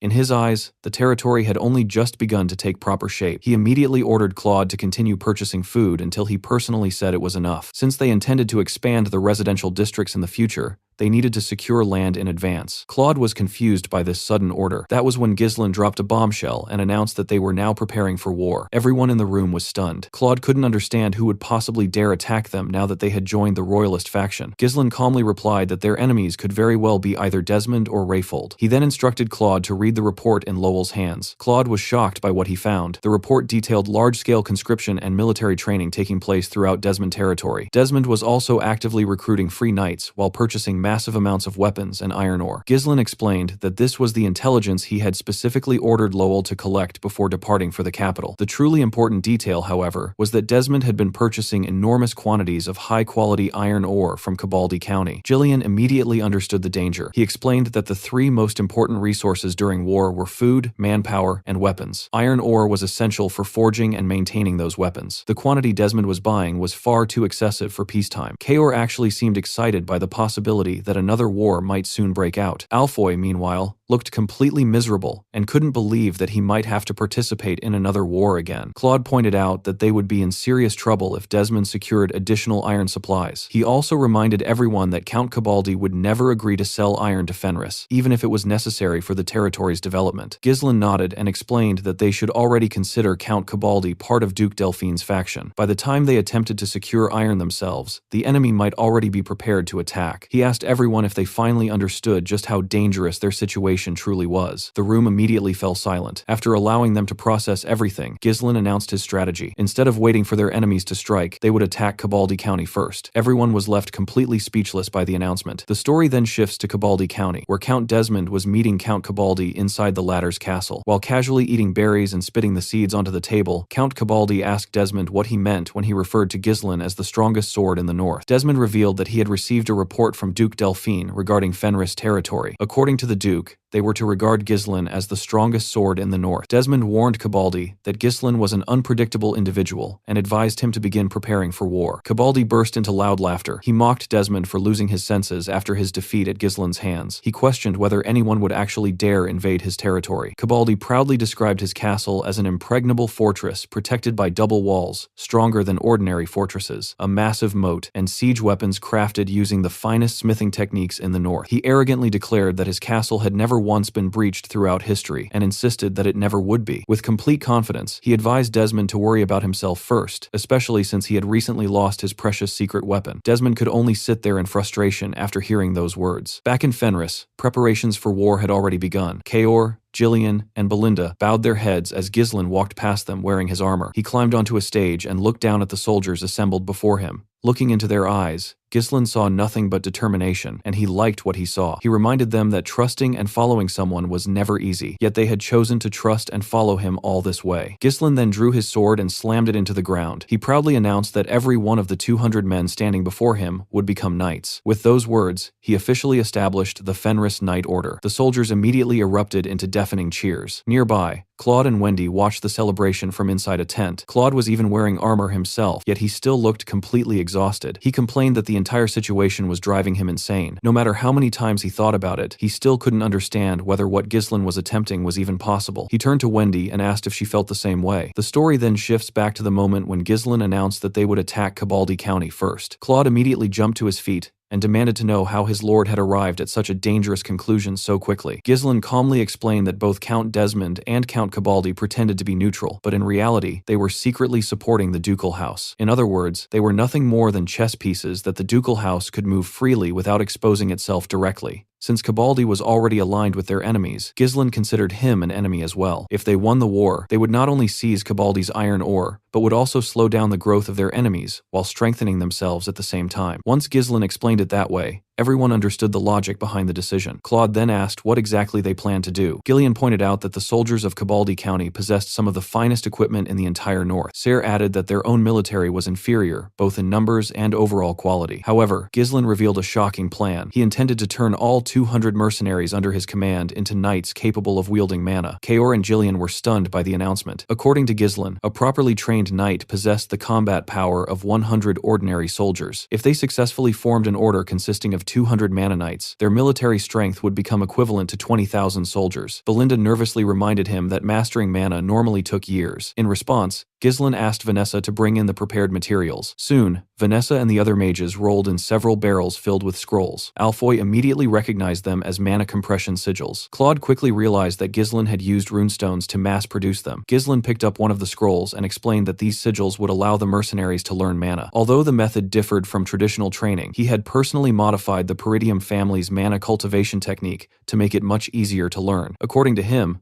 the soldiers should be able to master it within a single month. Belinda became horrified when she heard that he had altered the family's cultivation technique without permission and worried about how Count Zwalter would react. Ghislain simply replied that it was better for his father to get angry than for them to lose their soldiers. Even with mana knights, Ghislain still doubted they could conquer Cabaldi Castle. He explained that he had visited the fortress during his days as a mercenary and knew exactly how terrifying it was. The castle was protected by sturdy double walls, a deep moat, and perfectly arranged defensive weapons. Thanks to those advantages, people often said that no enemy had ever managed to capture it throughout the entire history of the Cabaldi family. Ghislain warned that ordinary mercenary tactics would be useless if Count Cabaldi chose to remain behind his walls and wage a defensive siege. Claude suggested abandoning the idea altogether and focusing solely on stopping Count Desmond. Although acquiring iron from other regions would be difficult, he believed it was still possible. Ghislain simply smiled and asked Claude if he wanted to place another bet on whether they would win or lose. Claude immediately became irritated and begged his lord to stop gambling with the fate of their territory. Ghislain assured him that there was no reason to worry because he always had a plan. Shortly afterward, the story moves to the training hall, where Ghislain stood before his soldiers. The men were confused because they believed that becoming a knight required years of mana training. Gordon even raised his hand and directly asked how they were supposed to use mana. Ghislain admitted that under normal circumstances, mastering mana indeed required several years of effort. However, he promised that every soldier present would learn it within 1 month. The soldiers were completely stunned. Ghislain then assured them that he would explain everything in a way they could easily understand. Sometime later, the training had already begun. Several exhausted soldiers could be seen collapsed on the floor while breathing heavily. Gordon himself was gritting his teeth as Ghislain forcibly pushed mana into his body. Ghislain advised him to endure the pain because they were essentially compressing several years of training into a single month. Naturally, the burden would be enormous. He explained that the mana compression sigil would temporarily allow Gordon to sense mana. Ghislain then instructed him to gather the mana particles floating in the air and guide them beneath his lower abdomen in order to create a mana core. He told Gordon to imagine winding up a skein of thread while performing the process. Gordon desperately followed those instructions, dragging the mana toward his lower abdomen while screaming in pain. After finishing the training session,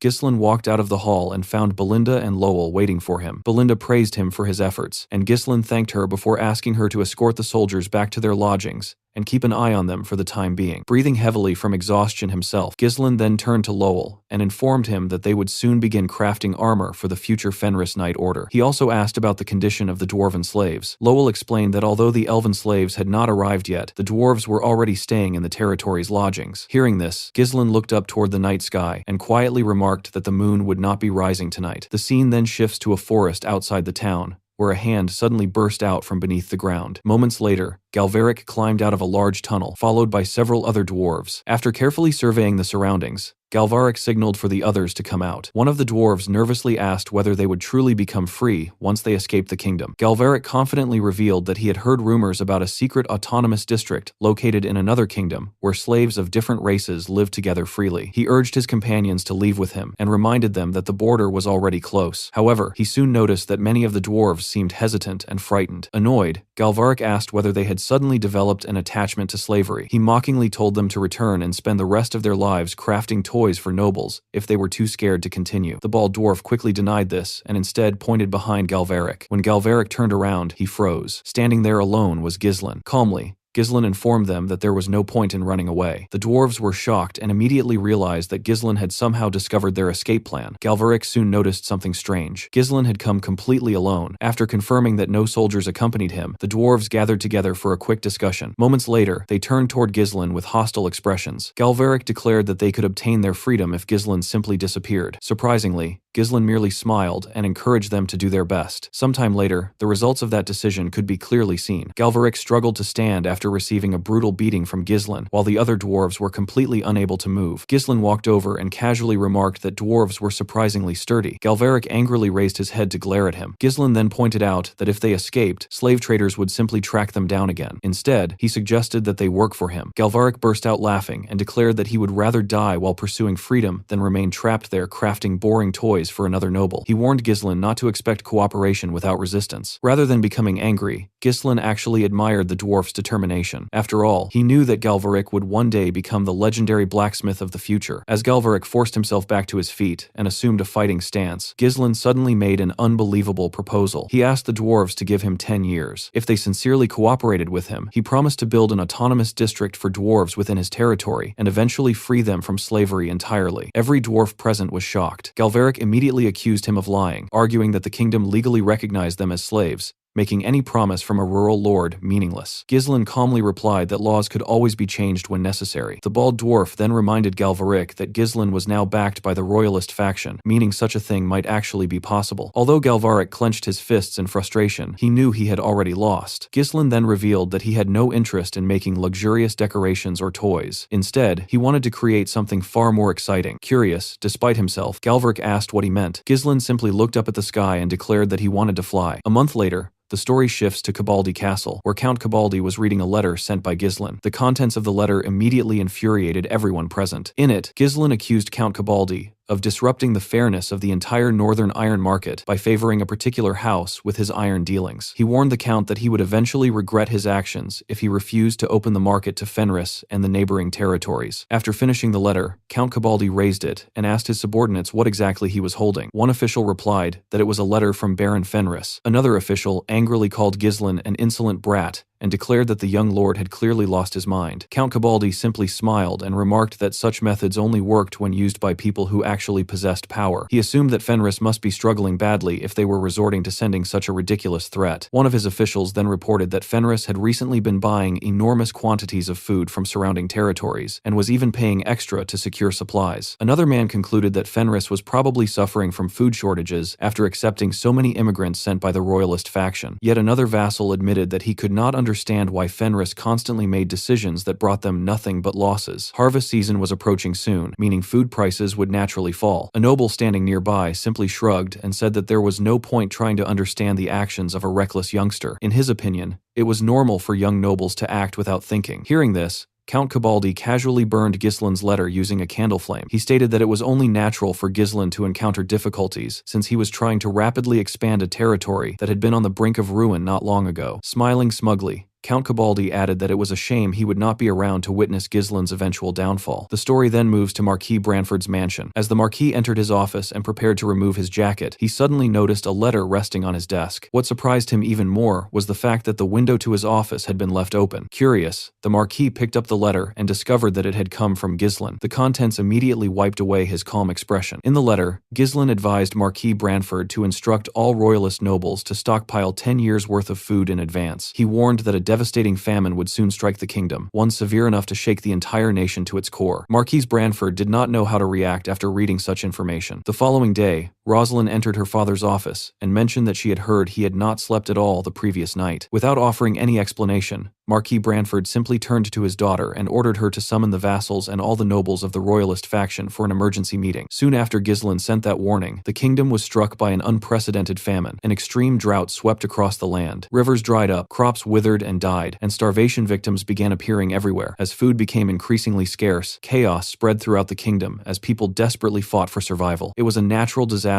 so devastating that it would eventually be recorded in history. Amid this growing disaster, Ghislain decided that the time had finally come for him to act. Inside both the Desmond and Rayfold territories, officials reported that food prices were skyrocketing because of the sudden abnormal weather. They soon discovered that the royalist nobles had already stockpiled massive amounts of food long before the disaster struck. At the same time, Amelia and Count Desmond learned that Fenris had somehow managed to harvest a successful crop despite the drought. The story then returns to Cabaldi County, where Count Cabaldi slammed his hand onto the table in frustration. He demanded to know where the food Count Desmond had promised them was. According to Cabaldi, Desmond should have conquered Fenris earlier and secured both its fertile land and food supplies. One vassal explained that Count Desmond had requested more time because even he had failed to act due to the unexpected weather. Furious, Count Cabaldi cursed Desmond for being a fool and demanded to know when the food would finally arrive. At that moment, one official cautiously proposed a solution. He suggested fulfilling Ghislain's earlier request and trading iron for food. The idea immediately sparked outrage. Another vassal shouted that such a thing was impossible because Ghislain belonged to the royalist faction. If the ducal house discovered their dealings, they would not overlook such betrayal. A noble dressed in blue insisted that they should simply wait because the ducal house and Count Desmond had already promised assistance. However, the official who proposed the trade refused to back down. He reminded everyone that there was a limit to how much food they could confiscate from the citizens. The army was already struggling to suppress growing unrest, and if the military grain reserves ran out, starving soldiers might rebel. He warned that their famous iron fortress, which had never fallen to an external enemy, could ultimately be destroyed by an internal uprising. Hearing those words, Count Cabaldi finally broke. Though furious that his own vassals were essentially asking him to bow his head to Ghislain, he reluctantly ordered them to trade iron for food. While clenching his fists in anger, he declared that Ghislain would eventually die at the hands of the ducal house regardless. Giving away some iron would not change that outcome. Laughing like a madman, Count Cabaldi boldly proclaimed that even the ducal house or Count Desmond themselves were welcome to challenge him if they had a problem, because no one could ever conquer his fortress. He then ordered a guard to immediately send a messenger to Fenris before everyone starved. However, However, the guard calmly informed him that such measures were unnecessary. Baron Fenris had already arrived at their gates with his army. The scene then shifts outside Cabaldi Castle, where Ghislain and the newly formed Fenris Knight Order marched toward the fortress. Every knight wore the same armor, creating an intimidating sight. Gordon complained that his armor felt too small, prompting Torin to tell him to stop whining, since the dwarves had used twice as many blood python scales to craft his set. Gordon proudly tapped his breastplate and boasted that mana was now flowing through his body, making his perfect muscles impossible to scratch. The moment he finished bragging, someone punched him directly in the chest. Gordon immediately felt pain and looked up to see Ghislain standing there. Ghislain casually remarked that the dwarves had truly crafted sturdy armor before riding forward on his horse and ordering the advance. Under Ghislain's command, the Fenris Knight Order marched toward Cabaldi Castle. From atop the ancient fortress walls, Count Cabaldi and his vassals witnessed a horrifying sight. Fenris's forces stretched endlessly across the fields like a dark ocean. Their armor glimmered beneath the gloomy sunlight, while their banners fluttered silently in the cold wind. Cabaldi's vassals immediately panicked. One of them nervously reported that Fenris had completely surrounded the castle. Worse still, the moat that had once served as the fortress's strongest defensive feature had dried up entirely because of the ongoing drought, leaving the castle dangerously exposed. Fear quickly spread among the defenders. Many wondered where Ghislain had acquired such a massive force, because no ordinary barony should have been capable of fielding an army of this size. Some speculated that the royalist faction must have secretly supplied him with troops. Determined to preserve his dignity, Count Cabaldi ordered everyone to remain calm. Forcing a smile onto his face, he confidently declared that it did not matter how many troops Ghislain had brought. Once the castle's powerful defensive weapons were unleashed, Fenris's army would never even come close to the fortress. Although his words briefly reassured some of the men, the fear in their eyes remained. From a distance, Ghislain raised his voice and called out to Count Cabaldi, asking if he had read the letter that had been sent to him. Already seething at the sight of an enemy army standing before his gates, Count Cabaldi shouted back in fury. He demanded to know what this outrageous act meant, and how Baron Fenris dared to march upon his castle without any warning. His furious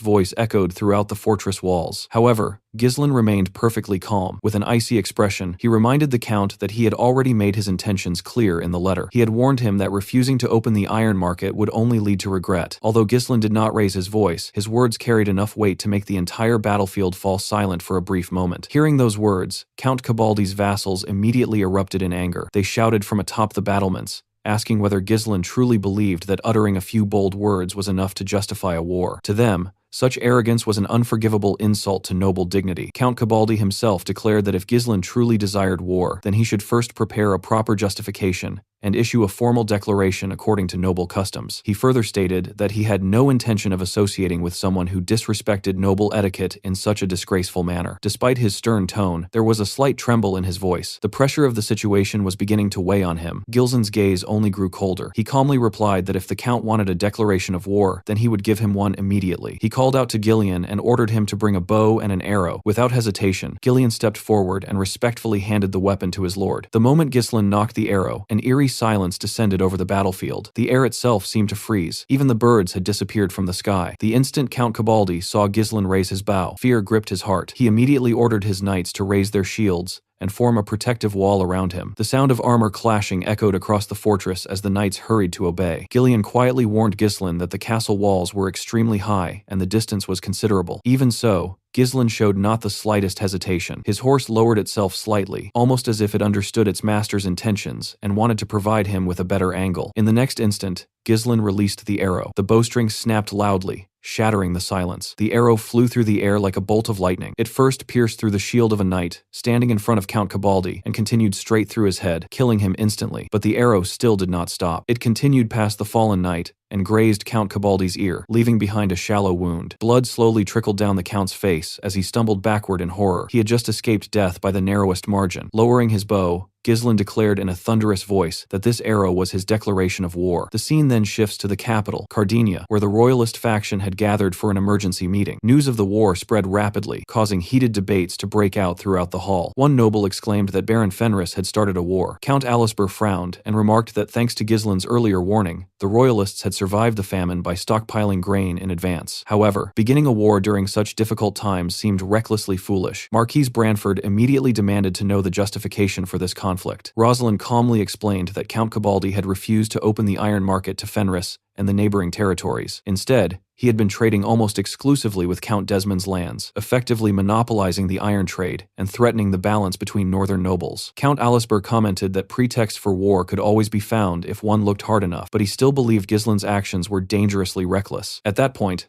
Marquis Morris, commander of the kingdom's army, firmly declared that there was no longer any room for doubt. Baron Ghislain had to be expelled from the royalist faction before matters escalated any further. Many of his supporters immediately voiced their agreement. One noble argued that all efforts should be directed toward recovering from the drought, instead of wasting resources on war. Another insisted that a conflict at this time would only weaken the kingdom further. However, Sir Belor casually questioned whether Marquis Morris had simply disliked Ghislain from the very beginning. The remark struck a nerve, causing Morris to become momentarily flustered. Before the argument could spiral out of control, Rosalind intervened and urged everyone to calm down. She reminded them that the war had already begun and that their responsibility now was to find a solution rather than waste precious time arguing. Morris quickly replied that he was perfectly calm and insisted that this entire conflict was nothing more than bait prepared for the Duke's house to exploit. At that very moment, the doors to the meeting hall opened, and Count Fouad of the Duke's faction entered. His sudden appearance immediately silenced the room. With complete confidence, Count Fouad announced that he agreed with Marquis Morris. The nobles were visibly shocked by his unexpected arrival. Marquis Branford narrowed his eyes and demanded to know what Count Fouad was doing there. Fouad calmly replied that Baron Fenris had attacked Count Cabaldi, a neutral noble, while the kingdom was still suffering from a natural disaster. Therefore,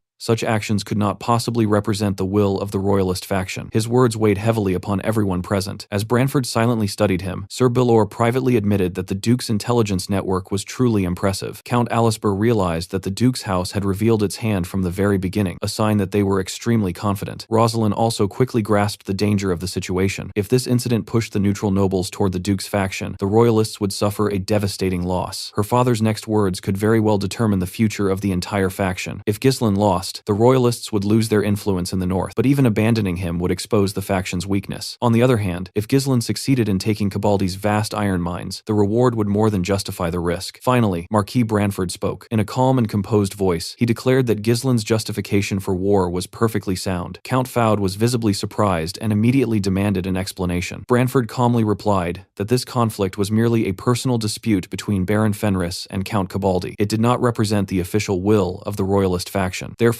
the Duke's house had absolutely no grounds to interfere. Hearing this, Count Fouad became visibly unsettled. He argued that there was a proper time and place for war, and claimed that standing by without intervention would amount to abandoning their duty as nobles responsible for maintaining order in the kingdom. Although he attempted to sound confident, desperation could clearly be heard in his voice. Marquis Branford let out a sigh filled with disdain, and remarked that he simply could not understand why the Duke's house was reacting so sensitively to this issue, almost as if Count Cabaldi actually belonged to their faction. Meanwhile, on the battlefield before Count Cabaldi's castle, the air was thick with the smell of blood and fear. Count Cabaldi screamed in agony as he clutched his wounded ear, staring at the blood covering his hand. Remembering Gillian's earlier warning about the height of the fortress walls, Ghislain admitted that his subordinate had judged the situation correctly and briefly praised him for his foresight. Standing nearby, Kaor smirked and quietly remarked that the Count would probably never wear earrings again. On top of the walls, chaos erupted among Cabaldi's men. Some rushed to stop their lord's bleeding, while others hurried to surround and protect him. The entire battlement fell into confusion. However, despite the intense pain, Count Cabaldi quickly regained his composure. Grinding his teeth in rage, he roared at his soldiers to return to their positions and prepare for battle. He declared that the glory of Cabaldi Castle, a fortress that had never fallen throughout history, would not collapse today. His words restored the soldiers' morale, and they quickly rushed back to their posts. Soon, the massive ballistas stationed along the walls were drawn and loaded. The sound of ropes tightening echoed throughout the fortress as preparations for the counterattack began. Watching the enemy's movements from below, Gillian informed Ghislain that the defenders were preparing to fire. Ghislain calmly nodded and remarked that since Cabaldi specialized in defensive warfare, such a swift response was only natural. There was not even a hint of concern in his expression. He remained completely composed. Before long, Cabaldi's soldiers announced that all the ballistas were ready. Ignoring the blood still running down his face, Count Cabaldi immediately ordered them to fire. In the next instant, countless arrows and bolts darkened the sky as they descended toward the Fenris army like a deadly storm. It was a terrifying sight, a rain of death meant to annihilate everything in its path. Yet neither Ghislain nor the Fenris knights showed the slightest fear. They stood motionless, as if the deadly barrage was nothing more than a passing drizzle. At the very last moment, Ghislain ordered everyone to raise their shields. Instantly, hundreds of shields rose in perfect unison. Ghislain himself casually deflected an incoming arrow with his sword. Gillian did the same with flawless precision, while Kaor effortlessly parried several projectiles projectiles of his own. The discipline and coordination displayed by the Fenris Knights were astonishing. When the barrage finally ended and the dust settled, not a single knight had fallen. Their formation remained perfectly intact, while broken arrows littered the ground around them. Standing atop the walls, Count Cabaldi stared at the scene in disbelief. The confidence he had shown earlier began to crumble. Slowly sheathing his sword, Ghislain raised his voice and mockingly asked whether that pathetic attack was truly the best Cabaldi Castle had to offer. His words cut deeper than any weapon. He then calmly ordered his troops to retreat to their main camp and prepare for the next phase of the operation. Later, while resting inside one of the tents, Claude laughed and commented that Ghislain had chosen the perfect time to start a war. He turned to Wendy and asked whether she agreed, pointing out that Cabaldi territory most likely had not stockpiled food like they had. According to him, all they had to do was wait, and victory would naturally come to them. Sitting nearby, Alfoy gloomily wondered why they had even brought the mages along. Claude casually dismissed the concern, saying that the mages had already exhausted themselves constructing the garrison and could simply rest now. Stretching lazily, he sighed in satisfaction and remarked that it felt great to finally relax for once. He then turned toward Alfoy and suggested playing a game together. Just as Alfoy began showing interest and asked what they would wager, the tent flaps suddenly burst open. Ghislain entered with a stern expression and immediately ordered Claude to come outside. Both Claude and Alfoy froze in surprise. Confused, Claude asked why Ghislain had already returned, but Ghislain ignored the question completely. Walking past them, he ordered Alfoy to gather every mage immediately. His tone left absolutely no room for argument. Ghislain then announced that they would begin digging tunnels toward Cabaldi Castle. Alfoy's eyes widened in shock upon hearing this. Claude frowned and pointed out that they could simply maintain their siege and eventually win without taking unnecessary risks. He questioned whether all this effort was truly needed. Ghislain firmly rejected the idea. He explained that they could not afford to sit around and wait. If they wanted to finish the war before the Duke's faction could send reinforcements to Cabaldi, they had to move quickly. Soon afterward, Ghislain arrived at the forward camp outside Cabaldi territory. Looking toward the distant fortress with cold and determined eyes, he quietly declared that the war would end far sooner than Count Cabaldi expected. Meanwhile, inside Cabaldi Castle, bitch Cabaldi grimaced while tending to his injured ear. Cursing Ghislain as an insolent brat, he couldn't believe that a mere baron had dared to shoot at him and then casually retreat after piercing the ear of a noble like himself. His vassals stood around him with dark expressions. One of them remarked that there was little they could have done against Ghislain's overwhelming firepower. In his opinion, the Fenris army had likely switched to a prolonged siege because they knew Cabaldi territory was running low on food supplies. Hearing this, Count Cabaldi angrily demanded to know whether the man was suggesting that Ghislain intended to simply wait until they surrendered. However, the Count quickly reminded everyone that the Duke's house stood behind Cabaldi territory. Letting out a cold laugh, he declared that the Duke would never abandon the largest iron mine in the entire north. Reinforcements would definitely come. All they had to do was hold out until then. Just then, a soldier rushed into the room and urgently reported that Ghislain's men appeared to be digging underground. Startled,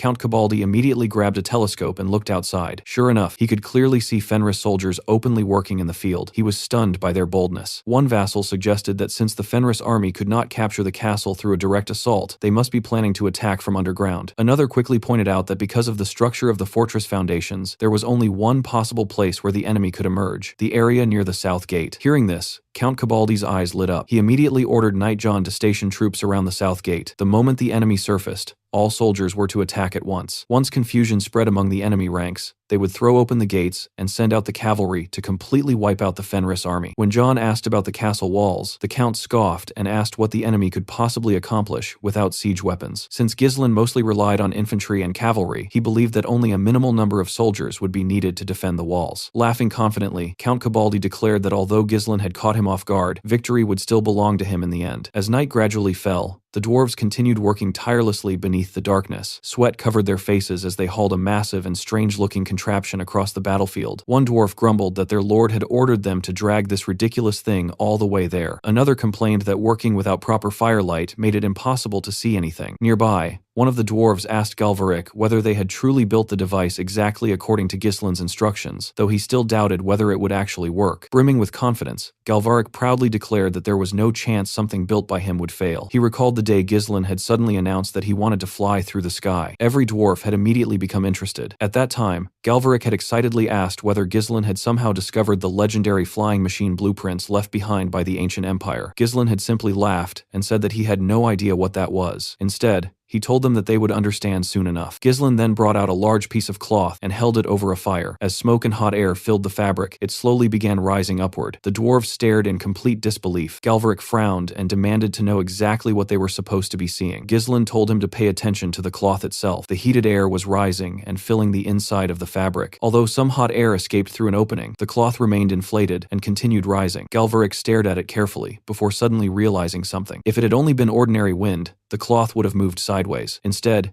it was moving upward. That meant this was an entirely different phenomenon. Hearing this realization, Ghislain chuckled softly before kneeling on the ground and drawing the shape of an air balloon. He suggested that if they created a much larger airbag, it might be possible to. Before he could even finish speaking, Galvaric had already snatched the stick from his hand. Excitement burned in the dwarf's eyes as he rapidly sketched designs of his own. He enthusiastically explained that if a basket was attached beneath the giant bag, people could actually ride inside and float through the sky. Immediately afterward, he bombarded Ghislain with questions, asking why heated air rose in the first place, and how such a thing was even possible. Ghislain honestly admitted that he had no idea. He had only discovered it accidentally, while drying clothes near a fire. Galvaric looked utterly dumbfounded. He couldn't understand how someone could witness something so ordinary and instantly think of flying through the sky. Grinning widely, the dwarf immediately dragged Ghislain away, announcing that they were going straight to his workshop because he wanted to build the device and test it immediately. Returning to the present, the dwarves carefully moved the completed hot air balloons into position under the cover of darkness. Looking at the finished product, Ghislain quietly remarked that it was perfect. Galvaric wiped the soot off his face and smugly stated that such a project was child's play for dwarves. At that moment, Belinda approached while carrying Ghislain's helmet. She informed him that both the mages and the knights had finished their preparations. Ghislain nodded and instructed her to make her own preparations as well. Nearby, Alfoy grumbled that if they were going to use flying balloons in the end, then digging tunnels had been a complete waste of time. One of the knights immediately warned him to watch his tongue, but Ghislain paid no attention to the complaint. Walking among the assembled knights,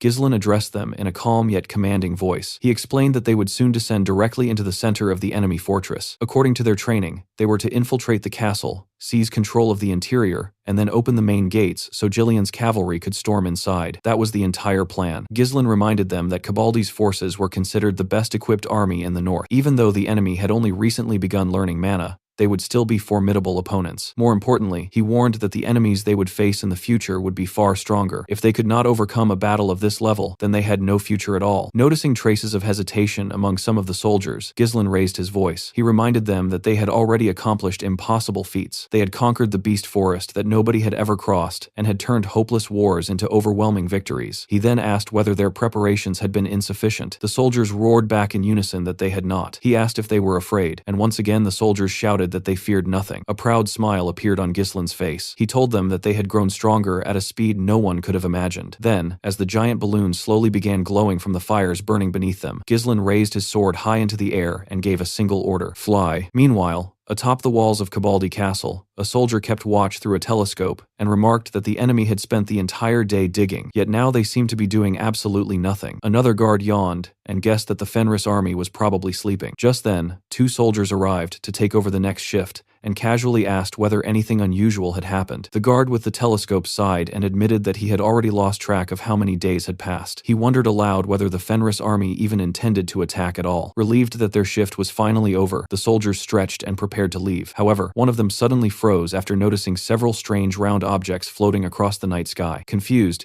he pointed upward and asked what they were. Another soldier narrowed his eyes and wondered if they might be monsters. Before anyone could react, Ghislain suddenly descended from above. In a single clean strike, he cut one soldier in half before instantly killing the second. Moments later, Fenris soldiers began descending from the air balloons, one after another. Taking command from the front once again, Ghislain ordered his men to slaughter every enemy they encountered. Elsewhere inside the castle, several knights hurried toward Count Cabaldi's chamber. Among them was Leslie, commander of the Cabaldi Knights Order. The guards outside the count's room were surprised to see Leslie arriving so late at night. When Leslie asked about the count's condition, one guard quickly informed him that their lord was still asleep. Without wasting another second, Leslie entered the room. The sudden intrusion jolted Count Cabaldi awake. Recognizing Leslie, the count immediately demanded to know what was happening. Addressing him respectfully, Leslie reported that an emergency had occurred and that enemy forces had already breached the castle walls. The count's face instantly turned pale. He repeated the words in disbelief, unable to comprehend that his supposedly impregnable fortress had been infiltrated. Outside, more and more balloons descended into the castle grounds, continuously deploying Fenris soldiers. Ghislain and his comrades mercilessly slaughtered the defenders stationed along the walls. Filled with bloodlust, Kaor shouted for everyone to advance,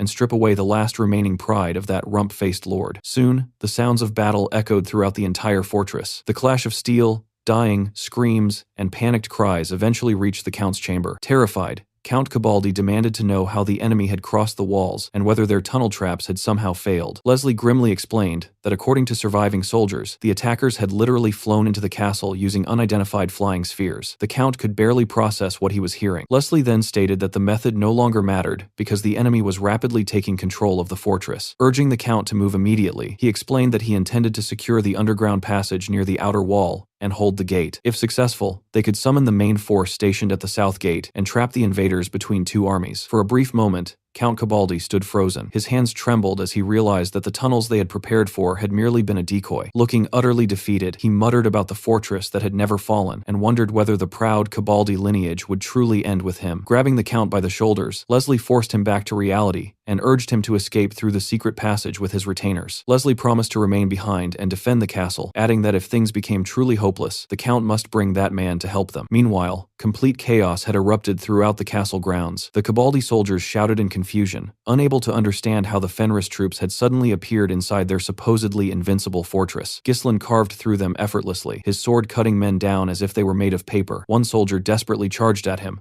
only to be sliced cleanly in half before he could even scream. Witnessing such overwhelming power, many soldiers froze in terror. A desperate officer shouted for everyone to pull themselves together and fire their crossbows, reminding them that the enemy force was still relatively small. But before they could organize themselves, another soldier screamed and pointed toward the sky. One of the massive air balloons suddenly came crashing directly into the middle of the Cabaldi ranks, exploding violently upon impact. Dirt, debris, and bodies were sent flying everywhere. Apparently, Gordon and Alfoy had been aboard that balloon. As smoke covered the battlefield, Alfoy coughed furiously and angrily yelled that Gordon was a stupid, muscle-brained idiot. He reminded him that he had repeatedly warned him not to board because his enormous weight was too much for the balloon. Gordon simply glared at him in silence while trying to catch his breath. However, before either man could recover, several enemy soldiers rushed toward them. Their attack never reached its target. Ghislain appeared instantly and cut down every attacker before they could land a single blow. He then calmly asked Gordon and Alfoy if they were injured. Watching the scene, Kaor smirked and mocked Gordon for still behaving exactly the same, despite officially becoming a knight. Gordon remained silent, his expression unusually serious. Suddenly, both Ghislain and Belinda noticed movement in the distance. Beyond the walls, enemy troops had already secured the gate and established defensive positions. Kaor was visibly surprised by how quickly they had reacted. After observing the situation, Ghislain calmly concluded that someone intelligent must be directing the enemy forces. He warned everyone that the soldiers scattered earlier by the tunnel operation would soon regroup, meaning they had to act immediately. Turning toward his knights, Ghislain asked if everyone was prepared. In perfect unison, they answered that they were ready. Without hesitation, Ghislain began assigning roles. He ordered Kaor to seize control of the walls and destroy every siege weapon. Belinda was tasked with locating Count Cabaldi himself. As for Ghislain, he would personally clear a path to the main gate. Looking at his men one final time, he seriously asked if they were truly ready for what came next. Every knight raised their swords high into the air as powerful mana surged around them. Together, they roared that they were fully prepared. A faint smile appeared beneath Ghislain's helmet. Then, in a commanding voice, he officially ordered the newly founded Fenris Order of Knights to begin their operation. A tense silence settled over the battlefield as both armies braced themselves for the clash that was now unavoidable. It did not last long. Moments later, one of the cavalry soldiers rushed to the knight commander and urgently reported that the Fenris troops were advancing. The instant Leslie heard this, he realized that Ghislain's real target had always been the gate. Without hesitation, he ordered his men to lower their spears and prepare for impact. As the Fenris knights charged forward, Leslie shouted for everyone to hold the line until reinforcements stationed at the south gate could arrive. The next moment, the battlefield exploded. Ghislain and his knights crashed into the enemy ranks like a storm. What followed was less a battle and more a massacre. Cabaldi's soldiers were cut down one after another as the Fenris forces tore through them mercilessly. Watching from the front, Leslie could hardly believe what he was seeing. His eyes were drawn again and again to Ghislain, whose sword seemed almost unstoppable. Every swing carved through armored soldiers as if they were made of paper. Panic quickly spread among the defenders. The soldiers realized that every enemy weapon was infused with mana, making them nearly impossible to stop. Leslie was stunned. Every single intruder was a knight. That should have been impossible. No matter how talented they were, there was no way a force like this should have been able to smash through a heavy infantry formation so quickly. Realizing the situation was spiraling out of control, Leslie steeled himself and decided that the man leading the charge had to be stopped, no matter the cost. Soon, another soldier rushed over and reported that the Fenris Knights' momentum was overwhelming. The troops defending the outer walls could no longer hold their positions. At this rate, even the gate would fall. Gritting his teeth, Leslie immediately ordered his men to destroy every mechanism responsible for opening and closing the gate. If nothing else, they needed to buy time. But before the order could fully take effect, Ghislain charged directly toward him. Their swords collided with a thunderous clang. Leslie managed to block the first strike, but the sheer force behind it pushed him backward instantly. Their blades clashed repeatedly, sparks bursting into the air with every exchange. Leslie's arms soon began trembling under the pressure. He looked into Ghislain's cold, fearless eyes and felt his breath catch in his throat. Swing after swing drove him back step by step until he was nearly gasping for air, yet he refused to yield. Summoning every ounce of strength he had left, Leslie raised his sword and declared that he was Leslie, commander of the Cabaldi Knight Order, and that Ghislain would not pass beyond this point. Meanwhile, deep beneath the castle, the scene shifted to the dungeon. Count Cabaldi stood before a prison cell. Inside sat a man restrained by numerous heavy chains. His expression was vacant and lifeless until he heard footsteps approaching. Slowly, he raised his head. Stopping before the cell, Count Cabaldi called out the man's name, Lucas. In the dim torchlight, Lucas's sharp eyes gleamed faintly. The Count urgently begged him to delay the enemy. For a few moments, Lucas simply stared at him in silence. His gaze was cold, yet carried a trace of amusement. Then, very slowly, a faint smile appeared on his lips. Tugging lightly at the thick collar around his neck, Lucas suggested that perhaps the Count should loosen it first. Back on the battlefield, Kaor continued leading the charge. He ordered his men to advance without mercy and leave absolutely nothing behind. Not weapons, not soldiers, not even bodies. His sword rampaged across the battlefield, shattering shields and splitting armor apart with raw force. At the same time, Belinda raced toward the inner castle, driven by a single objective, finding Count Cabaldi. At the castle gates, however, Ghislain found his path blocked once again. Leslie stood before him and formally introduced himself as the commander of the Cabaldi Knight Order. He declared that Ghislain would go no further. Ghislain answered with actions rather than words. He surged forward immediately, his blade cutting through the air in a fierce arc. Leslie met him head-on, parrying cleanly before launching precise and powerful counterattacks. Yet Ghislain blocked every strike effortlessly. His movements flowed naturally, smooth and relentless, like water moving around stone. On their third exchange, Ghislain brought his sword down with overwhelming force. Leslie barely blocked it, and even then, his shield splintered from the impact. Steel rang continuously as the two commanders fought without pause. Each clash became faster and more vicious than the last. Leslie fought desperately, knowing that if he failed, the castle would fall. Ghislain, meanwhile, fought with a single goal: to break through and clear a path for his army. As the battle continued, Leslie found himself struggling more and more. At one point, Ghislain's blade nearly sliced through his head. Leslie narrowly dodged, but his helmet was knocked clean off and sent flying. Ghislain instantly capitalized on the opening and delivered a crushing blow to Leslie's side. Leslie managed to raise his shield in time, but the impact still sent him staggering backward in pain. Seeing their commander pushed back, one knight cried out in alarm. Another immediately snapped at him, saying that if he had time to panic, he should focus on fighting the enemies in front of him. Leslie panted heavily as his trembling arms struggled to hold his sword. The previous strike had nearly overwhelmed him, but he found some relief in realizing that it had not completely broken through his defenses. Ghislain, however, knew they were running out of time. If they delayed any longer, the enemy's main cavalry force would surround them. Leslie understood this as well. Instead of meeting Ghislain's attacks head-on, he decided to deflect them at angles, preserve distance, and exploit openings between attacks. He believed that sooner or later, impatience would make Ghislain reckless, and the moment that happened, victory might still be possible. Without warning, Ghislain charged again, and mockingly asked whether this was truly the best Leslie could do. Leslie barely blocked the incoming strike with his shield, only for Ghislain to smash an elbow directly into his face. Gritting his teeth, Leslie tried to counterattack, but Ghislain suddenly leaped into the air, slashed Leslie's hand, landed gracefully, and casually remarked that it wasn't bad. Before Leslie could even process what had happened, Ghislain attacked once more. This time, his blade cut cleanly across Leslie's abdomen. As agony consumed him, Leslie recalled Count Desmond's warning. They had been told to assume that Ghislain Fenris was a man capable of standing against even the greatest swordsman in the north. Moments later, Leslie collapsed. Seeing their commander fall so decisively, the Cabaldi soldiers froze in shock. None of them could believe that their leader had been defeated so quickly. The Fenris Knights, on the other hand, laughed proudly and praised their captain, saying this was exactly what they expected from him. Ghislain, however, remained serious. He immediately ordered his troops to keep moving and maintain their momentum. The soldiers rushed toward the gate and forced the surviving defenders to open it. Lying on the ground,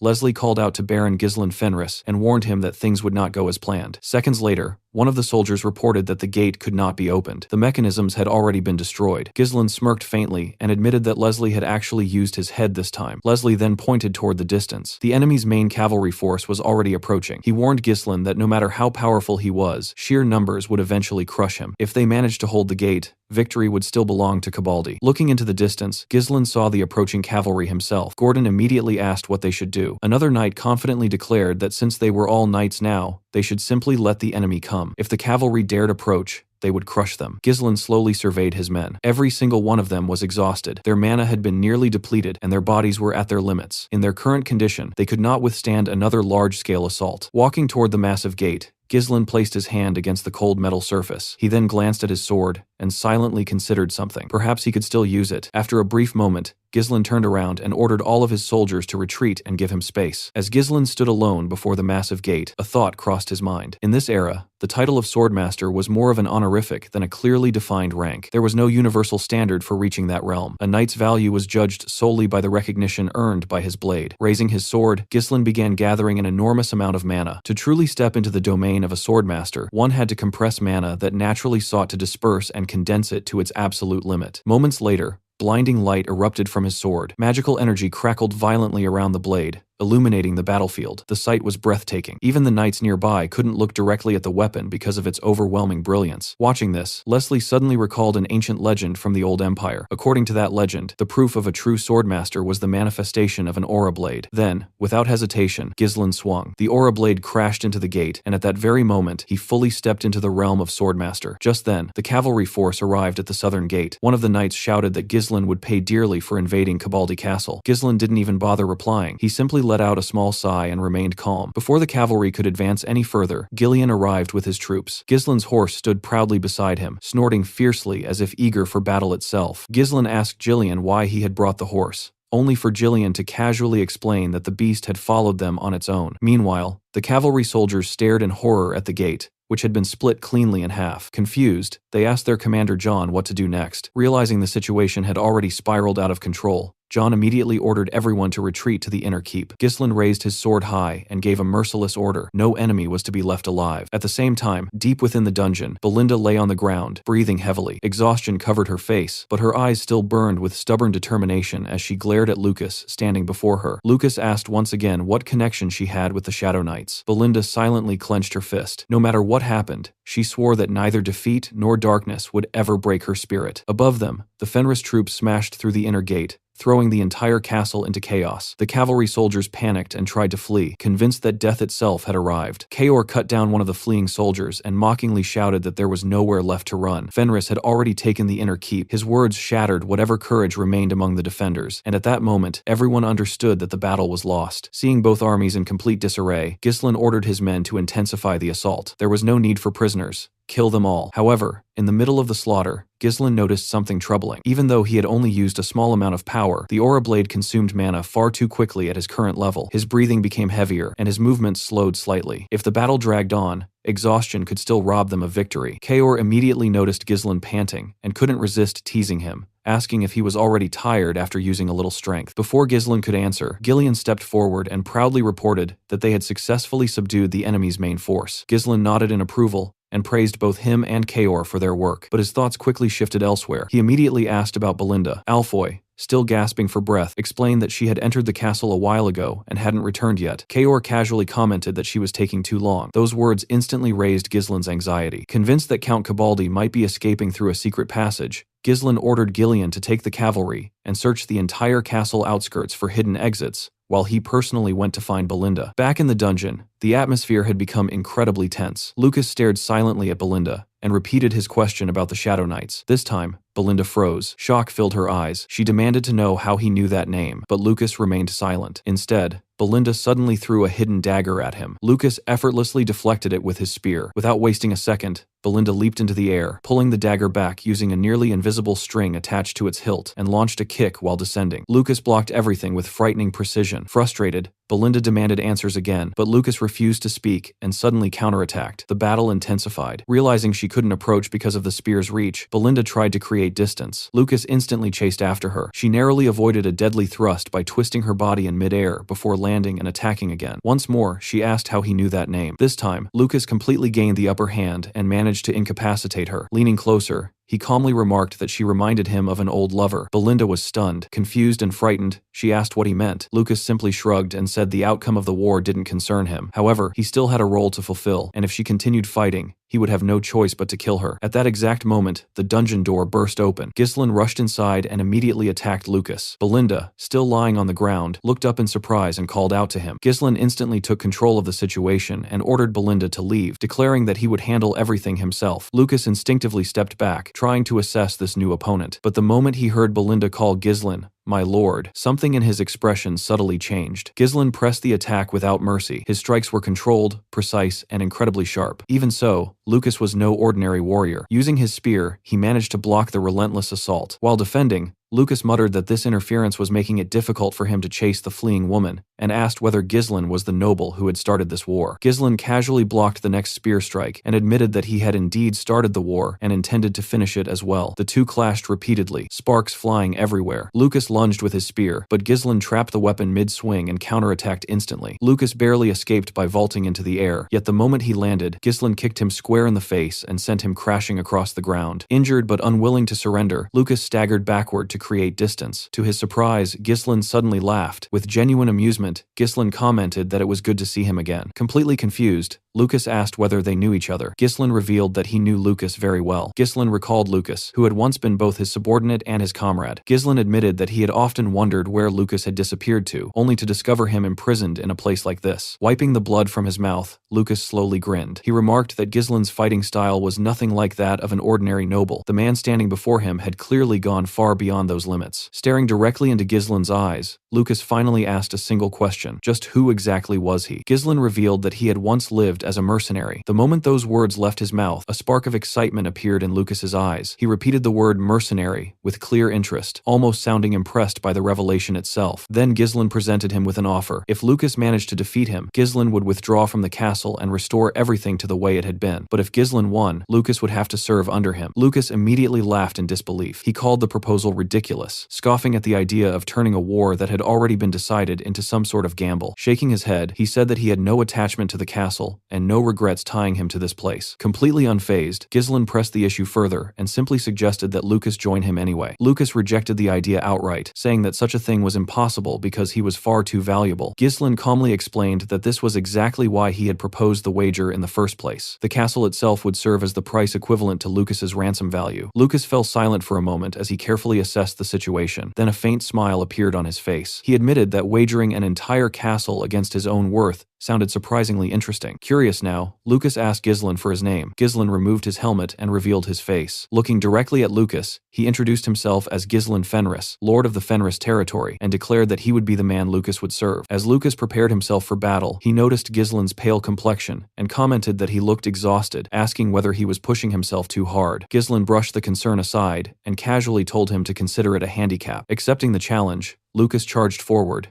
declaring that he would gladly do as Ghislain suggested. The scene suddenly shifted to the snow-covered mountains of the past. A man wrapped in heavy winter clothes and snow boots stepped out of a tent while carrying a bag and a spear on his back. A scar could be seen over his left eye. That man was Lucas. As he walked away, he encountered an older Ghislain. Lucas reminded him that 10 years had already passed since Moriana's recognition, and that the contract requiring him to serve as Ghislain's subordinate had finally expired that very day. This was a memory from Ghislain's previous life. Ghislain acknowledged that the day had finally come and asked Lucas whether he truly had no intention of renewing the contract. Looking annoyed, Lucas told him to give him a break. Ghislain sized him up before smiling faintly and teasing that perhaps the reason involved a woman. Lucas admitted that he simply didn't want his entire life to be consumed by the captain's endless battles. Accepting his answer, Ghislain told him to leave quickly and go find the precious woman he had been searching for, reminding him that he also had his own responsibilities to take care of. Before leaving, Lucas paused and assured Ghislain that if his captain was ever in danger, he would return to help him no matter what happened. Back in the present, the battle between the two men finally began. Ghislain wielded his massive sword while Lucas fought using his spear. Ghislain attacked first,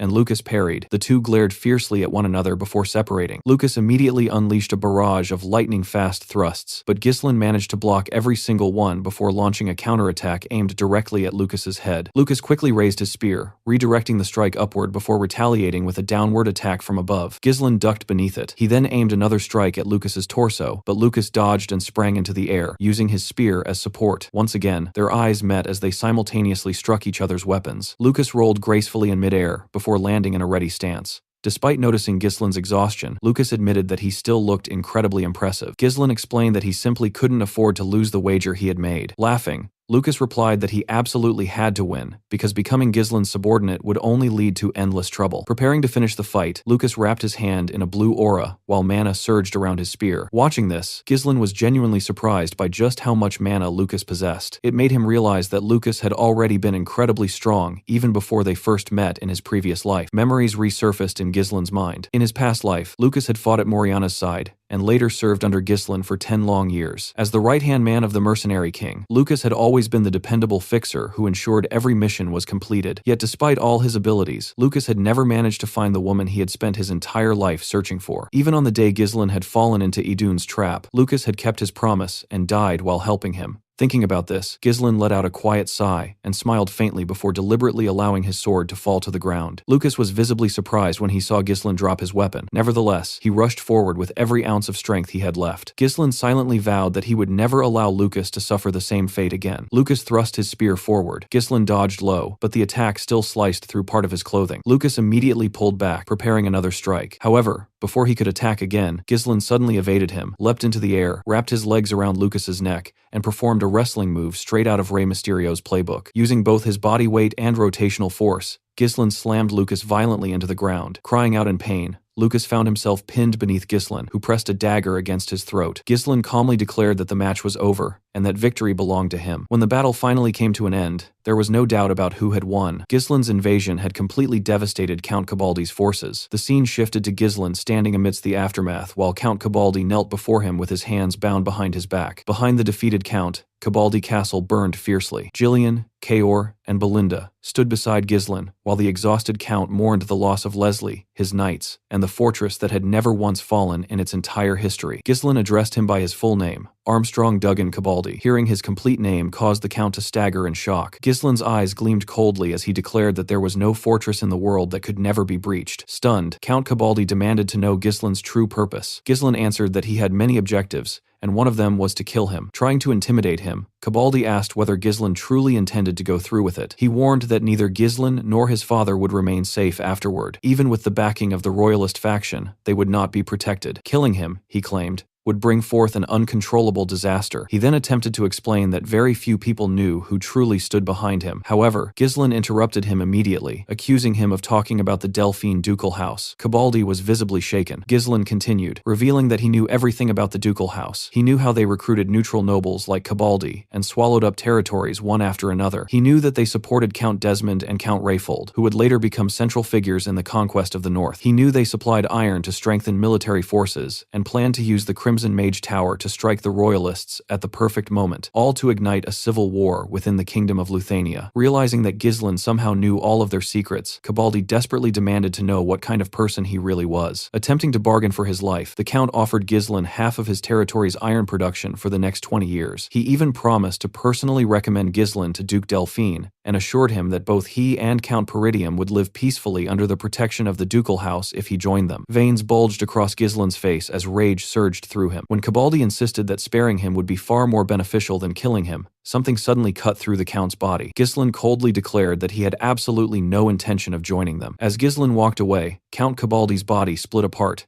and Ghislain proclaimed that every single one of them would eventually die by his hand. The scene then shifted to Count Desmond. Sitting with a pigeon perched on his arm, Desmond read the battle report. As he absorbed its contents, his entire body trembled with rage. He crushed the paper in his hand and slammed his fist against his chair. Furious, he demanded to know how they had allowed Ghislain to exploit that brief opening. He reminded everyone present that they had carefully followed every instruction given by the Delphine ducal house, proceeding slowly through meticulous preparation and planning. Then he angrily asked what those methods had accomplished. Seated around a round table, several individuals listened silently as Count Desmond dismissed every previous attempt against Ghislain as a complete failure. Even worse, the royalists were now openly backing Ghislain Peridium. Filled with fury, Desmond declared that dangerous sprouts had to be crushed before they could grow any further. He announced that he no longer needed orders or reports from anyone. From that moment onward, everything would be decided according to his own will, and above all else, the destruction of both Fenris and Peridium would become his highest priority. At the royal capital of Cardinia, the grand meeting hall of the royalist faction was filled with tension. Nobles dressed in elegant robes whispered among themselves, their faces showing equal parts disbelief, curiosity, and uneasiness. Sitting at the center of the chamber, Supreme Commander Morris wore an irritated expression. No matter how much he thought about it, he simply couldn't accept that Baron Ghislain Fenris had defeated Count Cabaldi. After all, Cabaldi's fortress was famous throughout the kingdom as the Iron Fortress, a stronghold many believed was impossible to conquer. Even veteran generals had once claimed that its defenses could withstand decades of siege warfare. Yet that seemingly invincible fortress had fallen to a young baron who, until recently, had been dismissed by almost everyone. The nobles continued exchanging surprised glances. One admitted that he had never imagined Baron Fenris possessed such outstanding military talent. Another agreed, saying it was proof that people shouldn't be judged by appearances alone. Rosalind, who had quietly listened until then, calmly pointed out that Baron Fenris had captured the fortress through a full-scale battle and that Count Cabaldi had never surrendered. Her words only made Supreme Commander Morris even more irritated. He insisted that such a victory was impossible and stubbornly argued that Fenris had simply been lucky. According to him, if the Great Famine hadn't happened, Baron Fenris would never have taken the fortress so easily. Hearing that, the High Judge let out an amused chuckle. With a sly grin, he remarked that Morris was acting as though there was a problem, when in reality, the only thing that mattered was that Baron Fenris had won. While the chamber remained filled with arguments, one person stayed completely silent. Marquis Branford, the leader of the Royalist faction, finally broke the silence by asking his knight commander, Tullio, whether there had been any movement from Count Desmond's side. Tullio immediately replied that there was still no news. Morris clicked his tongue in frustration, complaining that all the effort spent positioning the kingdom's troops near Cabaldi's fortress had ultimately been wasted. Count Alisper calmly pointed out that the Royalists had already gained enough benefits through the harvest alone, hinting that the political gains were already considerable. The High Judge nodded with satisfaction, and added that Cabaldi's defeat had also exposed his ties to the Duke's faction. Since it was now obvious that Count Cabaldi had been backed by the ducal house, it would be extremely difficult for them to openly interfere from this point onward. Rosalind quietly listened before letting out a small sigh. Inwardly, she thought that if Count Desmond had made a move during the battle, it would have confirmed beyond doubt that he was secretly aligned with the Duke's family, instead of remaining neutral. But his complete silence only made the situation even harder to read. At that moment, Marquis Branford slowly rose to his feet, instantly drawing everyone's attention. He reminded them that it was still far too early to celebrate. Although Baron Fenris's victory would undoubtedly expand the Royalists' influence throughout the north and greatly strengthen their military position, the Duke's family would never remain idle after suffering such a loss. He warned everyone not to lower their guard before officially ending the meeting. As the nobles began leaving, Count Alisper quietly remarked that Marquis Branford truly had never changed. After such a long-awaited victory, the Marquis hadn't smiled even once. The High Judge simply chuckled and replied that Branford's cold and composed personality was exactly why he had successfully led the king's royalist faction for so many years. Meanwhile, Branford walked outside with his cloak flowing behind him and gestured for Rosalind to follow. As she caught up to him, she noticed something unusual. The cold expression her father always wore had softened ever so slightly. It wasn't obvious to anyone else, but Rosalind immediately understood. Deep inside, her father was happy. Far away in the north, near the ruins of Cabaldi's fortress, a group of mercenaries rode along a rough dirt road while their horses kicked dust into the air. A young priestess clung tightly to one of the riders and nervously asked squad leader Max whether the area felt strangely quiet for a battlefield. Looking around casually, Max guessed that Fenris's army had probably already been defeated. The priestess immediately panicked, worrying about what would happen to their mission. She reminded him that Lady Mariel and Marquis Branford had personally sent them to rescue Baron Fenris, and returning empty-handed would be disgraceful. Although Max tried to brush off her concerns by saying mercenaries simply completed the jobs they were paid for, even he couldn't completely hide the uneasiness growing inside him. As the group approached Cabaldi territory, one of the mercenaries riding at the front suddenly called out after spotting something ahead. Everyone turned their attention toward the scene. One of Ghislain's knights was organizing the local citizens into orderly lines while assuring them that there was enough food for everyone. He told the starving people not to panic because their new lord would make sure no one went hungry. One after another, the citizens stepped forward to receive their food. Looking down at the rations in their hands, they could hardly believe what they were seeing. They never imagined that their new lord would actually show them mercy. For the first time in a long while, many of them wondered if the nightmare of having everything taken from them had finally come to an end. Meanwhile, Alfoy struggled just to lift a single log. Watching the pathetic display, Galveric mocked him, asking if someone that weak could even carry proper building materials. Annoyed, Alfoy immediately fired back, insisting he wasn't some laborer and had originally been a mage. At the same time, squad leader Max and the young priestess arrived near the fortress and were surprised to find people calmly cleaning and organizing what had only recently been a blood-soaked battlefield. Max looked around in disbelief disbelief and muttered whether the war had really ended already. The priestess's ears twitched after overhearing soldiers discussing how much treasure Count Cabaldi had hidden inside the fortress. One knight explained that the castle was filled with gold coins, priceless artwork, and countless valuables. Claude excitedly added that the armory was packed with advanced weapons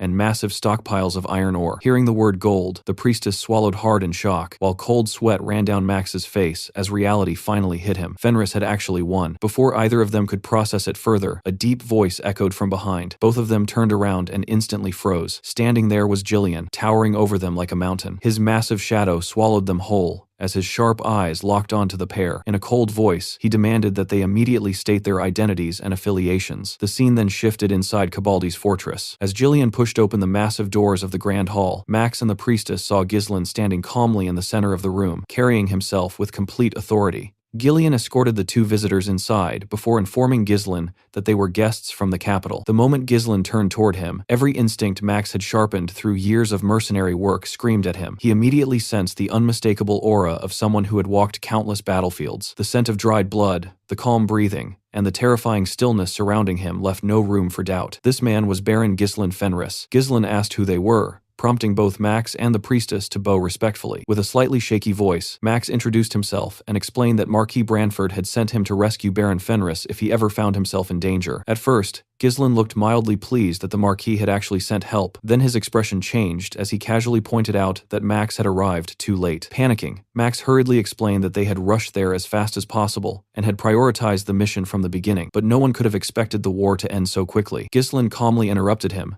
saying they would be returning before long anyway. Max looked completely confused until Ghislain explained that since the war had only just ended and manpower was short, Max could work for them until then. Max weakly protested that it wasn't part of their mission, but Ghislain reminded him that he had supposedly come to help while Ghislain was in danger, yet had done absolutely nothing. Inside his head, Max practically screamed that they had literally arrived after the fighting ended. Ghislain casually stepped closer and placed a heavy hand on Max's shoulder, before quietly mentioning that if Marquis Branford later asked how useful Max had been, he honestly wouldn't know what to say. The subtle threat was enough. After fighting an internal battle with himself, Max reluctantly agreed to cooperate. The priestess stared at him in complete disbelief and called out his name. Ghislain then shifted his attention toward her and asked who she was. She quickly introduced herself as Peyote, a priestess serving Lady Wana, goddess of beauty and abundance, explaining that she had been sent because Countess Marielle was a patron of their sect. Ghislain remembered that priests from her sect rarely stepped onto battlefields because they avoided violence and impurity. Even Ghislain had once been forced to seek healing from Rayfold territory because priests were so rare in the north. Realizing just how valuable holy power was, a sly smile slowly appeared on Ghislain's face. He politely bowed and remarked that reaching this place must have been difficult for her. Embarrassed, Peyote insisted there was no need for such courtesy. The very next second, Ghislain ordered Belinda to escort her to the worksite immediately. Completely caught off guard,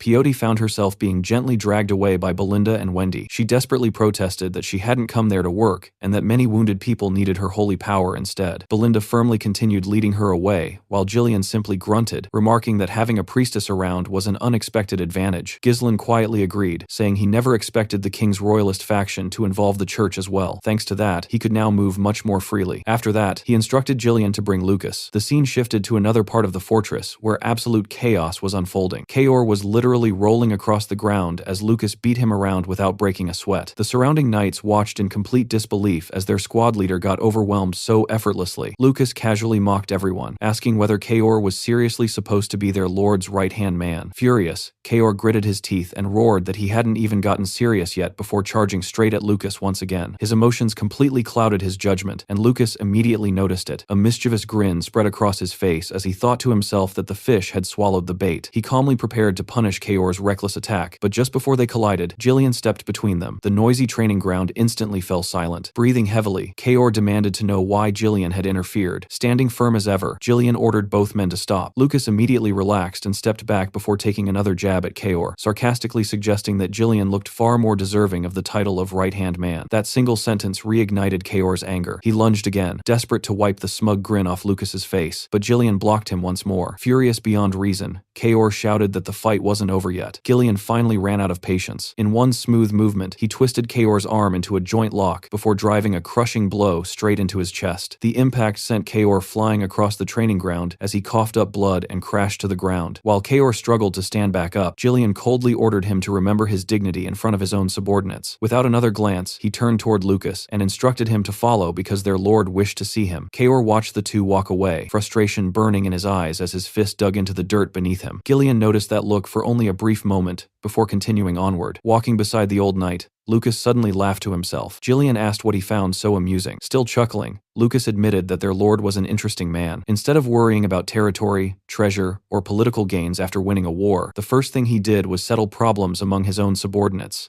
To Lucas, that was the behavior of a lord who cared deeply about the order and discipline of his knights. Late that night, the training grounds were completely deserted, except for one person. Kaor was still there, swinging his sword over and over with almost reckless fury. Every strike carried the humiliation of losing to Lucas, the sting of his mocking words, Ghislain's effortless victory over him, and the memory of coughing up blood. His frustration only grew with each swing. Suddenly, sensing someone behind him, Kaor reacted purely on instinct and slashed without even looking. His blade flew toward Ghislain, but Ghislain casually stopped it with nothing more than the sheath of his sword, never even bothering to draw the blade. Looking at the exhausted knight covered in sweat, Ghislain calmly asked if he had really lost to the newcomer. Kaor lowered his sword, wiped the sweat from his face, and deliberately avoided meeting Ghislain's eyes. He bitterly replied that if Ghislain had come just to laugh at him, then he should leave him alone. Ghislain showed no irritation whatsoever. Instead, he quietly pulled a handwritten manual from inside his robe and handed it over, telling Kaor to take it. Confused, Kaor accepted the book almost on reflex. Ghislain explained that it contained a revised mana cultivation method along with sword techniques specifically written for him and advised him to study it carefully. At first, Kaor looked doubtful, but the moment he opened the pages and examined the detailed notes and diagrams, his expression completely changed. Every page contained knowledge far beyond anything he had ever learned before. His earlier hostility instantly turned into embarrassment. Looking up, he asked why Ghislain had chosen to give something so valuable to him, suggesting that perhaps it would have been more suitable for the spear user instead. Without changing his expression, Ghislain simply stretched out his hand and asked for the manual back. That single gesture immediately made Kaor panic. He hugged the book tightly against his chest and refused to give it back. Lowering his hand, Ghislain looked directly into his eyes and calmly explained that Kaor hadn't lost because he lacked talent. His fundamentals were weak, and no matter how sharp someone's instincts or how much experience they had, those things alone always had limits. After leaving those words behind, Ghislain turned and quietly walked away into the darkness. This time, Kaor stopped him. Swallowing his pride, he lowered his head in a deep bow and sincerely thanked him for such an invaluable gift. Seeing Kaor finally show genuine respect, a faint smile appeared on Ghislain's face. Without turning around,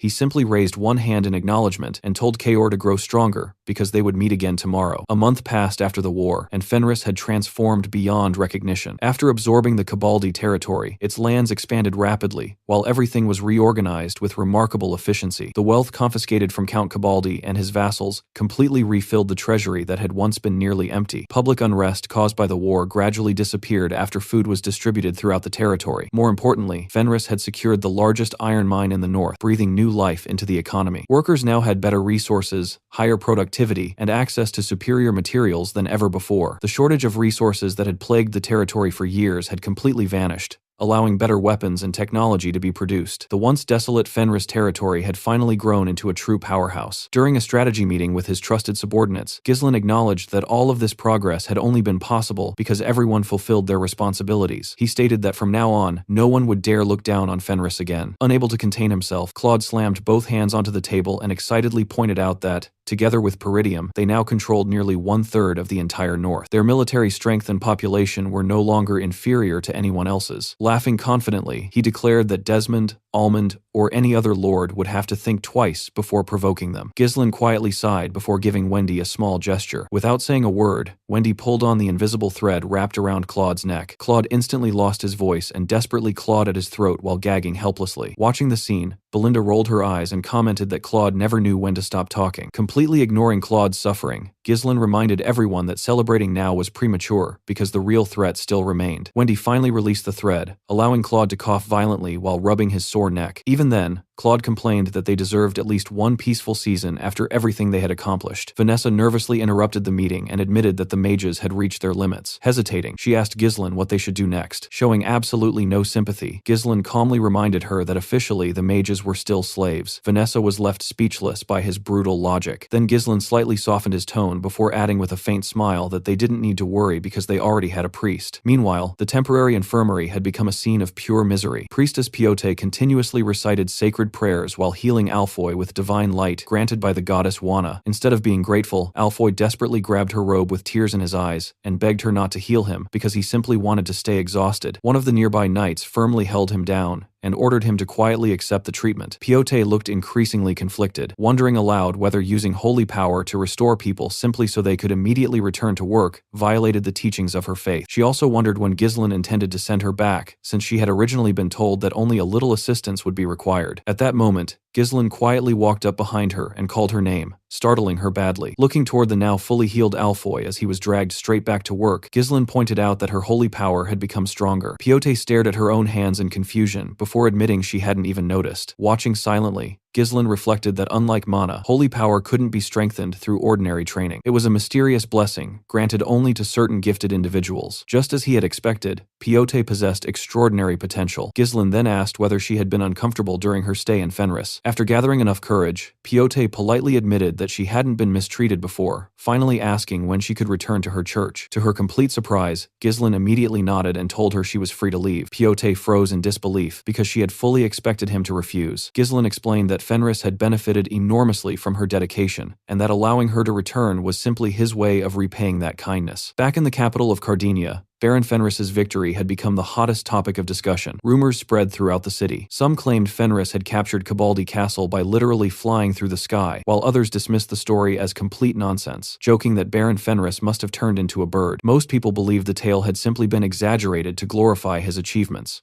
Around that time, Ghislain arrived at the Branford estate, accompanied by Belinda and Priestess Piote. As soon as he entered, he noticed Rosalind waiting for him inside the grand foyer. Ghislain politely greeted her and asked whether she had been doing well. Rosalind's face instantly turned red as she admitted how relieved she was to see him return safely. Ghislain thanked her for sending such capable people to assist him, especially mentioning how invaluable the priestess's support had been. Rosalind smiled warmly and replied that she was simply happy she had been able to help. She then turned toward Piote and gently informed her that her assignment had officially ended and she could now return to her order. Piote respectfully thanked Lady Rosalind with obvious relief, silently reflecting that her very first mission had finally come to an end. Although Fenris had actually been a pleasant place to stay, watching people work themselves to the brink of death every single day had been mentally exhausting. Just as she began feeling relieved, Ghislain suddenly mentioned that he had one request regarding the priestess. Piote's heart immediately sank as she felt her freedom slipping away once again. Before anything else could happen, one of the Branford knights approached and informed Rosalind that Marquis Branford was waiting for her. After acknowledging the message, Ghislain stepped a little closer to Rosalind than usual, and quietly asked whether she could spare him some time later. Smiling shyly, with a blush spreading across her face, Rosalind happily agreed. Ghislain soon entered the meeting chamber, where the atmosphere was completely different from before. The royalist nobles looked at him with clear satisfaction, no longer seeing him as an insignificant baron, but as one of their greatest assets. Only Marquis Branford remained unchanged, sitting calmly at the head of the table with an unreadable expression. The Marquis broke the silence by pointing out that Ghislain had arrived late. Ghislain gave a respectful bow and explained that stabilizing his newly expanded territory had taken more time than expected. Before anyone else could speak, Supreme Commander Morris slammed his hand onto the table, arguing that someone summoned under such urgent circumstances should have come immediately. The High Judge leaned forward with a grin and casually reminded Morris to maintain the dignity expected of his position. Raising a hand, Marquis Branford silenced the entire room. His expression hardened as he warned Ghislain that every action he took now reflected directly on the Marquis's honor. His voice grew noticeably colder as he explained that had Ghislain lost against Count Cabaldi, both the royalist faction and the Branford family's reputation would have suffered a devastating blow, while the ducal faction would have secured an overwhelming advantage. Locking eyes with Ghislain, the Marquis made it clear that assuming his support meant unlimited freedom was a serious mistake. He then ordered Ghislain to explain every detail behind the war and convince everyone that his decision had been justified. Despite the heavy atmosphere, Ghislain remained completely calm. He stated that he never fought battles he couldn't win, that he had simply recognized an opportunity and seized it, and that instead of discussing what had already happened, he preferred to focus on what came next. His answer caught Marquis Branford slightly off guard. Rather than hearing excuses, he was listening to someone already planning several moves ahead. Without showing the slightest hesitation, Ghislain sat down like a ruler, taking his seat before respectfully requesting something that stunned everyone present. He asked Marquis Branford to appoint him as the commander of the Northern Army. The room instantly fell silent. Every noble looked at him in disbelief, but none were more shocked than Supreme Commander Morris. Even Marquis Branford narrowed his eyes at the bold request. Ghislain met the Marquis's gaze without backing down. After a long silence, Marquis Branford slowly stood up and admitted that ever since Ghislain had appeared, everything around the royalist faction had begun changing. He could already feel the winds of change sweeping through the kingdom. Smiling confidently, Ghislain answered that he intended to become the very tailwind pushing the royalists forward. The Marquis calmly explained that the title of Commander of the Northern Army carried almost no authority during peacetime. However, once war began, it transformed into one of the kingdom's most powerful military positions. The commander gained the authority to summon every lord throughout the northern region and direct the entire campaign. Looking directly at Ghislain, Marquis Branford asked whether he was truly suggesting that such a powerful sword should be entrusted to someone as unpredictable as him. Without hesitation, Ghislain answered that he was. He then explained the structure of Luthania's military, saying it revolved around 4 regional commanders who were selected during peacetime to prepare military strategies for future conflicts. While the position remained mostly symbolic during peace, the moment war erupted, it became one of the kingdom's highest military authorities. Ghislain reminded everyone that the position of Northern Commander currently stood vacant. If someone had to occupy that seat, then he wanted that person to be himself. Marquis Branford slowly sat back down before asking why Ghislain believed the position was truly vacant. He pointed out that he could appoint someone else whenever he wished, and that such an office could never simply be handed over because someone requested it. Ghislain immediately countered by asking whether the Duke's influence hadn't already spread into the southern and western commanders. The Marquis's expression subtly changed. Ghislain continued, explaining that while the east and north still belonged to the royalists, the unreliable Count Desmond was already aiming for control of the northern command. Clenching his fist, Ghislain warned that once the balance collapsed, repairing the damage would become far more difficult. While the royalists still held the advantage, they needed to strengthen themselves through every possible means. They had to accumulate enough military power that even if civil war erupted throughout Luthania, they could completely suppress the ducal faction. Count Alisper, Sir Belor, and Commander Morris were visibly stunned. None of them expected Ghislain to be planning on such a scale. Even Marquis Branford looked genuinely surprised before a faint smirk appeared across his face. Calling Ghislain a little brat, he admitted that Ghislain had cleverly cornered him. Picking up his pen, the Marquis revealed that he would soon submit a recommendation to the royal court requesting Ghislain's promotion. However, he explained that according to kingdom law, only someone holding the rank of count could officially become one of the regional commanders. Since promoting Ghislain alone would also elevate him above his own father, the Marquis decided they would promote Count Peridium as well, so his pride would remain intact. After making that decision, Marquis Branford revealed he had one condition. Belinda and Piote immediately looked surprised. Smiling slightly, the Marquis explained that the royalists had received a request for military assistance from the Shadow Mountains located within the Turian kingdom. He calmly informed Ghislain that he would personally handle that mission. Ghislain clearly hadn't expected that assignment. The Turian kingdom was famously known as the Nation of Knights. Most of its territory was occupied by the Shadow Mountains, where endless waves of monsters continuously emerged. Because of that harsh environment, the people of Turian valued martial strength above almost everything else, and its knights ranked among the strongest on the entire continent. Hearing the location instantly reminded Ghislain of his previous life, where he had spent time hunting monsters and training inside those very mountains. Since Turian even allowed foreign warriors to hunt there to help control the endless monster population, Ghislain immediately realized there was only one reason they would request outside assistance. Marquis Branford explained that this year's preparations for the approaching monster wave had encountered serious problems. He added that someone capable of infiltrating an impregnable fortress by flying through the sky and splitting apart a castle gate with an aura blade should have little difficulty dealing with monsters. Ghislain accepted the mission without hesitation. However, before leaving, he requested one thing in return. He asked Marquis Branford to station royal army troops around Fenris while he and his trusted aides were away. Even though the ducal faction had temporarily lost momentum, Ghislain warned that there was no telling what they might attempt while Fenris stood without its strongest defenders. After the meeting concluded, Ghislain left alongside Belinda and Piote. As they walked out of the Branford estate, Ghislain quietly looked around while recalling memories from his previous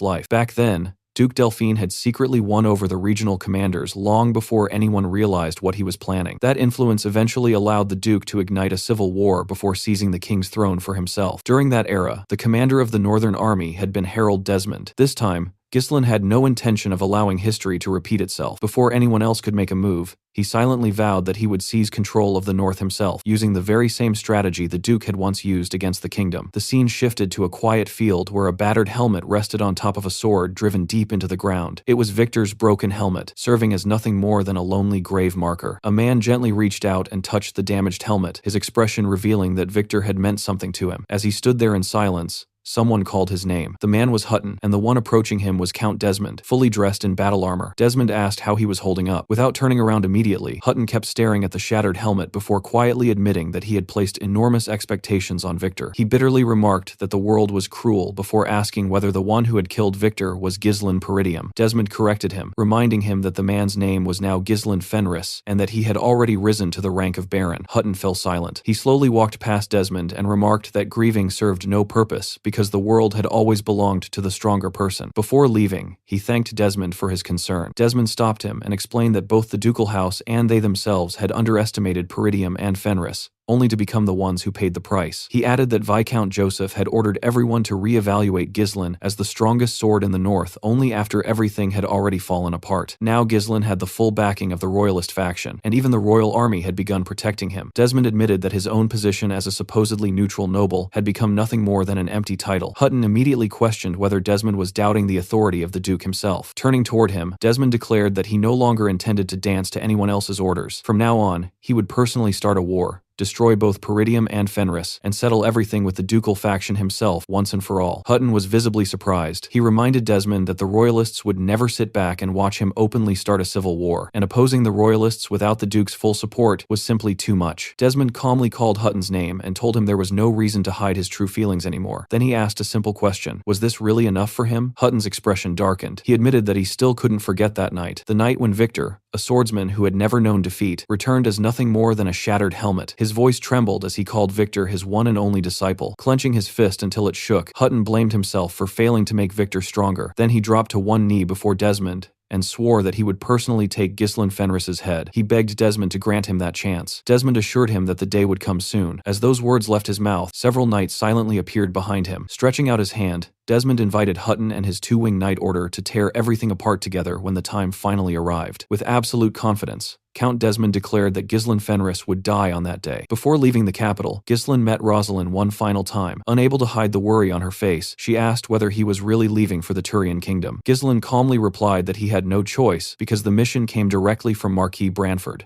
Rosalind found it hard to believe he was heading somewhere as dangerous as Turian, especially when so little time had passed since the war against Count Cabaldi had ended. Ghislain explained that her father still hadn't placed complete trust in the results of that battle. This mission was simply another test to prove his abilities. Smiling reassuringly, he told Rosalind not to worry, because he had already hunted plenty of monsters before. Even so, Rosalind's concern didn't disappear. Instead, she informed him that the negotiations he had requested with the Wana Order had finally been completed. Thanks to that agreement, he would be allowed to keep Priestess Pioti with him for a while, without causing any problems. Sitting inside the nearby carriage, Pioti overheard everything and instantly realized she was doomed. Ghislain admitted he was genuinely surprised. Even with Rosalind acting as a sponsor, he hadn't expected her to successfully convince an order known for its strict discipline to lend him one of their priestesses. Rosalind smiled and casually revealed that the negotiations hadn't actually been very difficult. The reason was simple. Leader Perisco of the Huana Order happened to be incredibly weak whenever money became involved. Hearing that, Ghislain bowed his head and sincerely thanked Rosalind once again, saying he was indebted to her. Rosalind's cheeks immediately turned red. Noticing her reaction,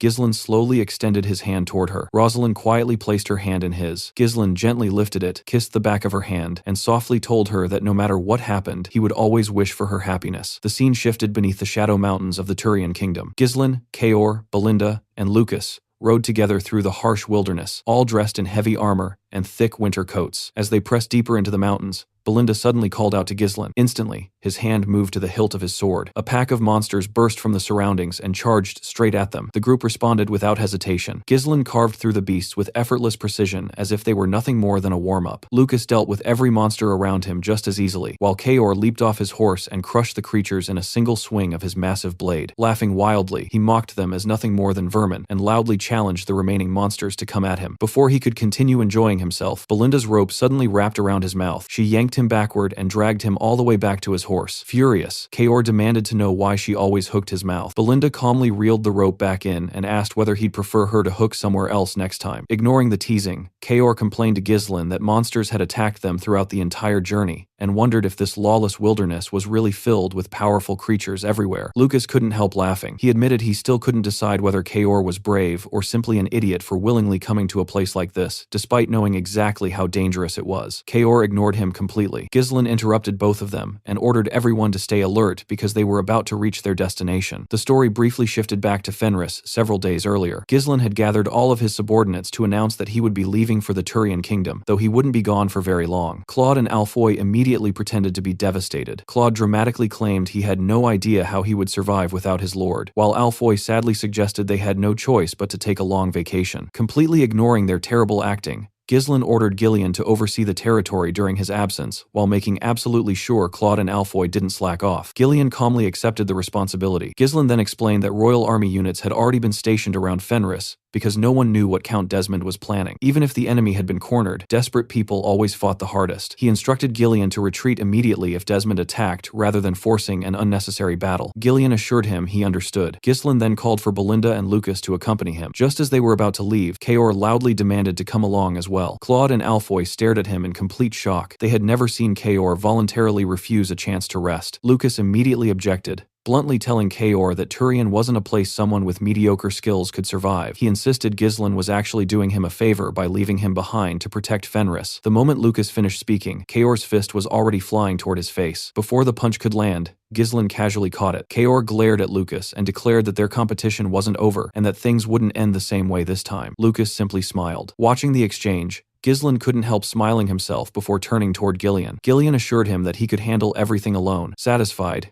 Ghislain finally agreed to let Kaor join the expedition. Back in the present, the group finally arrived at Fortress Ironcliff, deep within the Shadow Mountains. The fortress was crowded with hardened warriors, many standing beside monsters they had personally hunted and captured. Every single one of them turned to stare as Ghislain's group entered. Belinda quietly remarked that everyone seemed determined to create an intimidating atmosphere. Looking around, Lucas commented that the place looked exactly as he remembered. Kaor immediately barked at the surrounding warriors, demanding to know what they were staring at. Ghislain stopped him before he could start another fight. Kaor then asked if they were heading straight into the mountains to hunt monsters. After unpacking, Ghislain explained that they couldn't hunt immediately because everyone first had to register as official hunters at the guild. Belinda found the entire process ridiculous. She reminded Ghislain that they had answered the Turian royal family's request for military assistance, so surely they deserved some special treatment instead of going through ordinary procedures. Smiling slightly, Ghislain explained that status meant nothing inside Ironcliff. Everyone followed the exact same rules. Inside the guild, they found an overweight warrior sleeping behind the front desk. Ghislain politely introduced himself as Baron Fenris of the Luthania Kingdom and explained that he had arrived in response to the Turian royal family's request. Without showing the slightest interest, the man simply asked whether they were there for hunter registration. He informed Ghislain that noble titles meant absolutely nothing inside Ironcliff. To them, nobles and slaves were all the same. Belinda couldn't believe what she was hearing. While lazily filling out paperwork, the man warned Ghislain not to create unnecessary resentment by acting like an arrogant noble. He explained that the Knights of Turian only maintained the fortress's basic functions. Any conflicts between hunters were expected to resolve themselves. As long as nobody caused excessive trouble, preferably by not killing each other, the knights wouldn't interfere. Kaor laughed loudly and declared that the Turian knights were simply lazy slackers. The clerk ignored him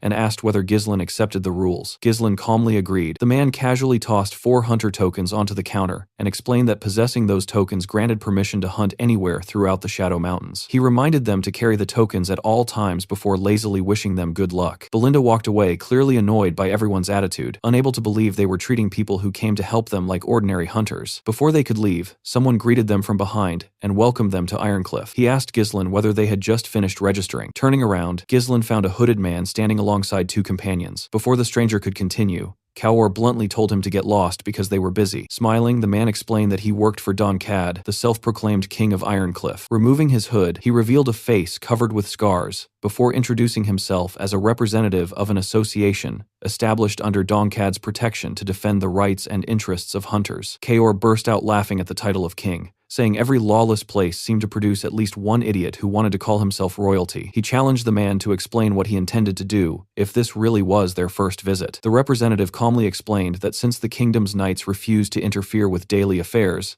hunters had formed their own organization to maintain order. He claimed they simply wanted to help newcomers settle in peacefully. For a small membership fee, they could avoid unnecessary trouble inside Ironcliff. Lucas quietly called Ghislain's attention while Belinda instantly realized they were being shaken down. Ghislain smiled slightly before telling Kaor to watch carefully because he was about to demonstrate the proper way to handle situations like this in a lawless city. Walking directly toward the representative, the man assumed Ghislain had wisely decided to cooperate. He praised Ghislain for being quick-witted and pointed out that they would inevitably meet again throughout the fortress, making cooperation the smarter choice. Before he could finish speaking, Ghislain answered with a devastating punch that crushed straight into the man's face. The impact launched him across the room before he slammed violently into a wall. Even Kaor stood there completely stunned. Ghislain calmly explained that in places like Ironcliff, fists always came before negotiations because strength alone decided what justice was. The representative's two companions roared in anger and charged forward with massive warhammers, calling Ghislain a fool and declaring that refusing Lord Donkad's protection meant digging his own grave. Ghislain casually threw two daggers toward them. The blades never struck their targets because they were only meant as distractions. The instant the two men reacted to the flying daggers, Kaor and Belinda rushed in from both sides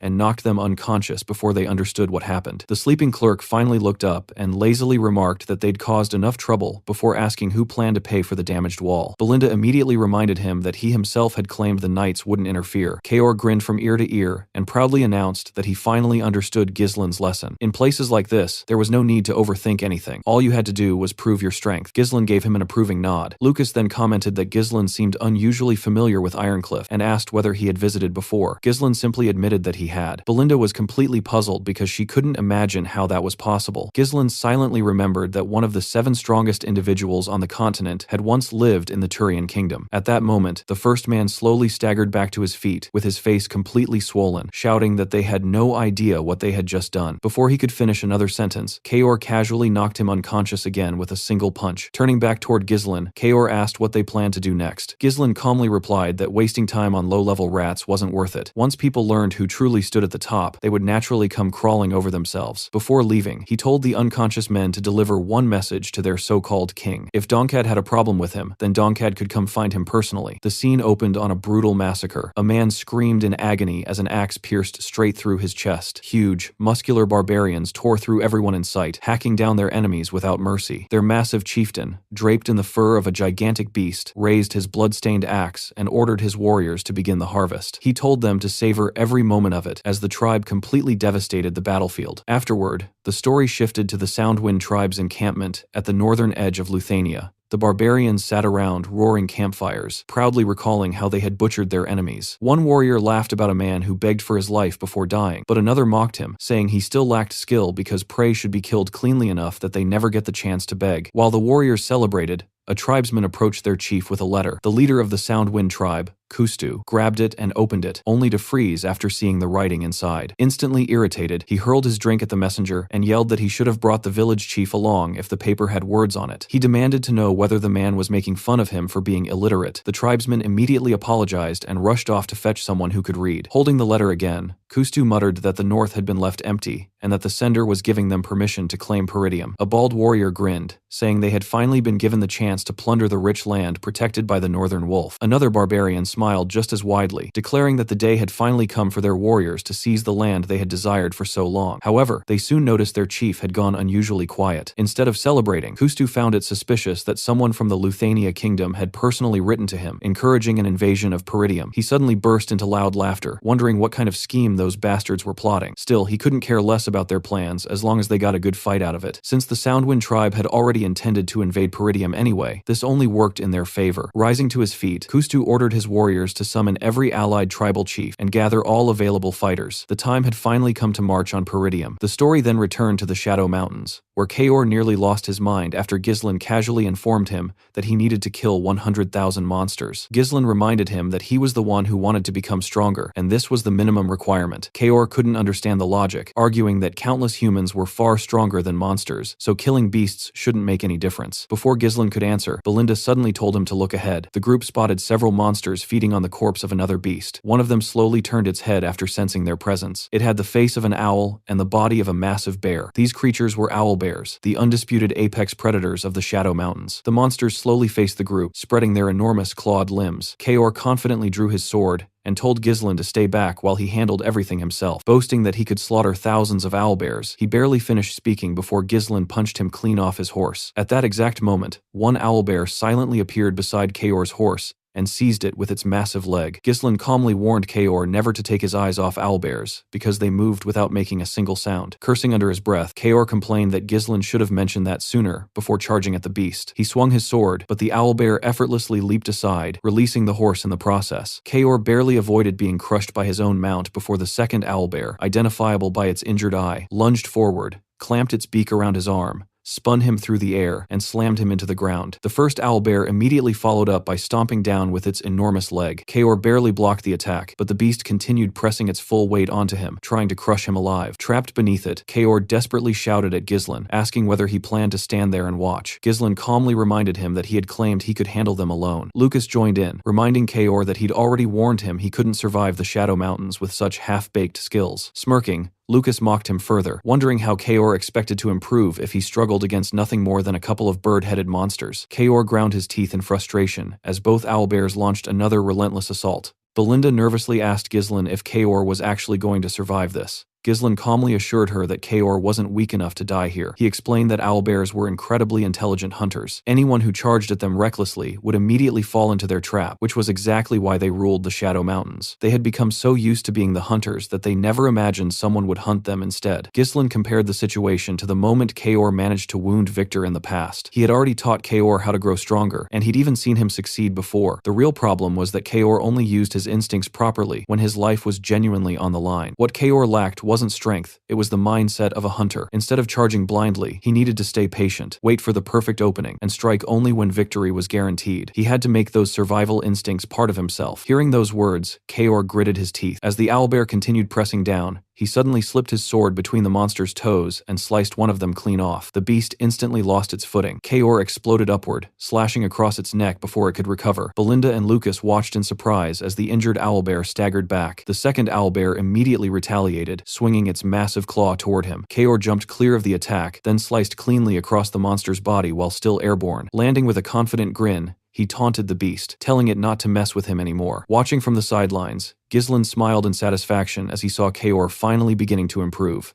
Back at Ironcliff Fortress, everyone was talking about Ghislain and his team. The hunters couldn't believe the group had been wiping out monsters so efficiently that the surrounding area was practically empty. Even more unbelievable, they had done it without suffering a single casualty. Some complained that there would soon be no monster materials left for anyone else to sell. Others whispered that Ghislain had crossed the wrong people by attacking Donkad's subordinates, insisting it was only a matter of time before Donkad personally stepped in. The scene then shifted to a massive man standing before piles of monster corpses. This was Donkad. He muttered that he had been willing to overlook Ghislain beating one of his men, but now the brat was aiming for his table. Hoisting his pillar-like weapon onto his shoulder, he ordered his hunters to prepare. It was time to begin the hunt. Meanwhile, Ghislain and his companions had just finished wiping out another pack of owlbears. Kaor looked over the mountain of corpses and proudly remarked that they had killed quite a lot. He barked at the workers loading the bodies, telling them to hurry before more monsters showed up. He also warned them not to steal even a single material because he planned to count every last one himself. The workers nervously agreed. Lucas smirked and warned Kaor that if he kept treating people like that, he'd eventually wake up with a blade sticking out of his back. Kaor shrugged it off, saying he'd like to see someone try. He asked why he should respect people who only knew how to suck up to Donkad, adding that nobody had dared challenge them for days, meaning Donkad must already be scared. Two nearby men immediately turned and glared at him, something Ghislain quietly noticed. Looking back at the monster corpses, Kaor asked what they were supposed to do with all the materials since their warehouses were already overflowing. Ghislain ordered everything shipped back to Fenris and Cardinia, explaining that the dwarves would love these rare materials because Luthania didn't have access to them. He also revealed he'd already sent Claude a letter instructing him to establish a transport unit. Just then, Belinda hurried over with a serious expression. She handed Ghislain a newly arrived letter from Peridium and insisted he read it immediately. As soon as he opened it, his expression changed. Peridium was under attack. The story immediately shifted to Peridium, where countless archers rained arrows onto the barbarian army below. The barbarians raised their shields as the deadly volley descended. Zwalter ordered his men to keep firing and not allow a single barbarian to set foot inside their territory. On the opposite side, Kustu roared for his warriors to scale the walls. Declaring that the highlands were right in front of them, he urged his strongest fighters to overthrow the wolves once and for all. Ladders slammed against the walls as the barbarians climbed upward, but Peridium soldiers met them with spears, knocking them back down. Watching the battlefield, Randolph was stunned by the sheer number of invaders.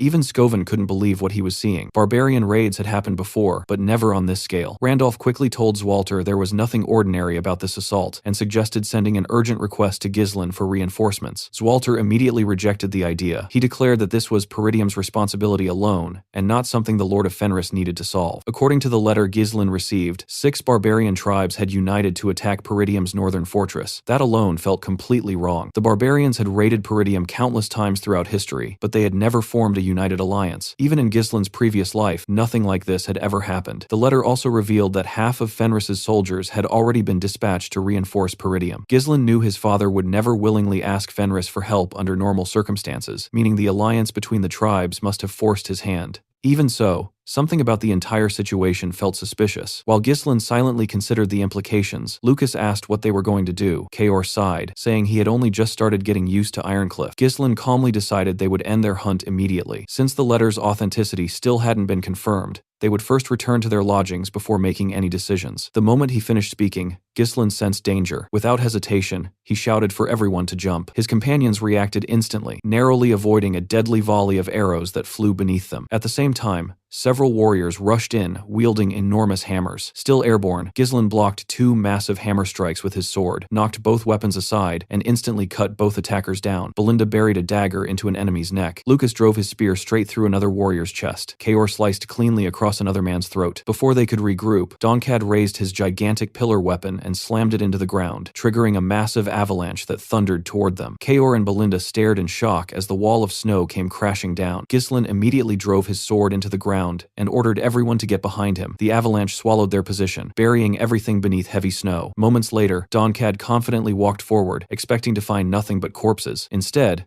Kaor casually greeted him, saying they had come prepared. Pointing his sword directly at the giant, Kaor demanded to know who he was. Donkad answered that he'd simply offered them the easiest death possible. Introducing himself as the King of Ironcliff, he asked whether he really needed to explain why he had come. Ghislain calmly reminded him that he was the one who had invited him. Lucas laughed, saying he never imagined Donkad would actually come just because Ghislain called. He mockingly asked whether Donkad was some kind of obedient dog. Kaor immediately realized this was the self-proclaimed king everyone talked about. He questioned whether Ironcliff's rules didn't forbid hunters from killing each other, asking if Donkad believed he stood above the law simply because people called him king. Donkad smiled and replied that rules were indeed important, but he had never said he intended to kill them. Since they were standing in the middle of the Shadow Mountains, people dying to monsters wasn't unusual at all. He then displayed the collection of hunter tokens taken from his previous victims. Kaor looked completely unimpressed. Donkad asked which one of them was the leader. Before Kaor could answer, Ghislain tapped his shoulder and stepped forward himself. Calmly introducing himself as the leader, he added that Kaor would soon become the new king of Ironcliff. Donkad burst into laughter and asked whether Ghislain was really walking away after saying that. Ghislain simply replied that something more important had come up. Kaor grinned, raised his sword, and told Ghislain to handle his own business while he crushed Donkad himself. Ghislain sheathed his sword and left with Lucas and Belinda. Before leaving, Lucas told Kaor to try not to die. Donkad's followers immediately rushed after Ghislain's group, but Kaor instantly stepped between them. With one lightning-fast swing, he cut through multiple necks before the men even realized he'd moved. Smiling confidently, he told the remaining warriors to keep their eyes on him because he was their opponent. Donkad smirked and granted his request. The rest of his hunters charged together, swinging massive hammers. Kaor blocked the first strike before cutting its owner down in a single slash. Another warrior attacked immediately after, but Kaor knocked the hammer aside and ripped open the man's stomach with one clean swing. A third enemy appeared behind him and aimed a hammer straight for his head. Kaor simply ducked beneath it before driving a devastating kick into the attacker's chin, sending him flying through the air while coughing blood. Before Kaor could fully recover, Donkad himself swung his gigantic pillar weapon. Kaor barely jumped backward in time, narrowly avoiding the crushing blow. Donkad immediately followed with another massive swing, but Kaor dodged that one as well. Smirking, Donkad admitted that the red-haired swordsman wasn't half bad. He offered Kaor a place under him,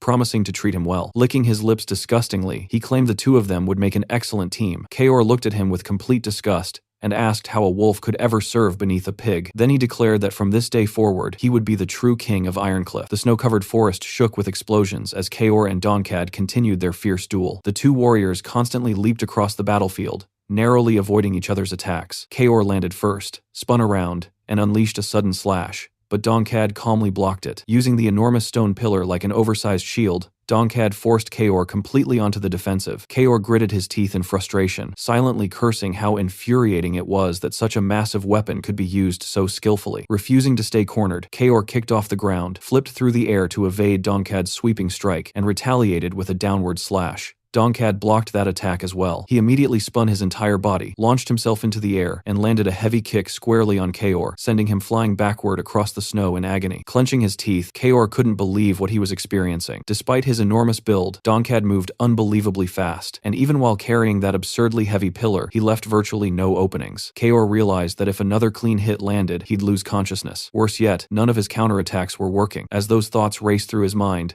Dongcad charged again. Kaor dodged just in time, causing the giant pillar to smash directly into a nearby tree, shattering the trunk instantly. The massive tree began collapsing toward Kaor. He barely escaped by pure instinct, only to realize too late that Dongcad had predicted his dodge all along. Before the falling tree could crush him, Dongcad rushed in from the front and calmly declared that he had met countless people like Kaor over the years. They always believed they stood at the very top. In the next instant, Kaor was caught by a devastating combination. The falling tree slammed into him from above, while Dongcad's pillar crushed into his ribs at the same time. Blood burst from Kaor's mouth as the impact hurled him into the snow, and a thunderous explosion echoed throughout the forest. After the dust settled, Dongcad casually sat beside his pillar, striking stones together until they produced a flame. He calmly lit a cigar and took a slow drag, while Kaor lay buried beneath the fallen tree, his body soaked in blood. Exhaling a cloud of smoke, Dongcad admitted it had been a long time since anyone challenged his position, making him forget how hard he was supposed to hold back. Becoming famous wasn't always enjoyable, because most people surrendered before even trying. He sighed with slight disappointment, saying he noticed Kaor becoming afraid midway through the fight. Once Kaor started relying entirely on dodging instead of fighting back, the battle stopped being entertaining, so Dongcad simply decided to finish it quickly. Feeling slightly sorry for the blonde man who had trusted Kaor, Dongcad slung the giant pillar onto his shoulder and dismissed the entire fight as boring before turning to leave. Just then, Kaor slowly forced himself back onto his feet. He challenged Dongcad again,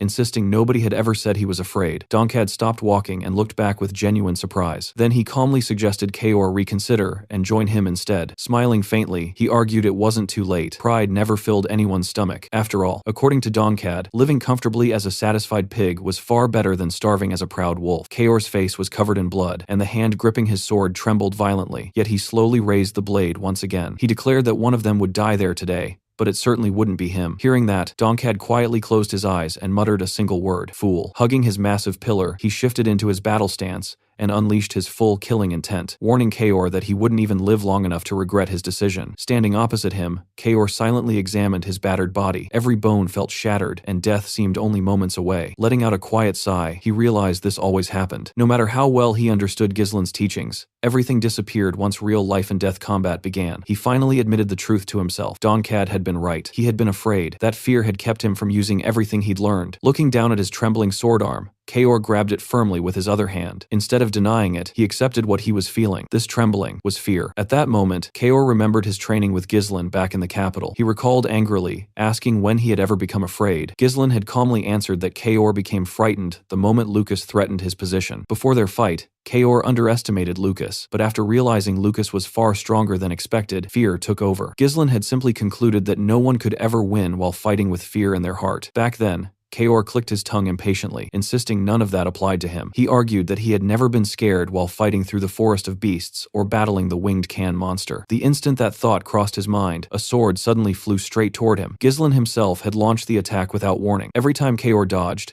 Ghislain relentlessly chased him, refusing to stop swinging. Eventually, Kaor lost his temper, spun around, and shouted, demanding to know what his captain thought he was doing. Ghislain ignored the question completely. He stepped forward again until the edge of his blade rested against Kaor's throat. Cold sweat poured down Kaor's body as he stared at the sword pressed against his neck. Ghislain calmly explained that once someone believed they were at a disadvantage, they instinctively focused only on dodging. That reaction was completely natural. Then he placed the flat of his sword into Kaor's hand, and quietly added that if Kaor had pushed forward instead of retreating, he would have created his own opportunity. Those words had completely stunned him. Back in the present, Standing before Donkad with his battered body barely holding together, Kaur repeated Ghislain's advice to himself. If he wanted to reach the ideal strength he had always chased, this was the wall he had to overcome. Kaur watched Donkad charge straight at him and repeated a single word in his mind: fear. This time, instead of running away, he chose to stand his ground. A cold light flashed across his eyes as he realized that death had to be avoided at all costs. Yet it was also the greatest teacher a warrior could have. Fresh blood sprayed into the snowy air as Donkad's devastating blow smashed into Kaor's shoulder. Kaor endured the impact without retreating and, in the same instant, drove his sword straight into Donkad's abdomen. Donkad looked genuinely surprised for a brief moment, before twisting his body to reduce the damage with a dismissive snort. Refusing to give him any breathing room, Kaor immediately leaped into the air again. He planted his foot on Donkad's massive pillar to propel himself higher, spun through the air, and slashed across Donkad's arm. Blood splattered onto the snow. Donkad's expression stiffened. Landing one hit could have been luck, but striking him twice was another matter entirely. He realized the red-haired swordsman was actually growing stronger during the battle itself. The thought that the King of Ironcliff might lose to a mere youngster filled him with rage. Cursing Kaor loudly, Donkad swung his pillar with brute force. Kaor stepped back, allowing the pillar to crash into another tree trunk exactly as before. Donkad roared in frustration, demanding to know what Kaor had done. As the massive tree toppled toward him again, Kaor calmly dodged aside while launching a counterattack at the same time. He declared there was no trick at all. He had simply stopped being afraid. Those words froze Donkad for a split second. Before he could react, Kaor's sword flashed across the battlefield. Donkad's head separated cleanly from his body and flew through the air. Moments later, silence returned to the snow-covered forest. Not long afterward, a group of mounted scouts overlooking the battlefield observed everything through binoculars. One of them urgently pointed toward the riders below and reported that they had finally begun moving. Their commander immediately recognized Baron Fenris and his companions. Although he noticed one member was missing, he dismissed it as unimportant and ordered a letter to be sent to Count Desmond, stating that Baron Fenris was moving exactly according to their plan. Meanwhile, Ghislain himself rode ahead with a tense expression that rarely appeared on his face. Far away at Peridium's northern fortress, the battlefield had become a sea of smoke, dust, and endless bloodshed. Zwalter shouted desperately that everyone had fallen into the enemy's trap. He urged his soldiers not to fear the barbarians, insisting they were still flesh and blood, while wondering why they refused to withdraw despite suffering so many losses. Under normal circumstances, they should have retreated long ago. In complete contrast, Chief Kustu calmly watched everything with a satisfied smile. He was convinced the northern wolves had already reached their limits. Since everything was proceeding exactly as the kingdom's men had predicted, he ordered the Soundwind tribe to withdraw and let the next rotation unit replace them. His warriors grumbled that they had barely started enjoying themselves and complained about having to retreat already, but others quickly reminded them that the order came directly from Chief Kustu. On Peridium's walls, the exhausted defenders leaned heavily against their weapons. Randolph observed that the 6 barbarian tribes were rotating their forces continuously, preventing the defenders from ever resting. Skovan stared in disbelief, realizing the barbarians were actually fighting with strategy and intentionally trying to wear Peridium down through exhaustion. Randolph frowned deeply and remarked that while an alliance between 6 tribes was already unusual, this level of coordination proved there had to be someone intelligent directing everything from behind the scenes. Zwalter silently lowered his head after hearing those words. Finally, he made up his mind. The next time the enemy attacked, he would personally open the gates, ride out himself, and take Chief Kustu's head. Randolph and Skovan stared at him in complete shock. Suddenly, Randolph pointed toward the horizon. Thick clouds of dust were rising rapidly as a cavalry unit approached. Squinting into the distance, Zwalter quietly muttered that those riders looked strangely familiar. Leading that charge was Ghislain himself. Riding beside him, Belinda frowned at the countless filthy barbarians covering the battlefield, while Lucas calmly remarked that the rumors about the 6 tribes' alliance had apparently been true after all. Without slowing his horse,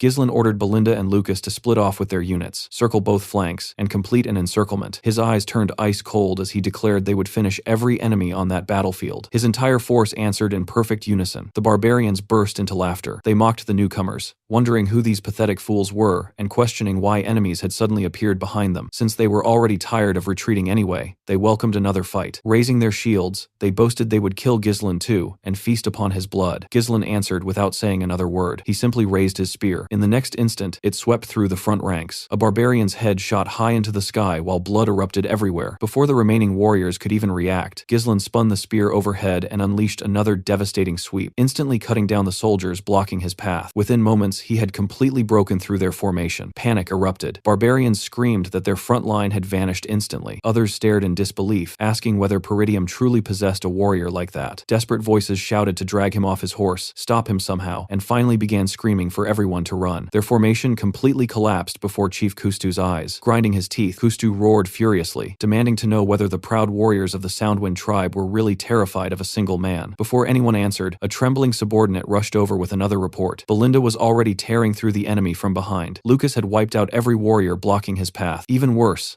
the Northern Wolf himself had opened the fortress gates and was charging out together with Peridium's army. Hearing this, Kustu's confidence finally wavered. Cold sweat rolled down his face as he muttered that it had to be the Northern Wolf. Zwalter had never opened those gates before, yet today he had chosen to attack. Forcing himself to stay composed, Kustu slammed his twin axes together and shouted that none of it mattered because they still outnumbered the enemy. He ordered every warrior to charge. Instead of obeying, his subordinates stood frozen. Their bodies trembled as they stared ahead, whispering the same word repeatedly. Demon. They compared the horrifying sight before them to the burning of the forest of beasts, and to the ancient legend of the blood-soaked demon who stole the souls of everyone who witnessed him. Through the thick cloud of dust, the slow sound of a horse's hoof echoed across the battlefield. Emerging from the smoke was Ghislain himself, drenched in blood, the bloody demon. For a brief moment, even Kustu froze as cold sweat poured down his face. Then his fear transformed into excitement. Bursting into laughter, he declared that this was exhilarating, and admitted he had never expected to meet someone so powerful in the north. Charging forward, he proudly introduced himself as Kustu, the greatest warrior of the north, and proclaimed that he would personally claim the bloody demon's head. Ghislain looked at him with complete disgust. Calling Kustu's barbaric way of life revolting, he drove his horse straight toward him. The two warriors collided instantly. While questioning how much of the north had suffered under Kustu's savage raids, Ghislain twisted his body and slashed toward Kustu's side. Kustu crossed both axes together to catch the blade, but before he even understood what had happened, he was violently slammed flat onto the ground. Growling in disbelief, he forced himself back up and demanded a proper fight, swearing that he, Kustu, would personally end the demon's life. Before he could finish speaking, Ghislain's horse lashed out with a powerful kick that smashed directly into Kustu's face. Ghislain didn't even bother looking back. He simply rode away, making his contempt perfectly clear. Humiliated beyond words, Kustu completely lost control. He screamed that a new legend would spread among the barbarians, and that the Northern Wolf would slaughter every warrior alive. His declaration ended instantly as Zwalter's sword pierced straight through his heart. Locking eyes with the dying chief, Zwalter glared at him with overwhelming killing intent. Kustu could only widen his eyes and painfully utter a single final word. Wolf. He fell lifeless from his horse. Raising his blood-stained sword high, Zwalter announced that the enemy chief was dead. Pointing his blade toward the fleeing barbarians, he ordered every remaining invader to be hunted down and declared that none of them would ever again dare dream of coveting Peridium. After the battle ended, Ghislain rode towards Zwalter before dismounting from his horse. His armor was drenched in blood, his body covered with wounds, yet he walked forward as if they barely existed. Zwalter frowned the moment he saw him and quietly remarked that it had been a long time. Ghislain respectfully lowered his hood and admitted with a tense voice that they had arrived a little later than intended. Before anyone could say anything else, Randolph suddenly rushed over and wrapped Ghislain in a tight embrace. Overflowing with excitement, he declared how proud he was of him before quickly correcting himself and respectfully calling him Baron Fenris. He sincerely thanked Ghislain, saying that because of him, Peridium had finally been able to breathe again. Unlike Randolph, Zwalter remained completely serious. He immediately questioned how Ghislain had learned about Peridium's situation and, more importantly, how he had managed to bring such a large force so quickly. Ghislain answered honestly that he had received an urgent request for reinforcements bearing Peridium's official seal. According to the letter, Zwalter was under attack by the barbarians,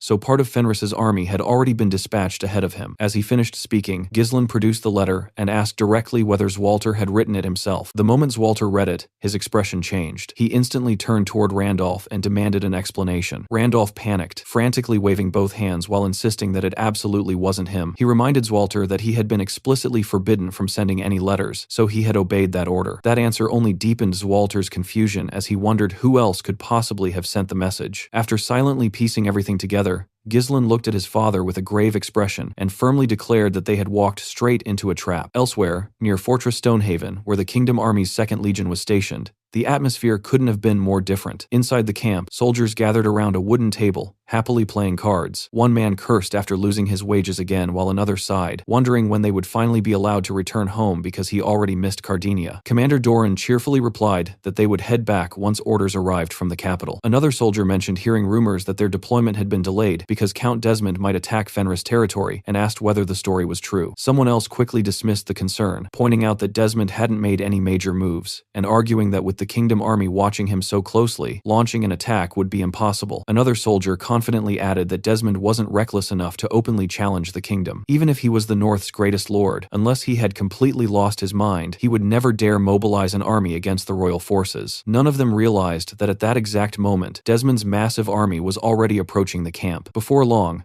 terrified soldiers burst inside to report the emergency, shouting that Count Desmond's entire force was charging directly toward them. Doran immediately sprang into action, ordering the army to form defensive lines. He commanded the spearmen to move to the front, hold their formation tightly, and prepare for the enemy's impact. But the moment Desmond's army crashed into them, those defenses completely collapsed. His troops smashed through the first line with overwhelming force, cutting down soldiers one after another. Bodies piled across the battlefield as terror spread throughout the camp. The battle escalated almost instantly, with Desmond's forces driving deep into the 2nd Legion's position. The defenders desperately resisted until their final breaths, but they were hopelessly outmatched. Soldiers screamed that their formation had completely fallen apart, unable to believe the elite Kingdom army had been crushed so quickly. Realizing the battle was lost, Doran ordered an immediate retreat toward Fenris Castle, while instructing someone to send an urgent messenger to Cardinia. Before the order could even be completed, a massive explosion erupted behind them. Desmond's cavalry had appeared in the rear, sealing their escape route completely. The 2nd Legion had fallen into a perfect pincer attack. Thanks to years of battlefield experience, Doran immediately understood exactly what had happened. The frontal assault had only been bait to hold their attention, until the rear cavalry closed the trap. Bitterly admitting they had been completely outplayed, Doran prepared himself for the inevitable. Moments later, he found himself standing face to face with Count Desmond. Wearing an arrogant smile, Desmond casually greeted him. Furious beyond words, Doran shouted that Desmond had completely lost his mind. Meanwhile, devastating news reached Fenris territory. Claude received reports confirming that Count Desmond had completely annihilated the Kingdom Army's 2nd Legion. Before anyone could recover from the shock, another report arrived, stating that Desmond hadn't stopped after the victory and was marching directly toward Fenris. Alfoy immediately shouted in disbelief that another war had already begun. Beside him, Piote turned pale, cold sweat running down her face as she repeated the word war,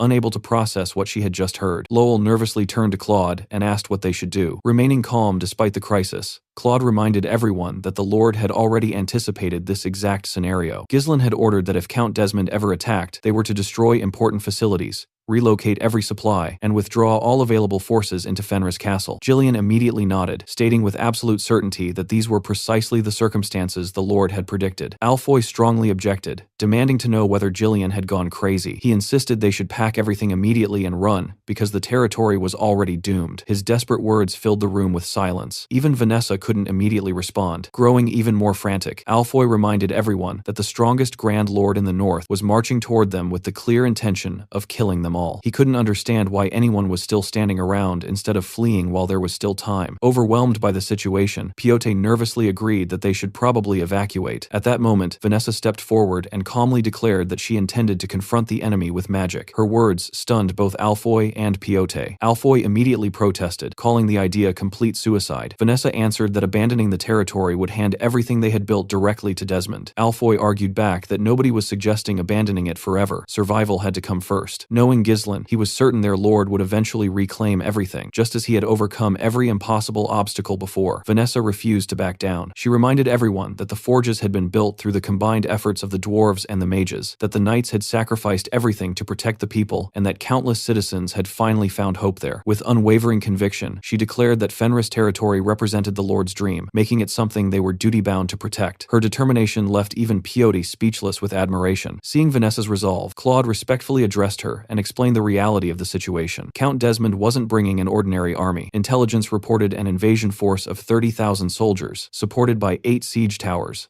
12 catapults, and a personal mage who had already reached the 6th circle. Hearing that, Alfoy's face immediately stiffened as he repeated the words 6th circle mage in disbelief. Ghislain then calmly delivered the harsh truth. With Fenris's troops currently scattered throughout Peridium, the castle simply didn't have enough defenders left. Once Desmond began the siege, they wouldn't survive even 3 days. Fenris Castle would fall long before Ghislain could possibly return. Vanessa stood frozen after hearing that grim assessment, barely able to argue anymore. Without another moment of hesitation, Ghislain rose from his seat and assumed assumed command. Declaring that the Lord's orders were absolute, he instructed everyone to evacuate the supplies immediately. Then he calmly announced that he himself would remain behind with Vanessa to defend the fortress until Ghislain returned. His unwavering loyalty stunned everyone. Claude asked one last time whether Ghislain fully understood the situation, before reminding him that retreating to Fortress Stonehaven, the gateway into former Cabaldi territory, would buy them valuable time, because even Count Cabaldi had feared Desmond enough to fortify that route heavily. Ghislain remained completely unmoved. He simply stated that the Lord would return without fail, and until that happened, he would hold the line. Galverick immediately declared that the dwarves would continue forging equipment without rest. His fellow craftsmen instantly supported him. Gordon then stepped forward and declared that he would stay behind as well. Alfoy stared at him in complete disbelief. Gordon clenched his fists and asked what Captain Kaor would think if he ran away with his tail between his legs. Torin followed immediately, declaring that he would rather die in battle than spend the rest of his life being mocked by Kaor as a coward. Their determination ignited everyone else's fighting spirit. Soldiers all around the room stepped forward together, declaring that they would remain as well. They reminded each other of everything they had sacrificed to build this territory, and boldly declared that if the enemy wanted a fight, they would gladly give them one. Surrounded by that overwhelming resolve, Alfoy could only tremble helplessly. He quietly muttered that this had been the perfect opportunity to escape, yet looking around the room, he realized there was no way he could abandon everyone now. Vanessa, deeply moved by the courage filling the room, could only look at them with trembling eyes as emotion overwhelmed her. At Peridium's northern fortress, Ghislain finished reading Gillian's letter and fell completely silent. Gillian had written that their lord had already accomplished what everyone else had called impossible. He acknowledged that this territory had now become the key to confronting an even greater enemy, and promised that everyone remaining behind would protect it no matter the cost. As those words sank in, Ghislain's chest tightened. Images of Gillian, Vanessa, and everyone else flashed through his mind. He understood better than anyone that they had no chance of winning that battle. Count Desmond wasn't simply marching with an army of 30,000 men. It was a force powerful enough to annihilate the Kingdom Army's 2nd Legion almost instantly. Worse still, Desmond had deliberately thrown the intelligence network into chaos, scattered Fenris's military strength, lured Ghislain away to Peridium, and only then launched his true assault. Ghislain's eyes slowly filled with overwhelming fury. He admitted to himself that he had considered the possibility that Desmond might eventually act on his own, but even then, he hadn't imagined a scheme this thorough. Randolph quickly stepped forward and urgently reported that Count Desmond was already advancing toward Fenris, insisting that this was no longer the time for Ghislain to remain in Peridium. Zwalter immediately understood the seriousness of the situation and urged his son to leave at once if he wanted any chance of saving his territory. Before he could finish speaking, Scovan rushed over with another emergency report. The follow-up barbarian forces had begun charging again. Looking into the distance, everyone could already see another massive barbarian army advancing toward the fortress. Randolph gritted his teeth and demanded to know how many enemies there were this time, wondering whether the barbarians were launching a full-scale assault. Zwalter lowered his voice, admitting he had believed the offensive was already over. Once again, Ghislain found himself trapped between two impossible choices. He knew that Peridium's army alone couldn't stop the barbarians for long, yet if he abandoned Peridium now, the fortress would certainly fall. At that moment, everything finally became clear in his mind. Desmond had engineered every single piece of this disaster. The barbarian invasion, the forged letter, the timing of the attacks, the scattered armies. Everything had been part of a single, enormous plan. Desmond had wagered absolutely everything on this war. As Ghislain remained frozen in thought, someone firmly placed a hand on his shoulder. Zwalter looked directly at him and asked what he was still hesitating for. With unwavering resolve, the Northern Wolf declared that stopping the barbarians and protecting the people of Peridium was his responsibility, not Ghislain's. Hearing those words, Ghislain could only quietly call out to his father. Zwalter immediately cut him off, reminding him that he too was the lord of a territory, and that there were countless people waiting for him to protect them as well. Those simple words lifted the crushing weight that had settled on Ghislain's shoulders. Zwalter firmly ordered him to fulfill his own duty. After hearing his father's resolve, Ghislain finally made up his mind. Randolph stepped forward, drew his sword, and began rallying the defenders. He ordered every soldier to prepare the arrows and stand ready, declaring that if they failed to stop the barbarians there, their homeland would be invaded. Cursing the enemy, he vowed they would decide the battle with their own hands. Zwalter unsheathed his own sword and moved to the very front of the formation before gruffly ordering his son to leave. But instead of riding away, Ghislain walked forward until he stood beside his father. Looking straight ahead, he quietly answered that Zwalter was right. These were indeed people who had to be protected. Then, without hesitation, he reached behind his back and drew the massive battle axe strapped there. An overwhelming aura instantly spread across the battlefield, declaring that these people were also those he trusted the most. Ghislain turned toward Belinda and Lucas and ordered them to end the barbarian battle as quickly as possible before immediately returning to Fenris. His eyes burned with murderous intent as he finally pronounced his judgment. Before this day ended, Count Desmond would die. Meanwhile, Fortress Stonehaven had transformed into complete chaos. Ghislain never stopped moving, constantly shouting orders across the fortress. He ordered soldiers to move the supplies faster, reinforce the walls with additional stone, stack the arrows properly, and immediately gather anyone who had finished their preparations. Every corner of the fortress echoed with his commands, as everyone rushed to strengthen the defenses. While overseeing the preparations, Ghislain was approached by Galvaric, who carried his massive hammer across one shoulder. Calling out to him, Galvaric asked whether every soldier had already received the newly forged armor. The two men stood together, overlooking the bustling fortress while discussing the situation. Ghislain didn't hesitate to praise the equipment, admitting that the armor's quality was exceptional. Clearly proud of his work, Galvaric explained that the armor had been designed to resist arrows while remaining remarkably light, allowing soldiers to fight without sacrificing mobility. He added that the knight's armor had also been engraved with magic circles by the mages. Once infused with mana, those enchantments would weaken incoming magical attacks. Realizing how much work the dwarves and mages had poured into the project, Ghislain smiled sincerely and told Galvaric that he and his people had become indispensable to Fenris territory. Then he quietly asked whether Galvaric was truly certain about remaining behind. The dwarf hesitated for a brief moment before looking away. Finally, he admitted that at the very least, they probably wouldn't die there. After all, countless nobles across the kingdom desired skilled dwarven craftsmen. Raising his eyes toward the open sky, Galvaric reflected that if they were destined to become slaves again anyway, risking everything now for the freedom their lord had promised them 10 years in the future was a far better gamble. Yet, as he handed Ghislain a helmet, sadness briefly crossed his face. He quietly wondered what value that promised freedom would have if the very lord who had given it to them was no longer alive. Those words struck Ghislain deeply. He remained silent for a long moment before finally regaining his composure and answering with a faint smile. Shortly afterward,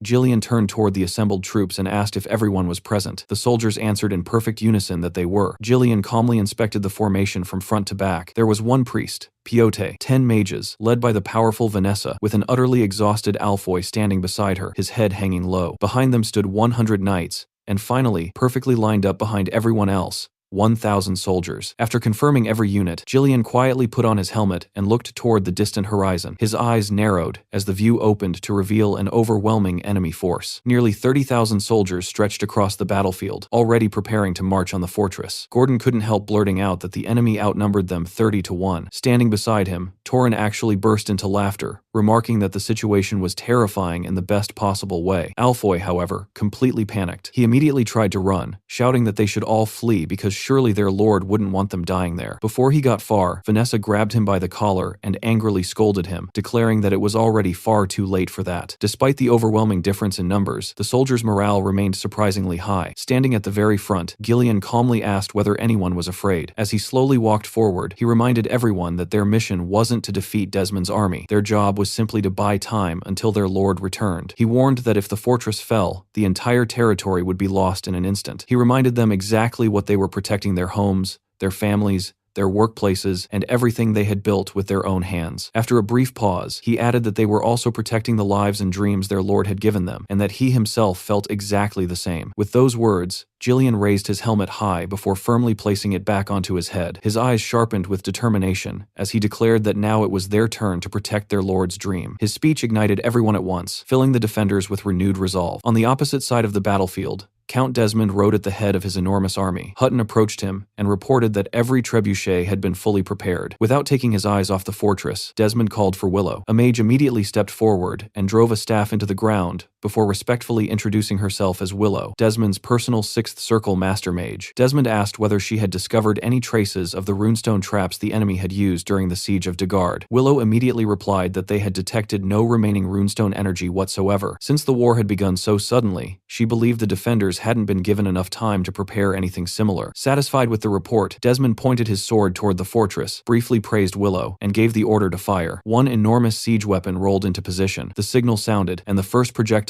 roared toward the fortress. Seeing the incoming attack, Ghislain immediately ordered every unit to brace for impact. A series of violent explosions erupted across the walls. Without hesitation, Desmond ordered the army to begin its advance. Galvaric quickly informed Ghislain that the enemy was moving forward. Ghislain instantly ordered the damaged walls to be repaired while simultaneously commanding every archer to prepare. At his command, thousands of arrows filled the sky. Desmond calmly responded by ordering his soldiers to raise their shields and continue marching. Watching the battlefield, Hutton admitted that the fortress was unbelievably durable. Even 12 catapults attacking simultaneously hadn't seriously damaged it, and the defenders' response speed was much faster than expected. Desmond frowned as he recalled reports that Fenris had accepted dwarf craftsmen from the royalist faction. Looking at the fortress, he wondered whether dwarf engineering had completely reinforced its defenses. More orders rang out, as additional archer units were instructed to flatten the fortress with continuous volleys. Yet, despite the endless rain of arrows, not a single defender fell. Every arrow simply bounced harmlessly off the soldier's armor. Desmond's expression darkened in disbelief. Meanwhile, the defenders excitedly laughed as arrows ricocheted off their bodies. They proudly shouted that the dwarves had created incredible armor, and mockingly encouraged the enemy to keep shooting because arrows couldn't hurt them anyway. Fury flashed across Desmond's face. A murderous glint filled his eyes as he immediately called Willow forward again and ordered her to blanket the fortress in a rain of fire. Willow smiled excitedly before leading the mages in casting a massive spell. As mana gathered overhead, Galverick suddenly noticed the sky changing. Looking upward, he urgently called Ghislain's attention to the growing vortexes swirling above the battlefield. Ghislain immediately recognized it as large-scale magic. While continuing the incantation,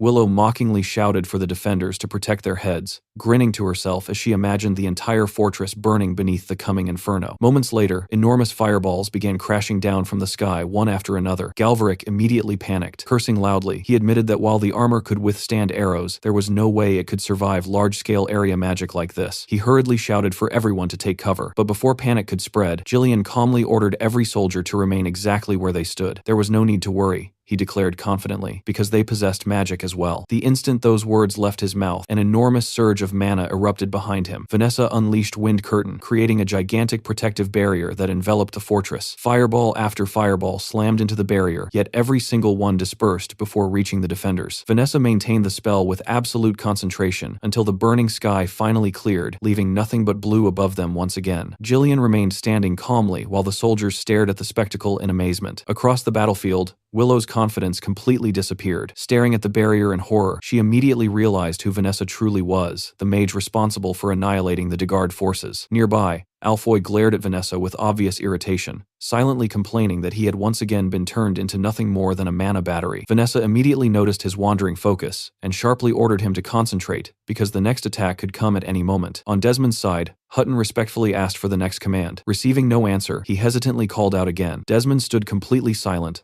lost in thought. One by one, he reviewed the battle in his mind. His catapults had been neutralized by a fortress reinforced with dwarf engineering. His arrows had become meaningless against the dwarven armor. Even his greatest magical advantage had been completely countered by Vanessa. Slowly, his expression darkened as he assessed the situation. Although Fenris's army had been scattered and Ghislain himself wasn't even present, the defenders still weren't at a disadvantage. Desmond realized that by starting this war without waiting for either the Duke's faction or the Royalists, even he had momentarily lost his composure. Then, without warning, a faint smile spread across his face. Looking toward the fortress, he quietly laughed to himself and called the situation a stroke of incredible fortune. If he hadn't chosen to strike now, he realized he might never have found another opportunity to defeat Ghislain. That realization only strengthened his resolve. Raising his head once more, Desmond abandoned every remaining trace of caution. Hutton looked at him in confusion and asked what he meant. Desmond's eyes turned cold as he gave a single, ruthless command. Every unit would advance without restraint, and the fortress itself would be erased from the map.